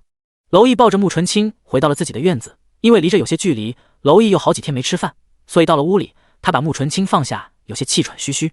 穆纯清毫不客气地嘲笑他，真虚啊。娄毅气得咬牙切齿，你好几天不吃饭，你也虚？敢说他虚，等他生了孩子，让他知道什么叫不虚。穆纯清十分不屑，我6岁饿7天，还能翻山越岭的逃跑。娄毅一听神色一顿，一脸的心疼，拉着他的手问，你儿时过得很苦？穆纯清想了想，也不是。娄毅刚想松口气，穆纯清接下来的话让他心里一紧，因为不知道什么是甜，所以也不觉得是苦，就是常态。挨饿逃跑是常态，那他的日子过得有多惨？一想到一个弱小的小姑娘饿得面黄肌瘦，还要拼命的逃跑，他就心疼得无法呼吸。他把穆纯清搂在怀里，温声说道，以后再也不会让你吃这样的苦了，以后的日子只剩下甜。穆纯清无所谓，现在谁再让他吃苦，他能让对方吃屎。以前老头子折磨他们的方法无所不用其极，现在不也照样乖乖听话？不论什么时候，强大的实力都是保护自己最好的方法。这也是为什么老头子不论怎么折腾他，他都照单全收，因为他知道只要他熬过去，他就可以变强大。不过你真的很臭。娄毅再次尴尬，他放开穆纯清，冲着门外喊道，水呢？康乐来了来了。他和杜家哼哧哼哧的抬进来一个双人大浴桶，他觉得世子这么猴急，一定是想和穆姑娘鸳鸯戏水。娄毅看到那么大的浴桶，莫名脸色有些发烫，他偷偷打量穆纯清的脸色，发现他没什么表情，心里稍稍松了口气。康乐和杜家退出去以后，娄毅假装不经意地问，一起？穆纯清坐在窗边，用手支着头，有些犯困。乔安说：“孕妇最好不要坐浴。”娄毅疑惑：“为什么？”穆纯清：“脏。”娄毅：“乔安是你大哥？”穆纯清慵懒地嗯了一声。娄毅：“他一个大男人，为什么知道这些？”穆纯清稍微回想了一下，大概解剖的孕妇多了吧。娄毅脸色大变，目光紧紧地盯着穆纯清，眼神里都是震惊、厌恶、不可思议。穆纯清看到他的眼神，知道他在想什么，难得地解释了一下：“放心，都是之前就死了的人。”那娄毅也有点难以接受，死人就该入土为安。他又想起来张启高超的医术，说是把死人零件拆了装了拆才练出来的。他沉声问道：“你的人医术都是这么练出来的？”穆纯清点头：“嗯。”娄毅心一沉：“包括你？”穆纯清看了看自己的手，又想起来一些不好的回忆，笑得有些诡异：“我也会用活人。”老头子发现他有学医天赋，那时什么样的人都会给他找来让他治，有的时候就需要他把活生生的人剖开，他拒绝不了，拒绝就是一顿毒打。但是就是被打死他也不碰孕妇。老头子欣赏他的天赋，不会打死他，就不让他碰孕妇了。但是乔安他们去的早，没那么幸运，老头子不会顾及他们的死活，不干就得死。他看到娄毅震惊的猛缩的瞳孔，呵呵呵的笑了起来。怎么样，现在还非我不可吗？我重新介绍一下我自己，我就是一个杀人魔头，5岁开始杀人，死在我手里的成千上万。那些人有老人，有妇女，有孩童，我的人包括我娘，我们每一个人都是手上沾满了鲜血的，所以我奉劝你离我远一些，免得到时候我会忍不住杀了你和你身边的人。穆纯清脸上挂着笑，但是这种笑十分凉薄，眼里都是讥讽，让他看起来有些疯。娄毅的震惊慢慢收了回来，取而代之的是心疼，无法言喻的心疼。一个5岁就要开始杀人的小姑娘过的是什么样的生活，更别说还经常挨饿逃跑。穆夫人说过，她身边的人都是她在他们孩童时期捡回去的，现在她又说那些人全都杀过人，那不就是说明他们的处境全都不好？他前世今生领兵打仗，没少杀人，他不认为杀人有什么错，有时候不是他杀别人，就是别人杀他。也就是说，这些孩子为了活下来而杀人，他的心里像是被一只手紧紧攥着一样，疼得他无法呼吸。他慢慢地走到穆纯清的身边，半蹲下抬头看着他，温声说道：“你不是杀人恶魔，当时你还那么小，你没得选择，不那么做你会死，想活着没什么不对，我还是非你不可，因为我知道你这里是善良温柔的。”他指了指穆纯清的胸口，只有他知道这个姑娘内心有多善良，不善良不对娄家军给钱给药，不善良不会上一辈暗中关注洛王府，多次施以援救。穆纯清有些惊呆，他没想到娄毅竟然是这个反应，他的这些经历谁不看他如洪水猛兽，娄毅竟然说他善良，他竟然能理解自己儿时的无奈无助。他呆在那里不知道该怎么反应，这和他想的大相径庭，他本来就是为了吓退他的，结果没有吓退娄毅，却让自己的内心受到了震动。娄毅抬手摸了摸他的头：“你放心，那些过往都成为了过去，没有人能再逼迫你了。”多么温馨感人的画面！穆纯清张了张嘴：“快去洗，你要臭死我！”娄毅无奈的笑笑，站起来走向浴桶。他知道穆纯清是欲盖弥彰转移话题，他没有背着穆纯清脱衣服，就这么大大方方的脱，穆纯清就大大方方的看。别说寒山虽然给找了一个身份高的惹了麻烦，但是这眼光确实不错。瞧瞧这流畅的线条，小麦色的肌肤，棱角分明的肌肉，宽肩窄腰小翘臀，不论视觉还是手感都非常棒。没有穆纯清陪同鸳鸯戏水，娄毅洗得非常快，一盏茶时间就从水里出来了，水珠顺着他的胸肌流向小腹再流向。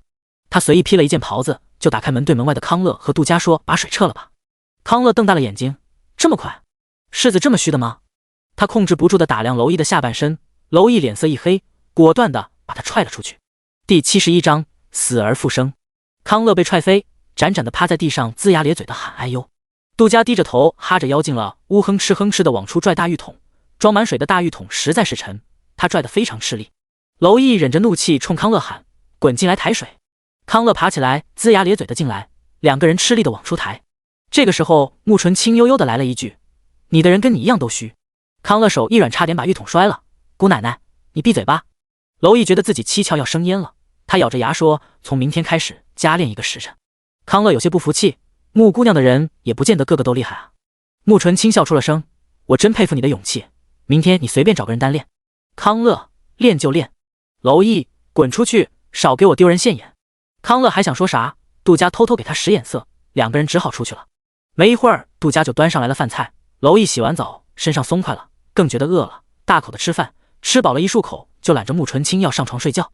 穆纯清早就困了，丝毫不扭捏的跟他上了床。躺在床上，娄毅也知道这种情况什么都不能做，他从背后搂着穆纯清，内心十分满足。睡吧。穆纯清困得睁不开眼，没回答他。娄毅怕压到他的肚子，往上抬了抬，没想到碰到了一团柔软，他惊奇的捏了捏，震惊的问：长大了？穆纯清被他捏烦了，伸手拍掉了他的手，含糊不清的说：这次比你的大了。娄毅十分好奇，怎么会突然长大了呢？穆纯清，奶娘说了，是为了喂奶做准备。娄毅，不用你辛苦，到时候给你找奶娘。穆纯清拒绝，我要自己喂。娄毅不解，为什么？只有穷苦人家才自己喂。穆纯清没有回答他，只传出均匀的呼吸。娄毅无奈的笑了，轻声说：长大了也挺好，软绵绵的，手感非常好，正好是他一个手掌能握住的大小。他偷偷又捏了2把，然后就悲催的发现自己起了反应。他赶紧把手收了回来，露出了痛苦的表情。他刚才还开心，终于美人入怀了，可是感觉太艰难了，简直就是上刑。他放开穆纯清，尽量不让自己碰到他，然后开始想战场上的事，转移注意力。只是这一想就失眠了。身边的人睡得香甜，他等到天快亮了，又穿好衣服躺回了棺材。做事得有始有终，今天是最后一天，得把戏演完了，还得圆回来。穆纯清睡觉虽然沉，但是机敏，他一起身，穆纯清就醒了。等他出去以后，他就也起了。今天要发丧了，他得去收拾烂摊子。娄毅刚躺回棺材，不久就有人上门了。今天事多，都是亲近的人来帮忙的。出殡的时候得有孝子摔盆，娄毅没有儿子，洛王府的子侄辈又都在京城。正当他们商议的时候，穆纯清一身孝衣走了过来，我来。他肚里有娄毅的孩子，他替儿子摔盆也说得过去。然后人越来越多，人到的差不多的时候，吉时已到，穆纯清一摔盆，顿时哭声震天响。盖棺封丁，有人喊道。娄启镇、娄启明在一旁捂着脸没眼看，别人以为他们在伤心的哭。很快就有娄家军的将军们过来给娄毅盖棺，然后当大家把棺材盖往棺材上推的时候，娄毅缓缓地睁开眼，伸出胳膊虚弱地说：我觉得我还能救一救。饶是身经百战的将军们也被这一幕吓了一跳，差点没把棺材盖扔了。反应了一会儿，才有人颤抖地说：世子又活了。他这么一说，然后那几个盖棺的将军都喊着世子活了，世子又活了。将军们都中气十足，声音洪亮，震天响的哭声戛然而止。大家纷纷跑过来，扒在棺材旁看。娄毅冲着这些探出来的人头问：我这是怎么了？他的声音沙哑虚弱，因为一晚上没睡，脸色发白，眼底乌青，看起来确实像大病一场的模样。娄毅又活了，大家高兴之余，赶紧手忙脚乱的把娄毅从棺材里扶出来。王府的下人侍卫都兴高采烈的，终于不用哭了。娘的这几天把这辈子的泪都哭了，差点哭瞎了。娄启镇也拍着娄毅高兴地说：好小子，终于结束这场闹剧，他也松了口气。而且娄毅演得挺好，不用他舔着老脸去道歉。停棺的目的就是为了防止有的没死透的人能再活过来，这种事也不是没有发生过，所以大家不会怀疑。最让他高兴的是，听说昨天晚上这臭小子和穆姑娘又睡一块去了，这岂不是说穆姑娘做洛王府的儿媳指日可待了？这是喜事。娄启镇大手一挥，丧事便喜事，大摆筵席。王府的下人们动作迅速的把府里的白帆都换成了红绸、红灯笼。穆纯清更是财大气粗，吩咐下去，凡是这几天前来吊唁送礼的人里钱双倍奉还，府里的下人侍卫多奖励1个月月俸。好歹这些人也陪着他胡闹了一把。世子死而复生是好事，大家都喜气洋洋的，没人埋怨前几天白来吊唁了。更是有人夸娄义福大命大，大难不死必有后福，世子非人美心善，情深义重，不仅远道而来送世子最后一程，还日夜守在佛前祈祷，终于感动上苍，让世子死而复生了。这些话都是娄毅示意康乐和杜家宣扬出去的，他得为自己的娘子证明。以前都传他的娘子是相貌丑陋、行为粗鄙的女土匪，花了大价钱买了她，他得让外人知道他的娘子人美心善，与他情谊深厚。看这回谁还敢编排他的瞎话。今天整个洛王府喜气洋洋，一片红彤彤的，大街上百姓为了庆祝世子死而复生，也是锣鼓喧天，鞭炮齐鸣。这热闹劲让娄毅有一种错觉，他在成亲。他凑到穆纯清跟前，小心地问：要不要趁着这个机会咱俩拜个堂？穆纯清白他一眼：有什么意义？娄毅委屈地说：到现在你也不肯给我个名分吗？穆纯清觉得他这个样子特别恶心，埋怨负心汉的小白莲。第72章比试。穆莲从远处走来，前几天王府办丧事，他穿了几天素衣，白帆一撤，他马上又换上了大红的软花缎裙装，梳着流云髻，上面插着镂空牡丹形红珊瑚头花，妆容美艳动人，不知道的以为今天他成亲呢。所过之处，宾客都注视着他。在这经常黄沙漫天的清风关，这些糙汉子哪见过这么美艳动人的女人？幸亏他走路有一股江湖女子的飒爽劲，要不然穆纯清都觉得向他走来的是一个花魁。偏偏就这份飒爽劲更吸引这些糙汉子。穆纯清无语的看着那些男人，两眼放光的盯着穆莲看。等他走近点，开口：“你低调些。”穆莲为什么要低调？老娘美，还怕人看吗？旁边的娄毅赶紧狗腿的说：“岳母大人美若天仙，是低调也藏不住的。”穆莲得意的朝穆纯清抛了个眼神，问：“你昨天又睡他了？”穆纯清低头看了看自己的肚子，就我这样，能干什么？穆莲点头，就是注意着点，别伤了我的外孙。娄毅又在旁边委委屈屈的告状：“岳母大人，他不给我名分，您劝劝他。”穆莲劝不了，他能搞定我，我搞不定他，自己想办法。娄毅，这时乔安他们也端着酒杯过来了。乔安，妹夫啊，我是大哥乔安，跟哥喝一杯。娄毅不敢不喝。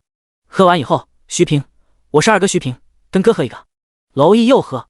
齐云，我是三哥齐云，跟哥喝一个。娄毅五个大舅哥打一圈下来，两眼有点发懵，这不算完。寒山过来笑着说：“姑爷，属下寒山敬您一杯。”南芝也过来，奴婢南芝敬姑爷一杯。这姑爷叫的他怎么能拒绝？结果穆纯清的人都过来敬酒，一圈打完，娄毅彻底钻到了桌子底下。娄启镇简直没眼看，早知道这样，以前就多练练儿子的酒量了。娄启明，你不管啊？娄启镇，管什么？我娶你大嫂的时候，也没少被岳父和大舅哥为难，让他受着吧。谁让他想娶人家女儿？娄启明深以为然，但是咱们娄家军这么多人，总被他们这么压着，太丢人了吧？娄启镇一想也对，他们有娘家人，他们还有夫家人呢，大手一挥，跟他们喝。于是所有没有上战场的校尉以上的将军都来跟穆纯清的人喝酒，然后整个洛王府就充斥着喝酒划拳吵闹声。康乐几杯酒下肚，就不服气的拍桌子，非要和穆纯清的人比划比划一决高下，重振雄风。别人没人理他，南芝一拍桌子：“我跟你打！”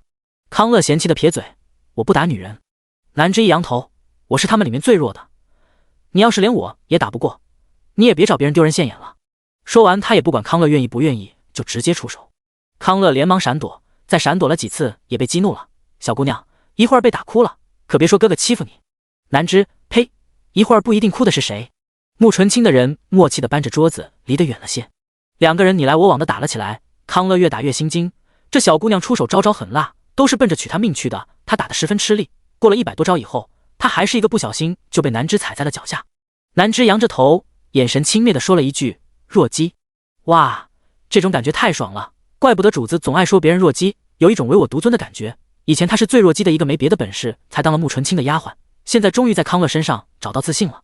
康乐从地上爬起来，羞愤难当，满脸通红，他恨不得找个地缝钻进去。娄家军的将军没人笑话他，反而觉得很气愤。康乐怎么着也是一个小将身份，被一个丫鬟压着打，这太丢娄家军的脸了。于是那些武将都跃跃欲试的想要同穆纯清的人切磋，因为人数太多，前院施展不开，一群人又转战到了练武场。洛王府的练武场非常大，一群人去了也不管是谁，那些将军无差别的就向穆纯清的人出手，是要替娄家军挽回颜面。穆纯清的人加上乔安他们才30多人，何况乔安他们也不是都善武，娄家军大大小小的武将一共200多人呢，一下子练武场里就混战了起来。穆纯清手下的人单兵都武术高强，但是娄家军的将军身经百战，协同作战，配合默契，一时间打得难舍难分，就连娄启明都忍不住的上了手。穆莲在一旁看得两眼发光，按耐不住问穆纯清：“我可以上吗？”穆纯清看了看他妖娆的身姿，这么多臭男人不怕被占便宜？穆莲勾唇一笑：“这么多汉子，谁占谁便宜还不一定呢。”然后他就如同一只花蝴蝶一样的扑过去了。他一加入，那些常年不见女人的糙汉子哪舍得下手，他往哪扑哪边就躲开，甚至还有老光棍被他碰一下就面红耳赤了。娄启镇一看这怎么行，在他的地盘，娄家军要是输了，他的老脸还要吗？于是他也加入了，专门对付穆莲。他可不会怜香惜玉，他就会怜惜他家王妃。那些老光棍看到娄启镇对穆莲出手那么狠，还幽怨地看着他。场上再次平衡了，打得难舍难分。寒山一直站在穆纯清身后笑着看着：“要我出手吗？穆纯清，你要是出手了还玩什么？总不能让娄家军输得太难看不是？他们也要脸。”寒山意外得看他什么时候懂人情世故了。穆纯清沉默，想了想，这算人情世故吗？过了一会儿才开口：“大约以前见的人都不算人。”寒山想了想也对，以前见到的都是牛鬼蛇神，他们就没跟正常人打过交道。这一场架一直打到月上中天，所有人都打得精疲力尽的躺在练武场上。娄启镇躺在地上喘着粗气：“哈哈，打得真痛快，好久没这么痛快了。”穆莲坐在一边，他也深以为然，在山里待久了，他觉得他的骨头都要生锈了。穆纯清早就累了，南枝和景娘伺候他早早睡下了。今天晚上他睡在了自己的后院里，娄艺一个人自己的屋里醉生梦死。第73章，你是不是又要跑？第二天早上，娄艺醒来的时候头疼欲裂，口渴的厉害，他支撑着坐起来，坐在床上喊：康乐，没反应；杜佳，没反应；柱子，没反应；喜旺。他一连叫了好几个院子里伺候的下人都没有反应。这个时候他才发现整个院子里静悄悄的，他的心猛地一沉，大惊不会破城打进来了吧？要不然院子里怎么一个人都没有？他下了床就往外狂奔，院子里没有人，出了院子一路上也没有人。他越跑越慌，心里唾骂自己：你这个废物，怎么又喝酒误事？上辈子你就喝酒误了事，导致清风关损失惨重，这辈子不吸取教训还喝酒。他一直往大门外跑，终于跑到了大门口，还好大门口有守卫，看到他穿着个中衣，光着大脚丫子，披头散发的跑过来，吓了守卫一跳。怎么回事？世子不是活过来了吗？怎么跟诈尸似的？娄艺双眼通红的问守卫：府里的人呢？守卫不知道发生了什么，傻愣愣的指了指练武场。练武场。娄艺想都没想，又回头一溜烟往练武场跑。守卫甲问守卫乙：世子这是怎么了？怎么疯疯癫癫的？守卫乙：不知道，自从有了世子妃就没正常过，估计是被打压狠了，有些不正常了。你都没见世子妃手下有多凶残，昨天晚上咱们娄家军那么多将军都没把那30几个人打趴下，有这么厉害的手下，世子妃得多厉害？守卫甲一脸的同情：那世子挺可怜，家有悍妻。守卫乙：可怜啥？没看世子妃出手多大方啊，人又长得美，我要是有这么一个长得美还有钱的娘子，天天打我一顿我也愿意。守卫甲十分嫌弃的看他：拉倒吧，也不看看你长什么样，跟个长茄子似的，哪家有钱的漂亮姑娘能看上你？娄艺不知道守卫在他背后又编排他了，他就跟一阵风一样刮到了练武场。此时练武场里正在热火朝天的训练，昨天晚上娄启镇受了刺激，认为他们娄家军欠缺的地方还很多，洛王府更差，30多个人把他们洛王府所有人按在地上摩擦，所以他打算从今天开始要对府里所有的人进行特训，不管是小厮侍卫还是丫鬟婆子都列队训练，就连伙房的伙夫都拿着个大马勺在哼哼哈嘿的练着。娄启镇对着这些人扯着嗓门喊：你们这么多人被人家30几个毛孩子压着打，丢不丢人？丢人喊声震耳欲聋。要不要找回自己的面子？要找回面子怎么办？加练，加练，加练！吼声直冲云霄。娄启镇满意的点头：很好，从今天开始，我们冬练3九，夏练3伏，一刻也不能松懈。记住，我们落后就要挨打。是。娄艺跑过来的时候，就看到的是这幅场景，他傻愣愣的看着场上的人，然后大家也都看见了他，停了动作，也都傻愣愣的看着他。娄启镇背对着他没看见，看到大家都停了下来，怒道：都愣着干什么？练起来！伙夫用大马勺指了指娄艺王爷：是世子。娄启镇一回头，看到娄艺那个鬼样子，也吓一跳：你这是干什么？娄艺，你们在干什么？娄启镇，没长眼看吗？老子在训练。娄艺，为什么这么多人？娄启镇，因为老子丢不起这个人。你又为什么是这个鬼样子？娄艺这才低头看了自己一眼，单薄的中衣，光着脚丫子。现在已经进入10月了，清风关的10月已经开始进入每天刮大风的季节了，风卷起沙石打在脸上生疼。他跑的时候不觉得，还出了汗，现在一停下来，风一吹，顿时觉得透心凉心飞扬。他不由自主地打了个哆嗦，脚丫子踩在冰凉的青石板上，就像踩在冰块上。他抬起左脚，在右脚的裤腿上蹭了蹭，讪讪地说：我以为有嫡媳。娄启镇简直没眼看他这个傻样子，你二叔在城楼上盯着呢，滚回去穿好衣服来训练，连个女人都打不过，兵熊熊一个，将熊熊一窝。在人群里的康乐缩了缩脖子，他觉得这话是骂他的。娄艺看看四周，只有王府的人，突然想起来这一路上跑过来没看见穆纯清的人。青青呢？娄启镇顿时火冒三丈：老子怎么知道？那是你的女人，又不是老子的女人。他一大早就起来集合府里人训练了，他哪知道穆纯清在哪？娄艺心一沉，不好，撒丫子就往后院的方向跑。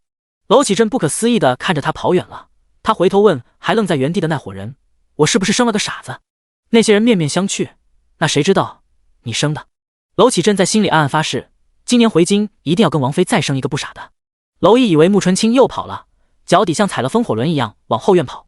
自从穆纯清来了，他就被塞进了棺材，好不容易出了棺材，又被灌醉了，所以他根本不知道穆纯清住在哪个院子里。现在下人都在练武场，也没人给他带路，他就跟发疯了的蛮牛一样，一个院子一个院子的闯。穆纯清没跑，准备跑呀，他的人正在收拾东西准备走，景娘怕他路上冷，把他包得跟个包子似的，终于娄毅找到他了，他一闯进来就看到穆纯清穿戴整齐，他的人拿着行李。他冲过来一把拽住了穆纯清，脸色铁青，双眼猩红的怒视着他。你又要跑？穆纯清从来没有见过他这么生气的样子，如果怒气有实质的话，那恐怕现在娄毅的周围缠绕的都是黑气。他咬紧了牙关，腮帮子的肌肉绷得紧紧的，头上的青筋异常明显，有汗水顺着青筋淌了下来，紧握着穆纯清手腕的手微微颤抖着。穆纯清，你不冷吗？娄毅忍不住低吼着，回答我，是不是又要偷偷跑？穆纯清，没有，准备跟你道别的，不过他们说你醉酒还没醒，所以打算收拾完东西再去找你。娄毅的肩膀塌了下去，浑身都是无力感。为什么你还是要走？第74章，不要离开我好不好？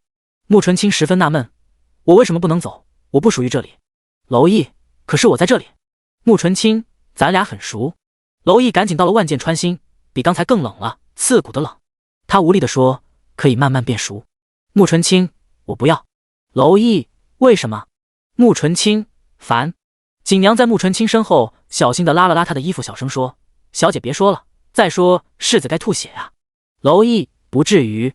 穆纯清看他穿的单薄，难得的发了善心，进屋说吧，不说清楚他就走。娄毅再发动军队找他，他就没安宁日子过了。娄毅见他缓和了神情，赶紧跟他进了屋。进了屋，穆纯清刚一坐下，娄毅就贴了上去，青青，我冷。穆纯清跟着打了一个哆嗦，嫌弃的把他推开，所以你为什么不穿衣服，把自己弄成这个鬼样子？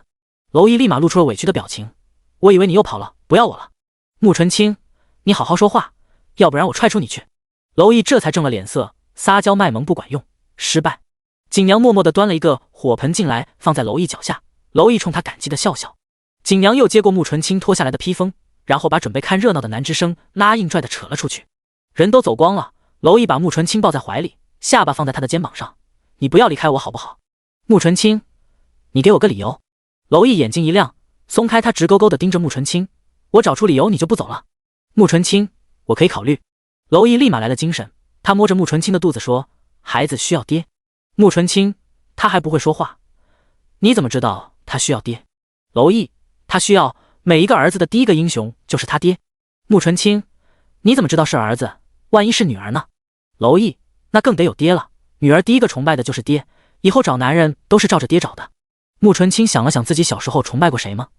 没有，他只知道要活下来，要把挡在他前面的人杀了。要是让他找一个和他爹一样的人，那更没娄毅什么事了。这些我都可以让身边的人代替，乔安和寒山他们都不差。娄毅急了，那怎么能一样？假的就是假的，永远成不了真。穆纯清歪头想他的话，从没有人跟他说过这样的话，爹很重要，他身边的人都没爹，他还好有个娘，那些人连娘都没有。没有爹娘，他们也活得很好，可是真的好吗？穆纯清，不是所有爹都好。娄毅知道他想起不开心的事了，双手捧起他的手，小心地说，我知道有的人是人渣，但是我不是，这东西跟家风有关，你看我爹怎么样？穆纯清认可的点头，你爹不错，这几天相处可以看得出来，洛王是真心实意为娄毅想的好爹。娄毅，对，我就是在这种环境下长大的，父慈子孝，言传身教，我也会是个好爹，我不好，我爹也会打死我。穆纯清不知道该不该认同这个观点，因为没人叫他，他无从所知。娄毅看他不说话，趁热打铁，人都是有感情的，不在一起肯定关系很淡，即使我们是父子，也没有多少感情，可是我们如果天天在一起呢，我们就会有深厚的感情，拆不散打不断的感情。穆纯清，可是我不想在这里生活，这里风沙太大，天气太冷，空气太干，吃的太少，现在已经没了蔬菜。他不怎么爱吃肉，大多情况下吃素，可是10月的清风关已经一点绿色都看不见了，这几天他都是吃的肉，白菜土豆，他实在吃不惯，也受不了这样的风沙。现在德耀王谷正是风景最好最舒服的时候，漫山遍野的绿色，黄色红色，非常好看。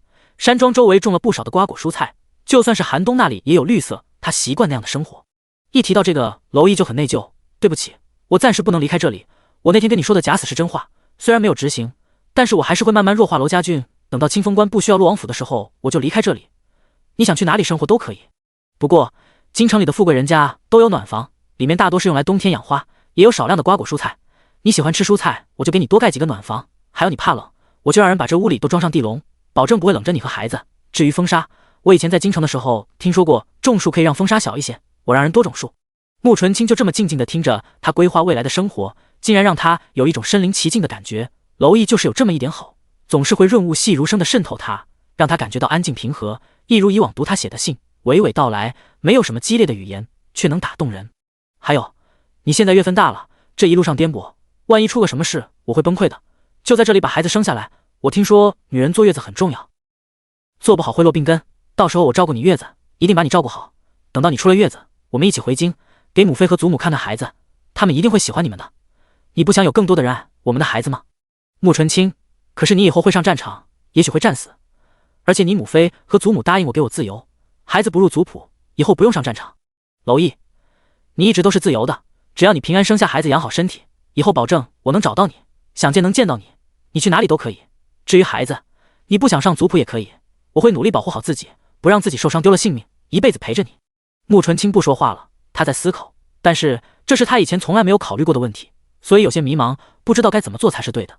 他还有3个月就要生了，如果走一半的时间就会耽误在路上，如果早产可能就得生在路上。也许娄毅说的对，等生完孩子再走也一样。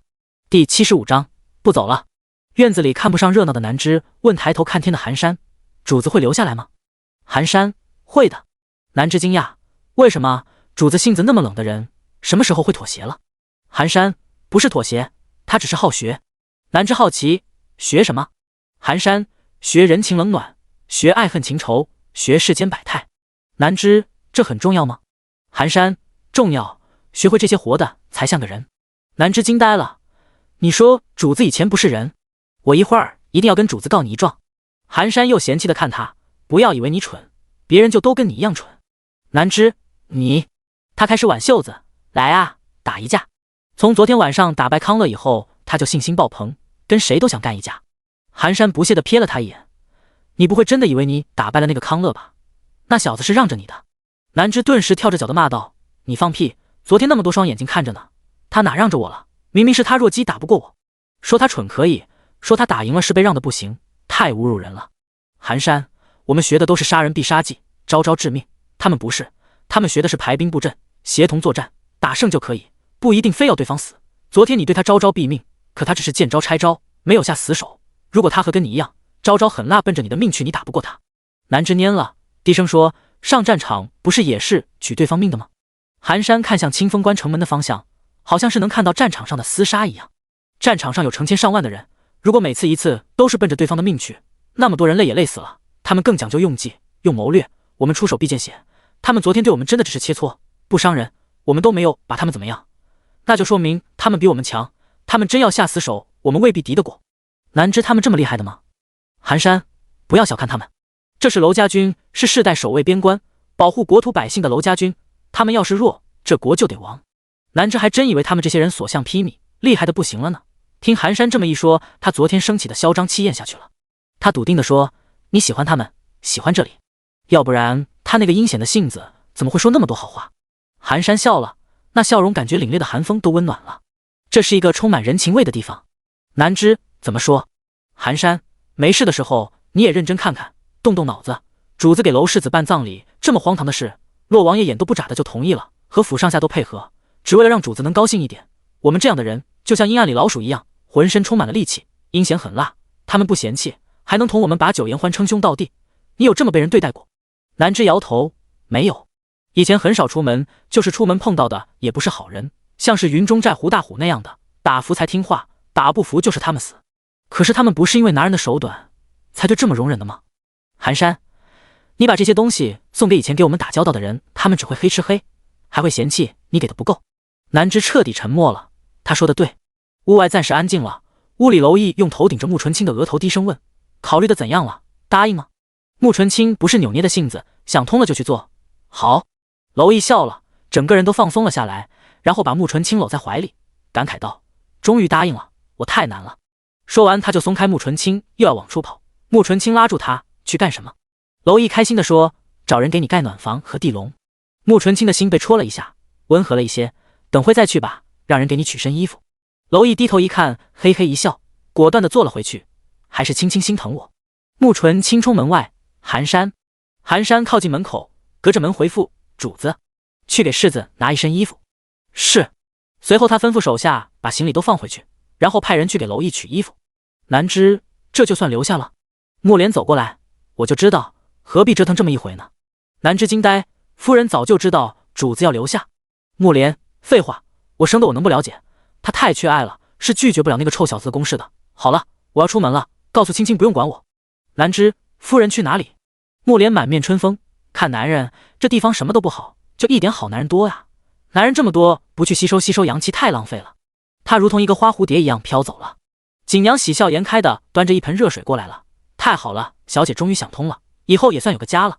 敲门进了屋，锦娘把热水放在娄毅的脚下，姑爷，天冷，先烫烫脚吧。娄毅感激地说，谢谢奶娘了，府上有丫鬟，以后这种事就吩咐丫鬟去做，不必事事亲力亲为。他看得出来，穆纯清的这些人就这个奶娘最正常，对他最温和，自己得跟他打好关系。锦娘笑着说，没关系，小姐不习惯生人靠近，我来就好。穆纯清的人在练武场找到娄毅院子里的人，很快就给娄毅送来了衣服。娄毅穿戴好，陪着穆纯清用了早饭，然后出去安排人盖暖房，改造地笼。府里的人一听说穆纯清要住下，非常积极。安排完以后，娄毅回来问穆纯清，接下来打算干什么？有想去逛逛的地方吗？穆纯清想了想，我能去城门上看看吗？娄毅，去哪里做什么？在打仗，刀剑无眼，再伤到你。穆纯清，我是那么容易被伤到的吗？我只是想感受一下你们的生活。这个理由娄毅没法拒绝，他也想穆纯清对自己了解的更多一些。那你上了城楼，不要往前靠，要小心。好。娄毅带着穆纯清出门了，南之寒山还有康乐杜家跟着。越往城门走，越能听到震耳欲聋的厮杀声。来了这么久，穆纯清没有出过洛王府，他以为打得不严重呢。洛王看起来不是很紧张的样子，没想到打得这么厉害，一路上都能看到被抬下来的伤兵。第76章射杀头10手。他们下了马车往城楼上走，听着震耳欲聋的厮杀声，看着抬下来的伤兵，娄毅的神情严肃，浑身散发着杀气。一行人没有去正面的城门楼，而是去了一侧的箭楼。箭楼里都是弓箭手，看到他们上来了以后，弓箭营的校尉刘同过来行礼，世子妃。娄毅皱着眉头问，什么情况？不是一直在拖着，怎么今天这么激烈？刘同通过箭孔指了指正门方向上的军旗，被寒风吹得猎猎作响的旗子下方挂着一颗人头，那颗人头就是已经风干了的亚瑟的头。今天王爷命人把这颗人头挂在了军旗上，沉寂了几天的大金军队觉得受到了挑衅和侮辱，所以就发动了全面进攻。而且天气开始冷了，下个月草原就要进入雪季，到时候大雪覆盖，他们的补给和援兵都会受到影响。而且今年大金大旱，也没有多余的粮食让他们打持久战，所以那些大金士兵就疯了不要命的往上冲，想争取这最后一次机会。娄毅目光深邃地观察着外面的战况，原本他想的也是拉锯战，拖长战争。进入冬季大金，因为天气粮草和援兵都受影响，就算他们不退兵，也不敢大规模进攻，只能守在外面干耗着。他们耗得起，大金耗不起。只要还在打仗，皇上就不会动他们，也能趁机转移娄家军。可是现在他不这么想了，不光是为了减小人员伤亡，还是为了穆纯清。穆纯清留下来了，不久还要在这生孩子，他想尽快把这场战争结束，然后安心陪穆纯清生孩子，给他创造一个安全的环境。至于打了胜仗，怕皇上猜忌，他在想办法。总之，这辈子总不会再被狗皇帝耍。通过箭孔看到城墙下已经被堆成了尸山血海，大金的士兵还在不停地踩着自己的尸体往上爬，远处的投石机还在不停地往城墙上扔着点着了的石头。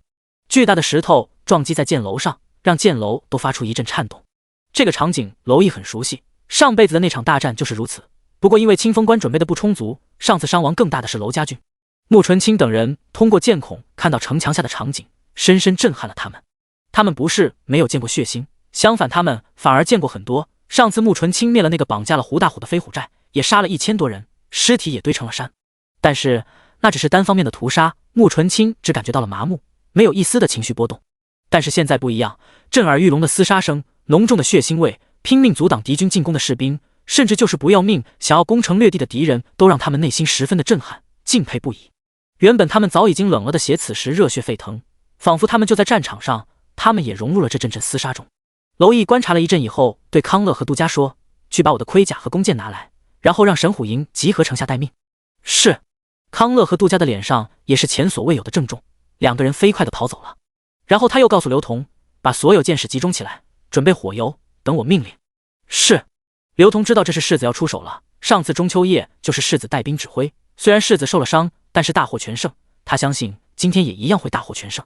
康乐和杜家是骑快马去的，很快康乐带着娄毅的弓箭盔甲来了。康乐也是一身盔甲，身后背着的武器竟然是一把长6尺、2米长的重剑，因为剑太长了，高出他一头，还在地上划出了一道深深的印子。此时他的脸上哪还有平时的嬉笑，神色肃穆，杀气腾腾。蝼蚁很快也穿上了盔甲。穆纯清从来没有见过他这个样子，高大威猛，气势刚健似骄阳，杀意猛烈似涛江，眼神凛冽似寒霜。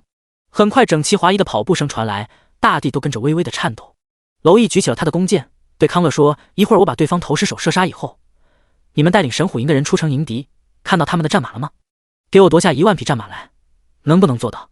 康乐大声回答：“能。”好，告诉兄弟们别死在外面，回来我给你们庆功。是，去吧。康乐跑走了，他眼里的坚毅之色让穆纯清他们侧目。蝼蚁对刘同下令：“弓箭手准备。”刘同，弓箭手点火准备。所有箭孔都站满了弓箭手，他们的弓箭上是点着的箭矢，他们身后还站着一个点火递箭的人。蝼蚁，放！他手里的箭最先离弦，然后成百上千的箭矢如同流星一般划破长空射向敌军。蝼蚁还是在射完一箭以后迅速射第二箭。投石机的投手站的要比神射手亚瑟站得近，他不用把弓拉满，但是就是如此，那张弓巨大的拉力还是扯动他的伤口，隐隐作痛。射完2箭，他就甩手，再射2箭，对方有10个投石车，20个投手。就这样，他射了10箭以后，速度慢了下来，甩手中间间隔的时间更长了。对方也反应了过来，在密密麻麻的箭中，他的目标是投石手，所以对方的投石手迅速的隐藏了起来。蝼蚁找起来困难了很多。在蝼蚁想再次拉弓的时候，穆纯清拉住了他的手：“我来吧。”蝼蚁神色一变：“这怎么行？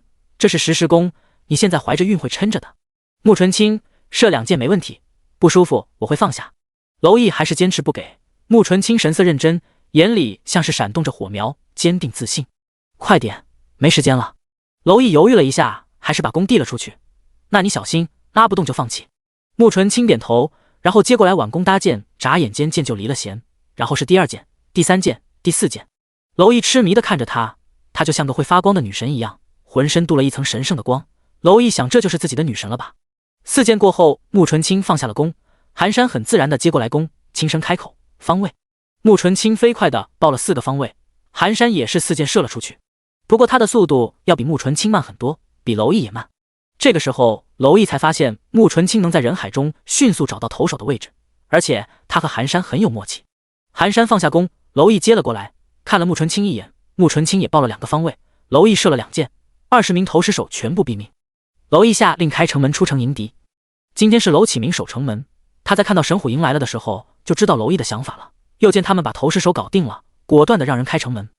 第77章列阵杀敌。杀！喊声直冲云霄，声音大到整个清风关都听到了。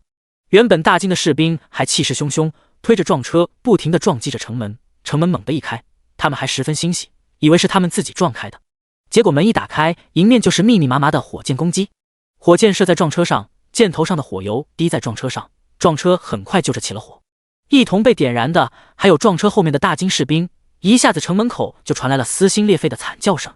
他们身后的人怕也被火点着，开始后退。神虎营这边10个人一组推动车冲车前进，巨大的推力把堵在门口的撞车和烧着的人推开了。一辆辆的冲车被推了出来，冲车和撞车差不多大，但是前面是一块大大的铁板，铁板上面都是尖尖的刺，往前推的时候让敌人靠近不了，人还可以躲在冲车后面前进。这是蝼蚁上辈子研究出来的，都是应对骑兵用的。重生以后他就让人秘密打造，因为打造难度大，所以进度慢，他受伤之前刚做好，他原本不打算用的，这是他的秘密武器，但是现在既然决定一击即中，他就直接用了。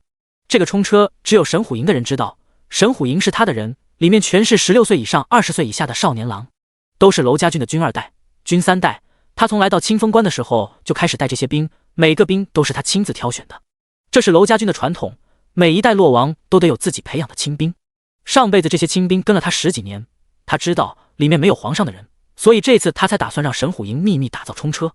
几十辆冲车推了出去，身后跟着弓箭手掩护，大金士兵不得不退。这样2万多的神虎营官兵顺利出城，向大金营地推进。蝼蚁和刘同他们依然在箭楼上放箭配合。康乐和杜嘉骑在马上，一个拎着一个6尺的重剑，一个手持一个狼牙锤枪，威风凛凛，完全不跟平时一样。大金士兵退后几十丈以后不再退，弓箭手上前开始对着神虎营就射，冲车才几十辆，不可能完全把2万多的官兵都护住。康乐和杜嘉一人带了1万人马分2路，开始列阵向前推进。娄毅在神虎营都出城了以后，就对穆纯清说：“待在这里不要出去，等我回来。”穆纯清，好。娄毅又深深地看了一眼寒山，保护好他。寒山万年不变的笑脸也变得正经起来。是。娄毅下了箭楼，去了城门楼。娄启明和随后赶来的娄启正都在那。看到娄毅，娄启正问：“这是要一决胜负吗？”娄毅点头：“解决了好有时间陪青青。”娄启正拍他一巴掌：“你个臭小子，有把握吗？”娄毅紧绷的脸露出了笑容：“必须有，不能在娘子面前丢人。”娄启正嗤笑：“得幸，去吧。”娄毅上了城墙垛，亲自拿着令旗指挥摆阵。对方上了弓箭手以后，娄毅打旗语，康乐和杜嘉分别组成了方圆阵，外方内圆，外面都是手持盾牌的士兵，他们身后站着持剑的士兵，负责打落射进阵中的箭。一旦有被射中的士兵，立马被园里的士兵替换了下来，伤得重的从阵尾退出来，进城疗伤。康乐和杜嘉分别在正中心的位置，两个阵稳步前进。莫桑坐阵后方，看到娄家军已经靠近了他们的大军，立马指挥弓箭手后退，骑兵往前冲，试图冲散他们的阵型。娄毅看到骑兵一上就马上打令旗，换了风使阵，前面的骑兵列成箭头的样子往前冲，主力在阵中，伤兵压后。风使阵的进攻冲锋很快，由于对方骑兵多成一字形，一下子就让2个风使阵冲成了3段。娄毅迅速指挥换成了鹤翼阵，这个方阵需要在阵中的大将有高超的指挥能力，两翼张合自如，既可用于抄袭敌军两侧，又可合力夹击突入阵型中部之敌，进可攻退可守。为了防止被敌突破，两翼应当机动灵活，密切协同，攻击猛烈。被冲成3段的大金骑兵一下子就被2个鹤翼阵左右夹击了。神虎营配合默契，进退自如，康乐和杜嘉指挥得当，所有人就像打了鸡血一样奔着对方的马去了。他们也不恋战，相互配合，一个用长枪把对方骑兵挑下马，另一个翻身上马骑上就跑，骑马跑的大多都是伤兵。等莫桑反应过来的时候，发现他们的骑兵马已经丢了1多半，而对方的人也跑了1多半，剩下的人自己有马的一人捎带一个步兵骑上就跑，弓箭手和盾牌冲车压后，康乐和杜嘉也压后，两个人一个人双手挥舞重剑，所过之处收获一排人头，另一个单手持狼牙锤枪一挑一串。刘同这边也配合默契，从神虎营抢了马往回跑开始，就箭雨不停，压制对方追击。娄毅也扔了令旗，拿起他的弓，再次对准敌军。这次他瞄准的是莫桑。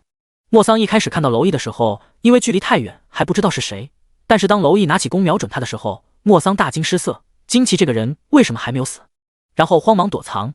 可惜躲得过第一箭，没躲过接踵而至的第2箭，只可惜没射中要害，依旧射中了肩膀。因为箭雨压制，追兵很难追击，很快压后的冲车和康乐等人也进了城。看到他们大获全胜，娄启镇高兴的哈哈大笑，蒲扇一样的大巴掌拍在娄毅的后背上：“臭小子，好样的，没有辱没洛王府的威名，接下来就看老子的吧。”神虎营都是新兵蛋子，打个突袭还行，但是像这种追击敌军的事，还得身经百战的老兵才行。娄启镇提上长枪就走。他在听说娄毅调动神虎营的时候，就集结了人马。神虎营最后的人一进城，等在另一侧的骑兵就在娄启镇的副将赵俊带领下一马当先的冲了出去。娄启镇提枪上马随后，整个清风关5万骑兵悉数出动，后面跟着5万的步兵，全都是娄家军的精锐老兵。大金那边还没有从战马被抢中缓过神过来，以为他们只是出来抢马的，结果抬头一看，对方乌泱泱的兵马就冲他们奔来，顿时吓得落荒而逃。第78章，还觉得他们弱鸡吗？莫桑受伤了，还没从惊慌中缓过神来，就听到千军万马的声音冲了过来。军师大喊着：“大将军，我们撤吧！”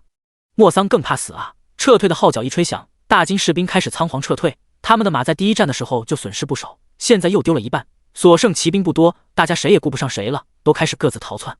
骑兵跑得最快，后面没马的就2条腿使劲捯饬的跑，慌到他们的行军帐篷和行李粮草都来不及带走。可惜他们人高马大，打仗是优势，但是逃跑的时候就没有于国瘦小一点人跑得快了。很快赵俊带领的骑兵就越过了他们，也没停，直接去追骑兵。娄启镇更是让马跑得飞快，他要莫桑的人头，后面的步兵就把剩下的残兵败将包圆了。单方面的屠杀开始，手起刀落，连惨叫声都少。箭楼里南枝趴在一个箭孔上，目瞪口呆地看着这一切。他回头，眼睛里闪着亮闪闪的光柱子。姑爷他们忒损呀，抢了马几天跑，不过太爽了，太神奇了，那么多人的队伍变换队形就把马抢过来了。穆纯清这次还敢叫康乐弱鸡吗？南枝头摇得跟拨浪鼓一样，不叫了，他们要是弱鸡，我就是小鸡仔了。天啊，寒山说的对，我们碰上军队完全没胜算啊。寒山笑着说，所以你以为主子当时为什么跑？被斥后找到了，为什么默许世子送信，还给银子？南枝瞪大了眼睛，主子，你那个时候就知道他们这么厉害的吗？穆纯清，你以为20万楼家均是土匪啊？南枝低头，好吧，我以后重新认识他们。正说着，娄毅大步流星的上来了，他对穆纯清伸出手，目光柔和的说：“青青走吧，去吃饭。”穆纯清伸出手握住了娄毅的手，一起下了剑楼。南枝心里吐槽，变脸真快，刚才世子的脸凶得跟钟馗似的，现在又温柔得跟只兔子似的。他们下了剑楼，就看到了青春洋溢的神虎营，虽然好多都不同程度的挂了彩，但是每个人的脸上都洋溢着快乐和激动。这是他们第一次集体大规模作战，不仅大获全胜，还只伤无亡，现在还基本人手一匹马，这种战绩可以以后和子孙吹一辈子牛了。年轻就是好啊！穆莲突然不知道从哪冒出来了，站在南枝身后来了这么一句，把正在聚精会神看男人的南枝吓了一跳。夫人，您吓我一跳，您什么时候来的？穆莲，早就来了呀，我本来在军营外面看汉子，可是他们突然集合，我就知道有大热闹看，我就跟来了，没想到打得这么激烈啊，太动人心魄了。南枝激动地问，夫人你也看到了对不对？是不是爽爆了？穆莲，是挺爽。穆纯清，您看到那么血腥的画面怎么没事？穆莲白他一眼，你都没事，我怎么会有事？穆纯清想是啊，死了那么多人，那么血腥，他怎么没事？因为他和穆杀的人太多，见到的血腥太多，所以见不得太血腥的画面，容易杀红眼，控制不住自己。飞虎寨就是这么被灭的。穆纯清想，可能是他们没出手的缘故吧。穆莲没想那么多，他拍着南枝的肩膀，朝那些还在兴奋中的神虎营官兵努嘴，小南枝啊，你要是想生孩子的话，从那里面挑一个啊，瞧瞧他们一个个的俊秀朗逸，活力四射的，生出的孩子肯定漂亮又健康。南枝盯着那些男人，两眼放光，怎么办？很心动哎。娄毅，他有一种感觉，他不会是就这么被选中的吧？他看了穆纯清一眼，没从他眼里看到穆莲和南枝那种看到男人眼神里都是狼性的光，顿时感觉到了欣慰。他的娘子不是贪图美色之人。这时康乐过来，世子，兄弟们要庆功。他还背着他的重剑，脸上有一道伤，应该是剑擦过去弄的。本来挺有野性美的画面，结果他咧个大嘴，呲个大牙花子，怎么看怎么滑稽。娄毅大手一挥，庆，老子请客。顿时神虎营发出热烈的欢呼声。南枝盯着康乐的重剑看，跃跃欲试的凑过去，康乐，我能拎你的剑吗？康乐怀疑的看看他，你身高不够。南枝顿时觉得被鄙视了，恼羞成怒，你够？你不是还没有剑高？康乐无奈，只能解下剑递给他，小心点，别伤到。南枝兴奋地接过剑，他是真的低，才4.6尺高，1.54米。拎着重剑吃力地想挥一圈，结果刚抬起来剑因为重力加速度把他抡了一圈，然后跪在了康乐面前。要不是康乐一下子把剑接住，重剑就像一个铡刀一样把他的头切下来了。大家先是眨了眨眼，一片寂静，然后神虎营就爆发出了惊天地泣鬼神的笑声。康乐也笑着说，不用给我行这么大礼。南枝先是低头跪了一会儿，然后捂着脸哭着跑了，呜呜，我不活了，呜呜。然后大家的笑声就更大了。寒山对穆纯清说，主子，要不还是给您换个丫鬟伺候吧，这个太傻了。穆纯清，算了，习惯了，凑合用吧。穆莲，这下小南枝没法从那些小伙子中选男人了。虽然说男人都喜欢胸大无脑的，但是肯定不喜欢胸大缺根弦的。娄毅，都是扎心小能手啊。闹剧过后，大家整队回营，因为伤兵太多，娄启镇他们也没有回来，所以庆功宴推后开。他们先回到了洛王府，穆纯清住的院子暂时不能住，因为地板都被掀开了，准备铺地笼，所以穆纯清搬到了娄毅的院子，穆莲和乔安他们搬到了隔壁一个空院子。娄毅和穆纯清两个人安静地吃着饭，谁也没有多说什么。而城外的追杀1天1夜才结束。第79章奖励。吃过饭，娄毅还要去安排后续的事情。景娘让人抬水去浴室赐穆纯清洗澡，乔安不让坐浴，最近一直都是南枝用水给他冲洗。景娘怕穆纯清着凉，在小小的浴室里放了好几个炭盆，再加上热水，有时候倒水还会把热水不小心洒在炭火上，然后炭火就腾起了水汽，整个浴室就烟雾缭绕。穆纯清憋得难受，大口喘了几口气。奶娘，南枝呢？景娘笑着说，小姑娘还没缓过劲来呢，把头埋在被子里装鸵鸟不肯出来。穆纯清，让她知道点天高地厚也挺好的。景娘一边给她冲洗头发，一边问，小姑娘有16了吧，该议亲了。穆纯清，不急，这么多男人还找不到一个适合她的。景娘，你现在有了好归宿，你身边的那些人也都该成个家了，你们以前过的都是什么日子？穆纯清的目光幽深，以前过的什么日子？大概不是人的日子吧。其实昨天他们和那些将领喝酒划拳切磋武功的时候，他就在想，这是不是就是活着的意义？轻松自在安乐。他们那些人什么时候这么热闹过？在药王谷的时候他们也会一起喝酒，但是那时是什么样的气氛呢？大家一人一壶酒，随便找个地方一坐，闷头喝酒，没人聊天，没人划拳，偌大的庄子静得出奇，气氛十分诡异。早上穆纯清要走的时候，他明显感觉到了大家的怅然若失，大概大家都舍不得这里的人味吧，所以娄艺留他的时候，他想了想就留下了。小时候他们想的是怎么活下来，现在大概想的是怎么让自己活得像个人，一个正常的人。洗完澡，锦娘又把他裹得跟个粽子似的送回寝室。穆纯清回到了寝室，在书桌上找了一本书，半躺在床上看着。娄艺进来的时候就看到这样一幅场景，穆纯清柔顺的长发直直的垂下，脸上因为刚才沐浴的时候热气熏得有些发红，他神色认真的看着手里的书，眉目柔和，昏黄的烛光在他的身上投下了一层橘红色的光晕，凸起的肚子让他看起来有一层母性的光辉。娄艺没有想到，一直看起来冷冰冰的人竟然还有这么温柔的一面。一时间他看得有些吃了，站在门口许久未动。穆纯清早就知道他进来了，本来不打算理他，但是他一直盯着自己看，脸上还带着一种傻笑。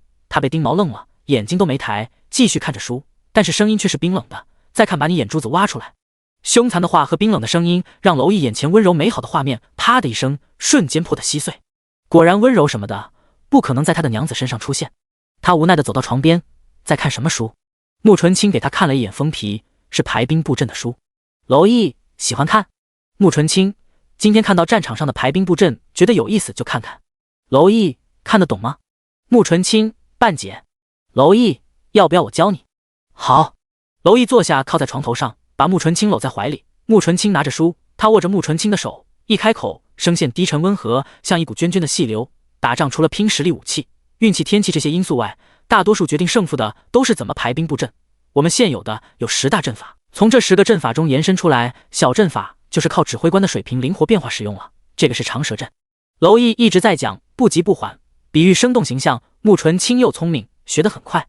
讲了半个时辰，娄艺合上了书，今天先学到这吧，贪多嚼不烂。穆纯清被他搂的身子有些发麻，想动一动，却被娄艺给按住了。青青，我讲了这么久，口干舌燥，你是不是该奖励奖励我？穆纯清眨了一下眼，你是想让我去给倒水？娄艺低头吻了上去，声音暗哑，不用，这里有。不过没一会儿，他就放开了穆纯清，有些无奈地说，青青，我不是萝卜，不要啃，不要用牙齿，要用嘴唇和舌头，像这样。说完低头继续，没一会儿又放开。你要呼吸，你是想把自己憋死吗？像练功的时候一样吐纳正常呼吸。继续，没一会儿再放开。你的身子不要这么僵硬，我是在跟你亲热，不是打架，不要这么戒备。低头还想继续，穆纯清不让了，冷眼看着他，你为什么这么会？娄艺，男人这方面无师自通，不信你问问你的5个哥哥。穆纯清，他们没有过女人。娄艺，以后会有的。说完不给穆纯清再问的机会，堵住了他的嘴。这次会了，终于顺利地进行了这项活动。然后没过多久，娄艺就暗骂了一句操，站起身，你先睡，我去冲澡。穆纯清目光揶揄，自作自受。娄艺再次回来的时候，穆纯清已经睡着了，他小心翼翼地上了床，从背后搂住穆纯清，轻声说了句青青晚安。一夜好眠，娄艺早早地起来练功，然后出门去军营安排事。娄启镇带着大军半晌午才回来，虽然大战了1天1夜，但是每个人脸上都洋溢着胜利的喜悦。敌军大部分被歼灭，莫桑的人头也拿了回来，带回来了一部分马，连伤马都带了回来。娄启镇回城，他带着大军去安顿休息，娄启明带着剩下的娄家军出城去打扫战场，清理尸体。虽然已经10月多份，天气寒冷了，可是因为尸体太多，清风关外面的戈壁滩上已经散发出了一股浓浓的腥臭味。打扫战场的士兵捂着进了药水的面巾，把大金士兵没来得及带走的帐篷粮草都带了回来，然后尸体堆在一起，倒上火油焚烧。一般这种活都是老兵和伤残的兵干，因为可以从尸体上搜出来一些财物，军队默认这些东西归他们，也算是他们的一份额外收入。穆纯清起来的时候，清风关外已经升起一股黑烟，顺着风飘进城来一股焦臭味。穆纯清实在是太熟悉这个味道了，他站在院子里看向黑烟升起的地方，不知道在想什么，冷漠淡然。锦娘想过去劝他进屋，被穆莲拉住了，别打扰他，让他自己安静一会儿。第80章，是谁这么对你？锦娘担心地问，小姐没事吧？穆莲，就是有事，我们也帮不上忙。穆纯清在想什么？他在想，他小时候天天都闻这样的味道，不知道老头子从哪弄来的那么多死人，还有半死不活的人。做完研究后，他就烧了，说是做化肥。那股焦臭味让他好长时间吃不下去饭，为了能活下来，他把饭菜硬往嘴里塞，逼着自己咽下去。这也导致他不怎么吃肉。不止他，乔安他们基本都吃素。可是老头子怎么可能顺着他们，偏偏顿顿给他们吃肉？穆纯清吃进去就吐出来了，然后再逼着自己再拿一份吃，周而复始，把胃吃坏了。后来被逼没办法，齐云就主动揽了做饭的事，想办法把肉做得好吃一点，看起来不像肉一点。因为他做的饭好吃，老头子尝到了甜头，才不在饭菜上折腾他们。想到这，他又忍不住的肚子里一阵恶心翻涌，硬被他压了下去。这个时候齐云过来了，他端来了一碗汤。进屋吧，这里产的一种酸梨，我给做了酸梨汤，你尝尝看，喜欢不喜欢？好。穆纯清跟着齐云进了屋，酸梨汤是温热的，里面放着大枣枸杞，入口酸中带着一点微调，热热的进了肚，顿时那股恶心感退了下去。几位师兄喝了吗？齐云笑着说，我们没有你这个孕妇这么能吃酸，他们不爱喝，这里产大麦，给他们煮了大麦茶，不过你不能喝，有劳师兄了。齐云呵呵的笑了，这有了男人就是不一样了，都会客气道谢了。穆纯清没说话，低头一口一的喝着酸梨汤。没一会儿，朗天进来了，小师妹，我做了新的熏香，你试试。说完，他就把一个铜制小香炉放在桌子上，点燃了里面的熏香。没一会儿，青白烟雾飞旋的上升，一股淡淡的幽香溢了出来。闻着这股淡香，穆纯清刚才心里升起的那股阴郁慢慢的下去了，整个人平和了起来。香不错。朗天笑嘻嘻的回答，这是咱们出来的时候我偷拿老爷子的沉香木，估计等他发现的时候又得气的跳脚。看着两位师兄润物细无声的关心，穆纯清想，那些日子也不都是糟糕。娄毅中午回来同穆纯清一起吃饭，然后就看到了院子里许多角落都放着香炉。娄毅问院子里打扫的下人，这是在做什么？下人不太清楚，是世子妃的四哥放的，大约是嫌弃烧尸体的味道臭。娄毅有些懊恼，忘了这一茬了，该叫他们堆远一些烧的。穆莲这个时候出现在他的身后，想知道为什么要点这些香吗？娄毅抱歉地说，抱歉岳母，这一上午忙忘了，我该提前安排好的。穆莲看着寝室的方向，青青从5岁开始每天都闻着这股味道，吃不下饭，逼着自己吃，不能吃肉，吐了接着吃。他面无表情地给娄毅讲述了那段时间穆纯清的经历，听得娄毅脸黑沉沉的，心一揪一揪的痛。他到底是因为什么小时候会过这样的生活？这是他早就想问的事情了，是什么人把一个好好的小姑娘变成这个样子？穆莲冷笑，哪有什么为什么，这世上多的是见不得人的阴暗面，那里肮脏阴暗扭曲，不是每个人都能像你们一样生活在阳光下的。穆莲猛地看向娄毅，目光阴狠凌厉，所以臭小子，我跟你讲这些不是为了让你同情他，你不该招惹他的，但是既然招惹了，就要一辈子对他好，否则我会让你们整个洛王府付出代价。娄毅见过穆莲这样的眼神，第一次见面的时候他就这样，有些疯，但是这次他理解穆莲的反应了。他态度诚恳地说，岳母您放心，我不会让他再受一点委屈的，誓言好像不管用，您就在身边看着我怎么做，如果我对不起他，我愿意接受您的一切惩罚。穆莲，你最好说到做到。穆莲走后，娄毅的心里沉甸甸的，脚上像灌了铅一样。他现在理解为什么穆纯清之前那么抵触他，越了解穆纯清，他就越心疼。他的那些经历如果放在自己身上，估计他会疯。迈着沉重的步子回了屋，锦娘已经摆好了饭菜。看到桌上的饭菜，他想起来穆纯清之前说过他吃不惯这里的饭菜，这里土地贫瘠，又靠近游牧民族，所以以肉和粗粮土豆为主，确实委屈了他了。娄毅坐下，给他夹了一筷子菜，先改造了一间暖房，种子已经种了下去，想必过几天就能发芽了。这里豆子多，可以发豆芽、磨豆腐，还有夏天晒的蘑菇干、菜干也都不错，等让四哥做给你吃。穆纯清低头默默的吃饭。好。娄毅看着他沉默不语的样子，他迫切的想要多了解他一些，试探的问道，你也是天生神力吗？穆纯清，不是，哪有那么多的天生神力？娄毅奇怪，那你是怎么拉动我的功的？他自己都只能拉2弓休息一下再拉，可是昨天穆纯清一下连拉了4弓。穆纯清的筷子一顿，随后淡淡的说，泡药浴重塑筋骨。娄毅惊讶，还有这样的办法？那要是都这样泡，我娄家俊不是都可以成了大力士？穆纯清给他泼了一盆凉水，泡过药浴的人只有我一个人活了下来，蚀骨之痛犹如万箭穿心。娄毅心里一紧草，他真想骂人，到底是哪个王八羔子这么折磨他？他小心翼翼地问，能跟我说说是什么人这么对你吗？穆纯清，一个老不死的。娄毅顿时气得满脸通红，让我看见他一定将他碎尸万段。穆纯清再次泼冷水，你打不过他，娄毅，你也打不过吗？穆纯清，5年前就可以了。娄毅，那你杀了他没有？穆纯清摇头，有些人活着才有意思，活着才能偿还他欠的债。娄毅，我以后好好练武，见到他的时候一定让他后悔生出来。穆纯清，他能让你后悔生出来？娄毅一扔筷子，这天没法聊了。穆纯清像是没有看见他的脸色，依旧慢悠悠地吃着。第81章，暗卫来了，父子演戏。又是一夜好眠，娄毅又是早早走了。今天娄家军所有4品以上将军要集议，娄毅按军衔他没资格参加的，他5品，但是这次他的功劳最大，是他最先发现敌袭，并且提前做了准备，也是他最后指挥得当，迎来了胜利，所以这次会议允许他参加。今天主要是谈后续问题。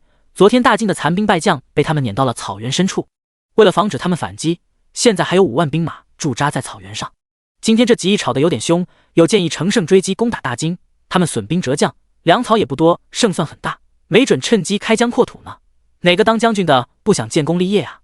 可是有的人说娄家军这次伤亡也很大，冬季又来了，不宜作战，应该休养生息。为什么伤亡有点大呢？还不是因为娄毅想要给娄家军减员藏兵，这次有张启、乔安他们在，所以好多伤兵都救了下来，但是娄启镇也给报了阵亡。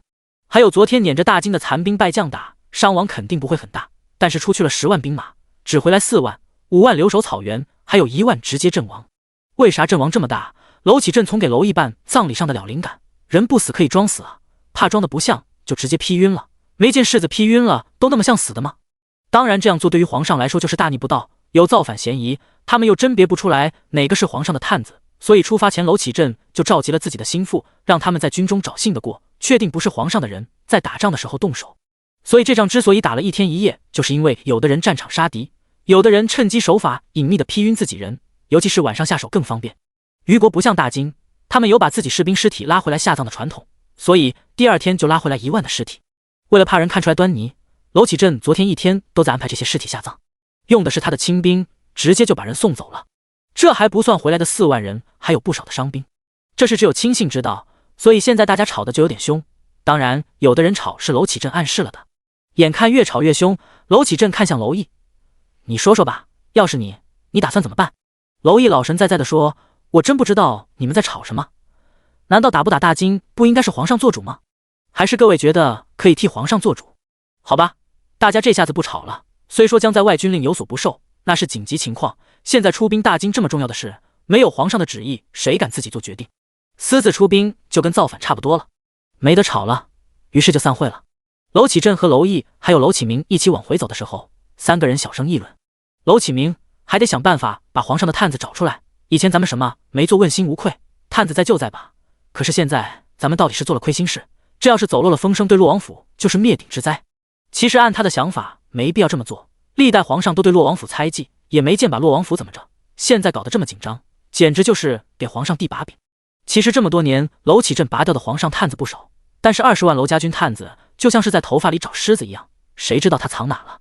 娄毅重生以后，也根据自己的记忆拔了一些，但是上辈子皇上敢直接动洛王府，那肯定就是娄家军中还有他不知道的，而且职位不低。对于这个问题，娄启镇也是头疼不已，没有什么更好的办法。他看了一眼娄毅，要不去问问穆姑娘有没有办法吧？娄毅顿时不干了，军中的事干嘛麻烦他？他凭什么替您操心啊？娄启镇也火了，还不是你没脑子，想找一个有脑子的问问。娄毅，这话说的，没办法就是没脑子，那您和二叔的脑子也不多。娄启镇，你……眼看着娄启镇又要抽他了，娄启明赶紧拦住。好了，先说正事，我觉得问问穆姑娘也没什么不好。我们这些人常年在军中待着，难免思想僵化，当局者迷，不如问个局外人，也许就看得清了。再说穆姑娘身处江湖，没准江湖中有不同于军中的好方法。娄毅，那先说好了，问问可以，不许难为他。娄启镇气得火冒三丈，我堂堂一个1品大将军，为难一个小姑娘。娄毅，那您堂堂一个1品大将军，不是还请教小姑娘吗？娄启镇气得直捶胸口，决定了，这回回去一定要再生一个，这个没法要了。2个人吵吵闹闹的回了洛王府。穆纯清被请到前院，还有点纳闷，找他干啥？到了以后，穆纯清行了一个江湖礼。王爷，娄启镇和颜悦色地说：“穆姑娘啊，坐吧，请你来是有件事想请教你一下。”穆纯清坐在了下手，不敢当，王爷有事可以直说。娄启镇把事跟穆纯清说了一遍，然后还等穆纯清回答，管家就领着一个人进来了。王爷，京城府里来人了。大家好奇的看过去，娄启镇一下子吃惊的站了起来。童磊，你怎么来了？可是京中出了什么事？来的人就是洛王妃派出来的暗卫，他是京城府里的暗卫头子。娄启镇特意让保护家里女眷的，这没有大事，不可能来这里。而且他现在风尘仆仆，嘴唇干裂，神色疲惫，一看就是日夜兼程来的，这肯定是出了大事。童磊一进屋，目光先是看向娄毅，看到娄毅好好的活着，狠狠的松了一口气。回王爷，府里没有出事，是京城里都在传说是世子重伤不治，已经发丧。王妃派属下来看看是什么情况。娄启镇三个人直接黑了脸，叶儿的事怎么传的人尽皆知。童磊就把娄萧月和吕静颖在茶馆发生冲突的说了，事无巨细。说完，娄启镇和娄毅就一对视，然后父子俩就非常默契的，一个抬腿就跑，一个拿起鞭子就抽过去了。你个逆子，都是因为你，要是把你母妃和祖母吓出个好歹来，我就抽死你。爷俩一个跑一个追，到了院子僻静的地方，娄启镇揪着娄毅脖子凶狠的问，你个臭小子，是不是还跟那个姓吕的有联系？咱们府里的事他怎么知道的这么清楚？娄毅喊冤，您别冤枉我，我一直在棺材里躺着呢，怎么传信？第82章，紧张的娄毅，紧张的暗卫。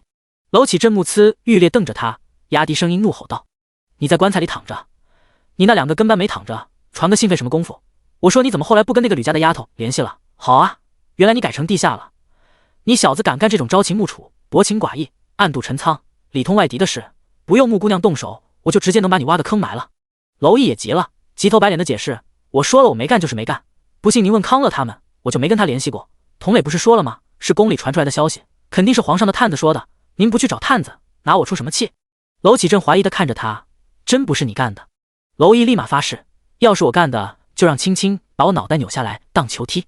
娄启镇松开他，行了，把你跟姓吕的那丫头的破事烂肚里，让你那两跟班也管好嘴，否则让穆姑娘知道了，真把你脑袋拧下来当球踢。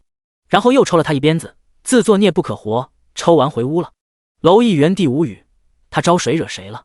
在父子俩演戏出去的时候，穆纯清就看出来他们两个的猫腻了，不过他没管，而是看向童磊，笑着问，这位兄弟，吕静颖是谁啊？童磊也正看穆纯清呢，这可是未来的世子妃啊，他得看仔细了，回头王妃和老祖宗问起来，他能说得上来。冷不丁被问，童磊瞬间全身的神经就紧绷了，做暗卫就没蠢的，他立马回答，是吕太傅的嫡孙女。穆纯清和洛王府熟吗？童磊，不熟，就是和小姐姑娘家的有些来往。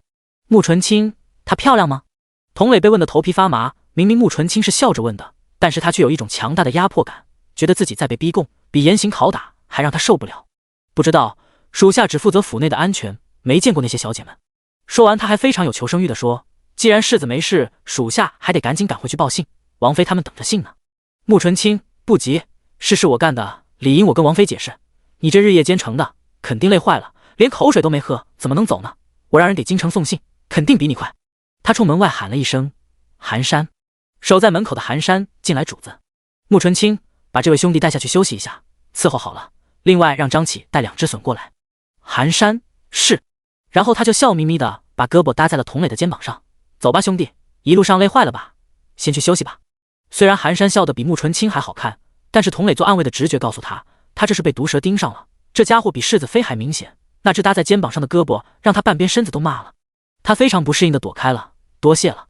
娄启镇和娄毅回来的时候，就看到童磊跟着寒山走了，两个人就感觉到事情不妙，然后他们就看到娄启明在给他们使眼色，可惜还没等他们领悟呢，穆纯清就开口了，王爷和二爷都去写封家书吧，我一会儿让我的人用隼送到京城，比人快一些。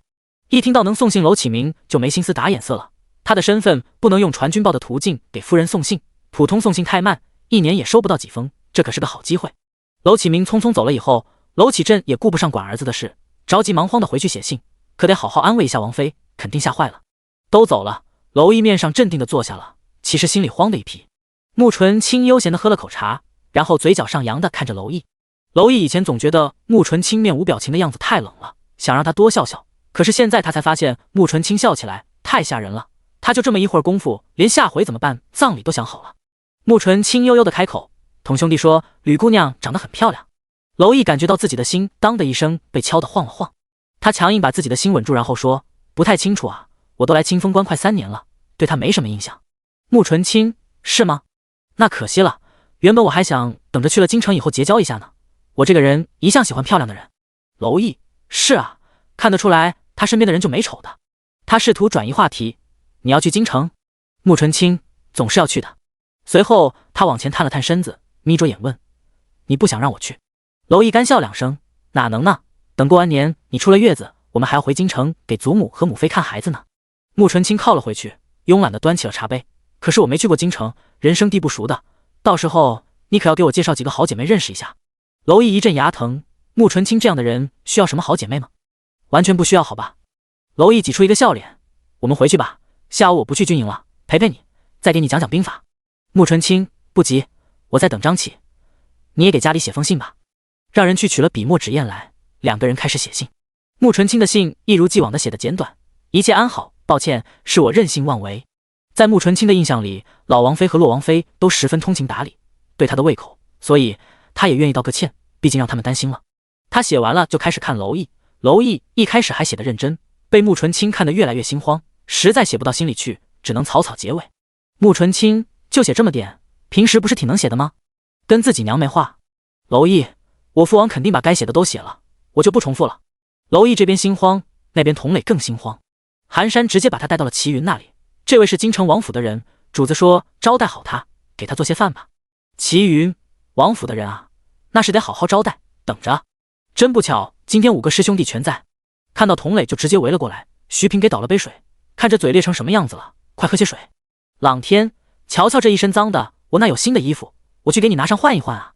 无语，四哥，换衣服不得先沐浴吗？我去烧热水。乔安直接过来把脉，这是有些肝火过旺，缺女人了呀。然后童磊就惊恐的被这几个男人脱光了衣服塞到了浴桶里梳洗换衣，明明他也武功高强，可是在这几个人手里却怎么也挣脱不开。洗完穿上衣服，齐云把饭菜往上一端，加上寒山就6个人笑眯眯的看着他吃饭。童磊发誓他在暗卫营训练的时候都没这么恐怖，如果可能他希望他从来没有来过这趟。第83章，你还会相信我吗？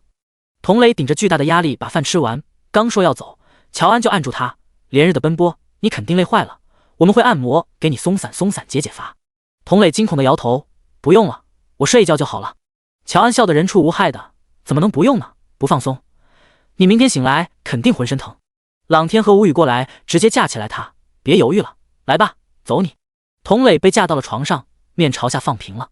童磊使劲抬起头来想说些什么，乔安把手指竖在嘴唇上：“嘘，享受吧。”然后吴宇直接开始动手，别说他手法娴熟，力道适中，童磊感觉到酸痛中带着一股舒爽，他也感觉不到他们的危险，所以也就慢慢的放松了。这一放松，没一会儿瞳孔就涣散了。乔安在他面前晃了晃：“你叫什么名字？”“童磊。”“是什么人？”童磊犹豫了一下，面部表情挣扎，不过一会儿还是放松道：“洛王府暗卫。”乔安扭头对寒山说：“好了。”然后寒山就过来问：“吕静颖是谁？”“吕太傅嫡孙女。”“她和世子熟吗？”“经常书信往来。”没一会儿，童磊就把娄毅卖了个干净。都问完了，寒山让2个人把童磊送去侍卫房休息。那边娄毅还不知道自己被卖了，他正和穆纯清尬聊呢。为了不冷场，他搜肠刮肚的讲清风关的趣事，连有个校尉因为脚太臭被自家婆娘给踹出来睡外面这种糗事都说了。穆纯清也不嫌烦，安静的听着。终于张起来了，看到张起，娄毅大大的松了口气。张起简直就是来救命的。张起看到穆纯清也头皮发麻，本来他都做好打算被带回药王谷了，可是后来穆纯清不走了，药王谷里的宅子现在没人，他也就不用回去。他这几天天天去伤兵营报道，就是怕穆纯清想起他来。主子，笋带来了。穆纯清点点头，上下打量他，听说你天天去伤兵营，可还习惯？要不要我同王爷打个招呼，你去做军医算了。张起腿一软跪下了：“主子，属下生是主子的人，死是主子的鬼。”娄毅瞪他：“那他算什么？”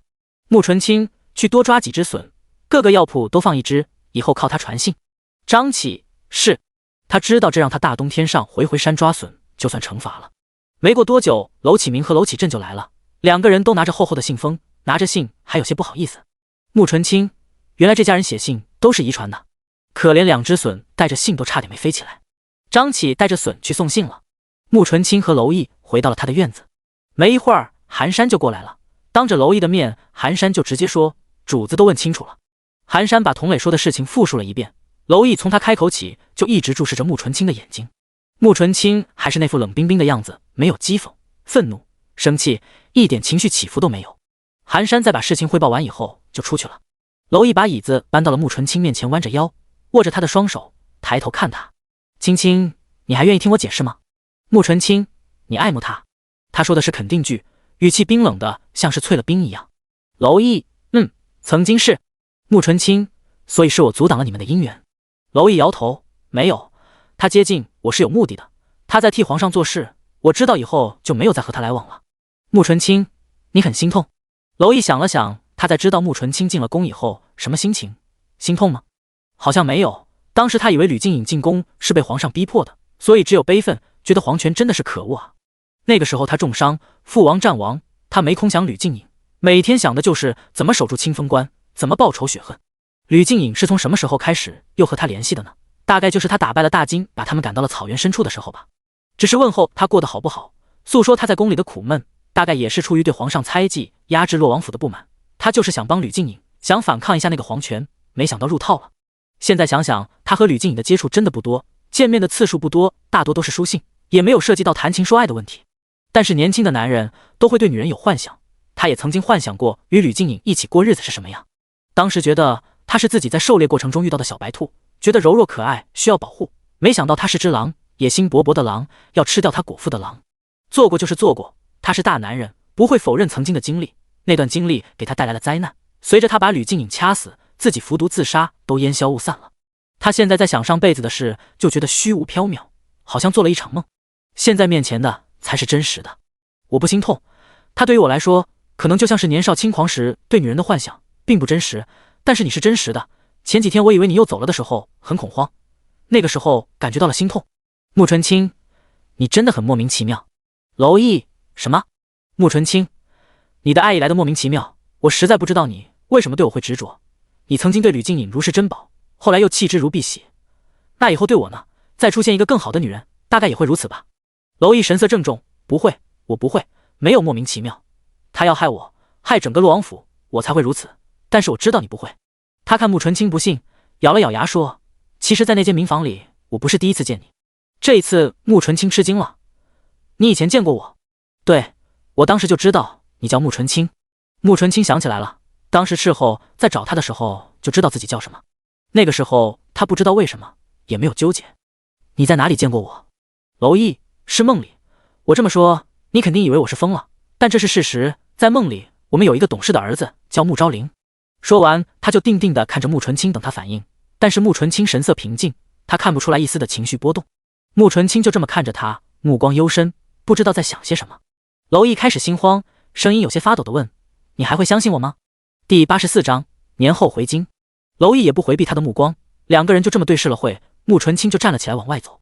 娄毅惊的一下子后面抱住了他，紧紧地搂着，声音发抖，你又要走了是不是？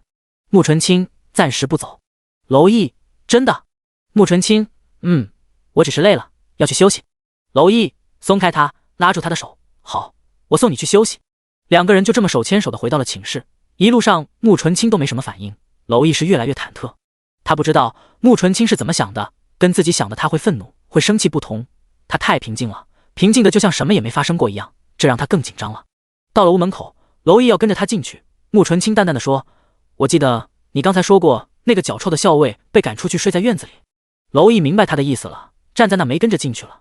他打了一下自己的嘴，没事干，你说这个干什么？穆纯清进了屋，慵懒地靠在床头上，从袖袋里掏出一块玉。这是一块药玉，通体淡黄，雕刻成了麒麟的样子，在玉的右下角有一抹红色，上面雕刻了2个小字昭陵。药玉质地温润细腻，散发着一股淡淡的药香。这是老头子在药王谷里发现的，那里常年生长药材，药材旁的山石都带着药香。这东西可遇不可求，价值连城，药用价值很高，就是佩戴上都可以强身健体，平心理气。老头子当年发现的时候，高兴得满谷乱飞。本来老头子一直带在身上，穆纯清第一次打败他的时候就抢了过来。在谷里的时候，乔安给他把脉说是个男孩，他就把这块药玉雕刻成了现在这个样子。昭陵是他给孩子起的名字，乾坤即昭泰，驾红绫子明。这个名字他琢磨了很久，大概他也没有期盼孩子有多大出息，只盼望着他平安顺遂，逍遥自在吧。这块药玉他从不离身，是自己亲手雕刻的，雕刻好以后也没有给别人看过，就连身边的南枝和景娘也没看到过上面雕刻的字。娄毅是怎么知道的？他细细地摩挲着那块药玉，在那个名字上徘徊。寒山敲门进来，看到他发愣的样子，走过去坐在他身边，温声问道，要走吗？穆纯轻摇头，暂时不走。寒山问，你相信他说的话？他站在门外，娄毅说的什么他听得一清二楚。穆纯清就把手里的药玉递给了他。寒山接过来，看到了上面的2个字，眼睛一下子睁大了。穆纯清，这是我给孩子起的名字，没有告诉过任何人。寒山的神色凝重道：那这是什么原因？难道还真有梦境这种东西的存在？穆纯清摇头，不知道，也不重要。我原本对他也没什么感情，他是你敲晕带过来的，以前有过女人很正常，我要的只是一个种子，他爹是谁无所谓，以前做过什么也无所谓。寒山第一次对把娄毅带给穆纯清产生了后悔，他低垂着眼睛，抱歉，属下该查清楚的。穆纯清，无妨，人无完人。他没有过多的期待，所以也没有过多的失望，只是有些遗憾。这些日子他觉得内心很平静，他喜欢这样的生活，跟着他的那些人大概也喜欢，看来这种日子过不了多久了。京城那边怎么样了？寒山，陆川传来的消息，今年底现任丞相就会卸任，张国本有很大希望任职。穆纯清勾唇笑了，一定要让他坐上那个位置，他梦寐以求的东西，怎么着也得让他够得着才对啊！只有拥有过失去的时候，才会痛彻心扉吧。寒山，是。穆纯清，准备好，我做完月子以后进京。寒山，已经在准备了。穆纯清，云岚怎么样了？寒山，他现在是四妃之首，很受宠。穆纯清，好，让他查清楚皇上和吕静颖之间的关系，他要怎么利用洛王府跟我们没关系，但是他如果要想进英国公府的门，就得查清楚他。寒山，是。寒山走后，没一会儿，南枝就一阵风的冲了进来。这2天他都躲在屋里没脸出来，刚才好不容易鼓起勇气出来了，就听说了娄毅和吕静颖的事，所以他就冲了过来。主子，我们现在走吗？我去收拾东西。穆纯清，不走。南枝惊呆了，为什么不走？娄世子都和别的女人不清不楚了。穆纯清，跟我有关系吗？南枝懵逼的眨眼，没关系吗？他还没问完，穆莲就进来了，看着穆纯清一脸担忧，青青你没事吧？穆纯清，我能有什么事？我又不是你。穆莲沉默了，对不起，都怪我。穆纯清，别说那些有的没的，年后我们进京，你想好自己想怎么办了吗？穆莲瞬间瞪大了眼睛，里面冒着兴奋的光。你终于准备出手了吗？我等这一天快20年了，这次我一定让他求生不能，求死不得。穆纯清，好了，都出去吧，不要让他们一个个的进来打扰我。娄毅晚上就搬了被子，守在穆纯清的门口睡。有人问他，他就说脚太臭被赶了出来。这一睡就是好几天，然后在府里和军中就传开了世子脚太臭被世子妃赶出来了。那位同样被赶出来的校尉还以过来人的身份给他传授经验，搂着他的肩膀，一副难兄难弟的样子。这都是后话了。第2天童磊睡醒以后，他觉得浑身轻松，从来没有这么舒服过。他一睁眼就发现娄启镇和娄毅坐在那看着他，他吓了一跳，赶紧站起来行礼：王爷，世子。娄启镇沉着脸问：还记得昨天发生什么事吗？童磊脑子一片空白，就是觉得自己从来没有睡得这么舒服过，全身的每一块骨头都很酥爽。昨天世子妃的人就是让我沐浴换衣服吃饭，然后他们要给我按摩，我就什么也不知道了。想到这，他突然瞪大了眼睛，我是不是干了什么不该干的？娄毅咬着牙说：你把我卖了个干净，该说不该说的全说了。童磊顿时吓得出了一身冷汗，扑通一声跪了下去：是属下口无遮拦，属下愿意以死谢罪。娄启镇叹气：罢了，要你的命做什么？看来穆姑娘的人手段真是高明啊。其实他们刚才叫童磊了，没叫醒，这一看就是被下药了。第85章，你可是要造反。虽然王爷没有怪自己，但是童磊还是非常自责，自认为没资格再当一名暗卫了。王爷不杀他，他准备自裁，他刚抬起手就被娄毅生气的打掉了。你这是做什么？想陷我于不义？这不是你的错，原本我也不应该隐瞒的，原本我想的是等青青生完孩子再说，现在提前知道了就知道了吧，回去好好保护府里的人，跟萧月说不要和吕静颖来往了，他不是什么好人。还有，如果母亲要给他议亲的话，谁家都行，就是不能是永昌伯爵府。童磊自行惭愧，饭都没吃就跑了，主要是他怕再见到乔安他们，打不得，骂不得，那他躲离那群魔鬼远一点。童磊走后，娄启正问娄毅：为什么你妹妹不能和永昌伯爵府议亲？你听到什么风声了？娄毅沉着脸点头：反正他们不是什么好人家。上辈子娄萧月就是嫁给了永昌伯爵府的嫡长子傅征成，永昌伯爵府跟洛王府一样都是一起陪太祖打江山的，但是他们的功劳低，所以封了一个伯爵府。到了傅征成这一代伯爵府，就剩下一个空架子了，没权没钱，空担着这么一个名头，高不成低不就。原本他们也和洛王府不对等，但是傅征成嘴甜长相阳光，会讨娄萧月的欢心，洛王府就同意了这门亲事，婚后也过得不错。但是在娄毅和洛王府出事的时候，永昌伯爵府怕连累，直接就休了娄萧月，赶出了家门。娄萧月也是个烈性子，不愿意回府添乱，直接吊死在了永昌伯爵府的大门口。这也是因为娄毅的牵连，洛王府死的唯一一个人穆纯清都没来得及救，这也让娄毅十分内疚。这辈子说什么也不能让她嫁进这种只能同富贵不能共患难的人家了。娄启镇后来亲自去找了穆纯清，他踌躇了半天，开口说：“穆姑娘啊，这件事是那个臭小子做的不对，不应该瞒着你，也是我这个父亲教子无方，在这跟你赔礼。虽然这孩子以前做过糊涂事，但是我看得出来他对你是真心的，我希望你再给他一次机会。我们做老人的总是希望子女能平安喜乐的，所以我就卖个老脸，希望你看在我的面子上原谅他这一回。”穆纯清看着娄启镇有些讨好的脸，突然就很羡慕，原来这就是父爱啊！父亲为了孩子甘心放下脸面求人，这是他永远也体会不到的感觉。娄启镇见他一直盯着自己看也不说话，心里有些忐忑，难道自己的要求太过分了？他开口喊了一声：“穆姑娘。”穆纯清这才回神，看着娄启镇忐忑的脸说：“我没有生气。”娄启镇：“啊，那你这是？”穆纯清：“我与世子之间原本就是我为了要个孩子的任性妄为，他不欠我的，他的过去我不在意，但是我们如果要在一起生活的话，我得让他知道坦诚和规矩。”娄启镇松了一口气：“应该的，放心，他以后不会瞒着你了。要是他再干这没脑子的事，我打断他的腿。”穆纯清神色认真地说：“其实我很羡慕他有您这样一个父亲。他说家风很重要，您做得好，他都是跟您学的，所以我看您愿意相信他一次。”娄启镇瞬间有些自得，确实家风很重要，我们洛王府祖辈不论谁都是重信重情之人。你可以不相信娄毅，但是你可以相信洛王府。这点穆纯清认同。洛王府从第一代洛王府到现在就没有做过背信弃义的事，都是夫妻和睦，父慈子孝的，包括分家出去的旁系，这应该就是家风的作用。娄启镇又开口：“其实你也可以把我当父亲，我期待着那一天，我们成为真正的家人。”父亲，家人吗？穆纯清觉得这两个字很陌生，但却让有些向往。说完了，娄启镇看穆纯清的脸色缓和，真不像生气的样子，就开口问了：“穆姑娘，我想知道你们对童磊做了什么，可是江湖中的方法？”穆纯清知道他在担心什么，开口安他的心：“他中了我制的放松神经的幻药，除了我没有人能做得出来，我以后也不会用在洛王府和娄家俊的身上，也不会给其他人。”娄启镇这才松了口气，这要是别人也要做到，那洛王府岂不是危险了？同时也在心里感慨，这穆姑娘真是有大才之人，又心思通透，自家的臭小子配不上人家。好，我相信你，不过如果我们……穆纯清看了他一眼：“我说的不会给其他人，包括洛王府。”娄启镇点了点头，明白了。他也没有失望，穆纯清已经帮他们很多了，没理由连秘药也给他们用。穆纯清接着说：“昨天王爷说的是，我也想了，其他的我不懂，我只懂兵不厌诈。王爷可以放出一个能够置洛王府于死地的消息，然后让人密切注意谁往出传消息。”娄启镇有些发愁，以前这招也用过，可是娄家军人数实在是太多了，又是分散开的，实在是防不胜防啊。穆纯清想了想，斥候营的人都可靠吗？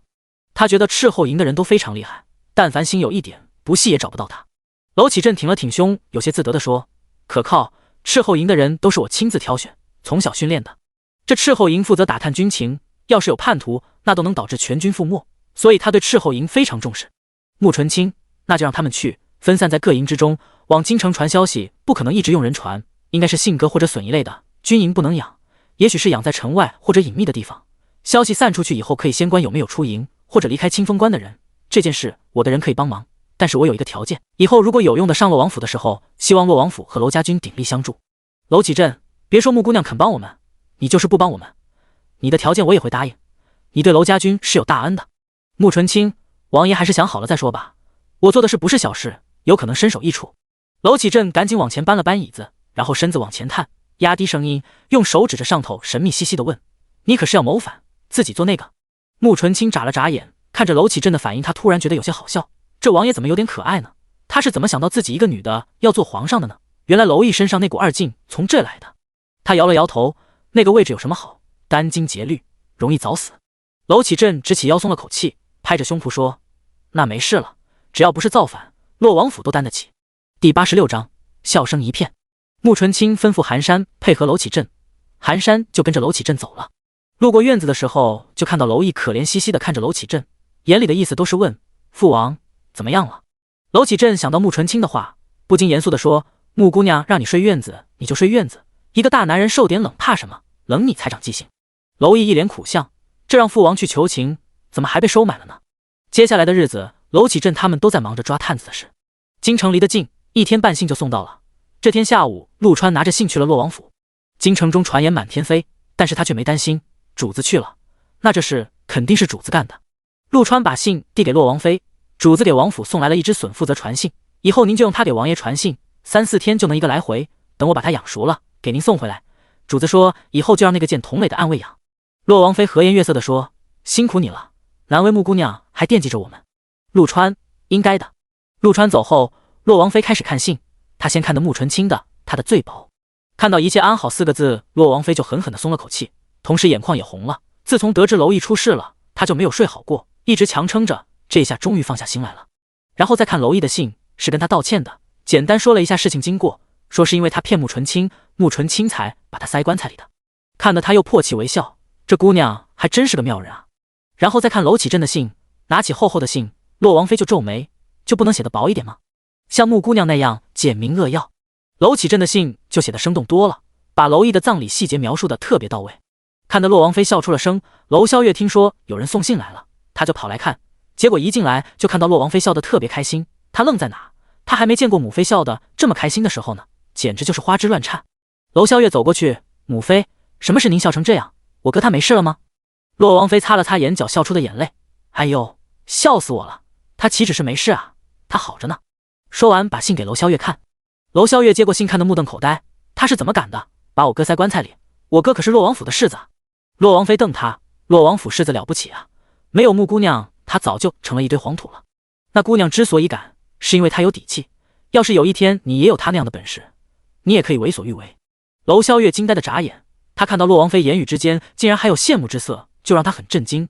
他从小受的教育可是女子要贤良淑德，这种把自家男人塞棺材里的事，在他眼里就是造反，是有悖伦常，他母妃怎么还羡慕呢？他忘了王妃也是洛王府的儿媳，曾经也是世子妃，以前所有人都告诉他洛王府门第高，他要恪守本分，要对世子好。当时他的想法就是洛王府世子有什么了不起的，这就是这份随性坦率才更吸引娄启镇。但是他当时也不敢做得太过，也只不过时小性子，没那么顺从而已。所以他很羡慕穆纯清的敢想敢干。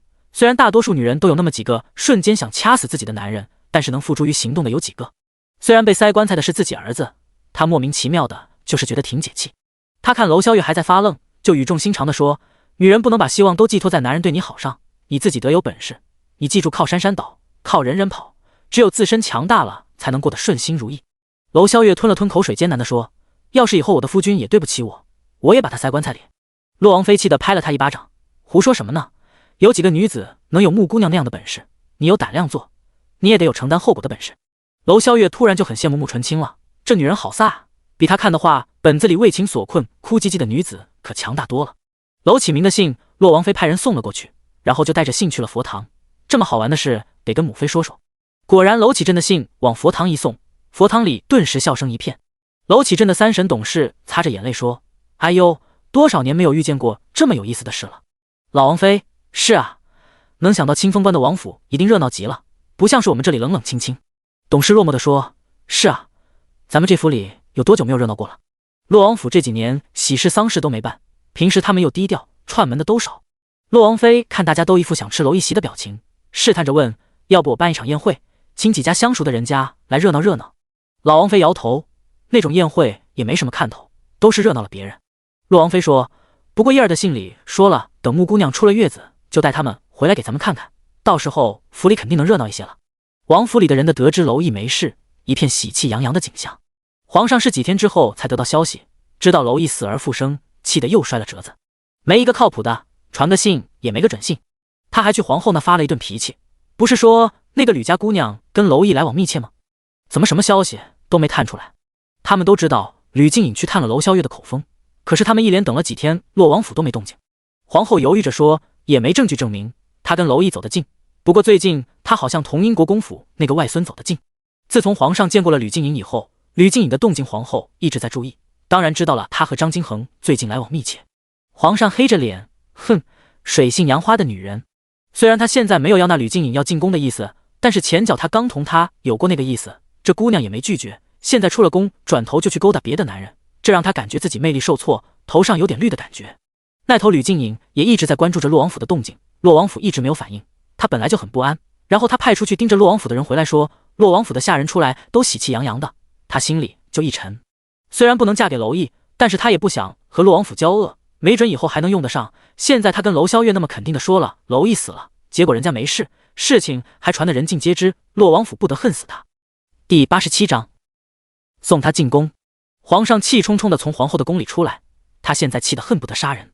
皇上动怒，伺候的人都战战兢兢地跟着。路过御花园的时候，忽然一阵悠扬的琴声传出了过来。皇上停了脚步，听了一会儿，问：“谁在弹琴？”有太监赶紧过去打探，很快回来，回皇上是云妃娘娘。皇上去看看。这种寒冬时节，御花园里早就衰败了，但是御花园的东北角有一片梅林，现在还没有开花，但是有点点的小花苞点缀在绿叶当中，煞是可爱。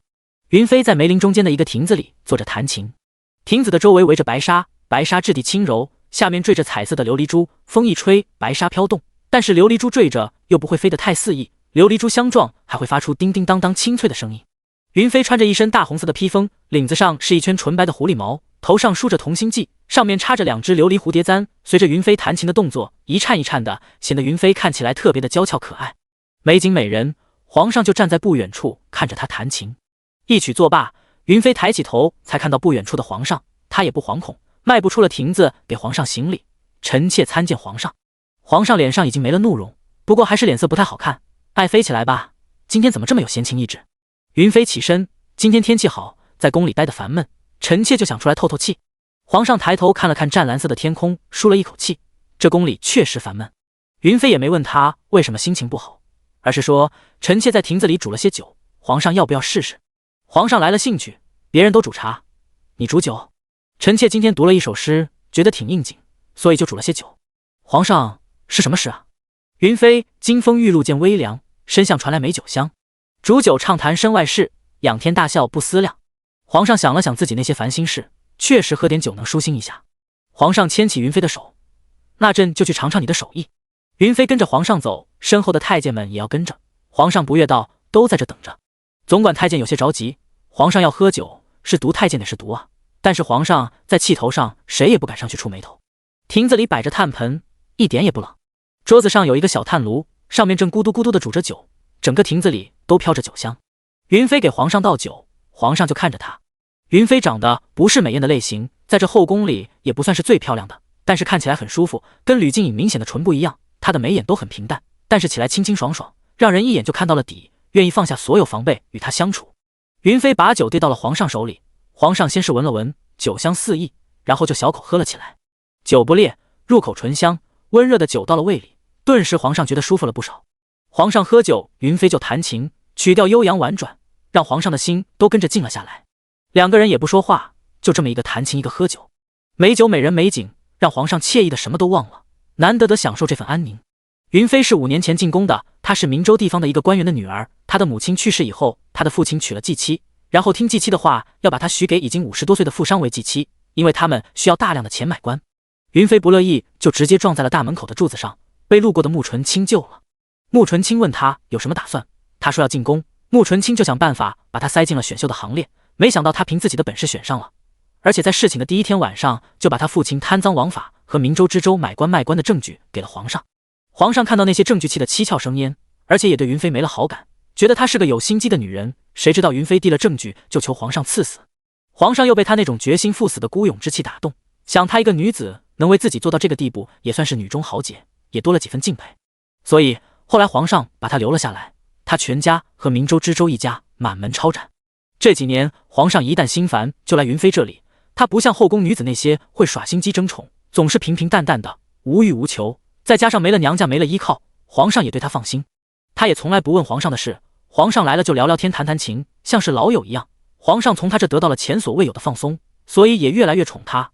这和皇后能为她出谋划策不一样，皇上要的就是知己，是在她这里的片刻安宁，没有算计，没有身份差距。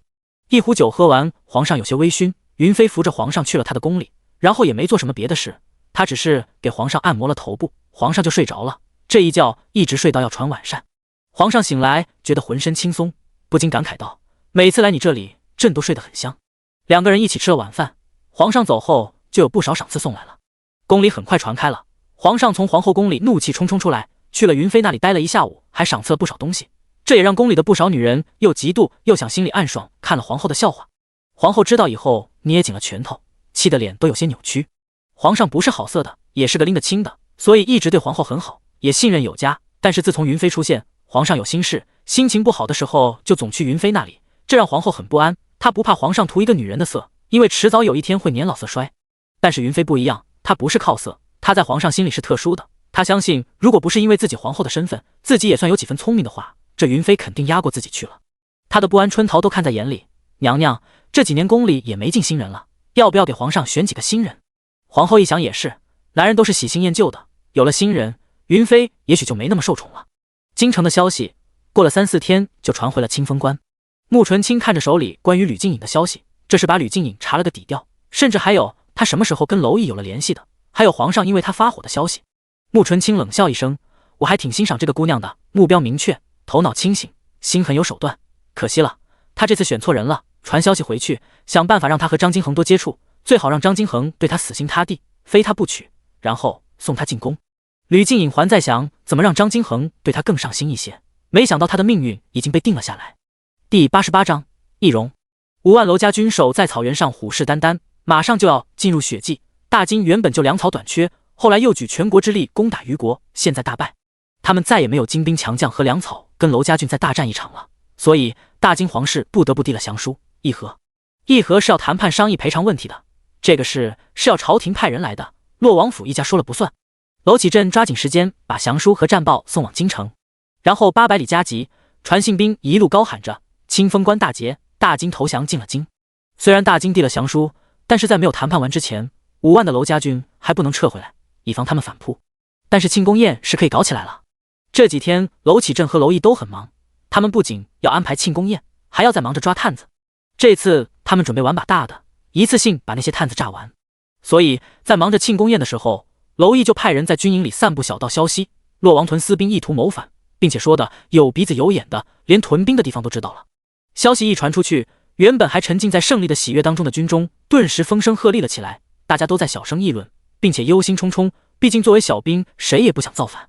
现在的皇上不算昏庸，他们还算过得去，这要是一造反，他们就是乱臣贼子，造反成功了，他们还是小兵，造反不成功就是株连九族，而且造反过程中还有可能丧命。得不偿失的是，没人愿意干。晚上的时候，在军营中开庆功大会，所有人都集中在一起。斥候营作为特殊的军队，一直保持神秘感，很少在军中现身，所以他们分散在士兵中也没有发现。娄启镇和娄毅也挑出了不少自己的亲信穿插在其中，而穆纯清的人则在外围，城里城外负责盯梢，尤其注意空中的飞禽。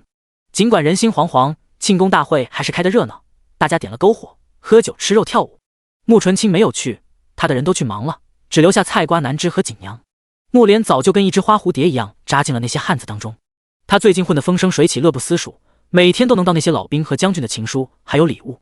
今天这样的日子，可能也就他一个人没心没肺的玩得开心。娄毅就在篝火晚会上露了一脸，就回府换衣服。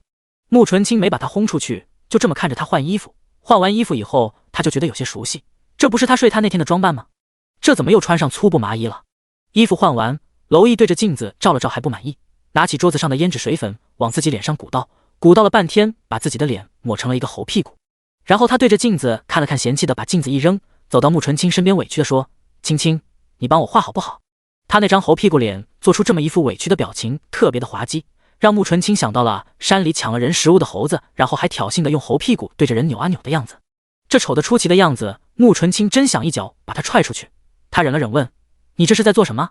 娄毅义正言辞地说，我现在是有娘子的人了，作为男人得在外面保护好自己，我得扮得丑点，防止再被人打晕扛走。穆纯清嘴角抽搐，你很菜？娄毅否认，当然不是，除了你我没有打不过的。穆纯清，那你为什么还要担心被人打晕扛走？娄毅，有没有不重要，重要的是态度问题，我得为你守身如玉。穆纯清很认同的点头，好，去把脸洗了。哎，娄毅高兴的去洗脸了。穆纯清让南枝拿出来一套瓶瓶罐罐，然后就在娄毅脸上涂涂抹抹。娄毅闭着眼睛任由他作为，你这是在干什么？穆纯清，易容。娄毅惊呆了，你还会易容？穆纯清，很难吗？娄毅就很无语，好吧，你还有什么不会的吗？穆纯清歪头想了想，我不会站着撒尿。娄毅，漂亮。没用多久，穆纯清就画完了。娄毅要去照镜子，穆纯清一挑眉，不相信我？娄毅瞬间求生欲地说，没有，我就是好奇。穆纯清，不用好奇，肯定瞅得你娘都想打死你。娄毅再一次无语。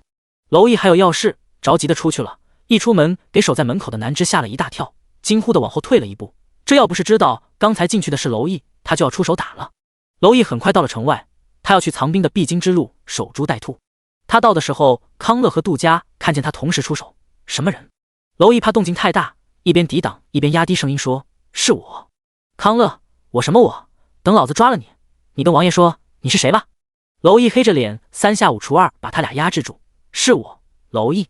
康乐气得大骂：放你娘的屁！世子长得英俊潇洒，风流倜傥，岂是你这丑逼能比的？杜佳被压着艰难地拽了拽康乐，好像真是世子。康乐努力地抬头：世子，您怎么这个鬼样子？娄毅放开他俩，摸了摸脸：很丑吗？青青给画的。康乐小声问娄毅：世子，您又怎么惹木姑娘了？她这么惩罚你？娄毅不乐意了：什么惩罚？这是我怕我的英俊帅气惹来不该惹的女人。杜佳嘴角抽搐：世子，您多虑了，现在谁不知道您是木姑娘的男人？她那么凶，谁敢跟她抢男人？娄毅竟然无言以对。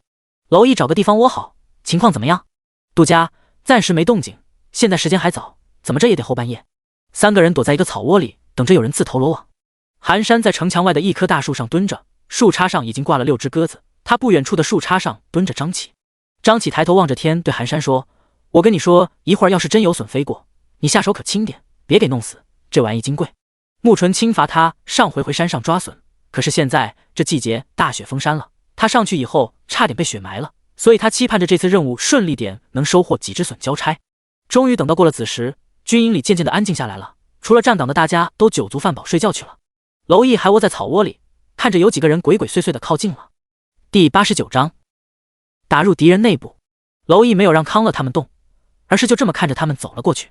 等人走了，康乐才小声问：世子怎么不抓人啊？娄毅拍他脑袋一下：现在抓怎么知道他们接下来要怎么办？他弓着腰起身：你们在这待着，我过去看看，等信号。杜佳拉住他：世子，我去吧，万一让他们发现你就危险了。娄毅，我瞅的你们都不认识我了，他们还能认识我？杜佳在战场上的时候肚子被捅了一刀，刚伤好些。康乐是脸上有一道疤挺明显，所以娄毅就留他们两个在这，自己跟了上去。那些人果然是朝着他们藏兵的地方去的。藏兵是真的藏兵的地方，为了把他们调出来，娄毅也是下了狠手了。兵藏在清风关城外东北方向50里外的一个山坳里。这里虽然有山阻挡，不像清风关常年刮风，但是这里常年有回山流下来的雪水，雪水没有形成湖泊或者河流，形成了一个面积不小的沼泽地。这个沼泽地吞人，所以平时没人来。他们之所以敢把兵藏在这里，是因为现在是冬季，沼泽地结冰了，形成了一片一望无际的冰原。现在那些兵就住在冰原上。说实话，条件也挺艰苦的，帐篷搭在冰原上肯定冷，就算里面烧了炭也冷，更何况军营里哪有那么多炭？整个云州都土地贫瘠，缺树缺木材，所以炭就很金贵，他们用不起。不过好在今年有钱了，娄启镇给他们买了厚厚的棉被褥，大家挤一挤就暖和了。那几个人没有靠近，而是远远的看见了行军帐篷就停了下来，在远处观察。娄毅想了想，就这么大摇大摆的走了过去，压低声音问：你们也是来打探消息的呀？他的突然出现让那几个人瞬间就紧绷了起来，想对他出手。他赶紧示意：自己人，我也是皇上的人。那几个人怀疑的看着娄毅：我们怎么没有见过你？娄毅，我新来的，你们最近传回去的信都出了差错，皇上十分生气，所以派我看看，务必要抓住洛王府的小辫子。那几个人一对视，然后就信了几分。最近皇上确实对他们很不满，来信斥责了他们，所以他们这次为了谨慎起见，才多派几个人把消息落实了，要不然再错了，他们也不用活了。娄毅望向那些帐篷，兴奋的两眼冒绿光。这洛王府真是胆大包天啊，竟然真的养私兵，这要是报给皇上，可是大功一件啊！那几个人瞬间就警惕了起来，眼神不善地看着娄毅。他们一直守在边关，吃苦受罪的，这功劳怎么能让一个刚来的给占了？几个人对视一眼，想把娄毅制服。娄毅看到他们的眼神都变了，赶紧说：兄弟们别误会，我不会跟你们抢功劳的，都是为了皇上，谁报信也一样。不过我来了2天了，一直也没个落脚的地方，哥几个给我找个地方歇会吧，他娘的这鬼天气也太冷了。几个人借着月光看见他的手冻得通红，还有些发肿，明显冻伤了，惨不忍睹的脸也是冻得通红。几个人到一边小声商量了一下，回来问：你怎么证明你是皇上的人？娄毅凑过来压低了声音说：哥几个给皇上传信说娄毅死了，后来又说没死，皇上大发雷霆，斥责你们下次再出错就不会回去了。说完还对着脖子做了一个抹脖子的手势。几个人心惊，确实皇上刚斥责完了他们，不由得信了几分。娄毅勾着其中一个人的脖子说：“皇上让我来替哥几个，说实话我不愿意来的。我在京城交期美眷喝酒吃肉好不快活，来了这清风关竟吃疯了。这里女人都5大3粗的，哪有京城的细腻水滑啊？”说完，他搓了搓手指，猥琐一笑，露出了一口大黄牙，好像摸到了美人的样子，给那几个人恶心坏了。就他这副尊容睡哪个姑娘不得自戳双目啊？太辣眼睛了。娄毅再接再厉，哥几个要是立功了，我就能回去了，再晚回去，我那小娇妻可跑了。几个人心想，就你这长相人不跑都奇怪了。不过到底还是相信了他。几个人观察完就往回走。康乐和杜佳躲在草窝里，眼睁睁地看着娄毅跟那些人勾肩搭背地走了过去。等哥几个去京城，我请你们香春楼，那里的姑娘那个嫩啊，啧，那身段那个软，那皮肤那个白，哎呀，简直了。那几个人被他说的都快起了反应了，在这清风关待了久了，看母猪都漂亮，谁不想女人？那几个人更想立功，也早日能过上他这样的生活。这小子这么丑都能娇妻美眷，他们差哪了？康乐目瞪口呆地看着娄毅走过去，世子怎么取得他们信任的？杜佳挠了挠头，可能世子丑得太真诚。康乐哪真诚了？世子都猥琐成那样了，他怎么知道香春楼姑娘什么样？他去过呀。杜佳赶紧捂住他的嘴，嘘，你这话要是让穆纯清的人听到了，又得给世子办葬礼了，我可不想哭了。康乐认同的点头，两个人等他们走远一些，然后悄悄跟了上去。那些人带着娄毅到了城外10里处的一个小村子里，村子里一片寂静，只有村东头一家亮着灯。娄毅跟着他们进去，一下子就看到了一屋子人，并且男女老少都有，看得娄毅直皱眉，这些人看起来就像是普通村民啊。看到陌生人进来，屋里人都警惕起来。一个老者眼神犀利地盯着娄毅看，你们怎么把生人带进来了？带娄毅来的其中一个人说，温老，他是皇上派来的。温老上下扫视着娄毅，可有凭证？娄毅脑子转得飞快，皇上要是派人来对接，不会不给他凭证，但是他没有，屋里人又多，他要是打起来了，容易打草惊蛇，也不知道康乐他们什么时候带人来，要是趁乱跑几个，再想抓回来就难了。娄毅脑子一边转一边呲着大黄牙说，温老，皇上给了我凭证，但是我一来就听说洛王藏兵，就赶紧去查了，没来及跟您接头，此事事关重大，我怕我被抓了身上的东西暴露你们，所以藏起来了，现在是给皇上送信重要，耽搁不起，天马上要亮了，再不送信就来不及了。而且我打听到洛王隐约知道你们的存在，所以正在找你们呢。你们没发现娄世子死而复生这件事透着奇怪吗？第90章，世代为皇上做事。他的话吸引了屋里人的注意，一时间也顾不上怀疑他了。温老，你知道什么？娄毅往前凑了凑，神秘兮兮地说，娄毅是假死。屋里的人大惊失色，马上有人问他为什么这么做。娄毅指了指他们，为了你们啊，洛王猜到了你们存在，但是又找不出来，所以就用了假死一招，让你们给皇上传错的消息，然后借助皇上之手杀了你们。屋里的人顿时觉得后背发凉，皇上可不是对他们起来杀心了。一个年轻点的女子咬牙切齿地说，这个娄毅太阴险了。娄毅深以为然的点头，可不是，不过皇上多英明啊，他虽然对你们生气，但是你们到底是皇上的人，皇上不想被蒙蔽错杀了你们，所以派我来查明事实真相。温老他们冲着京城的方向行礼，皇上英明。不过温老还表示怀疑，我们在这多年都不知道娄世子假死，你是怎么知道的？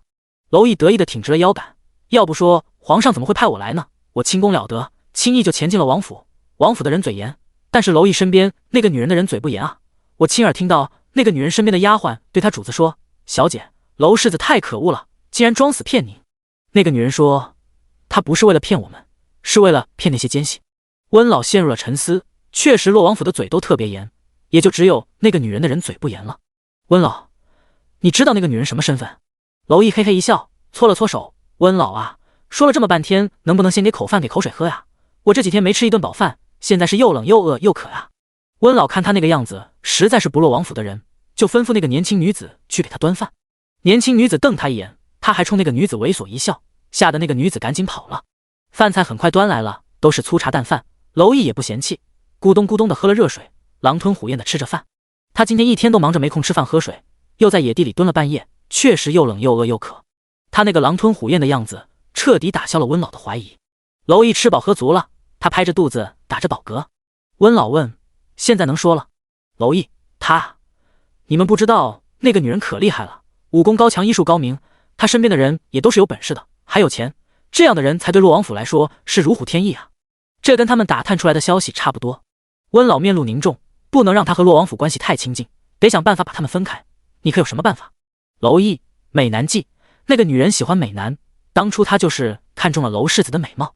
温老想了想，可行，温涛你去把村里的年轻人集中在一块，挑挑看谁合适。温宁，你去给皇上传信，洛王是肯定要谋反了，让皇上早做准备。2个年轻人出去了。温老对娄毅说，你去休息会吧。娄毅，我去撒泡尿。温老眼神示意2个人跟上他。娄毅也不怕跟，因为是村东边，他一出院子就是道边，他一边小声吹着口哨，一边在道边撒尿。后面跟着的2个人也看不出来他有什么不妥。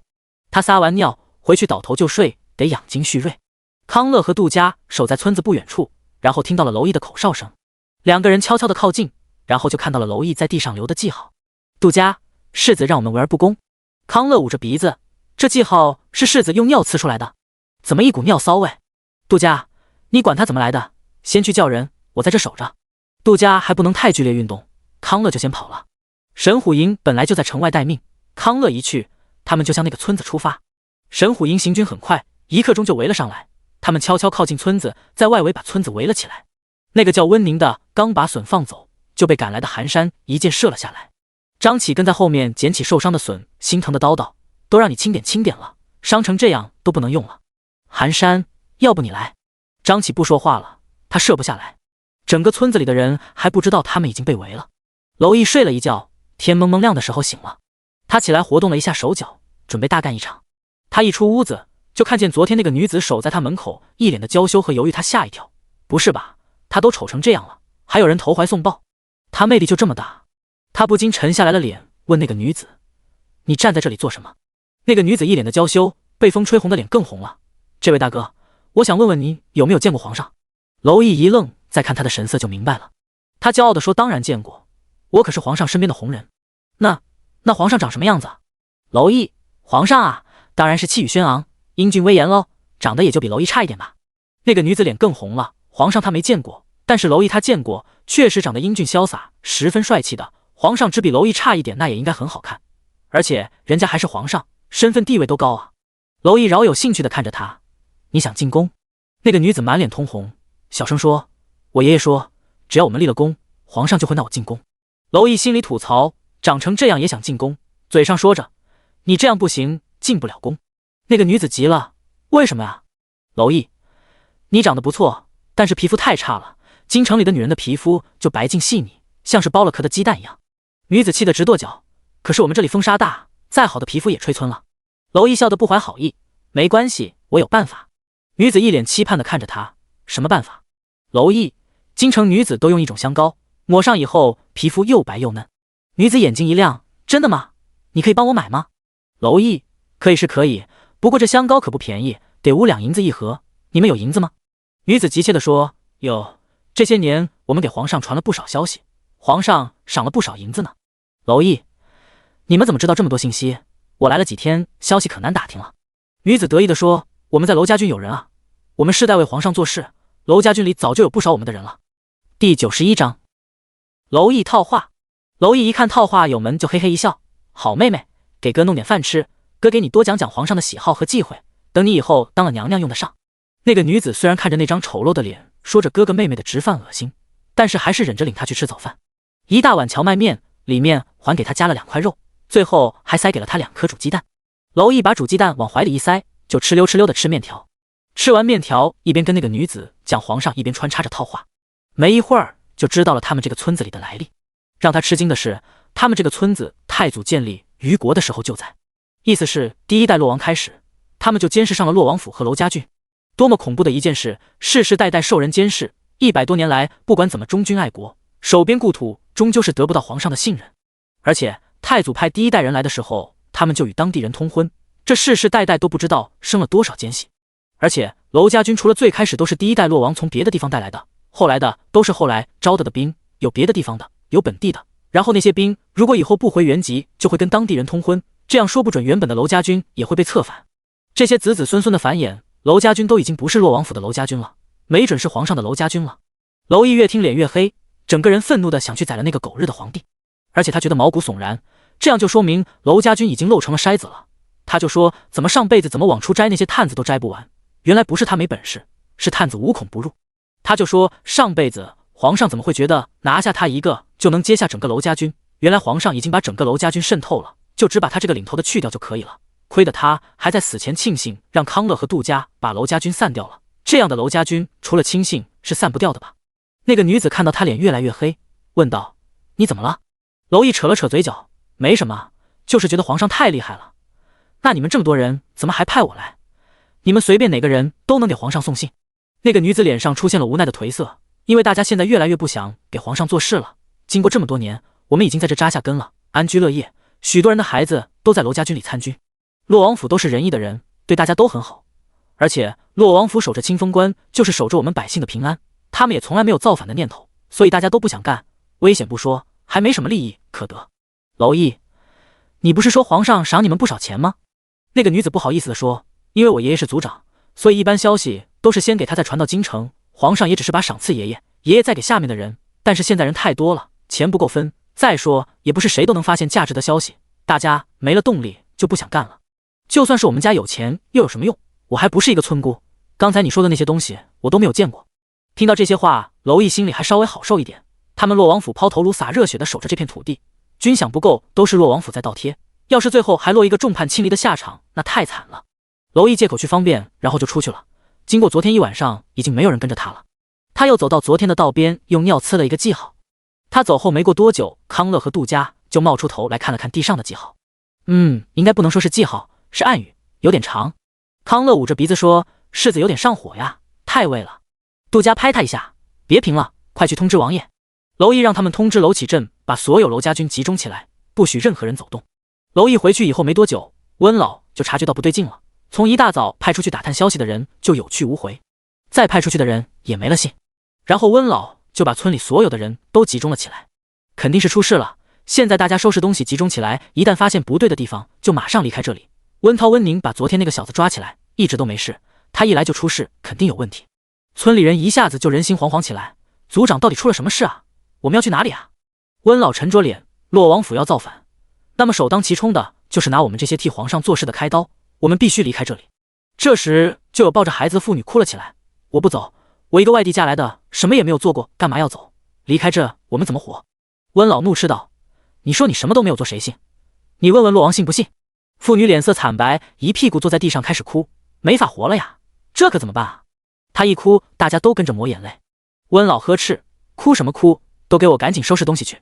娄毅还正在套女子的话，温涛和温宁过来，不由分说就要抓娄毅。娄毅立马反抗：“疯了你们，这是干什么？”那个女子也着急的喊：“大哥二哥，出什么事了？”温涛满脸怒容：“都是这个小子把娄家军引来了。”娄毅破口大骂：“放你娘的屁！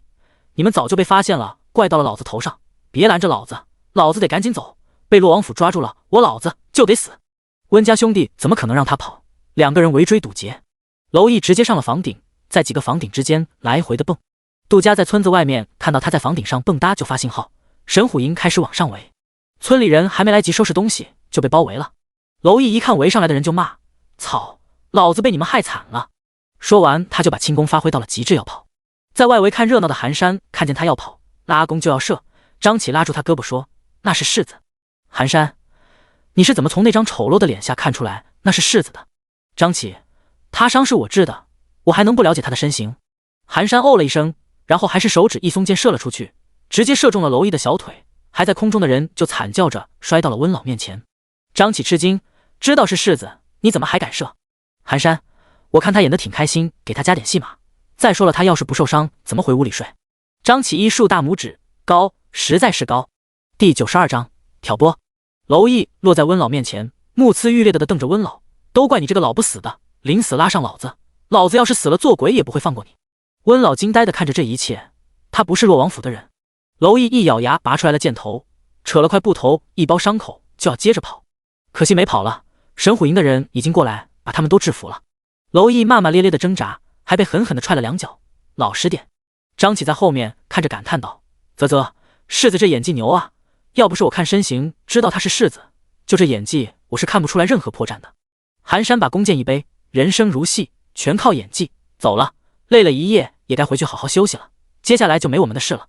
张启拉住他：“别啊，他们能用笋送信，这村里肯定还有，你跟我一起去找找吧。”寒山，主子让你找笋，又没让我找，我困了，要回去睡觉，醒了还能吃鸽子汤呢。他拎着一串鸽子头也不回的走了。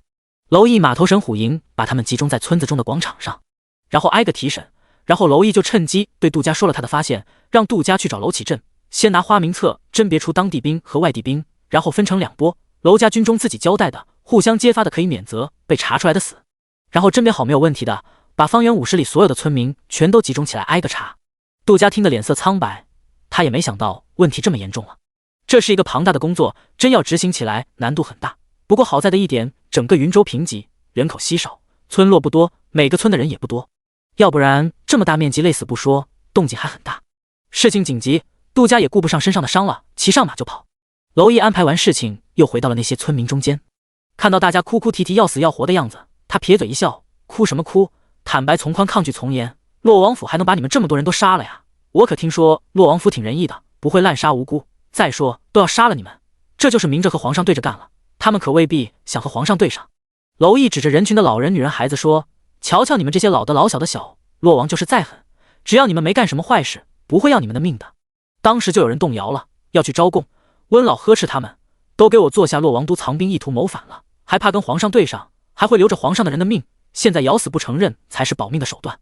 娄毅切了一声，要我说你蠢还不自知，洛王府能干出给娄毅办葬礼的事，引你们上钩这种事，就不能放出造反的风声，引你们现身？他们为的就是抓你们，要不然怎么一下子村子就被围了？要我说，就是你的蠢把村里人都害了。我听说皇上赏的钱都落你的口袋里了，啧，把别人当傻子耍呀，是人家办，钱你花，最后还骗人家给你们填命，你心可够黑的。温老气急败坏地说，你闭嘴。娄毅，我凭什么闭嘴？要不是你让人拦着，今天凭我的本事早跑了。不过没关系，该交代的我都交代了，到时候肯定给我个痛快，不会用刑。我的小娘子给我生了一个大胖小子，我也不会断子绝孙，你们可就不一定了，不交代大刑伺候，啧，那滋味可够受的，最后再断子绝孙可够惨的。温老黑着脸，其他人吓得脸色发白，不停地发抖。娄毅扫了一眼温老，不过我看温老不着急，不会温老早就把子孙送到外地去了吧？温老突然脸色一变，你不要在这胡说八道。娄毅哈哈大笑，还真是啊，哎，我说你们这些人就是傻，人家早把钱和子孙转移出去了，你们还傻呵呵的给人家卖命，蠢哦。娄毅的话让在场的人脸色都不好看，大家怒气冲冲地盯着温家人，这小子说的可是真的？立马就有人说，肯定是真的，你们忘了从以前温家的孩子就总有夭折的，原来是都送出去了，让我们给他们卖命。有人这么一说，瞬间就点燃了村民的怒气，当时就有妇女冲到了温家人中间扭打起来，我打死你们这些挨千刀的。场面一下子就混乱了起来，村民和温家人大打出手。娄毅拖着伤腿往后退了退，笑盈盈地看着他们打，眼里闪着狡黠的光。神虎营的人看着他们打了一会儿才过来制止，然后被分开的人就异常的配合，谁家有人在娄家军，以往都传过什么信都说了出来。眼看着到了中午还没有审完，娄毅找了一个墙角的太阳地晒着太阳，把怀里早上踹好的2个鸡蛋拿出来吃了。不远处的村民只能眼睁睁地看着那个给他鸡蛋的女子想过来搭话，也被他大哥死死拉着。审讯进行了一天，娄毅精疲力尽，他的伤口还在流血，脸色有点发白。康乐回来了，带着一个人过来要把他押走，说要砍头杀鸡儆猴。那些猴们看到被押走的娄毅更是瑟瑟发抖了。出了村子，有一辆马车停在那，康乐把他扶上车。康乐驾着车回了城，整个城里除了守城门的空荡荡的，大家都不知道发生了什么事，感觉比打仗的时候气氛还紧张，所以都闭门不出了，清风关只能进不能出。回了王府，管家在查府里的人，虽说王府里都是家臣没有本地人，但是以防万一，还是自查一遍。娄毅下了马车，还是一瘸一拐的自己走，一回到自己的院子就让康乐驾着，整个身体的重量都压在了康乐身上。康乐费了9牛2虎之力才把他拽进屋。进了屋，看到穆纯清已经洗漱好准备休息，娄毅白着脸虚弱地说，青青，我受伤了，你给看看吧。穆纯清一个眼神都没给他，去找乔安。娄毅让康乐出去，康乐关上门就走了，他知道柿子又开始演呀。娄毅挪到了穆纯清跟前，青青，你不问问我怎么受的伤吗？穆纯清，你不要把这么一张丑脸对着我说话，反胃。娄毅委屈，丑脸也是你画的。穆纯清扔给他一个药瓶，去把脸洗了。娄毅只好又挪着去洗漱了一番，换好衣服才过来。不过这个心机男把衣服穿得松松垮垮的，胸肌腹肌半露不露的披散着长发，陪着他的一抹淡笑，还颇有一番邪魅狂狷之气。他走过去坐在穆纯清身边，撩起裤腿露出血淋淋的伤口，神情低落地说，青青，寒山是不是不喜欢我呀？他拿箭射我。第93章，想当哪个男人？沐纯轻挑眉，你想让寒山喜欢你？说完还看了看娄艺的下身，娄艺一看他的眼神，就惊恐地捂住了老二。没有，我就是不明白他为啥用箭射我。沐纯轻，那他肯定有他的理由。娄艺委屈，我们俩到底谁是你的男人啊？你都不向着我。沐纯轻，他是我手下的男人，你是我身下的男人，你愿意当哪一个？娄艺立马凑了过来，那还是身下的那个吧。娄艺又把伤口给沐纯轻看，青青，你不管我吗？沐纯轻倒也没有不管，起身给他拿了一瓶药扔给他，自己擦。娄艺接过药放在沐纯轻的手里，拉着他的手往伤口上凑，你给我擦。沐纯轻怔了2下没怔开，也就懒得挣扎，打开药瓶给他上药。药一上去就不流血了。娄艺感叹，这药还真好用，军中要是有这种伤药，肯定少死不少人。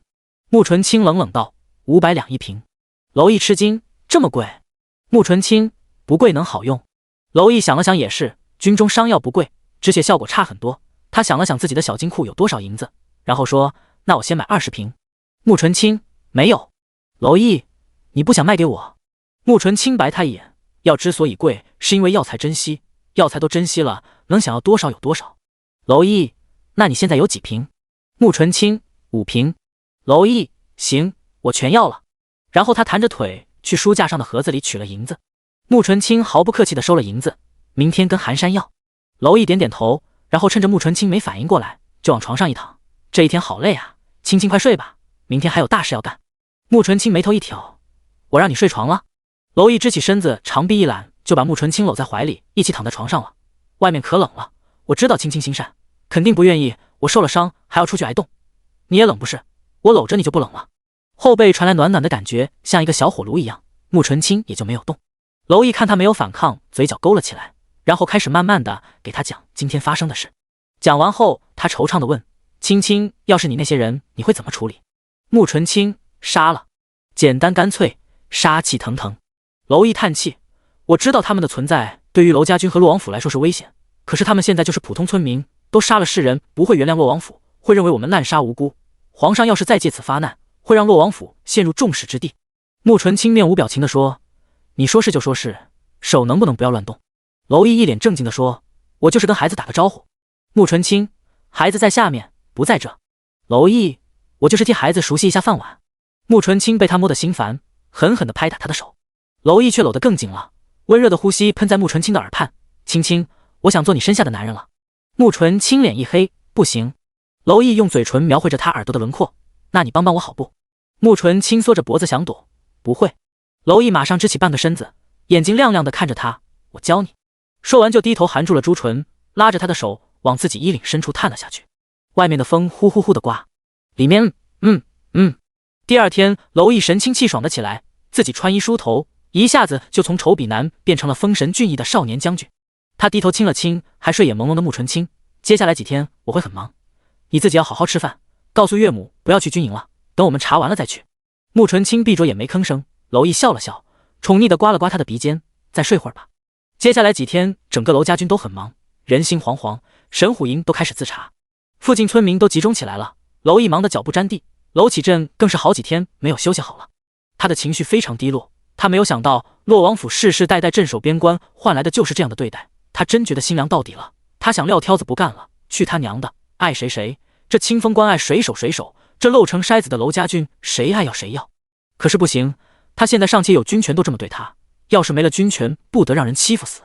就在娄家军查得热火朝天的时候，朝廷收到了大金的降书，整个京城都喜气洋洋的。虽然这里远离边关，但是还是感觉到了扬眉吐气。这个时候大家也都知道了娄艺死而复生的事情，然后就传出了娄艺是一名福将，老天不收就是为了让他回来大败大金。京城里又开始传颂娄艺的事情，把他传的就像一个虞国最年轻的战神一样。吕静颖听到这些传闻，手里的手帕都要拧碎了。张金恒看他脸色不好，给他倒了杯茶。静颖，你怎么了？不舒服吗？吕静颖摇了摇头，我只是听到边关的消息，那么凶险，有些害怕。张金恒温柔地安慰他，你就是太善良了，一点血腥的事情都听不得。你别害怕，我虞国的军队所向披靡，战无不胜，是我们的骄傲。他的胸脯挺得高高的，一脸的荣光，仿佛他就在战场上一样。吕静颖看着他那个书生样，咬了咬嘴唇，他怎么能跟娄艺比呢？娄艺那么强壮神武，身上的每一个毛孔都散发着活力，现在大败大金的他一定意气风发，更加英俊潇洒了吧。原本这一切都该属于他的，他心里暗恨着那个把娄毅抢走的女人，一切都怪他。要是没有他，自己也不会来讨好一个文弱书生。正一脸痴迷地看着吕静颖的张金恒，不知道自己被嫌弃了。他兴奋地说：“这次议和谈判意义非凡，我父亲正在争取去清风关谈判的名额，到时候如果他能去，我就央求他带我一起去。”吕静颖眼睛大睁：“你想去清风关？”第94章，我要成亲。张金恒兴奋地说：“对啊，好男儿志在四方，明年我就要参加秋闱了，要温书就不能出去了。我打算在这之前要去看看大好河山。清风关虽然贫瘠寒冷，但是也有大漠孤烟直、长河落日圆的美景。再说了，这次我们打败大金去和谈，这是一次难得机会，能光明正大的去大金领略他们风土人情。读万卷书不如行万里路，所以我认为我值得去这一趟。”吕静颖看着张金恒口若悬河的兴奋样，心里尽是羡慕。他也是从小在闺中跟男子读一样书的，曾经也幻想过能踏足书中每一片土地，领略每一寸风光。可惜她只是一名女子，只能受困于后宅。她能做的最大的努力，就是为自己挑一个最好的夫君。一想到自己过了年就要17岁了，17岁还不定亲，已经很少见了。前2年是在等娄毅，现在白白浪费了2年时间。如果张金恒再去边关，还不知道什么时候回来，这其中的变故太大，他不想节外生枝。他抬头看着张金恒，脸上虽然是笑着的，但是眼睛里都是忧伤，大大的眼睛里一片雾气。真好，好羡慕你能去那么远的地方。很遗憾，我不能同去。等你回来的时候，我大概就成亲了，这辈子就只能困在后宅之中了。张金恒的笑脸一下子就僵在了脸上，好半晌才说出话来：“成亲？你和谁成亲？”吕静颖偏过头去，看向窗外，怅然若失地说：“最近我母亲正在给我议亲，想必过不了多久就能定下合适的人家。我的年龄不小了，大概定下来用不了多久就该成亲了。等你回来，可能就喝不上我的喜酒了。”张金恒一下子慌了，站起来焦急地说：“你不能成亲？”吕静颖皱着眉头不悦道：“张公子这是什么意思？我因何不能成亲？”张金恒看到他生气了，着急的想要解释：“不是，静颖，我不是这个意思，我以为现在我们就是在谈。”吕静颖瞬间拉下来的脸：“张公子慎言，我们之间清清白白，没有任何事，我们只是谈得来，在这里讨论些诗词歌赋。张公子不要坏了我名声。”吕静颖越说越生气，直接站起来往外走：“以后我们还是不要来往了，再被别人说成无眉苟合，我也不用活了。”张金恒看到往出走的吕静颖，赶忙拦住，急得满脸通红，手足无措的解释：“我没有那个意思，我喜欢你，我不想让你嫁给别人，一想到你要嫁给别人，我的心就揪得疼。”吕静颖再是一个心思深沉的女子，也还是一个未成婚的小姑娘，所以张金恒的大胆表白还是让心跳加速，羞红了脸。她咬着嘴唇，看起来特别委屈，都要快哭了。“你这是做什么？你这是诚心坏我名声，婚姻大事都是父母之命媒妁之言，岂能私下无眉苟合？你让开！”张金恒这才察觉出来不对，赶紧让开：“你别生气，我没有坏心思，我现在就回家，让我母亲上门提亲，你等着我。”说完他撒腿就跑了。张金恒走了以后，吕静颖才坐下舒了一口气，喝了杯凉茶，定了定心神。他的丫鬟说：“小姐，这个张公子看起来跟个呆头鹅一样，还得您这么费尽心思的提醒，以后成了亲，您可要受累了。”吕静颖叹了口气：“能有什么办法？你看看这满大街的公子哥，不是酒囊饭袋，就是家世太低，也就他还知道上进些，家世也不错，以后慢慢提点他些吧。”那边张金恒一阵风似的冲回府，他的母亲刘氏是一个看起来很严肃威严的女人，看到张金恒不顾形象的跑进来，顿时沉了脸，斥责道：“像什么样子？你的规矩呢？最近不读书，天天往外跑去做什么了？”张金恒气喘吁吁地说：“母亲，我要成亲。”刘氏大惊失色，声音都变得尖锐起来了：“你说什么？张金恒，我要成亲，您去帮我提亲。”刘氏一拍桌子：“胡闹！你又被哪个狐妹子迷了心智？”张金恒急了：“母亲，您胡说什么呢？她不是狐妹子，她是真正的书香门第。”刘氏拉着脸：“那你说是哪家姑娘？”张金恒：“吕太傅家的嫡孙女吕静颖。”刘氏的脸色并没有缓和：“吕家姑娘，你们怎么认识的？她前一阵不是还传出要入宫的消息吗？”张金恒声音一下提高了：“母亲，您不要胡说，败坏她的名声。她什么时候要进宫了？”刘氏呵了一声：“我败坏她的名声？别人不知道，我能不知道？你外公跟皇上一条心，对皇上的一举一动关心着呢。皇后突然把他叫入宫，还留了那么久，不是要入宫，那是什么？只不过不知为何突然就没了下文。”张金恒脸色很差的反驳：“他同皇后有亲，只不过是入宫陪皇后，怎么让您说的这么难听？”刘氏，我看你是让他迷了心窍，我不记得你之前认识他，这突然要娶她，你跟我说说你们是怎么认识的？张金恒有些扭捏，不想说，不过为了让他母亲去提亲，还是老实的把他和吕静颖相识的过程说了。刘氏越听脸越黑，张金恒一个男子感觉不到，作为一个常年沉溺在后宅的当家主母，他怎么会听不出来这是吕静颖的故意接近？这样有心机的女人，他怎么可能娶进门？不过他也没有硬反对，成亲也不是不行，但是你明年就要秋闱，应该把心思用在读书上，早早成了亲，你还有什么心思读书？张金恒立马表态，母亲，静颖很有才情，我们成了亲以后肯定能一同进步，更上一层楼。刘氏气得一拍桌子，不行就是不行，你听听你叫的都是什么？静颖，哪个闺阁女子没有定亲会让别人这么叫？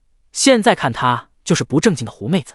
心中的女神被诋毁，张金恒气得跟他母亲高声抗议，母亲，这就是您的气度和教养，叫一个大家闺秀狐妹子？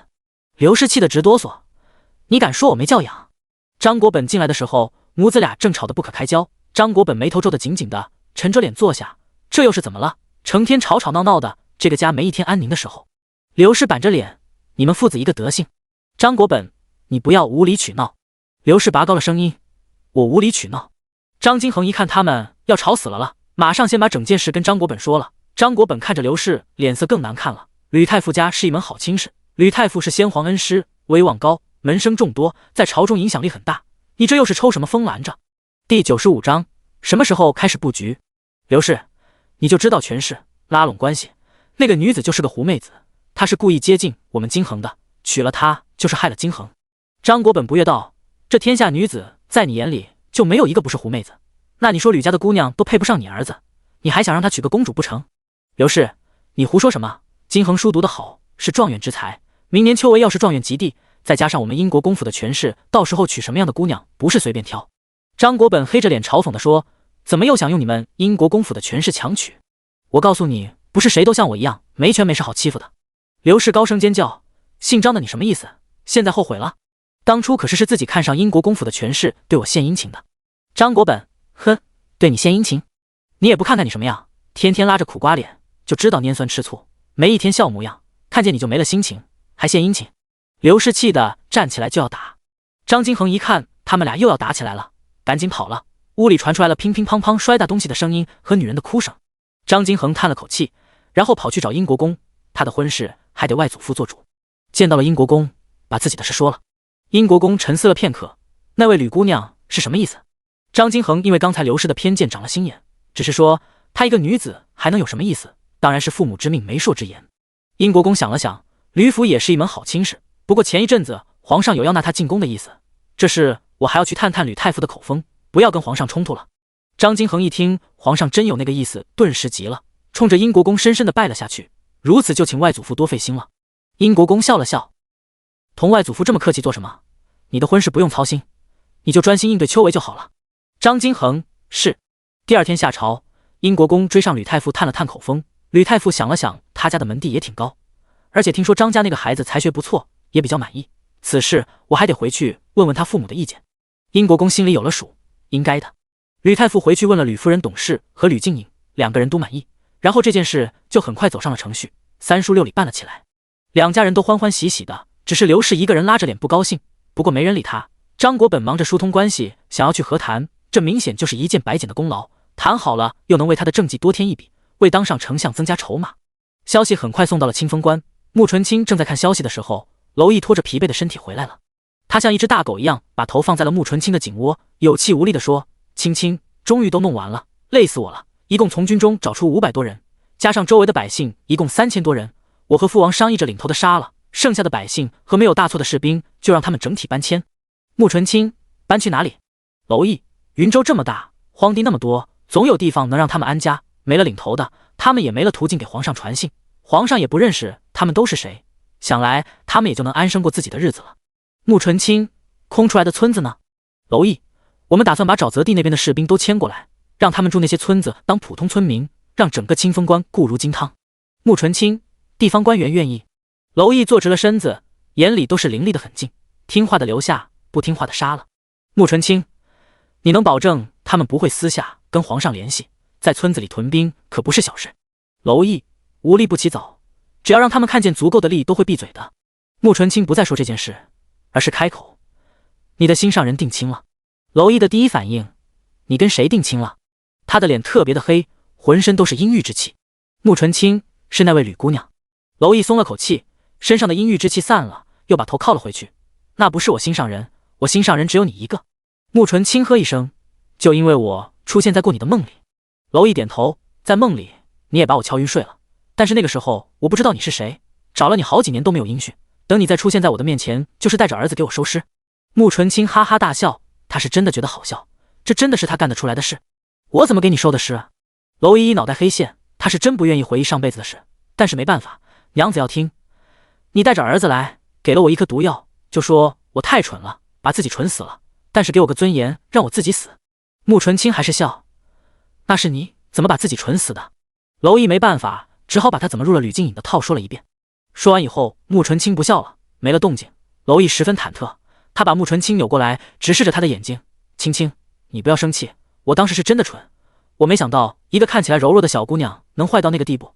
你怎么罚我都行，打我骂我，实在不行再葬我一回，这回直接埋土里，只求你不要不理我，不要走。慕纯清盯着他的眼睛，眼睛里倒映着他的影子，他的眼神里都是焦急和不安。慕纯清看了一会儿，慢慢开口，后来你把他怎么样了？娄毅飞快地答，掐死了。慕纯清，我把他送入宫，你可有意见？娄毅想的不是吕静颖要进宫，而是慕纯清能把吕静颖送进宫，那么上辈子是不是他把吕静颖送进宫的？他试探地问，你在宫里有人？慕纯清没说话，但是答案显而易见。娄毅又小心翼翼地问，那你朝中有人吗？慕纯清还是没说话，但是娄毅还是看出来了答案，吃惊地问，也有。他早该想到的，朝中没人怎么就出洛王府所有的人？他越想越心惊，你这是什么时候开始布局的呀？慕纯清6岁多。娄毅彻底惊呆了，他这是遇到了什么神仙娘子？他6岁的时候还在上树掏鸟，被他父王揍得满院子跑呢，慕纯清竟然6岁就开始布局了。第96章互说衷肠。娄毅把慕纯清搂进怀里，摸着他的肚子问，你小时候过得是不是特别的苦？慕纯清眼神有些呆滞，我不知道苦不苦，因为不知道什么是甜。娄毅心疼坏了，心一抽一抽的，他搂紧了慕纯清，能跟我说说你以前的生活都是什么样的吗？慕纯清神经有些麻木，什么样的？杀人、逃跑、练武、解剖尸体，再杀人、逃跑，周而复始，直到不需要跑了，能力足够大了，就可以随心所欲了。娄毅的眼眶发红，他一直觉得自己够惨了，没想到自己的经历不及他的1/1000惨，他心疼得无以复加，他不知道该怎么安慰这个身心受创的女子。他低头亲吻着她的每一寸的肌肤，一遍又一遍，虔诚而温柔，仿佛这样能洗掉她身上的悲凉之气，让她暖起来。慕纯清一开始是麻木的，他沉浸在了自己的情绪中了。随着身体肌肤的变热，他的思绪拉了回来，他摸了摸自己的心，他好像在跳动，他好像有点暖，他好像很不甘。慕纯清开始热情的回应，以此来证明自己还活着，还能感觉到外界的温度。娄毅怕伤到孩子，极力的控制自己，最后他把慕纯清圈住，把头埋在他的脖子里，喘着粗气，手轻轻地撸着他的后背，安抚他焦躁的情绪。慕纯清慢慢的冷静了下来，两个没有睡意的人开始聊天。娄毅给他讲上辈子的事，不过是以梦境为借口，甚至连他为了传宗接代娶了一个有些黑身体健壮的普通女子都讲了。他现在一点事都不想瞒着慕纯清，他想把自己的整个身心完完全全的交给他，不管是好的还是坏的，做过的他都不会否认。慕纯清，那个女子怀上了吗？娄毅摇头，我常年在军中，洛王府女眷必须留在京城，其实我们见面的次数很少。慕纯清，你在现实生活中遇到了我，你还会去找她吗？娄毅摇头，在梦里我已经害了她一辈子，现实中还是让她过属于自己的幸福生活吧。慕纯清，所以你来祸害我？娄毅惊呆了，怎么能是祸害呢？你都不知道我在梦里找你找的有多辛苦，在牢里看见你的时候有多遗憾。当时我想，这么好的女子我再也见不到了，可是我再一睁眼，梦想照进现实，你就在我身边，你知道我有多激动多欢喜，这一次我一定不要放手，我这一辈子你都可以随意祸害，你怎么做都行，要我的命也行，只要允许我留在你身边。慕纯清不吭声，娄毅就撒娇，青青是嫌弃我吗？我不是故意娶妻的，我实在是找不到你啊，父王战死，我随时会死，我不想让母妃一个人孤零零的撑着家啊。慕纯清，你做的没错。娄毅，那青青能原谅我吗？慕纯清，我又没生气，谈什么原谅？我对外界感知不强，不会生气的，生气就杀人了。这话说的温温柔柔的，但是听得娄毅莫名后脖子开始发凉，他不是的摸了摸脖子。那我的事都说完了，你能跟我说说你的事吗？谁跟你有仇，我帮你报仇。慕纯清，英国公府，张国本。娄毅想了想，这个人有印象，他又想了想，上辈子英国公府家破人亡，张国本妻离子散，下落不明，不会是他的娘子干的吧？他把张国本和英国公府的下场跟穆纯清说了。穆纯亲手摸上了娄烨的脸，笑语晏晏：“你这个梦做的不错，我喜欢。看来你做梦还是有好处的。”娄烨被他笑得起了一身的鸡皮疙瘩。青青，你还是别笑了。穆纯清声音更轻柔了：“怎么我笑得不美吗？”娄烨咽了咽口水：“美，非常美，美的他都快尿了，吓尿的。”两个人就这么敞开心扉聊了一晚上。第二天，娄烨顶着熊猫眼去军营，穆纯清吃了点东西，睡到下午。在醒来的时候，穆纯清坐起来看看自己的手，有些发呆。他觉得自己浑身轻松，就像是没了身体一样，感觉很舒服。他不知道因为什么，所以让南芝把乔安叫了过来。乔安给他把了脉，什么问题都没有，很好，前所未有的好。穆纯清，这是为什么？乔安，听南芝说你昨天晚上和世子聊了一晚上。穆纯清，乔安，你以往就是心思太重，郁结于心，现在敞开心扉说出来就没事了，这是好事，以后也要多说话。穆纯清，你怎么不郁结于心？乔安白他一眼，我又没家人，没什么深仇大恨，老头子虐我，你后来都虐回去了，看你虐老头子，我欢乐还来不及，郁的什么结？好吧，穆纯清认可。晚上娄烨回来，黑眼圈还在，看起来十分疲惫。青青，我得去一趟大京。穆纯清，去做什么？娄烨，搞钱，现在我们养了这么多私兵，没钱是不行的，这次跟大京谈判是个好机会，我得趁着朝廷的人没来之前去大京，先把条件谈妥，从中抽取好处，最好能私下通商。他们不是缺粮食吗？我们可以用粮食跟他们换，他们那里有金矿、玉矿、宝石，还有盐矿。穆纯清，你刚刚把人家打败，人家愿意和你做生意。娄烨，他们的新皇是三皇子，好战，这次他挑起战争却大败，在大京一定威信下降，怨声载道。当时和他一起争皇位的还有一个五皇子，我只要支持五皇子造反拿下新皇，建立同盟，问题不大。穆纯清，你有把握？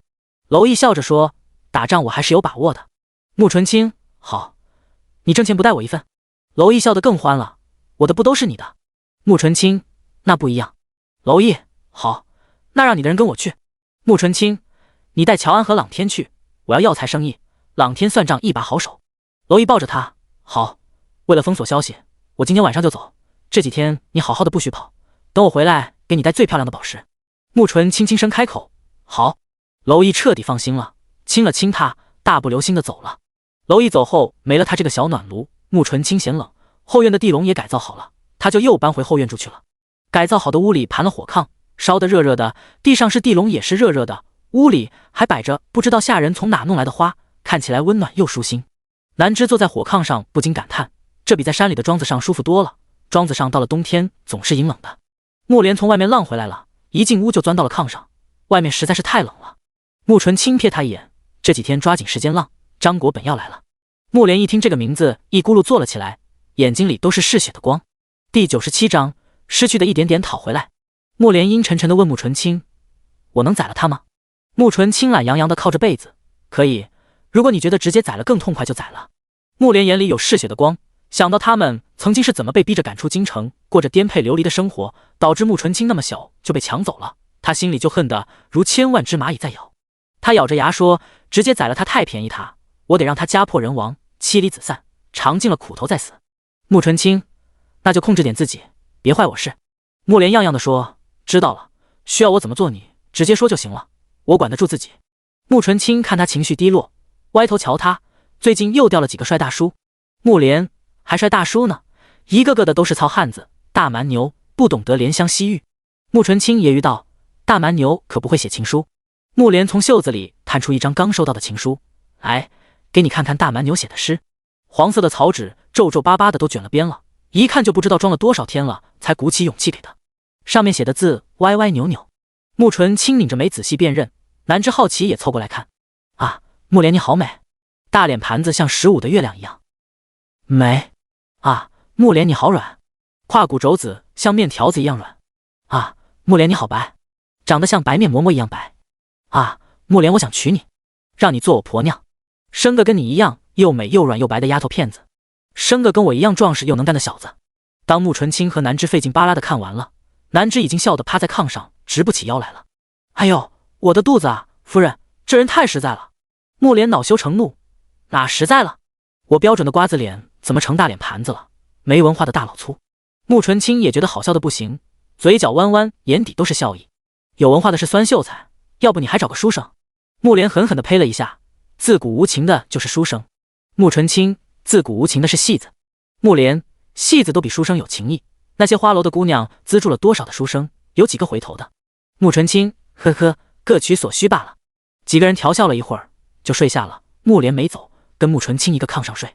黑沉沉的夜，外面的风肆意的刮着，吹得窗户纸发出哗啦哗啦的声响。穆连在夜色中问穆纯清：“青青，你有怪我找了那样一个男人，让你变成了这个样子吗？”穆纯清：“小时候怪过。”穆连沉默了，眼眶开始发红：“对不起。”穆纯清轻声回了一句：“没关系。”过了半晌，他又说了一句：“别瞎想，失去的我们一点点讨回来就是了。人不会总是顺心如意的，就当苦尽甘来了。”穆连抹了一把眼泪：“好，全都讨回来，我要让他生不如死。”张国本不知道他还没出发就被惦记上了。通过几天的努力，他终于入了去和谈的名单。他很是高兴，不光因为这是一次立功的机会，还因为他终于能逃离那个惊人窒息的家。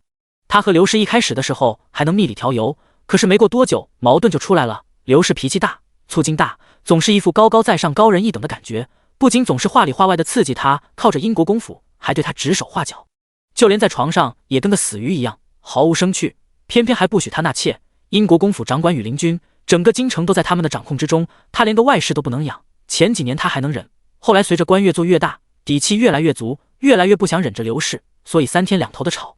张国本和张金恒坐着马车离开了京城，看着越离越远的京城，父子俩都觉得有一种天高任我飞的感觉。吕静颖和张金恒定了亲，觉得也不会出什么变故了，就放心的让张金恒走了。他们现在谁也没有想到，这一走就改变了很多事。娄毅带着2000人的精锐，带着粮草，连夜向大京东北方向的一个部落而去。走到半路就开始下暴风雪，别说人受了受不了，马都受不了。这次他们骑来的还是从大京那抢来的马，在风雪中都不安的来回踱步，死活不肯走了。没办法，他们只好找一个背风的山坡停下来。2000人冒着风雪把山坡挖得凹陷一点，人和马躲在里面避风雪。这次出来给这些精锐士兵配的都是最好的装备，每个人身上穿的都是棉衣裤，外面还有一层皮毛做的袄和裤子，披着大大的披风，头上戴着皮帽子，只露着眼睛。就这样，他们的眼睛上也都是冰碴。也幸亏穿得厚，要不然这天气得冻死。他们这次来带着粮草呢，都是上次从大京营地缴获的粮草。他们把粮食换了带虞国标志的袋子，又运回了大京，打算用这个跟五皇子做生意。看着风雪，娄毅有些焦急，如果这风雪一直下，就会打乱他们的计划。他有些想穆纯清了，在这样的天气里抱着他睡一定暖极了。乔安和朗天还有吴宇缩在坑洞的最里面，3个人把面巾扯下来，往嘴里塞蜜姜片。这是临走的时候徐平给他们的，姜片用蜂蜜泡过，不辣还能抗寒。吴宇缩成一个小团子问乔安：“大师兄，这鬼天气什么时候停？”乔安眼神都没给他一个：“我们是给小师妹办事，不得不来。你是抽的什么风，非要来受罪？”吴宇：“我也是来给小师妹办事的。”朗天：“你能办什么事？干啥啥不行，吃啥啥不剩的。”吴宇不服气了：“我也是有自己的优点好不？三师兄想要来学习大京的美食，可是他要给小师妹做饭，所以让我来，都给他画下来。”乔安和朗天不说话了，画画吴宇在行。他们5个师兄弟都是从上百个孩子里活下来的，各有特长。乔安医术最好，最有耐心，脾气也好。徐平长得最魁梧，力气最大，但是心思却最细腻，最会管家管钱。齐云痴迷做饭和所有能吃的东西，武功也最好。朗天洁癖，收拾家，缝缝补补，阵法最好，精通算术和经商。吴宇最不务正业，医术不行，练针灸学会了飞针暗器，学医术解剖，学会了画人体结构。他能把人体的每一个穴位、每一条血脉画得清清楚楚。当然，他们的最好都比不上穆纯清，所以他们从师兄混成了跟班。第98章大京五皇子。一群人在山坳里躲了一晚上，风雪还没有停。天亮了，看着外面肆意的风雪，娄毅皱紧了眉头。再等2个时辰，风雪再不停，他们就是弃马走也得走去。时间不等人，等谈判团来了，就什么都晚了。好在临近中午的时候，雪停了，风还是很大，不过也正是有风把积雪都吹到了一边，马腿不至于陷入到积雪里，还能跑起来。一行人又跑了一天，到了子夜的时候，才看到了一个部落，一顶顶帐篷挤在一起，看样子是个大部落。听到马蹄声，守夜的人出来查看，看到了全副武装的娄毅他们，顿时大惊失色，慌忙吹响号角。没一会儿，部落里的年轻人就都集中了起来，有的还打着赤膊，大家都举着弯刀，虎视眈眈地盯着娄毅他们。娄毅带了周哲，周哲常年在大京打探消息，会说大京话。周哲上前用大京话喊话：“我们是虞国洛王府的人，有事和你们的五皇子商谈。”那些人一听是洛王府的人，警惕性更高了，叫嚷着想往上冲。看样子对洛王府恨之入骨。周哲看了一眼娄毅，见他点头，接着喊：“我们的世子想问问你们的五皇子，甘愿被赶到这样的苦寒之地吗？甘心你们部落的人挨饿受冻吗？我们是来帮你们的，我们可以助你们的五皇子攻打王庭，夺回皇位。”对面那些人面面相觑，虞国的人会帮他们？简直可笑！他们是死敌，前不久还大战一场，他们的许多兄弟就死在娄家军手里，他们的仇解不开的，怎么帮？看到他们不说话，周哲又看向娄毅。娄毅在边关上辈子，为了更好的打大金，也学了大金话。拓跋圭，你想当皇上吗？想的话就出来，他高声喊道。没过多久，拓跋圭就从最中间的帐篷里出来了。他生得高大壮硕，走过来像是一座小山一样，大地都隐隐发颤。他走到自己人的前面，停下，眼神冷漠，声音低沉浑厚地问：“你打算怎么帮我？”娄毅示意大家让开，然后露出来了身后一车车的粮草。娄毅声线温和：“这些粮草足够你们过冬了。另外，我们守在草原的5万兵马可以借给五皇子，指导王庭拿下皇位。”拓跋圭的眼神闪了闪：“为什么帮我？你的目的？”娄毅：“我们洛王府同大金打了那么多的仗也很累，边关苦寒。如果我们能助五皇子登上了皇位，希望五皇子能立下契约，100年内不得与虞国开战。另外通商，你们要的无非是粮草布匹这些，可以用你们的金矿玉矿换。”拓跋圭露出张狂的笑：“你不怕我坐上皇位反悔，再掉头与你们开战？”娄毅也笑了，清冷的月光显得他的笑容温和又迷人，眼里都是犀利的光。“那就再打呗，我们又不是打不过。”拓跋圭沉默了，他知道娄毅不开玩笑，别说现在缺兵少粮，就是以前兵强马壮也打不过。这个条件对于他来说稳赚不赔，洛王府完全有能力挥师灭了大金，可是他却没有这么做。他很好奇他们为什么不打，如果换成他一定去打，而不是来这儿谈合作。他问了出来，娄毅嫌弃的一撇嘴：“看不上。这大金有什么好？地广人稀，跑3天见不到一个人，部落与部落之间还有矛盾不好管，打下来干嘛？他又不做皇帝，没有那开疆扩土的觉悟。”拓跋圭有些心塞，大金这么差的吗？不过他还是妥协了，请娄毅进帐篷细谈。这么好的机会，他不把握是傻子。娄毅跟他详谈了他的计划，拓跋圭必须速战速决。虞国谈判团来之前，他就得坐稳皇位，自己的5万人马只打辅助，不冲锋，顶多起到一个震慑的作用。对这一点，拓跋圭不太满意。他们不打，那还有什么意义？娄毅的眼神犀利：“五皇子，我不信你没有底牌。我的人要是打了主力，打下来的皇位可就轮不到你做了，自己打的做的才稳当，不是？”拓跋圭被说服了，真要让娄家军打，到时候娄毅一做皇位，他也没辙。你们要什么？娄毅狡黠一笑：“除了我们私下通商以外，这次和谈我会帮着你们把赔偿金降到最低，但是回头你也得给我们娄家军点补偿，毕竟我们也死了不少人，不是？”拓跋圭震惊：“你要吃你们虞国的回扣？”娄毅笑着摇头：“五皇子这话就错了，我们娄家军那么多人也需要养，不是？缺钱少粮的还怎么守边关？朝廷给不够，只能我们自己想办法喽。”拓跋圭沉着脸：“你不怕我揭发你？”娄毅：“随你，但是你提醒你，我们洛王府横在虞国和大金之间，也算一个桥梁。你说这中间要是没有我们洛王府，我们的皇上会不会想吞了你们？我看不上大金，不代表别人也看不上啊。”拓跋圭再次沉默，这是威胁，赤裸裸的威胁，不给好处，他们的赔偿金就会更高。如果揭发他们，他不介意直接灭了他们。他能怎么办？只能同意。可是就算我答应也做不到，这次打仗举全国之力，我们已经没有多余的银子赔付了。娄毅笑得不怀好意：“没关系，没有银子可以用东西抵，金矿、铁矿、玉矿、盐矿、药材，你们有的都可以。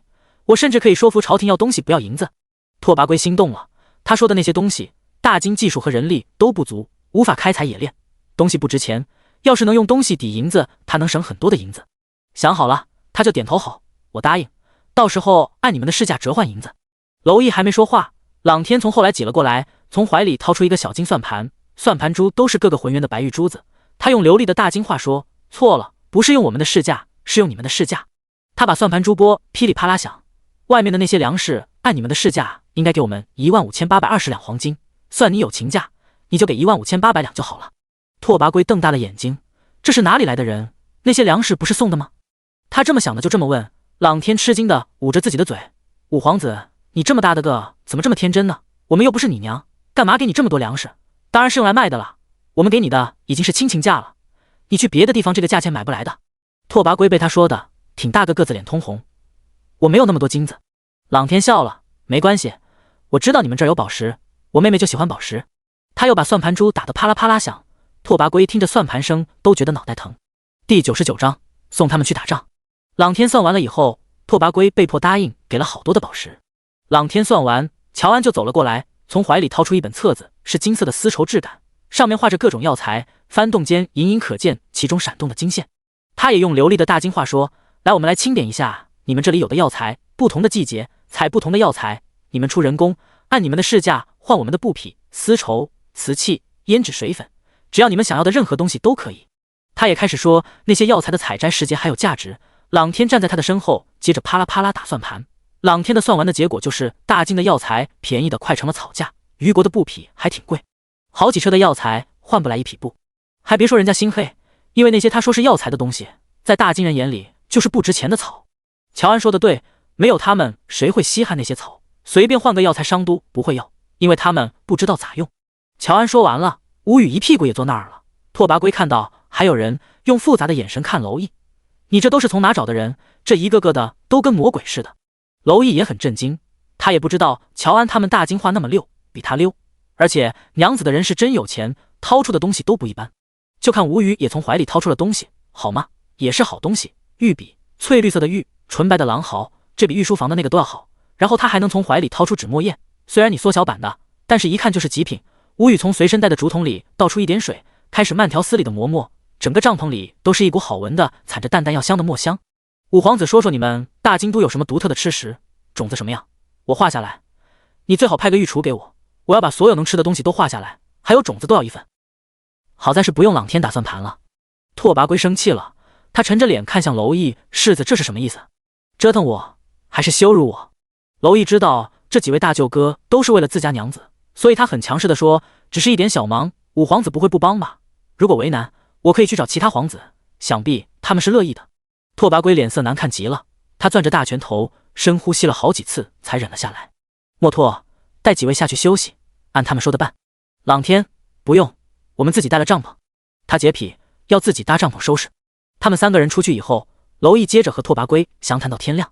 等蝼蚁从拓跋圭那出来，他们带来的粮草已经卸了下来，大金的人正在往车上装宝石的原石。看着车上堆得满满当当的石头，蝼蚁嘴角直抽。他记得京城中的女眷最喜欢宝石首饰，能得到整套的红宝石头面都要欣喜好久，代代相传。可是轮到自家娘子，都是成车的拉，跟大白菜似的。关键是还是用大金的粮草跟大金换的。他问了士兵乔安他们在哪个帐篷里，一进帐篷里，他下意识地停下了，因为帐篷里铺着雪白的地毯，他都不好意思踩。最后他还是把靴子脱了下来，结果他一脱更尴尬了，连日的奔波没洗脚，又穿着厚靴子捂着，现在得脚杠臭。他看到朗天捂着鼻子嫌弃的皱眉，他不好意思的干笑，四哥，我现在就出去。朗天看他疲惫的神色，叹气道，算了，袜子脱了扔出去。然后他起身拿了用兽皮缝的像盆一样的东西，从小炉子上拿下水壶，给他倒了热水，先洗脸后洗脚，洗完这盆归你了。蝼蚁好奇地打量这个不会漏水的兽皮盆，你们怎么出个门带东西这么齐全啊？乔安，人生在世享受二字，去哪不能糊弄亏待自己不是？蝼蚁觉得自己2辈子都白活了，一点都不会享受。这些东西都是哪来的啊？我看你们有好多好东西。吴语得意地说，小妹给的。以前他们被关在谷里出不去，小师妹每次出去都会给他们带好东西回来，给老头子羡慕的，以后也就不限制他出去了，盼着他也给自己带点好东西。蝼蚁酸了，迄今为止穆纯清除了给他画了一张春宫图和一张带血的刀的信，什么也没有给过他。可是别人却有这么多好东西，他觉得自己心里酸的快要把心呕出来了。蔫哒哒的洗完脚，把盆放在外面，他独自在帐篷里找了一个角落里休息，看起来像是一只受了委屈的狼，暗自神伤。乔安看他的样子，勾了勾唇，想不想听小妹以前的事啊？蝼蚁又一咕噜爬起来，两眼冒光，想。然后乔安给他端了一碗热汤，2个馍馍，蝼蚁接过来吃得飞快。乔安声音平静地讲述穆纯清小时候的事，讲着讲着，蝼蚁就食不下咽了。虽然穆纯清跟他说了自己小时候过得有多苦，可是说的都是轻描淡写的，乔安说的就生动多了。他的眼前仿佛出现了一个瘦弱的小女孩，拼命想要活下来的样子。他目光变得阴冷，手里的馍馍已经被他捏得变了形，声音比外面的寒风还要冷。你说的那个老头子在哪？乔安透过帐篷缝隙看向外面的风雪，目光悠远。我想他应该快来了，他那么闹腾的人怎么会受得了寂寞呢？蝼蚁的眼睛里都是熊熊烈火，见到他我一定把他碎尸万段。乔安笑着说，你以为小妹不能把他碎尸万段吗？留着他不过是闲来无趣逗个闷子罢了，看着以前欺辱过自己的人成了讨好自己的怂包，也挺有意思的。他站起来拍了拍蝼蚁的肩膀，以后对他好一些，吃完睡会儿吧，赶紧办完事回去。他也很怕寂寞的。被乔安说怕寂寞的穆纯清接到了张国本已经在路上的消息。穆纯清对寒山说，想办法拖慢他们的行程。寒山想了想，主子，前几天我得到一个消息，云中寨的胡大虎在云州桑干河和洋河交汇的渡口又建了一个云中寨，那里河流湍急，想过河必须坐他们的船，他们专门打劫过路的商队。穆纯清勾了勾唇角，那就把朝廷的人逼到那条路上，然后让胡大猫把他们劫了。你跟胡大猫说，要是事情办砸了，我送他们去打仗。第100章连夜赶回来。娄毅太累了，怀着沉甸甸的心情窝在地毯上睡着了。等到他睡醒的时候，已经午时了。他起来揉了揉脸，让自己更清醒一些，然后看到他的旁边放了新的鞋袜，他就觉得心里很暖，好像大舅哥多了也是好事。穿戴好之后出了帐篷，所有马车已经装好了，因为原石实在太沉了，原来的马匹拉不动，拓跋圭还借给了他们多的马一起拉。今天天气不错，没有暴风雪，天气干冷干冷的。他出了帐篷没一会儿，手就冻麻了。拓跋圭过来找他，我这里已经准备好了，你们准备什么时候动身？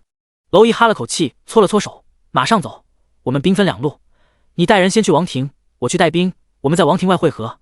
这个鬼天气人和马坚持不了多长时间，必须速战速决。拓跋圭沉着脸怀疑地看着他，你不会是诓我的吧？骗我一堆宝石直接跑了？娄毅气笑了，骗你宝石？我要是想要，直接可以踏平你的部落，还用骗？你如果不放心，可以派人跟着我。拓跋圭也只是疑问，他也知道以他现在的处境，要不就龟缩在这里，要不然就相信娄毅拼一把。他别无选择，他伸出手握拳，好，我信你。娄毅伸出拳头跟他碰了一下，走了。他找到乔安他们，大哥，我带200人先走去调兵，剩下的人护送你们回去。乔安，我们也是要去王庭的。无语，对啊，我还没看见大金的御厨呢。娄毅，可是我们是急行军去打仗，风雪大，太冷，怕你们受不了。乔安鄙视地看着他，我们在这草原上行走的时候，你还在玩尿泥呢。娄毅，好吧，算他没说。最终娄毅带着他们骑马急行军回去，剩下的人押送宝石。没有风积雪救后，就算马拼命的跑也跑不快。他们用了2天2夜才回到清风关城外。原本他们可以直接到娄家军驻扎的营地，但是娄毅想回来，他已经好几天没有见到穆纯清了，现在他急切的想见到他，哪怕他看一眼也踏实。他们到的时候已经是半夜了，城门早就关了。到了城门下，城墙上有人警惕地问，什么人？娄毅，开门，我是娄毅。城门很快打开了，出来的是杜家。看到娄毅，他高兴地说，世子，你终于回来了。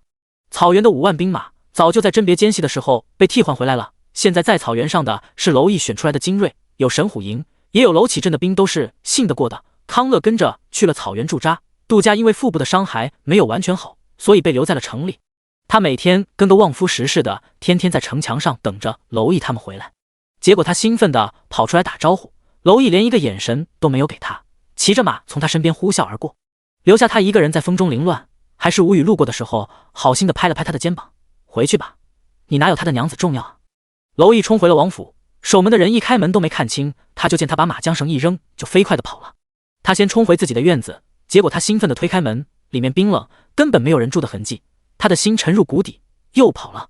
听到动静的下人披着衣服出来，看见他在卧室门口傻站着，就说了一句，世子，世子妃在后院。娄毅的心情一下又起飞了，飞快跑到了穆纯清住的院子。他到了门口，猛地停住脚步，怕吓到穆纯清，轻轻地推开门，一股热浪扑面而来，他心就是一松，人在。进了屋，他小心地关上门，进了内室还没开口，就听到穆莲的一声叹息，唉，看来我今天晚上得换屋睡了。娄毅的脸一下子就通红，赶紧退了出去。他没有想到穆莲会跟穆纯清在一个屋睡，他背对着站在外间，抱歉，岳母，小婿鲁莽了。穆莲一边穿衣服一边说，没事，年轻人我理解。他穿好衣服出来，还揶揄地拍拍娄毅，年轻人悠着点，来日方长。娄毅窘迫地点头。穆莲出去以后，他才敢进屋，但是一撩帘子，借着月光就看到地上铺着雪白的地毯，他抬着的脚就是一顿，想脱鞋，一下子就想到他在大金帐篷里脱鞋脚杠臭，怕臭到穆纯清，他赶紧说，我去洗洗，等我。又飞快地出去了。厢房里听到动静出来的锦娘看到娄毅只露着一双眼睛又出来了，就说了一句，姑爷，灶上温着热水，我给你去提。娄毅，不用了，你去睡吧，我自己来。他提了2桶水，飞快地洗了一个战斗澡，头发还湿哒哒的，就摸黑钻进了穆纯清的被窝。他这么一顿的来回折腾，穆纯清早就是清醒了。娄毅从后面搂紧了穆纯清，把头放在他的颈窝心里，才算踏实了。他的声音沙哑低沉，青青，我回来了。娄毅语气幽怨，你都不问问我事情顺利吗？穆纯清语气淡淡，你会让自己不顺利吗？娄毅，当然不会。穆纯清，那我还问什么？娄毅心里叹气，想让穆纯清对他嘘寒问暖，肯定是不可能的。青青，你除了一幅春宫图，什么都没有送过我。可是大哥他们有好多你送的东西。那个语气酸的呀，就像是一个争宠的小媳妇。那我再给你画一幅。穆纯清的声音还是没什么起伏。娄毅觉得很心塞，他报复性的抓了抓穆纯清的一对浑圆。再画一幅，我肯定欢喜，但是我不能拿出来显摆，我也想从怀里一掏说这是我娘子送的。穆纯清觉得有些无语，这怎么跟小孩子要糖似的？他拍掉娄毅的手，你想要什么？娄毅，只要你送的我都喜欢。穆纯清，睡吧，梦里什么都有。娄毅，不要，我这么多天没见到你了，我想和你说说话。他把穆纯清翻过来，轻啄了一下他的嘴唇，我有好多话想跟你说。然后他开始絮叨在五皇子的部落发生的事，结果还没说10句话就闭上眼睡着了。穆纯清就这么静静地看着娄毅的睡颜，他是真长得很好看，不同于寒山的温润如玉的俊美，他的好看带着刚毅和一些野性的美，尤其是好几天没洗脸没刮胡子，青色的胡茬在夜色中是一片阴影。穆纯清用手摸了摸，有些硬有些扎，还有些痒，这是一种全新的体验，让穆纯清觉得新奇极了。他还从来没有摸过男人的胡子，尤其是这种年轻的富有生命力的胡子。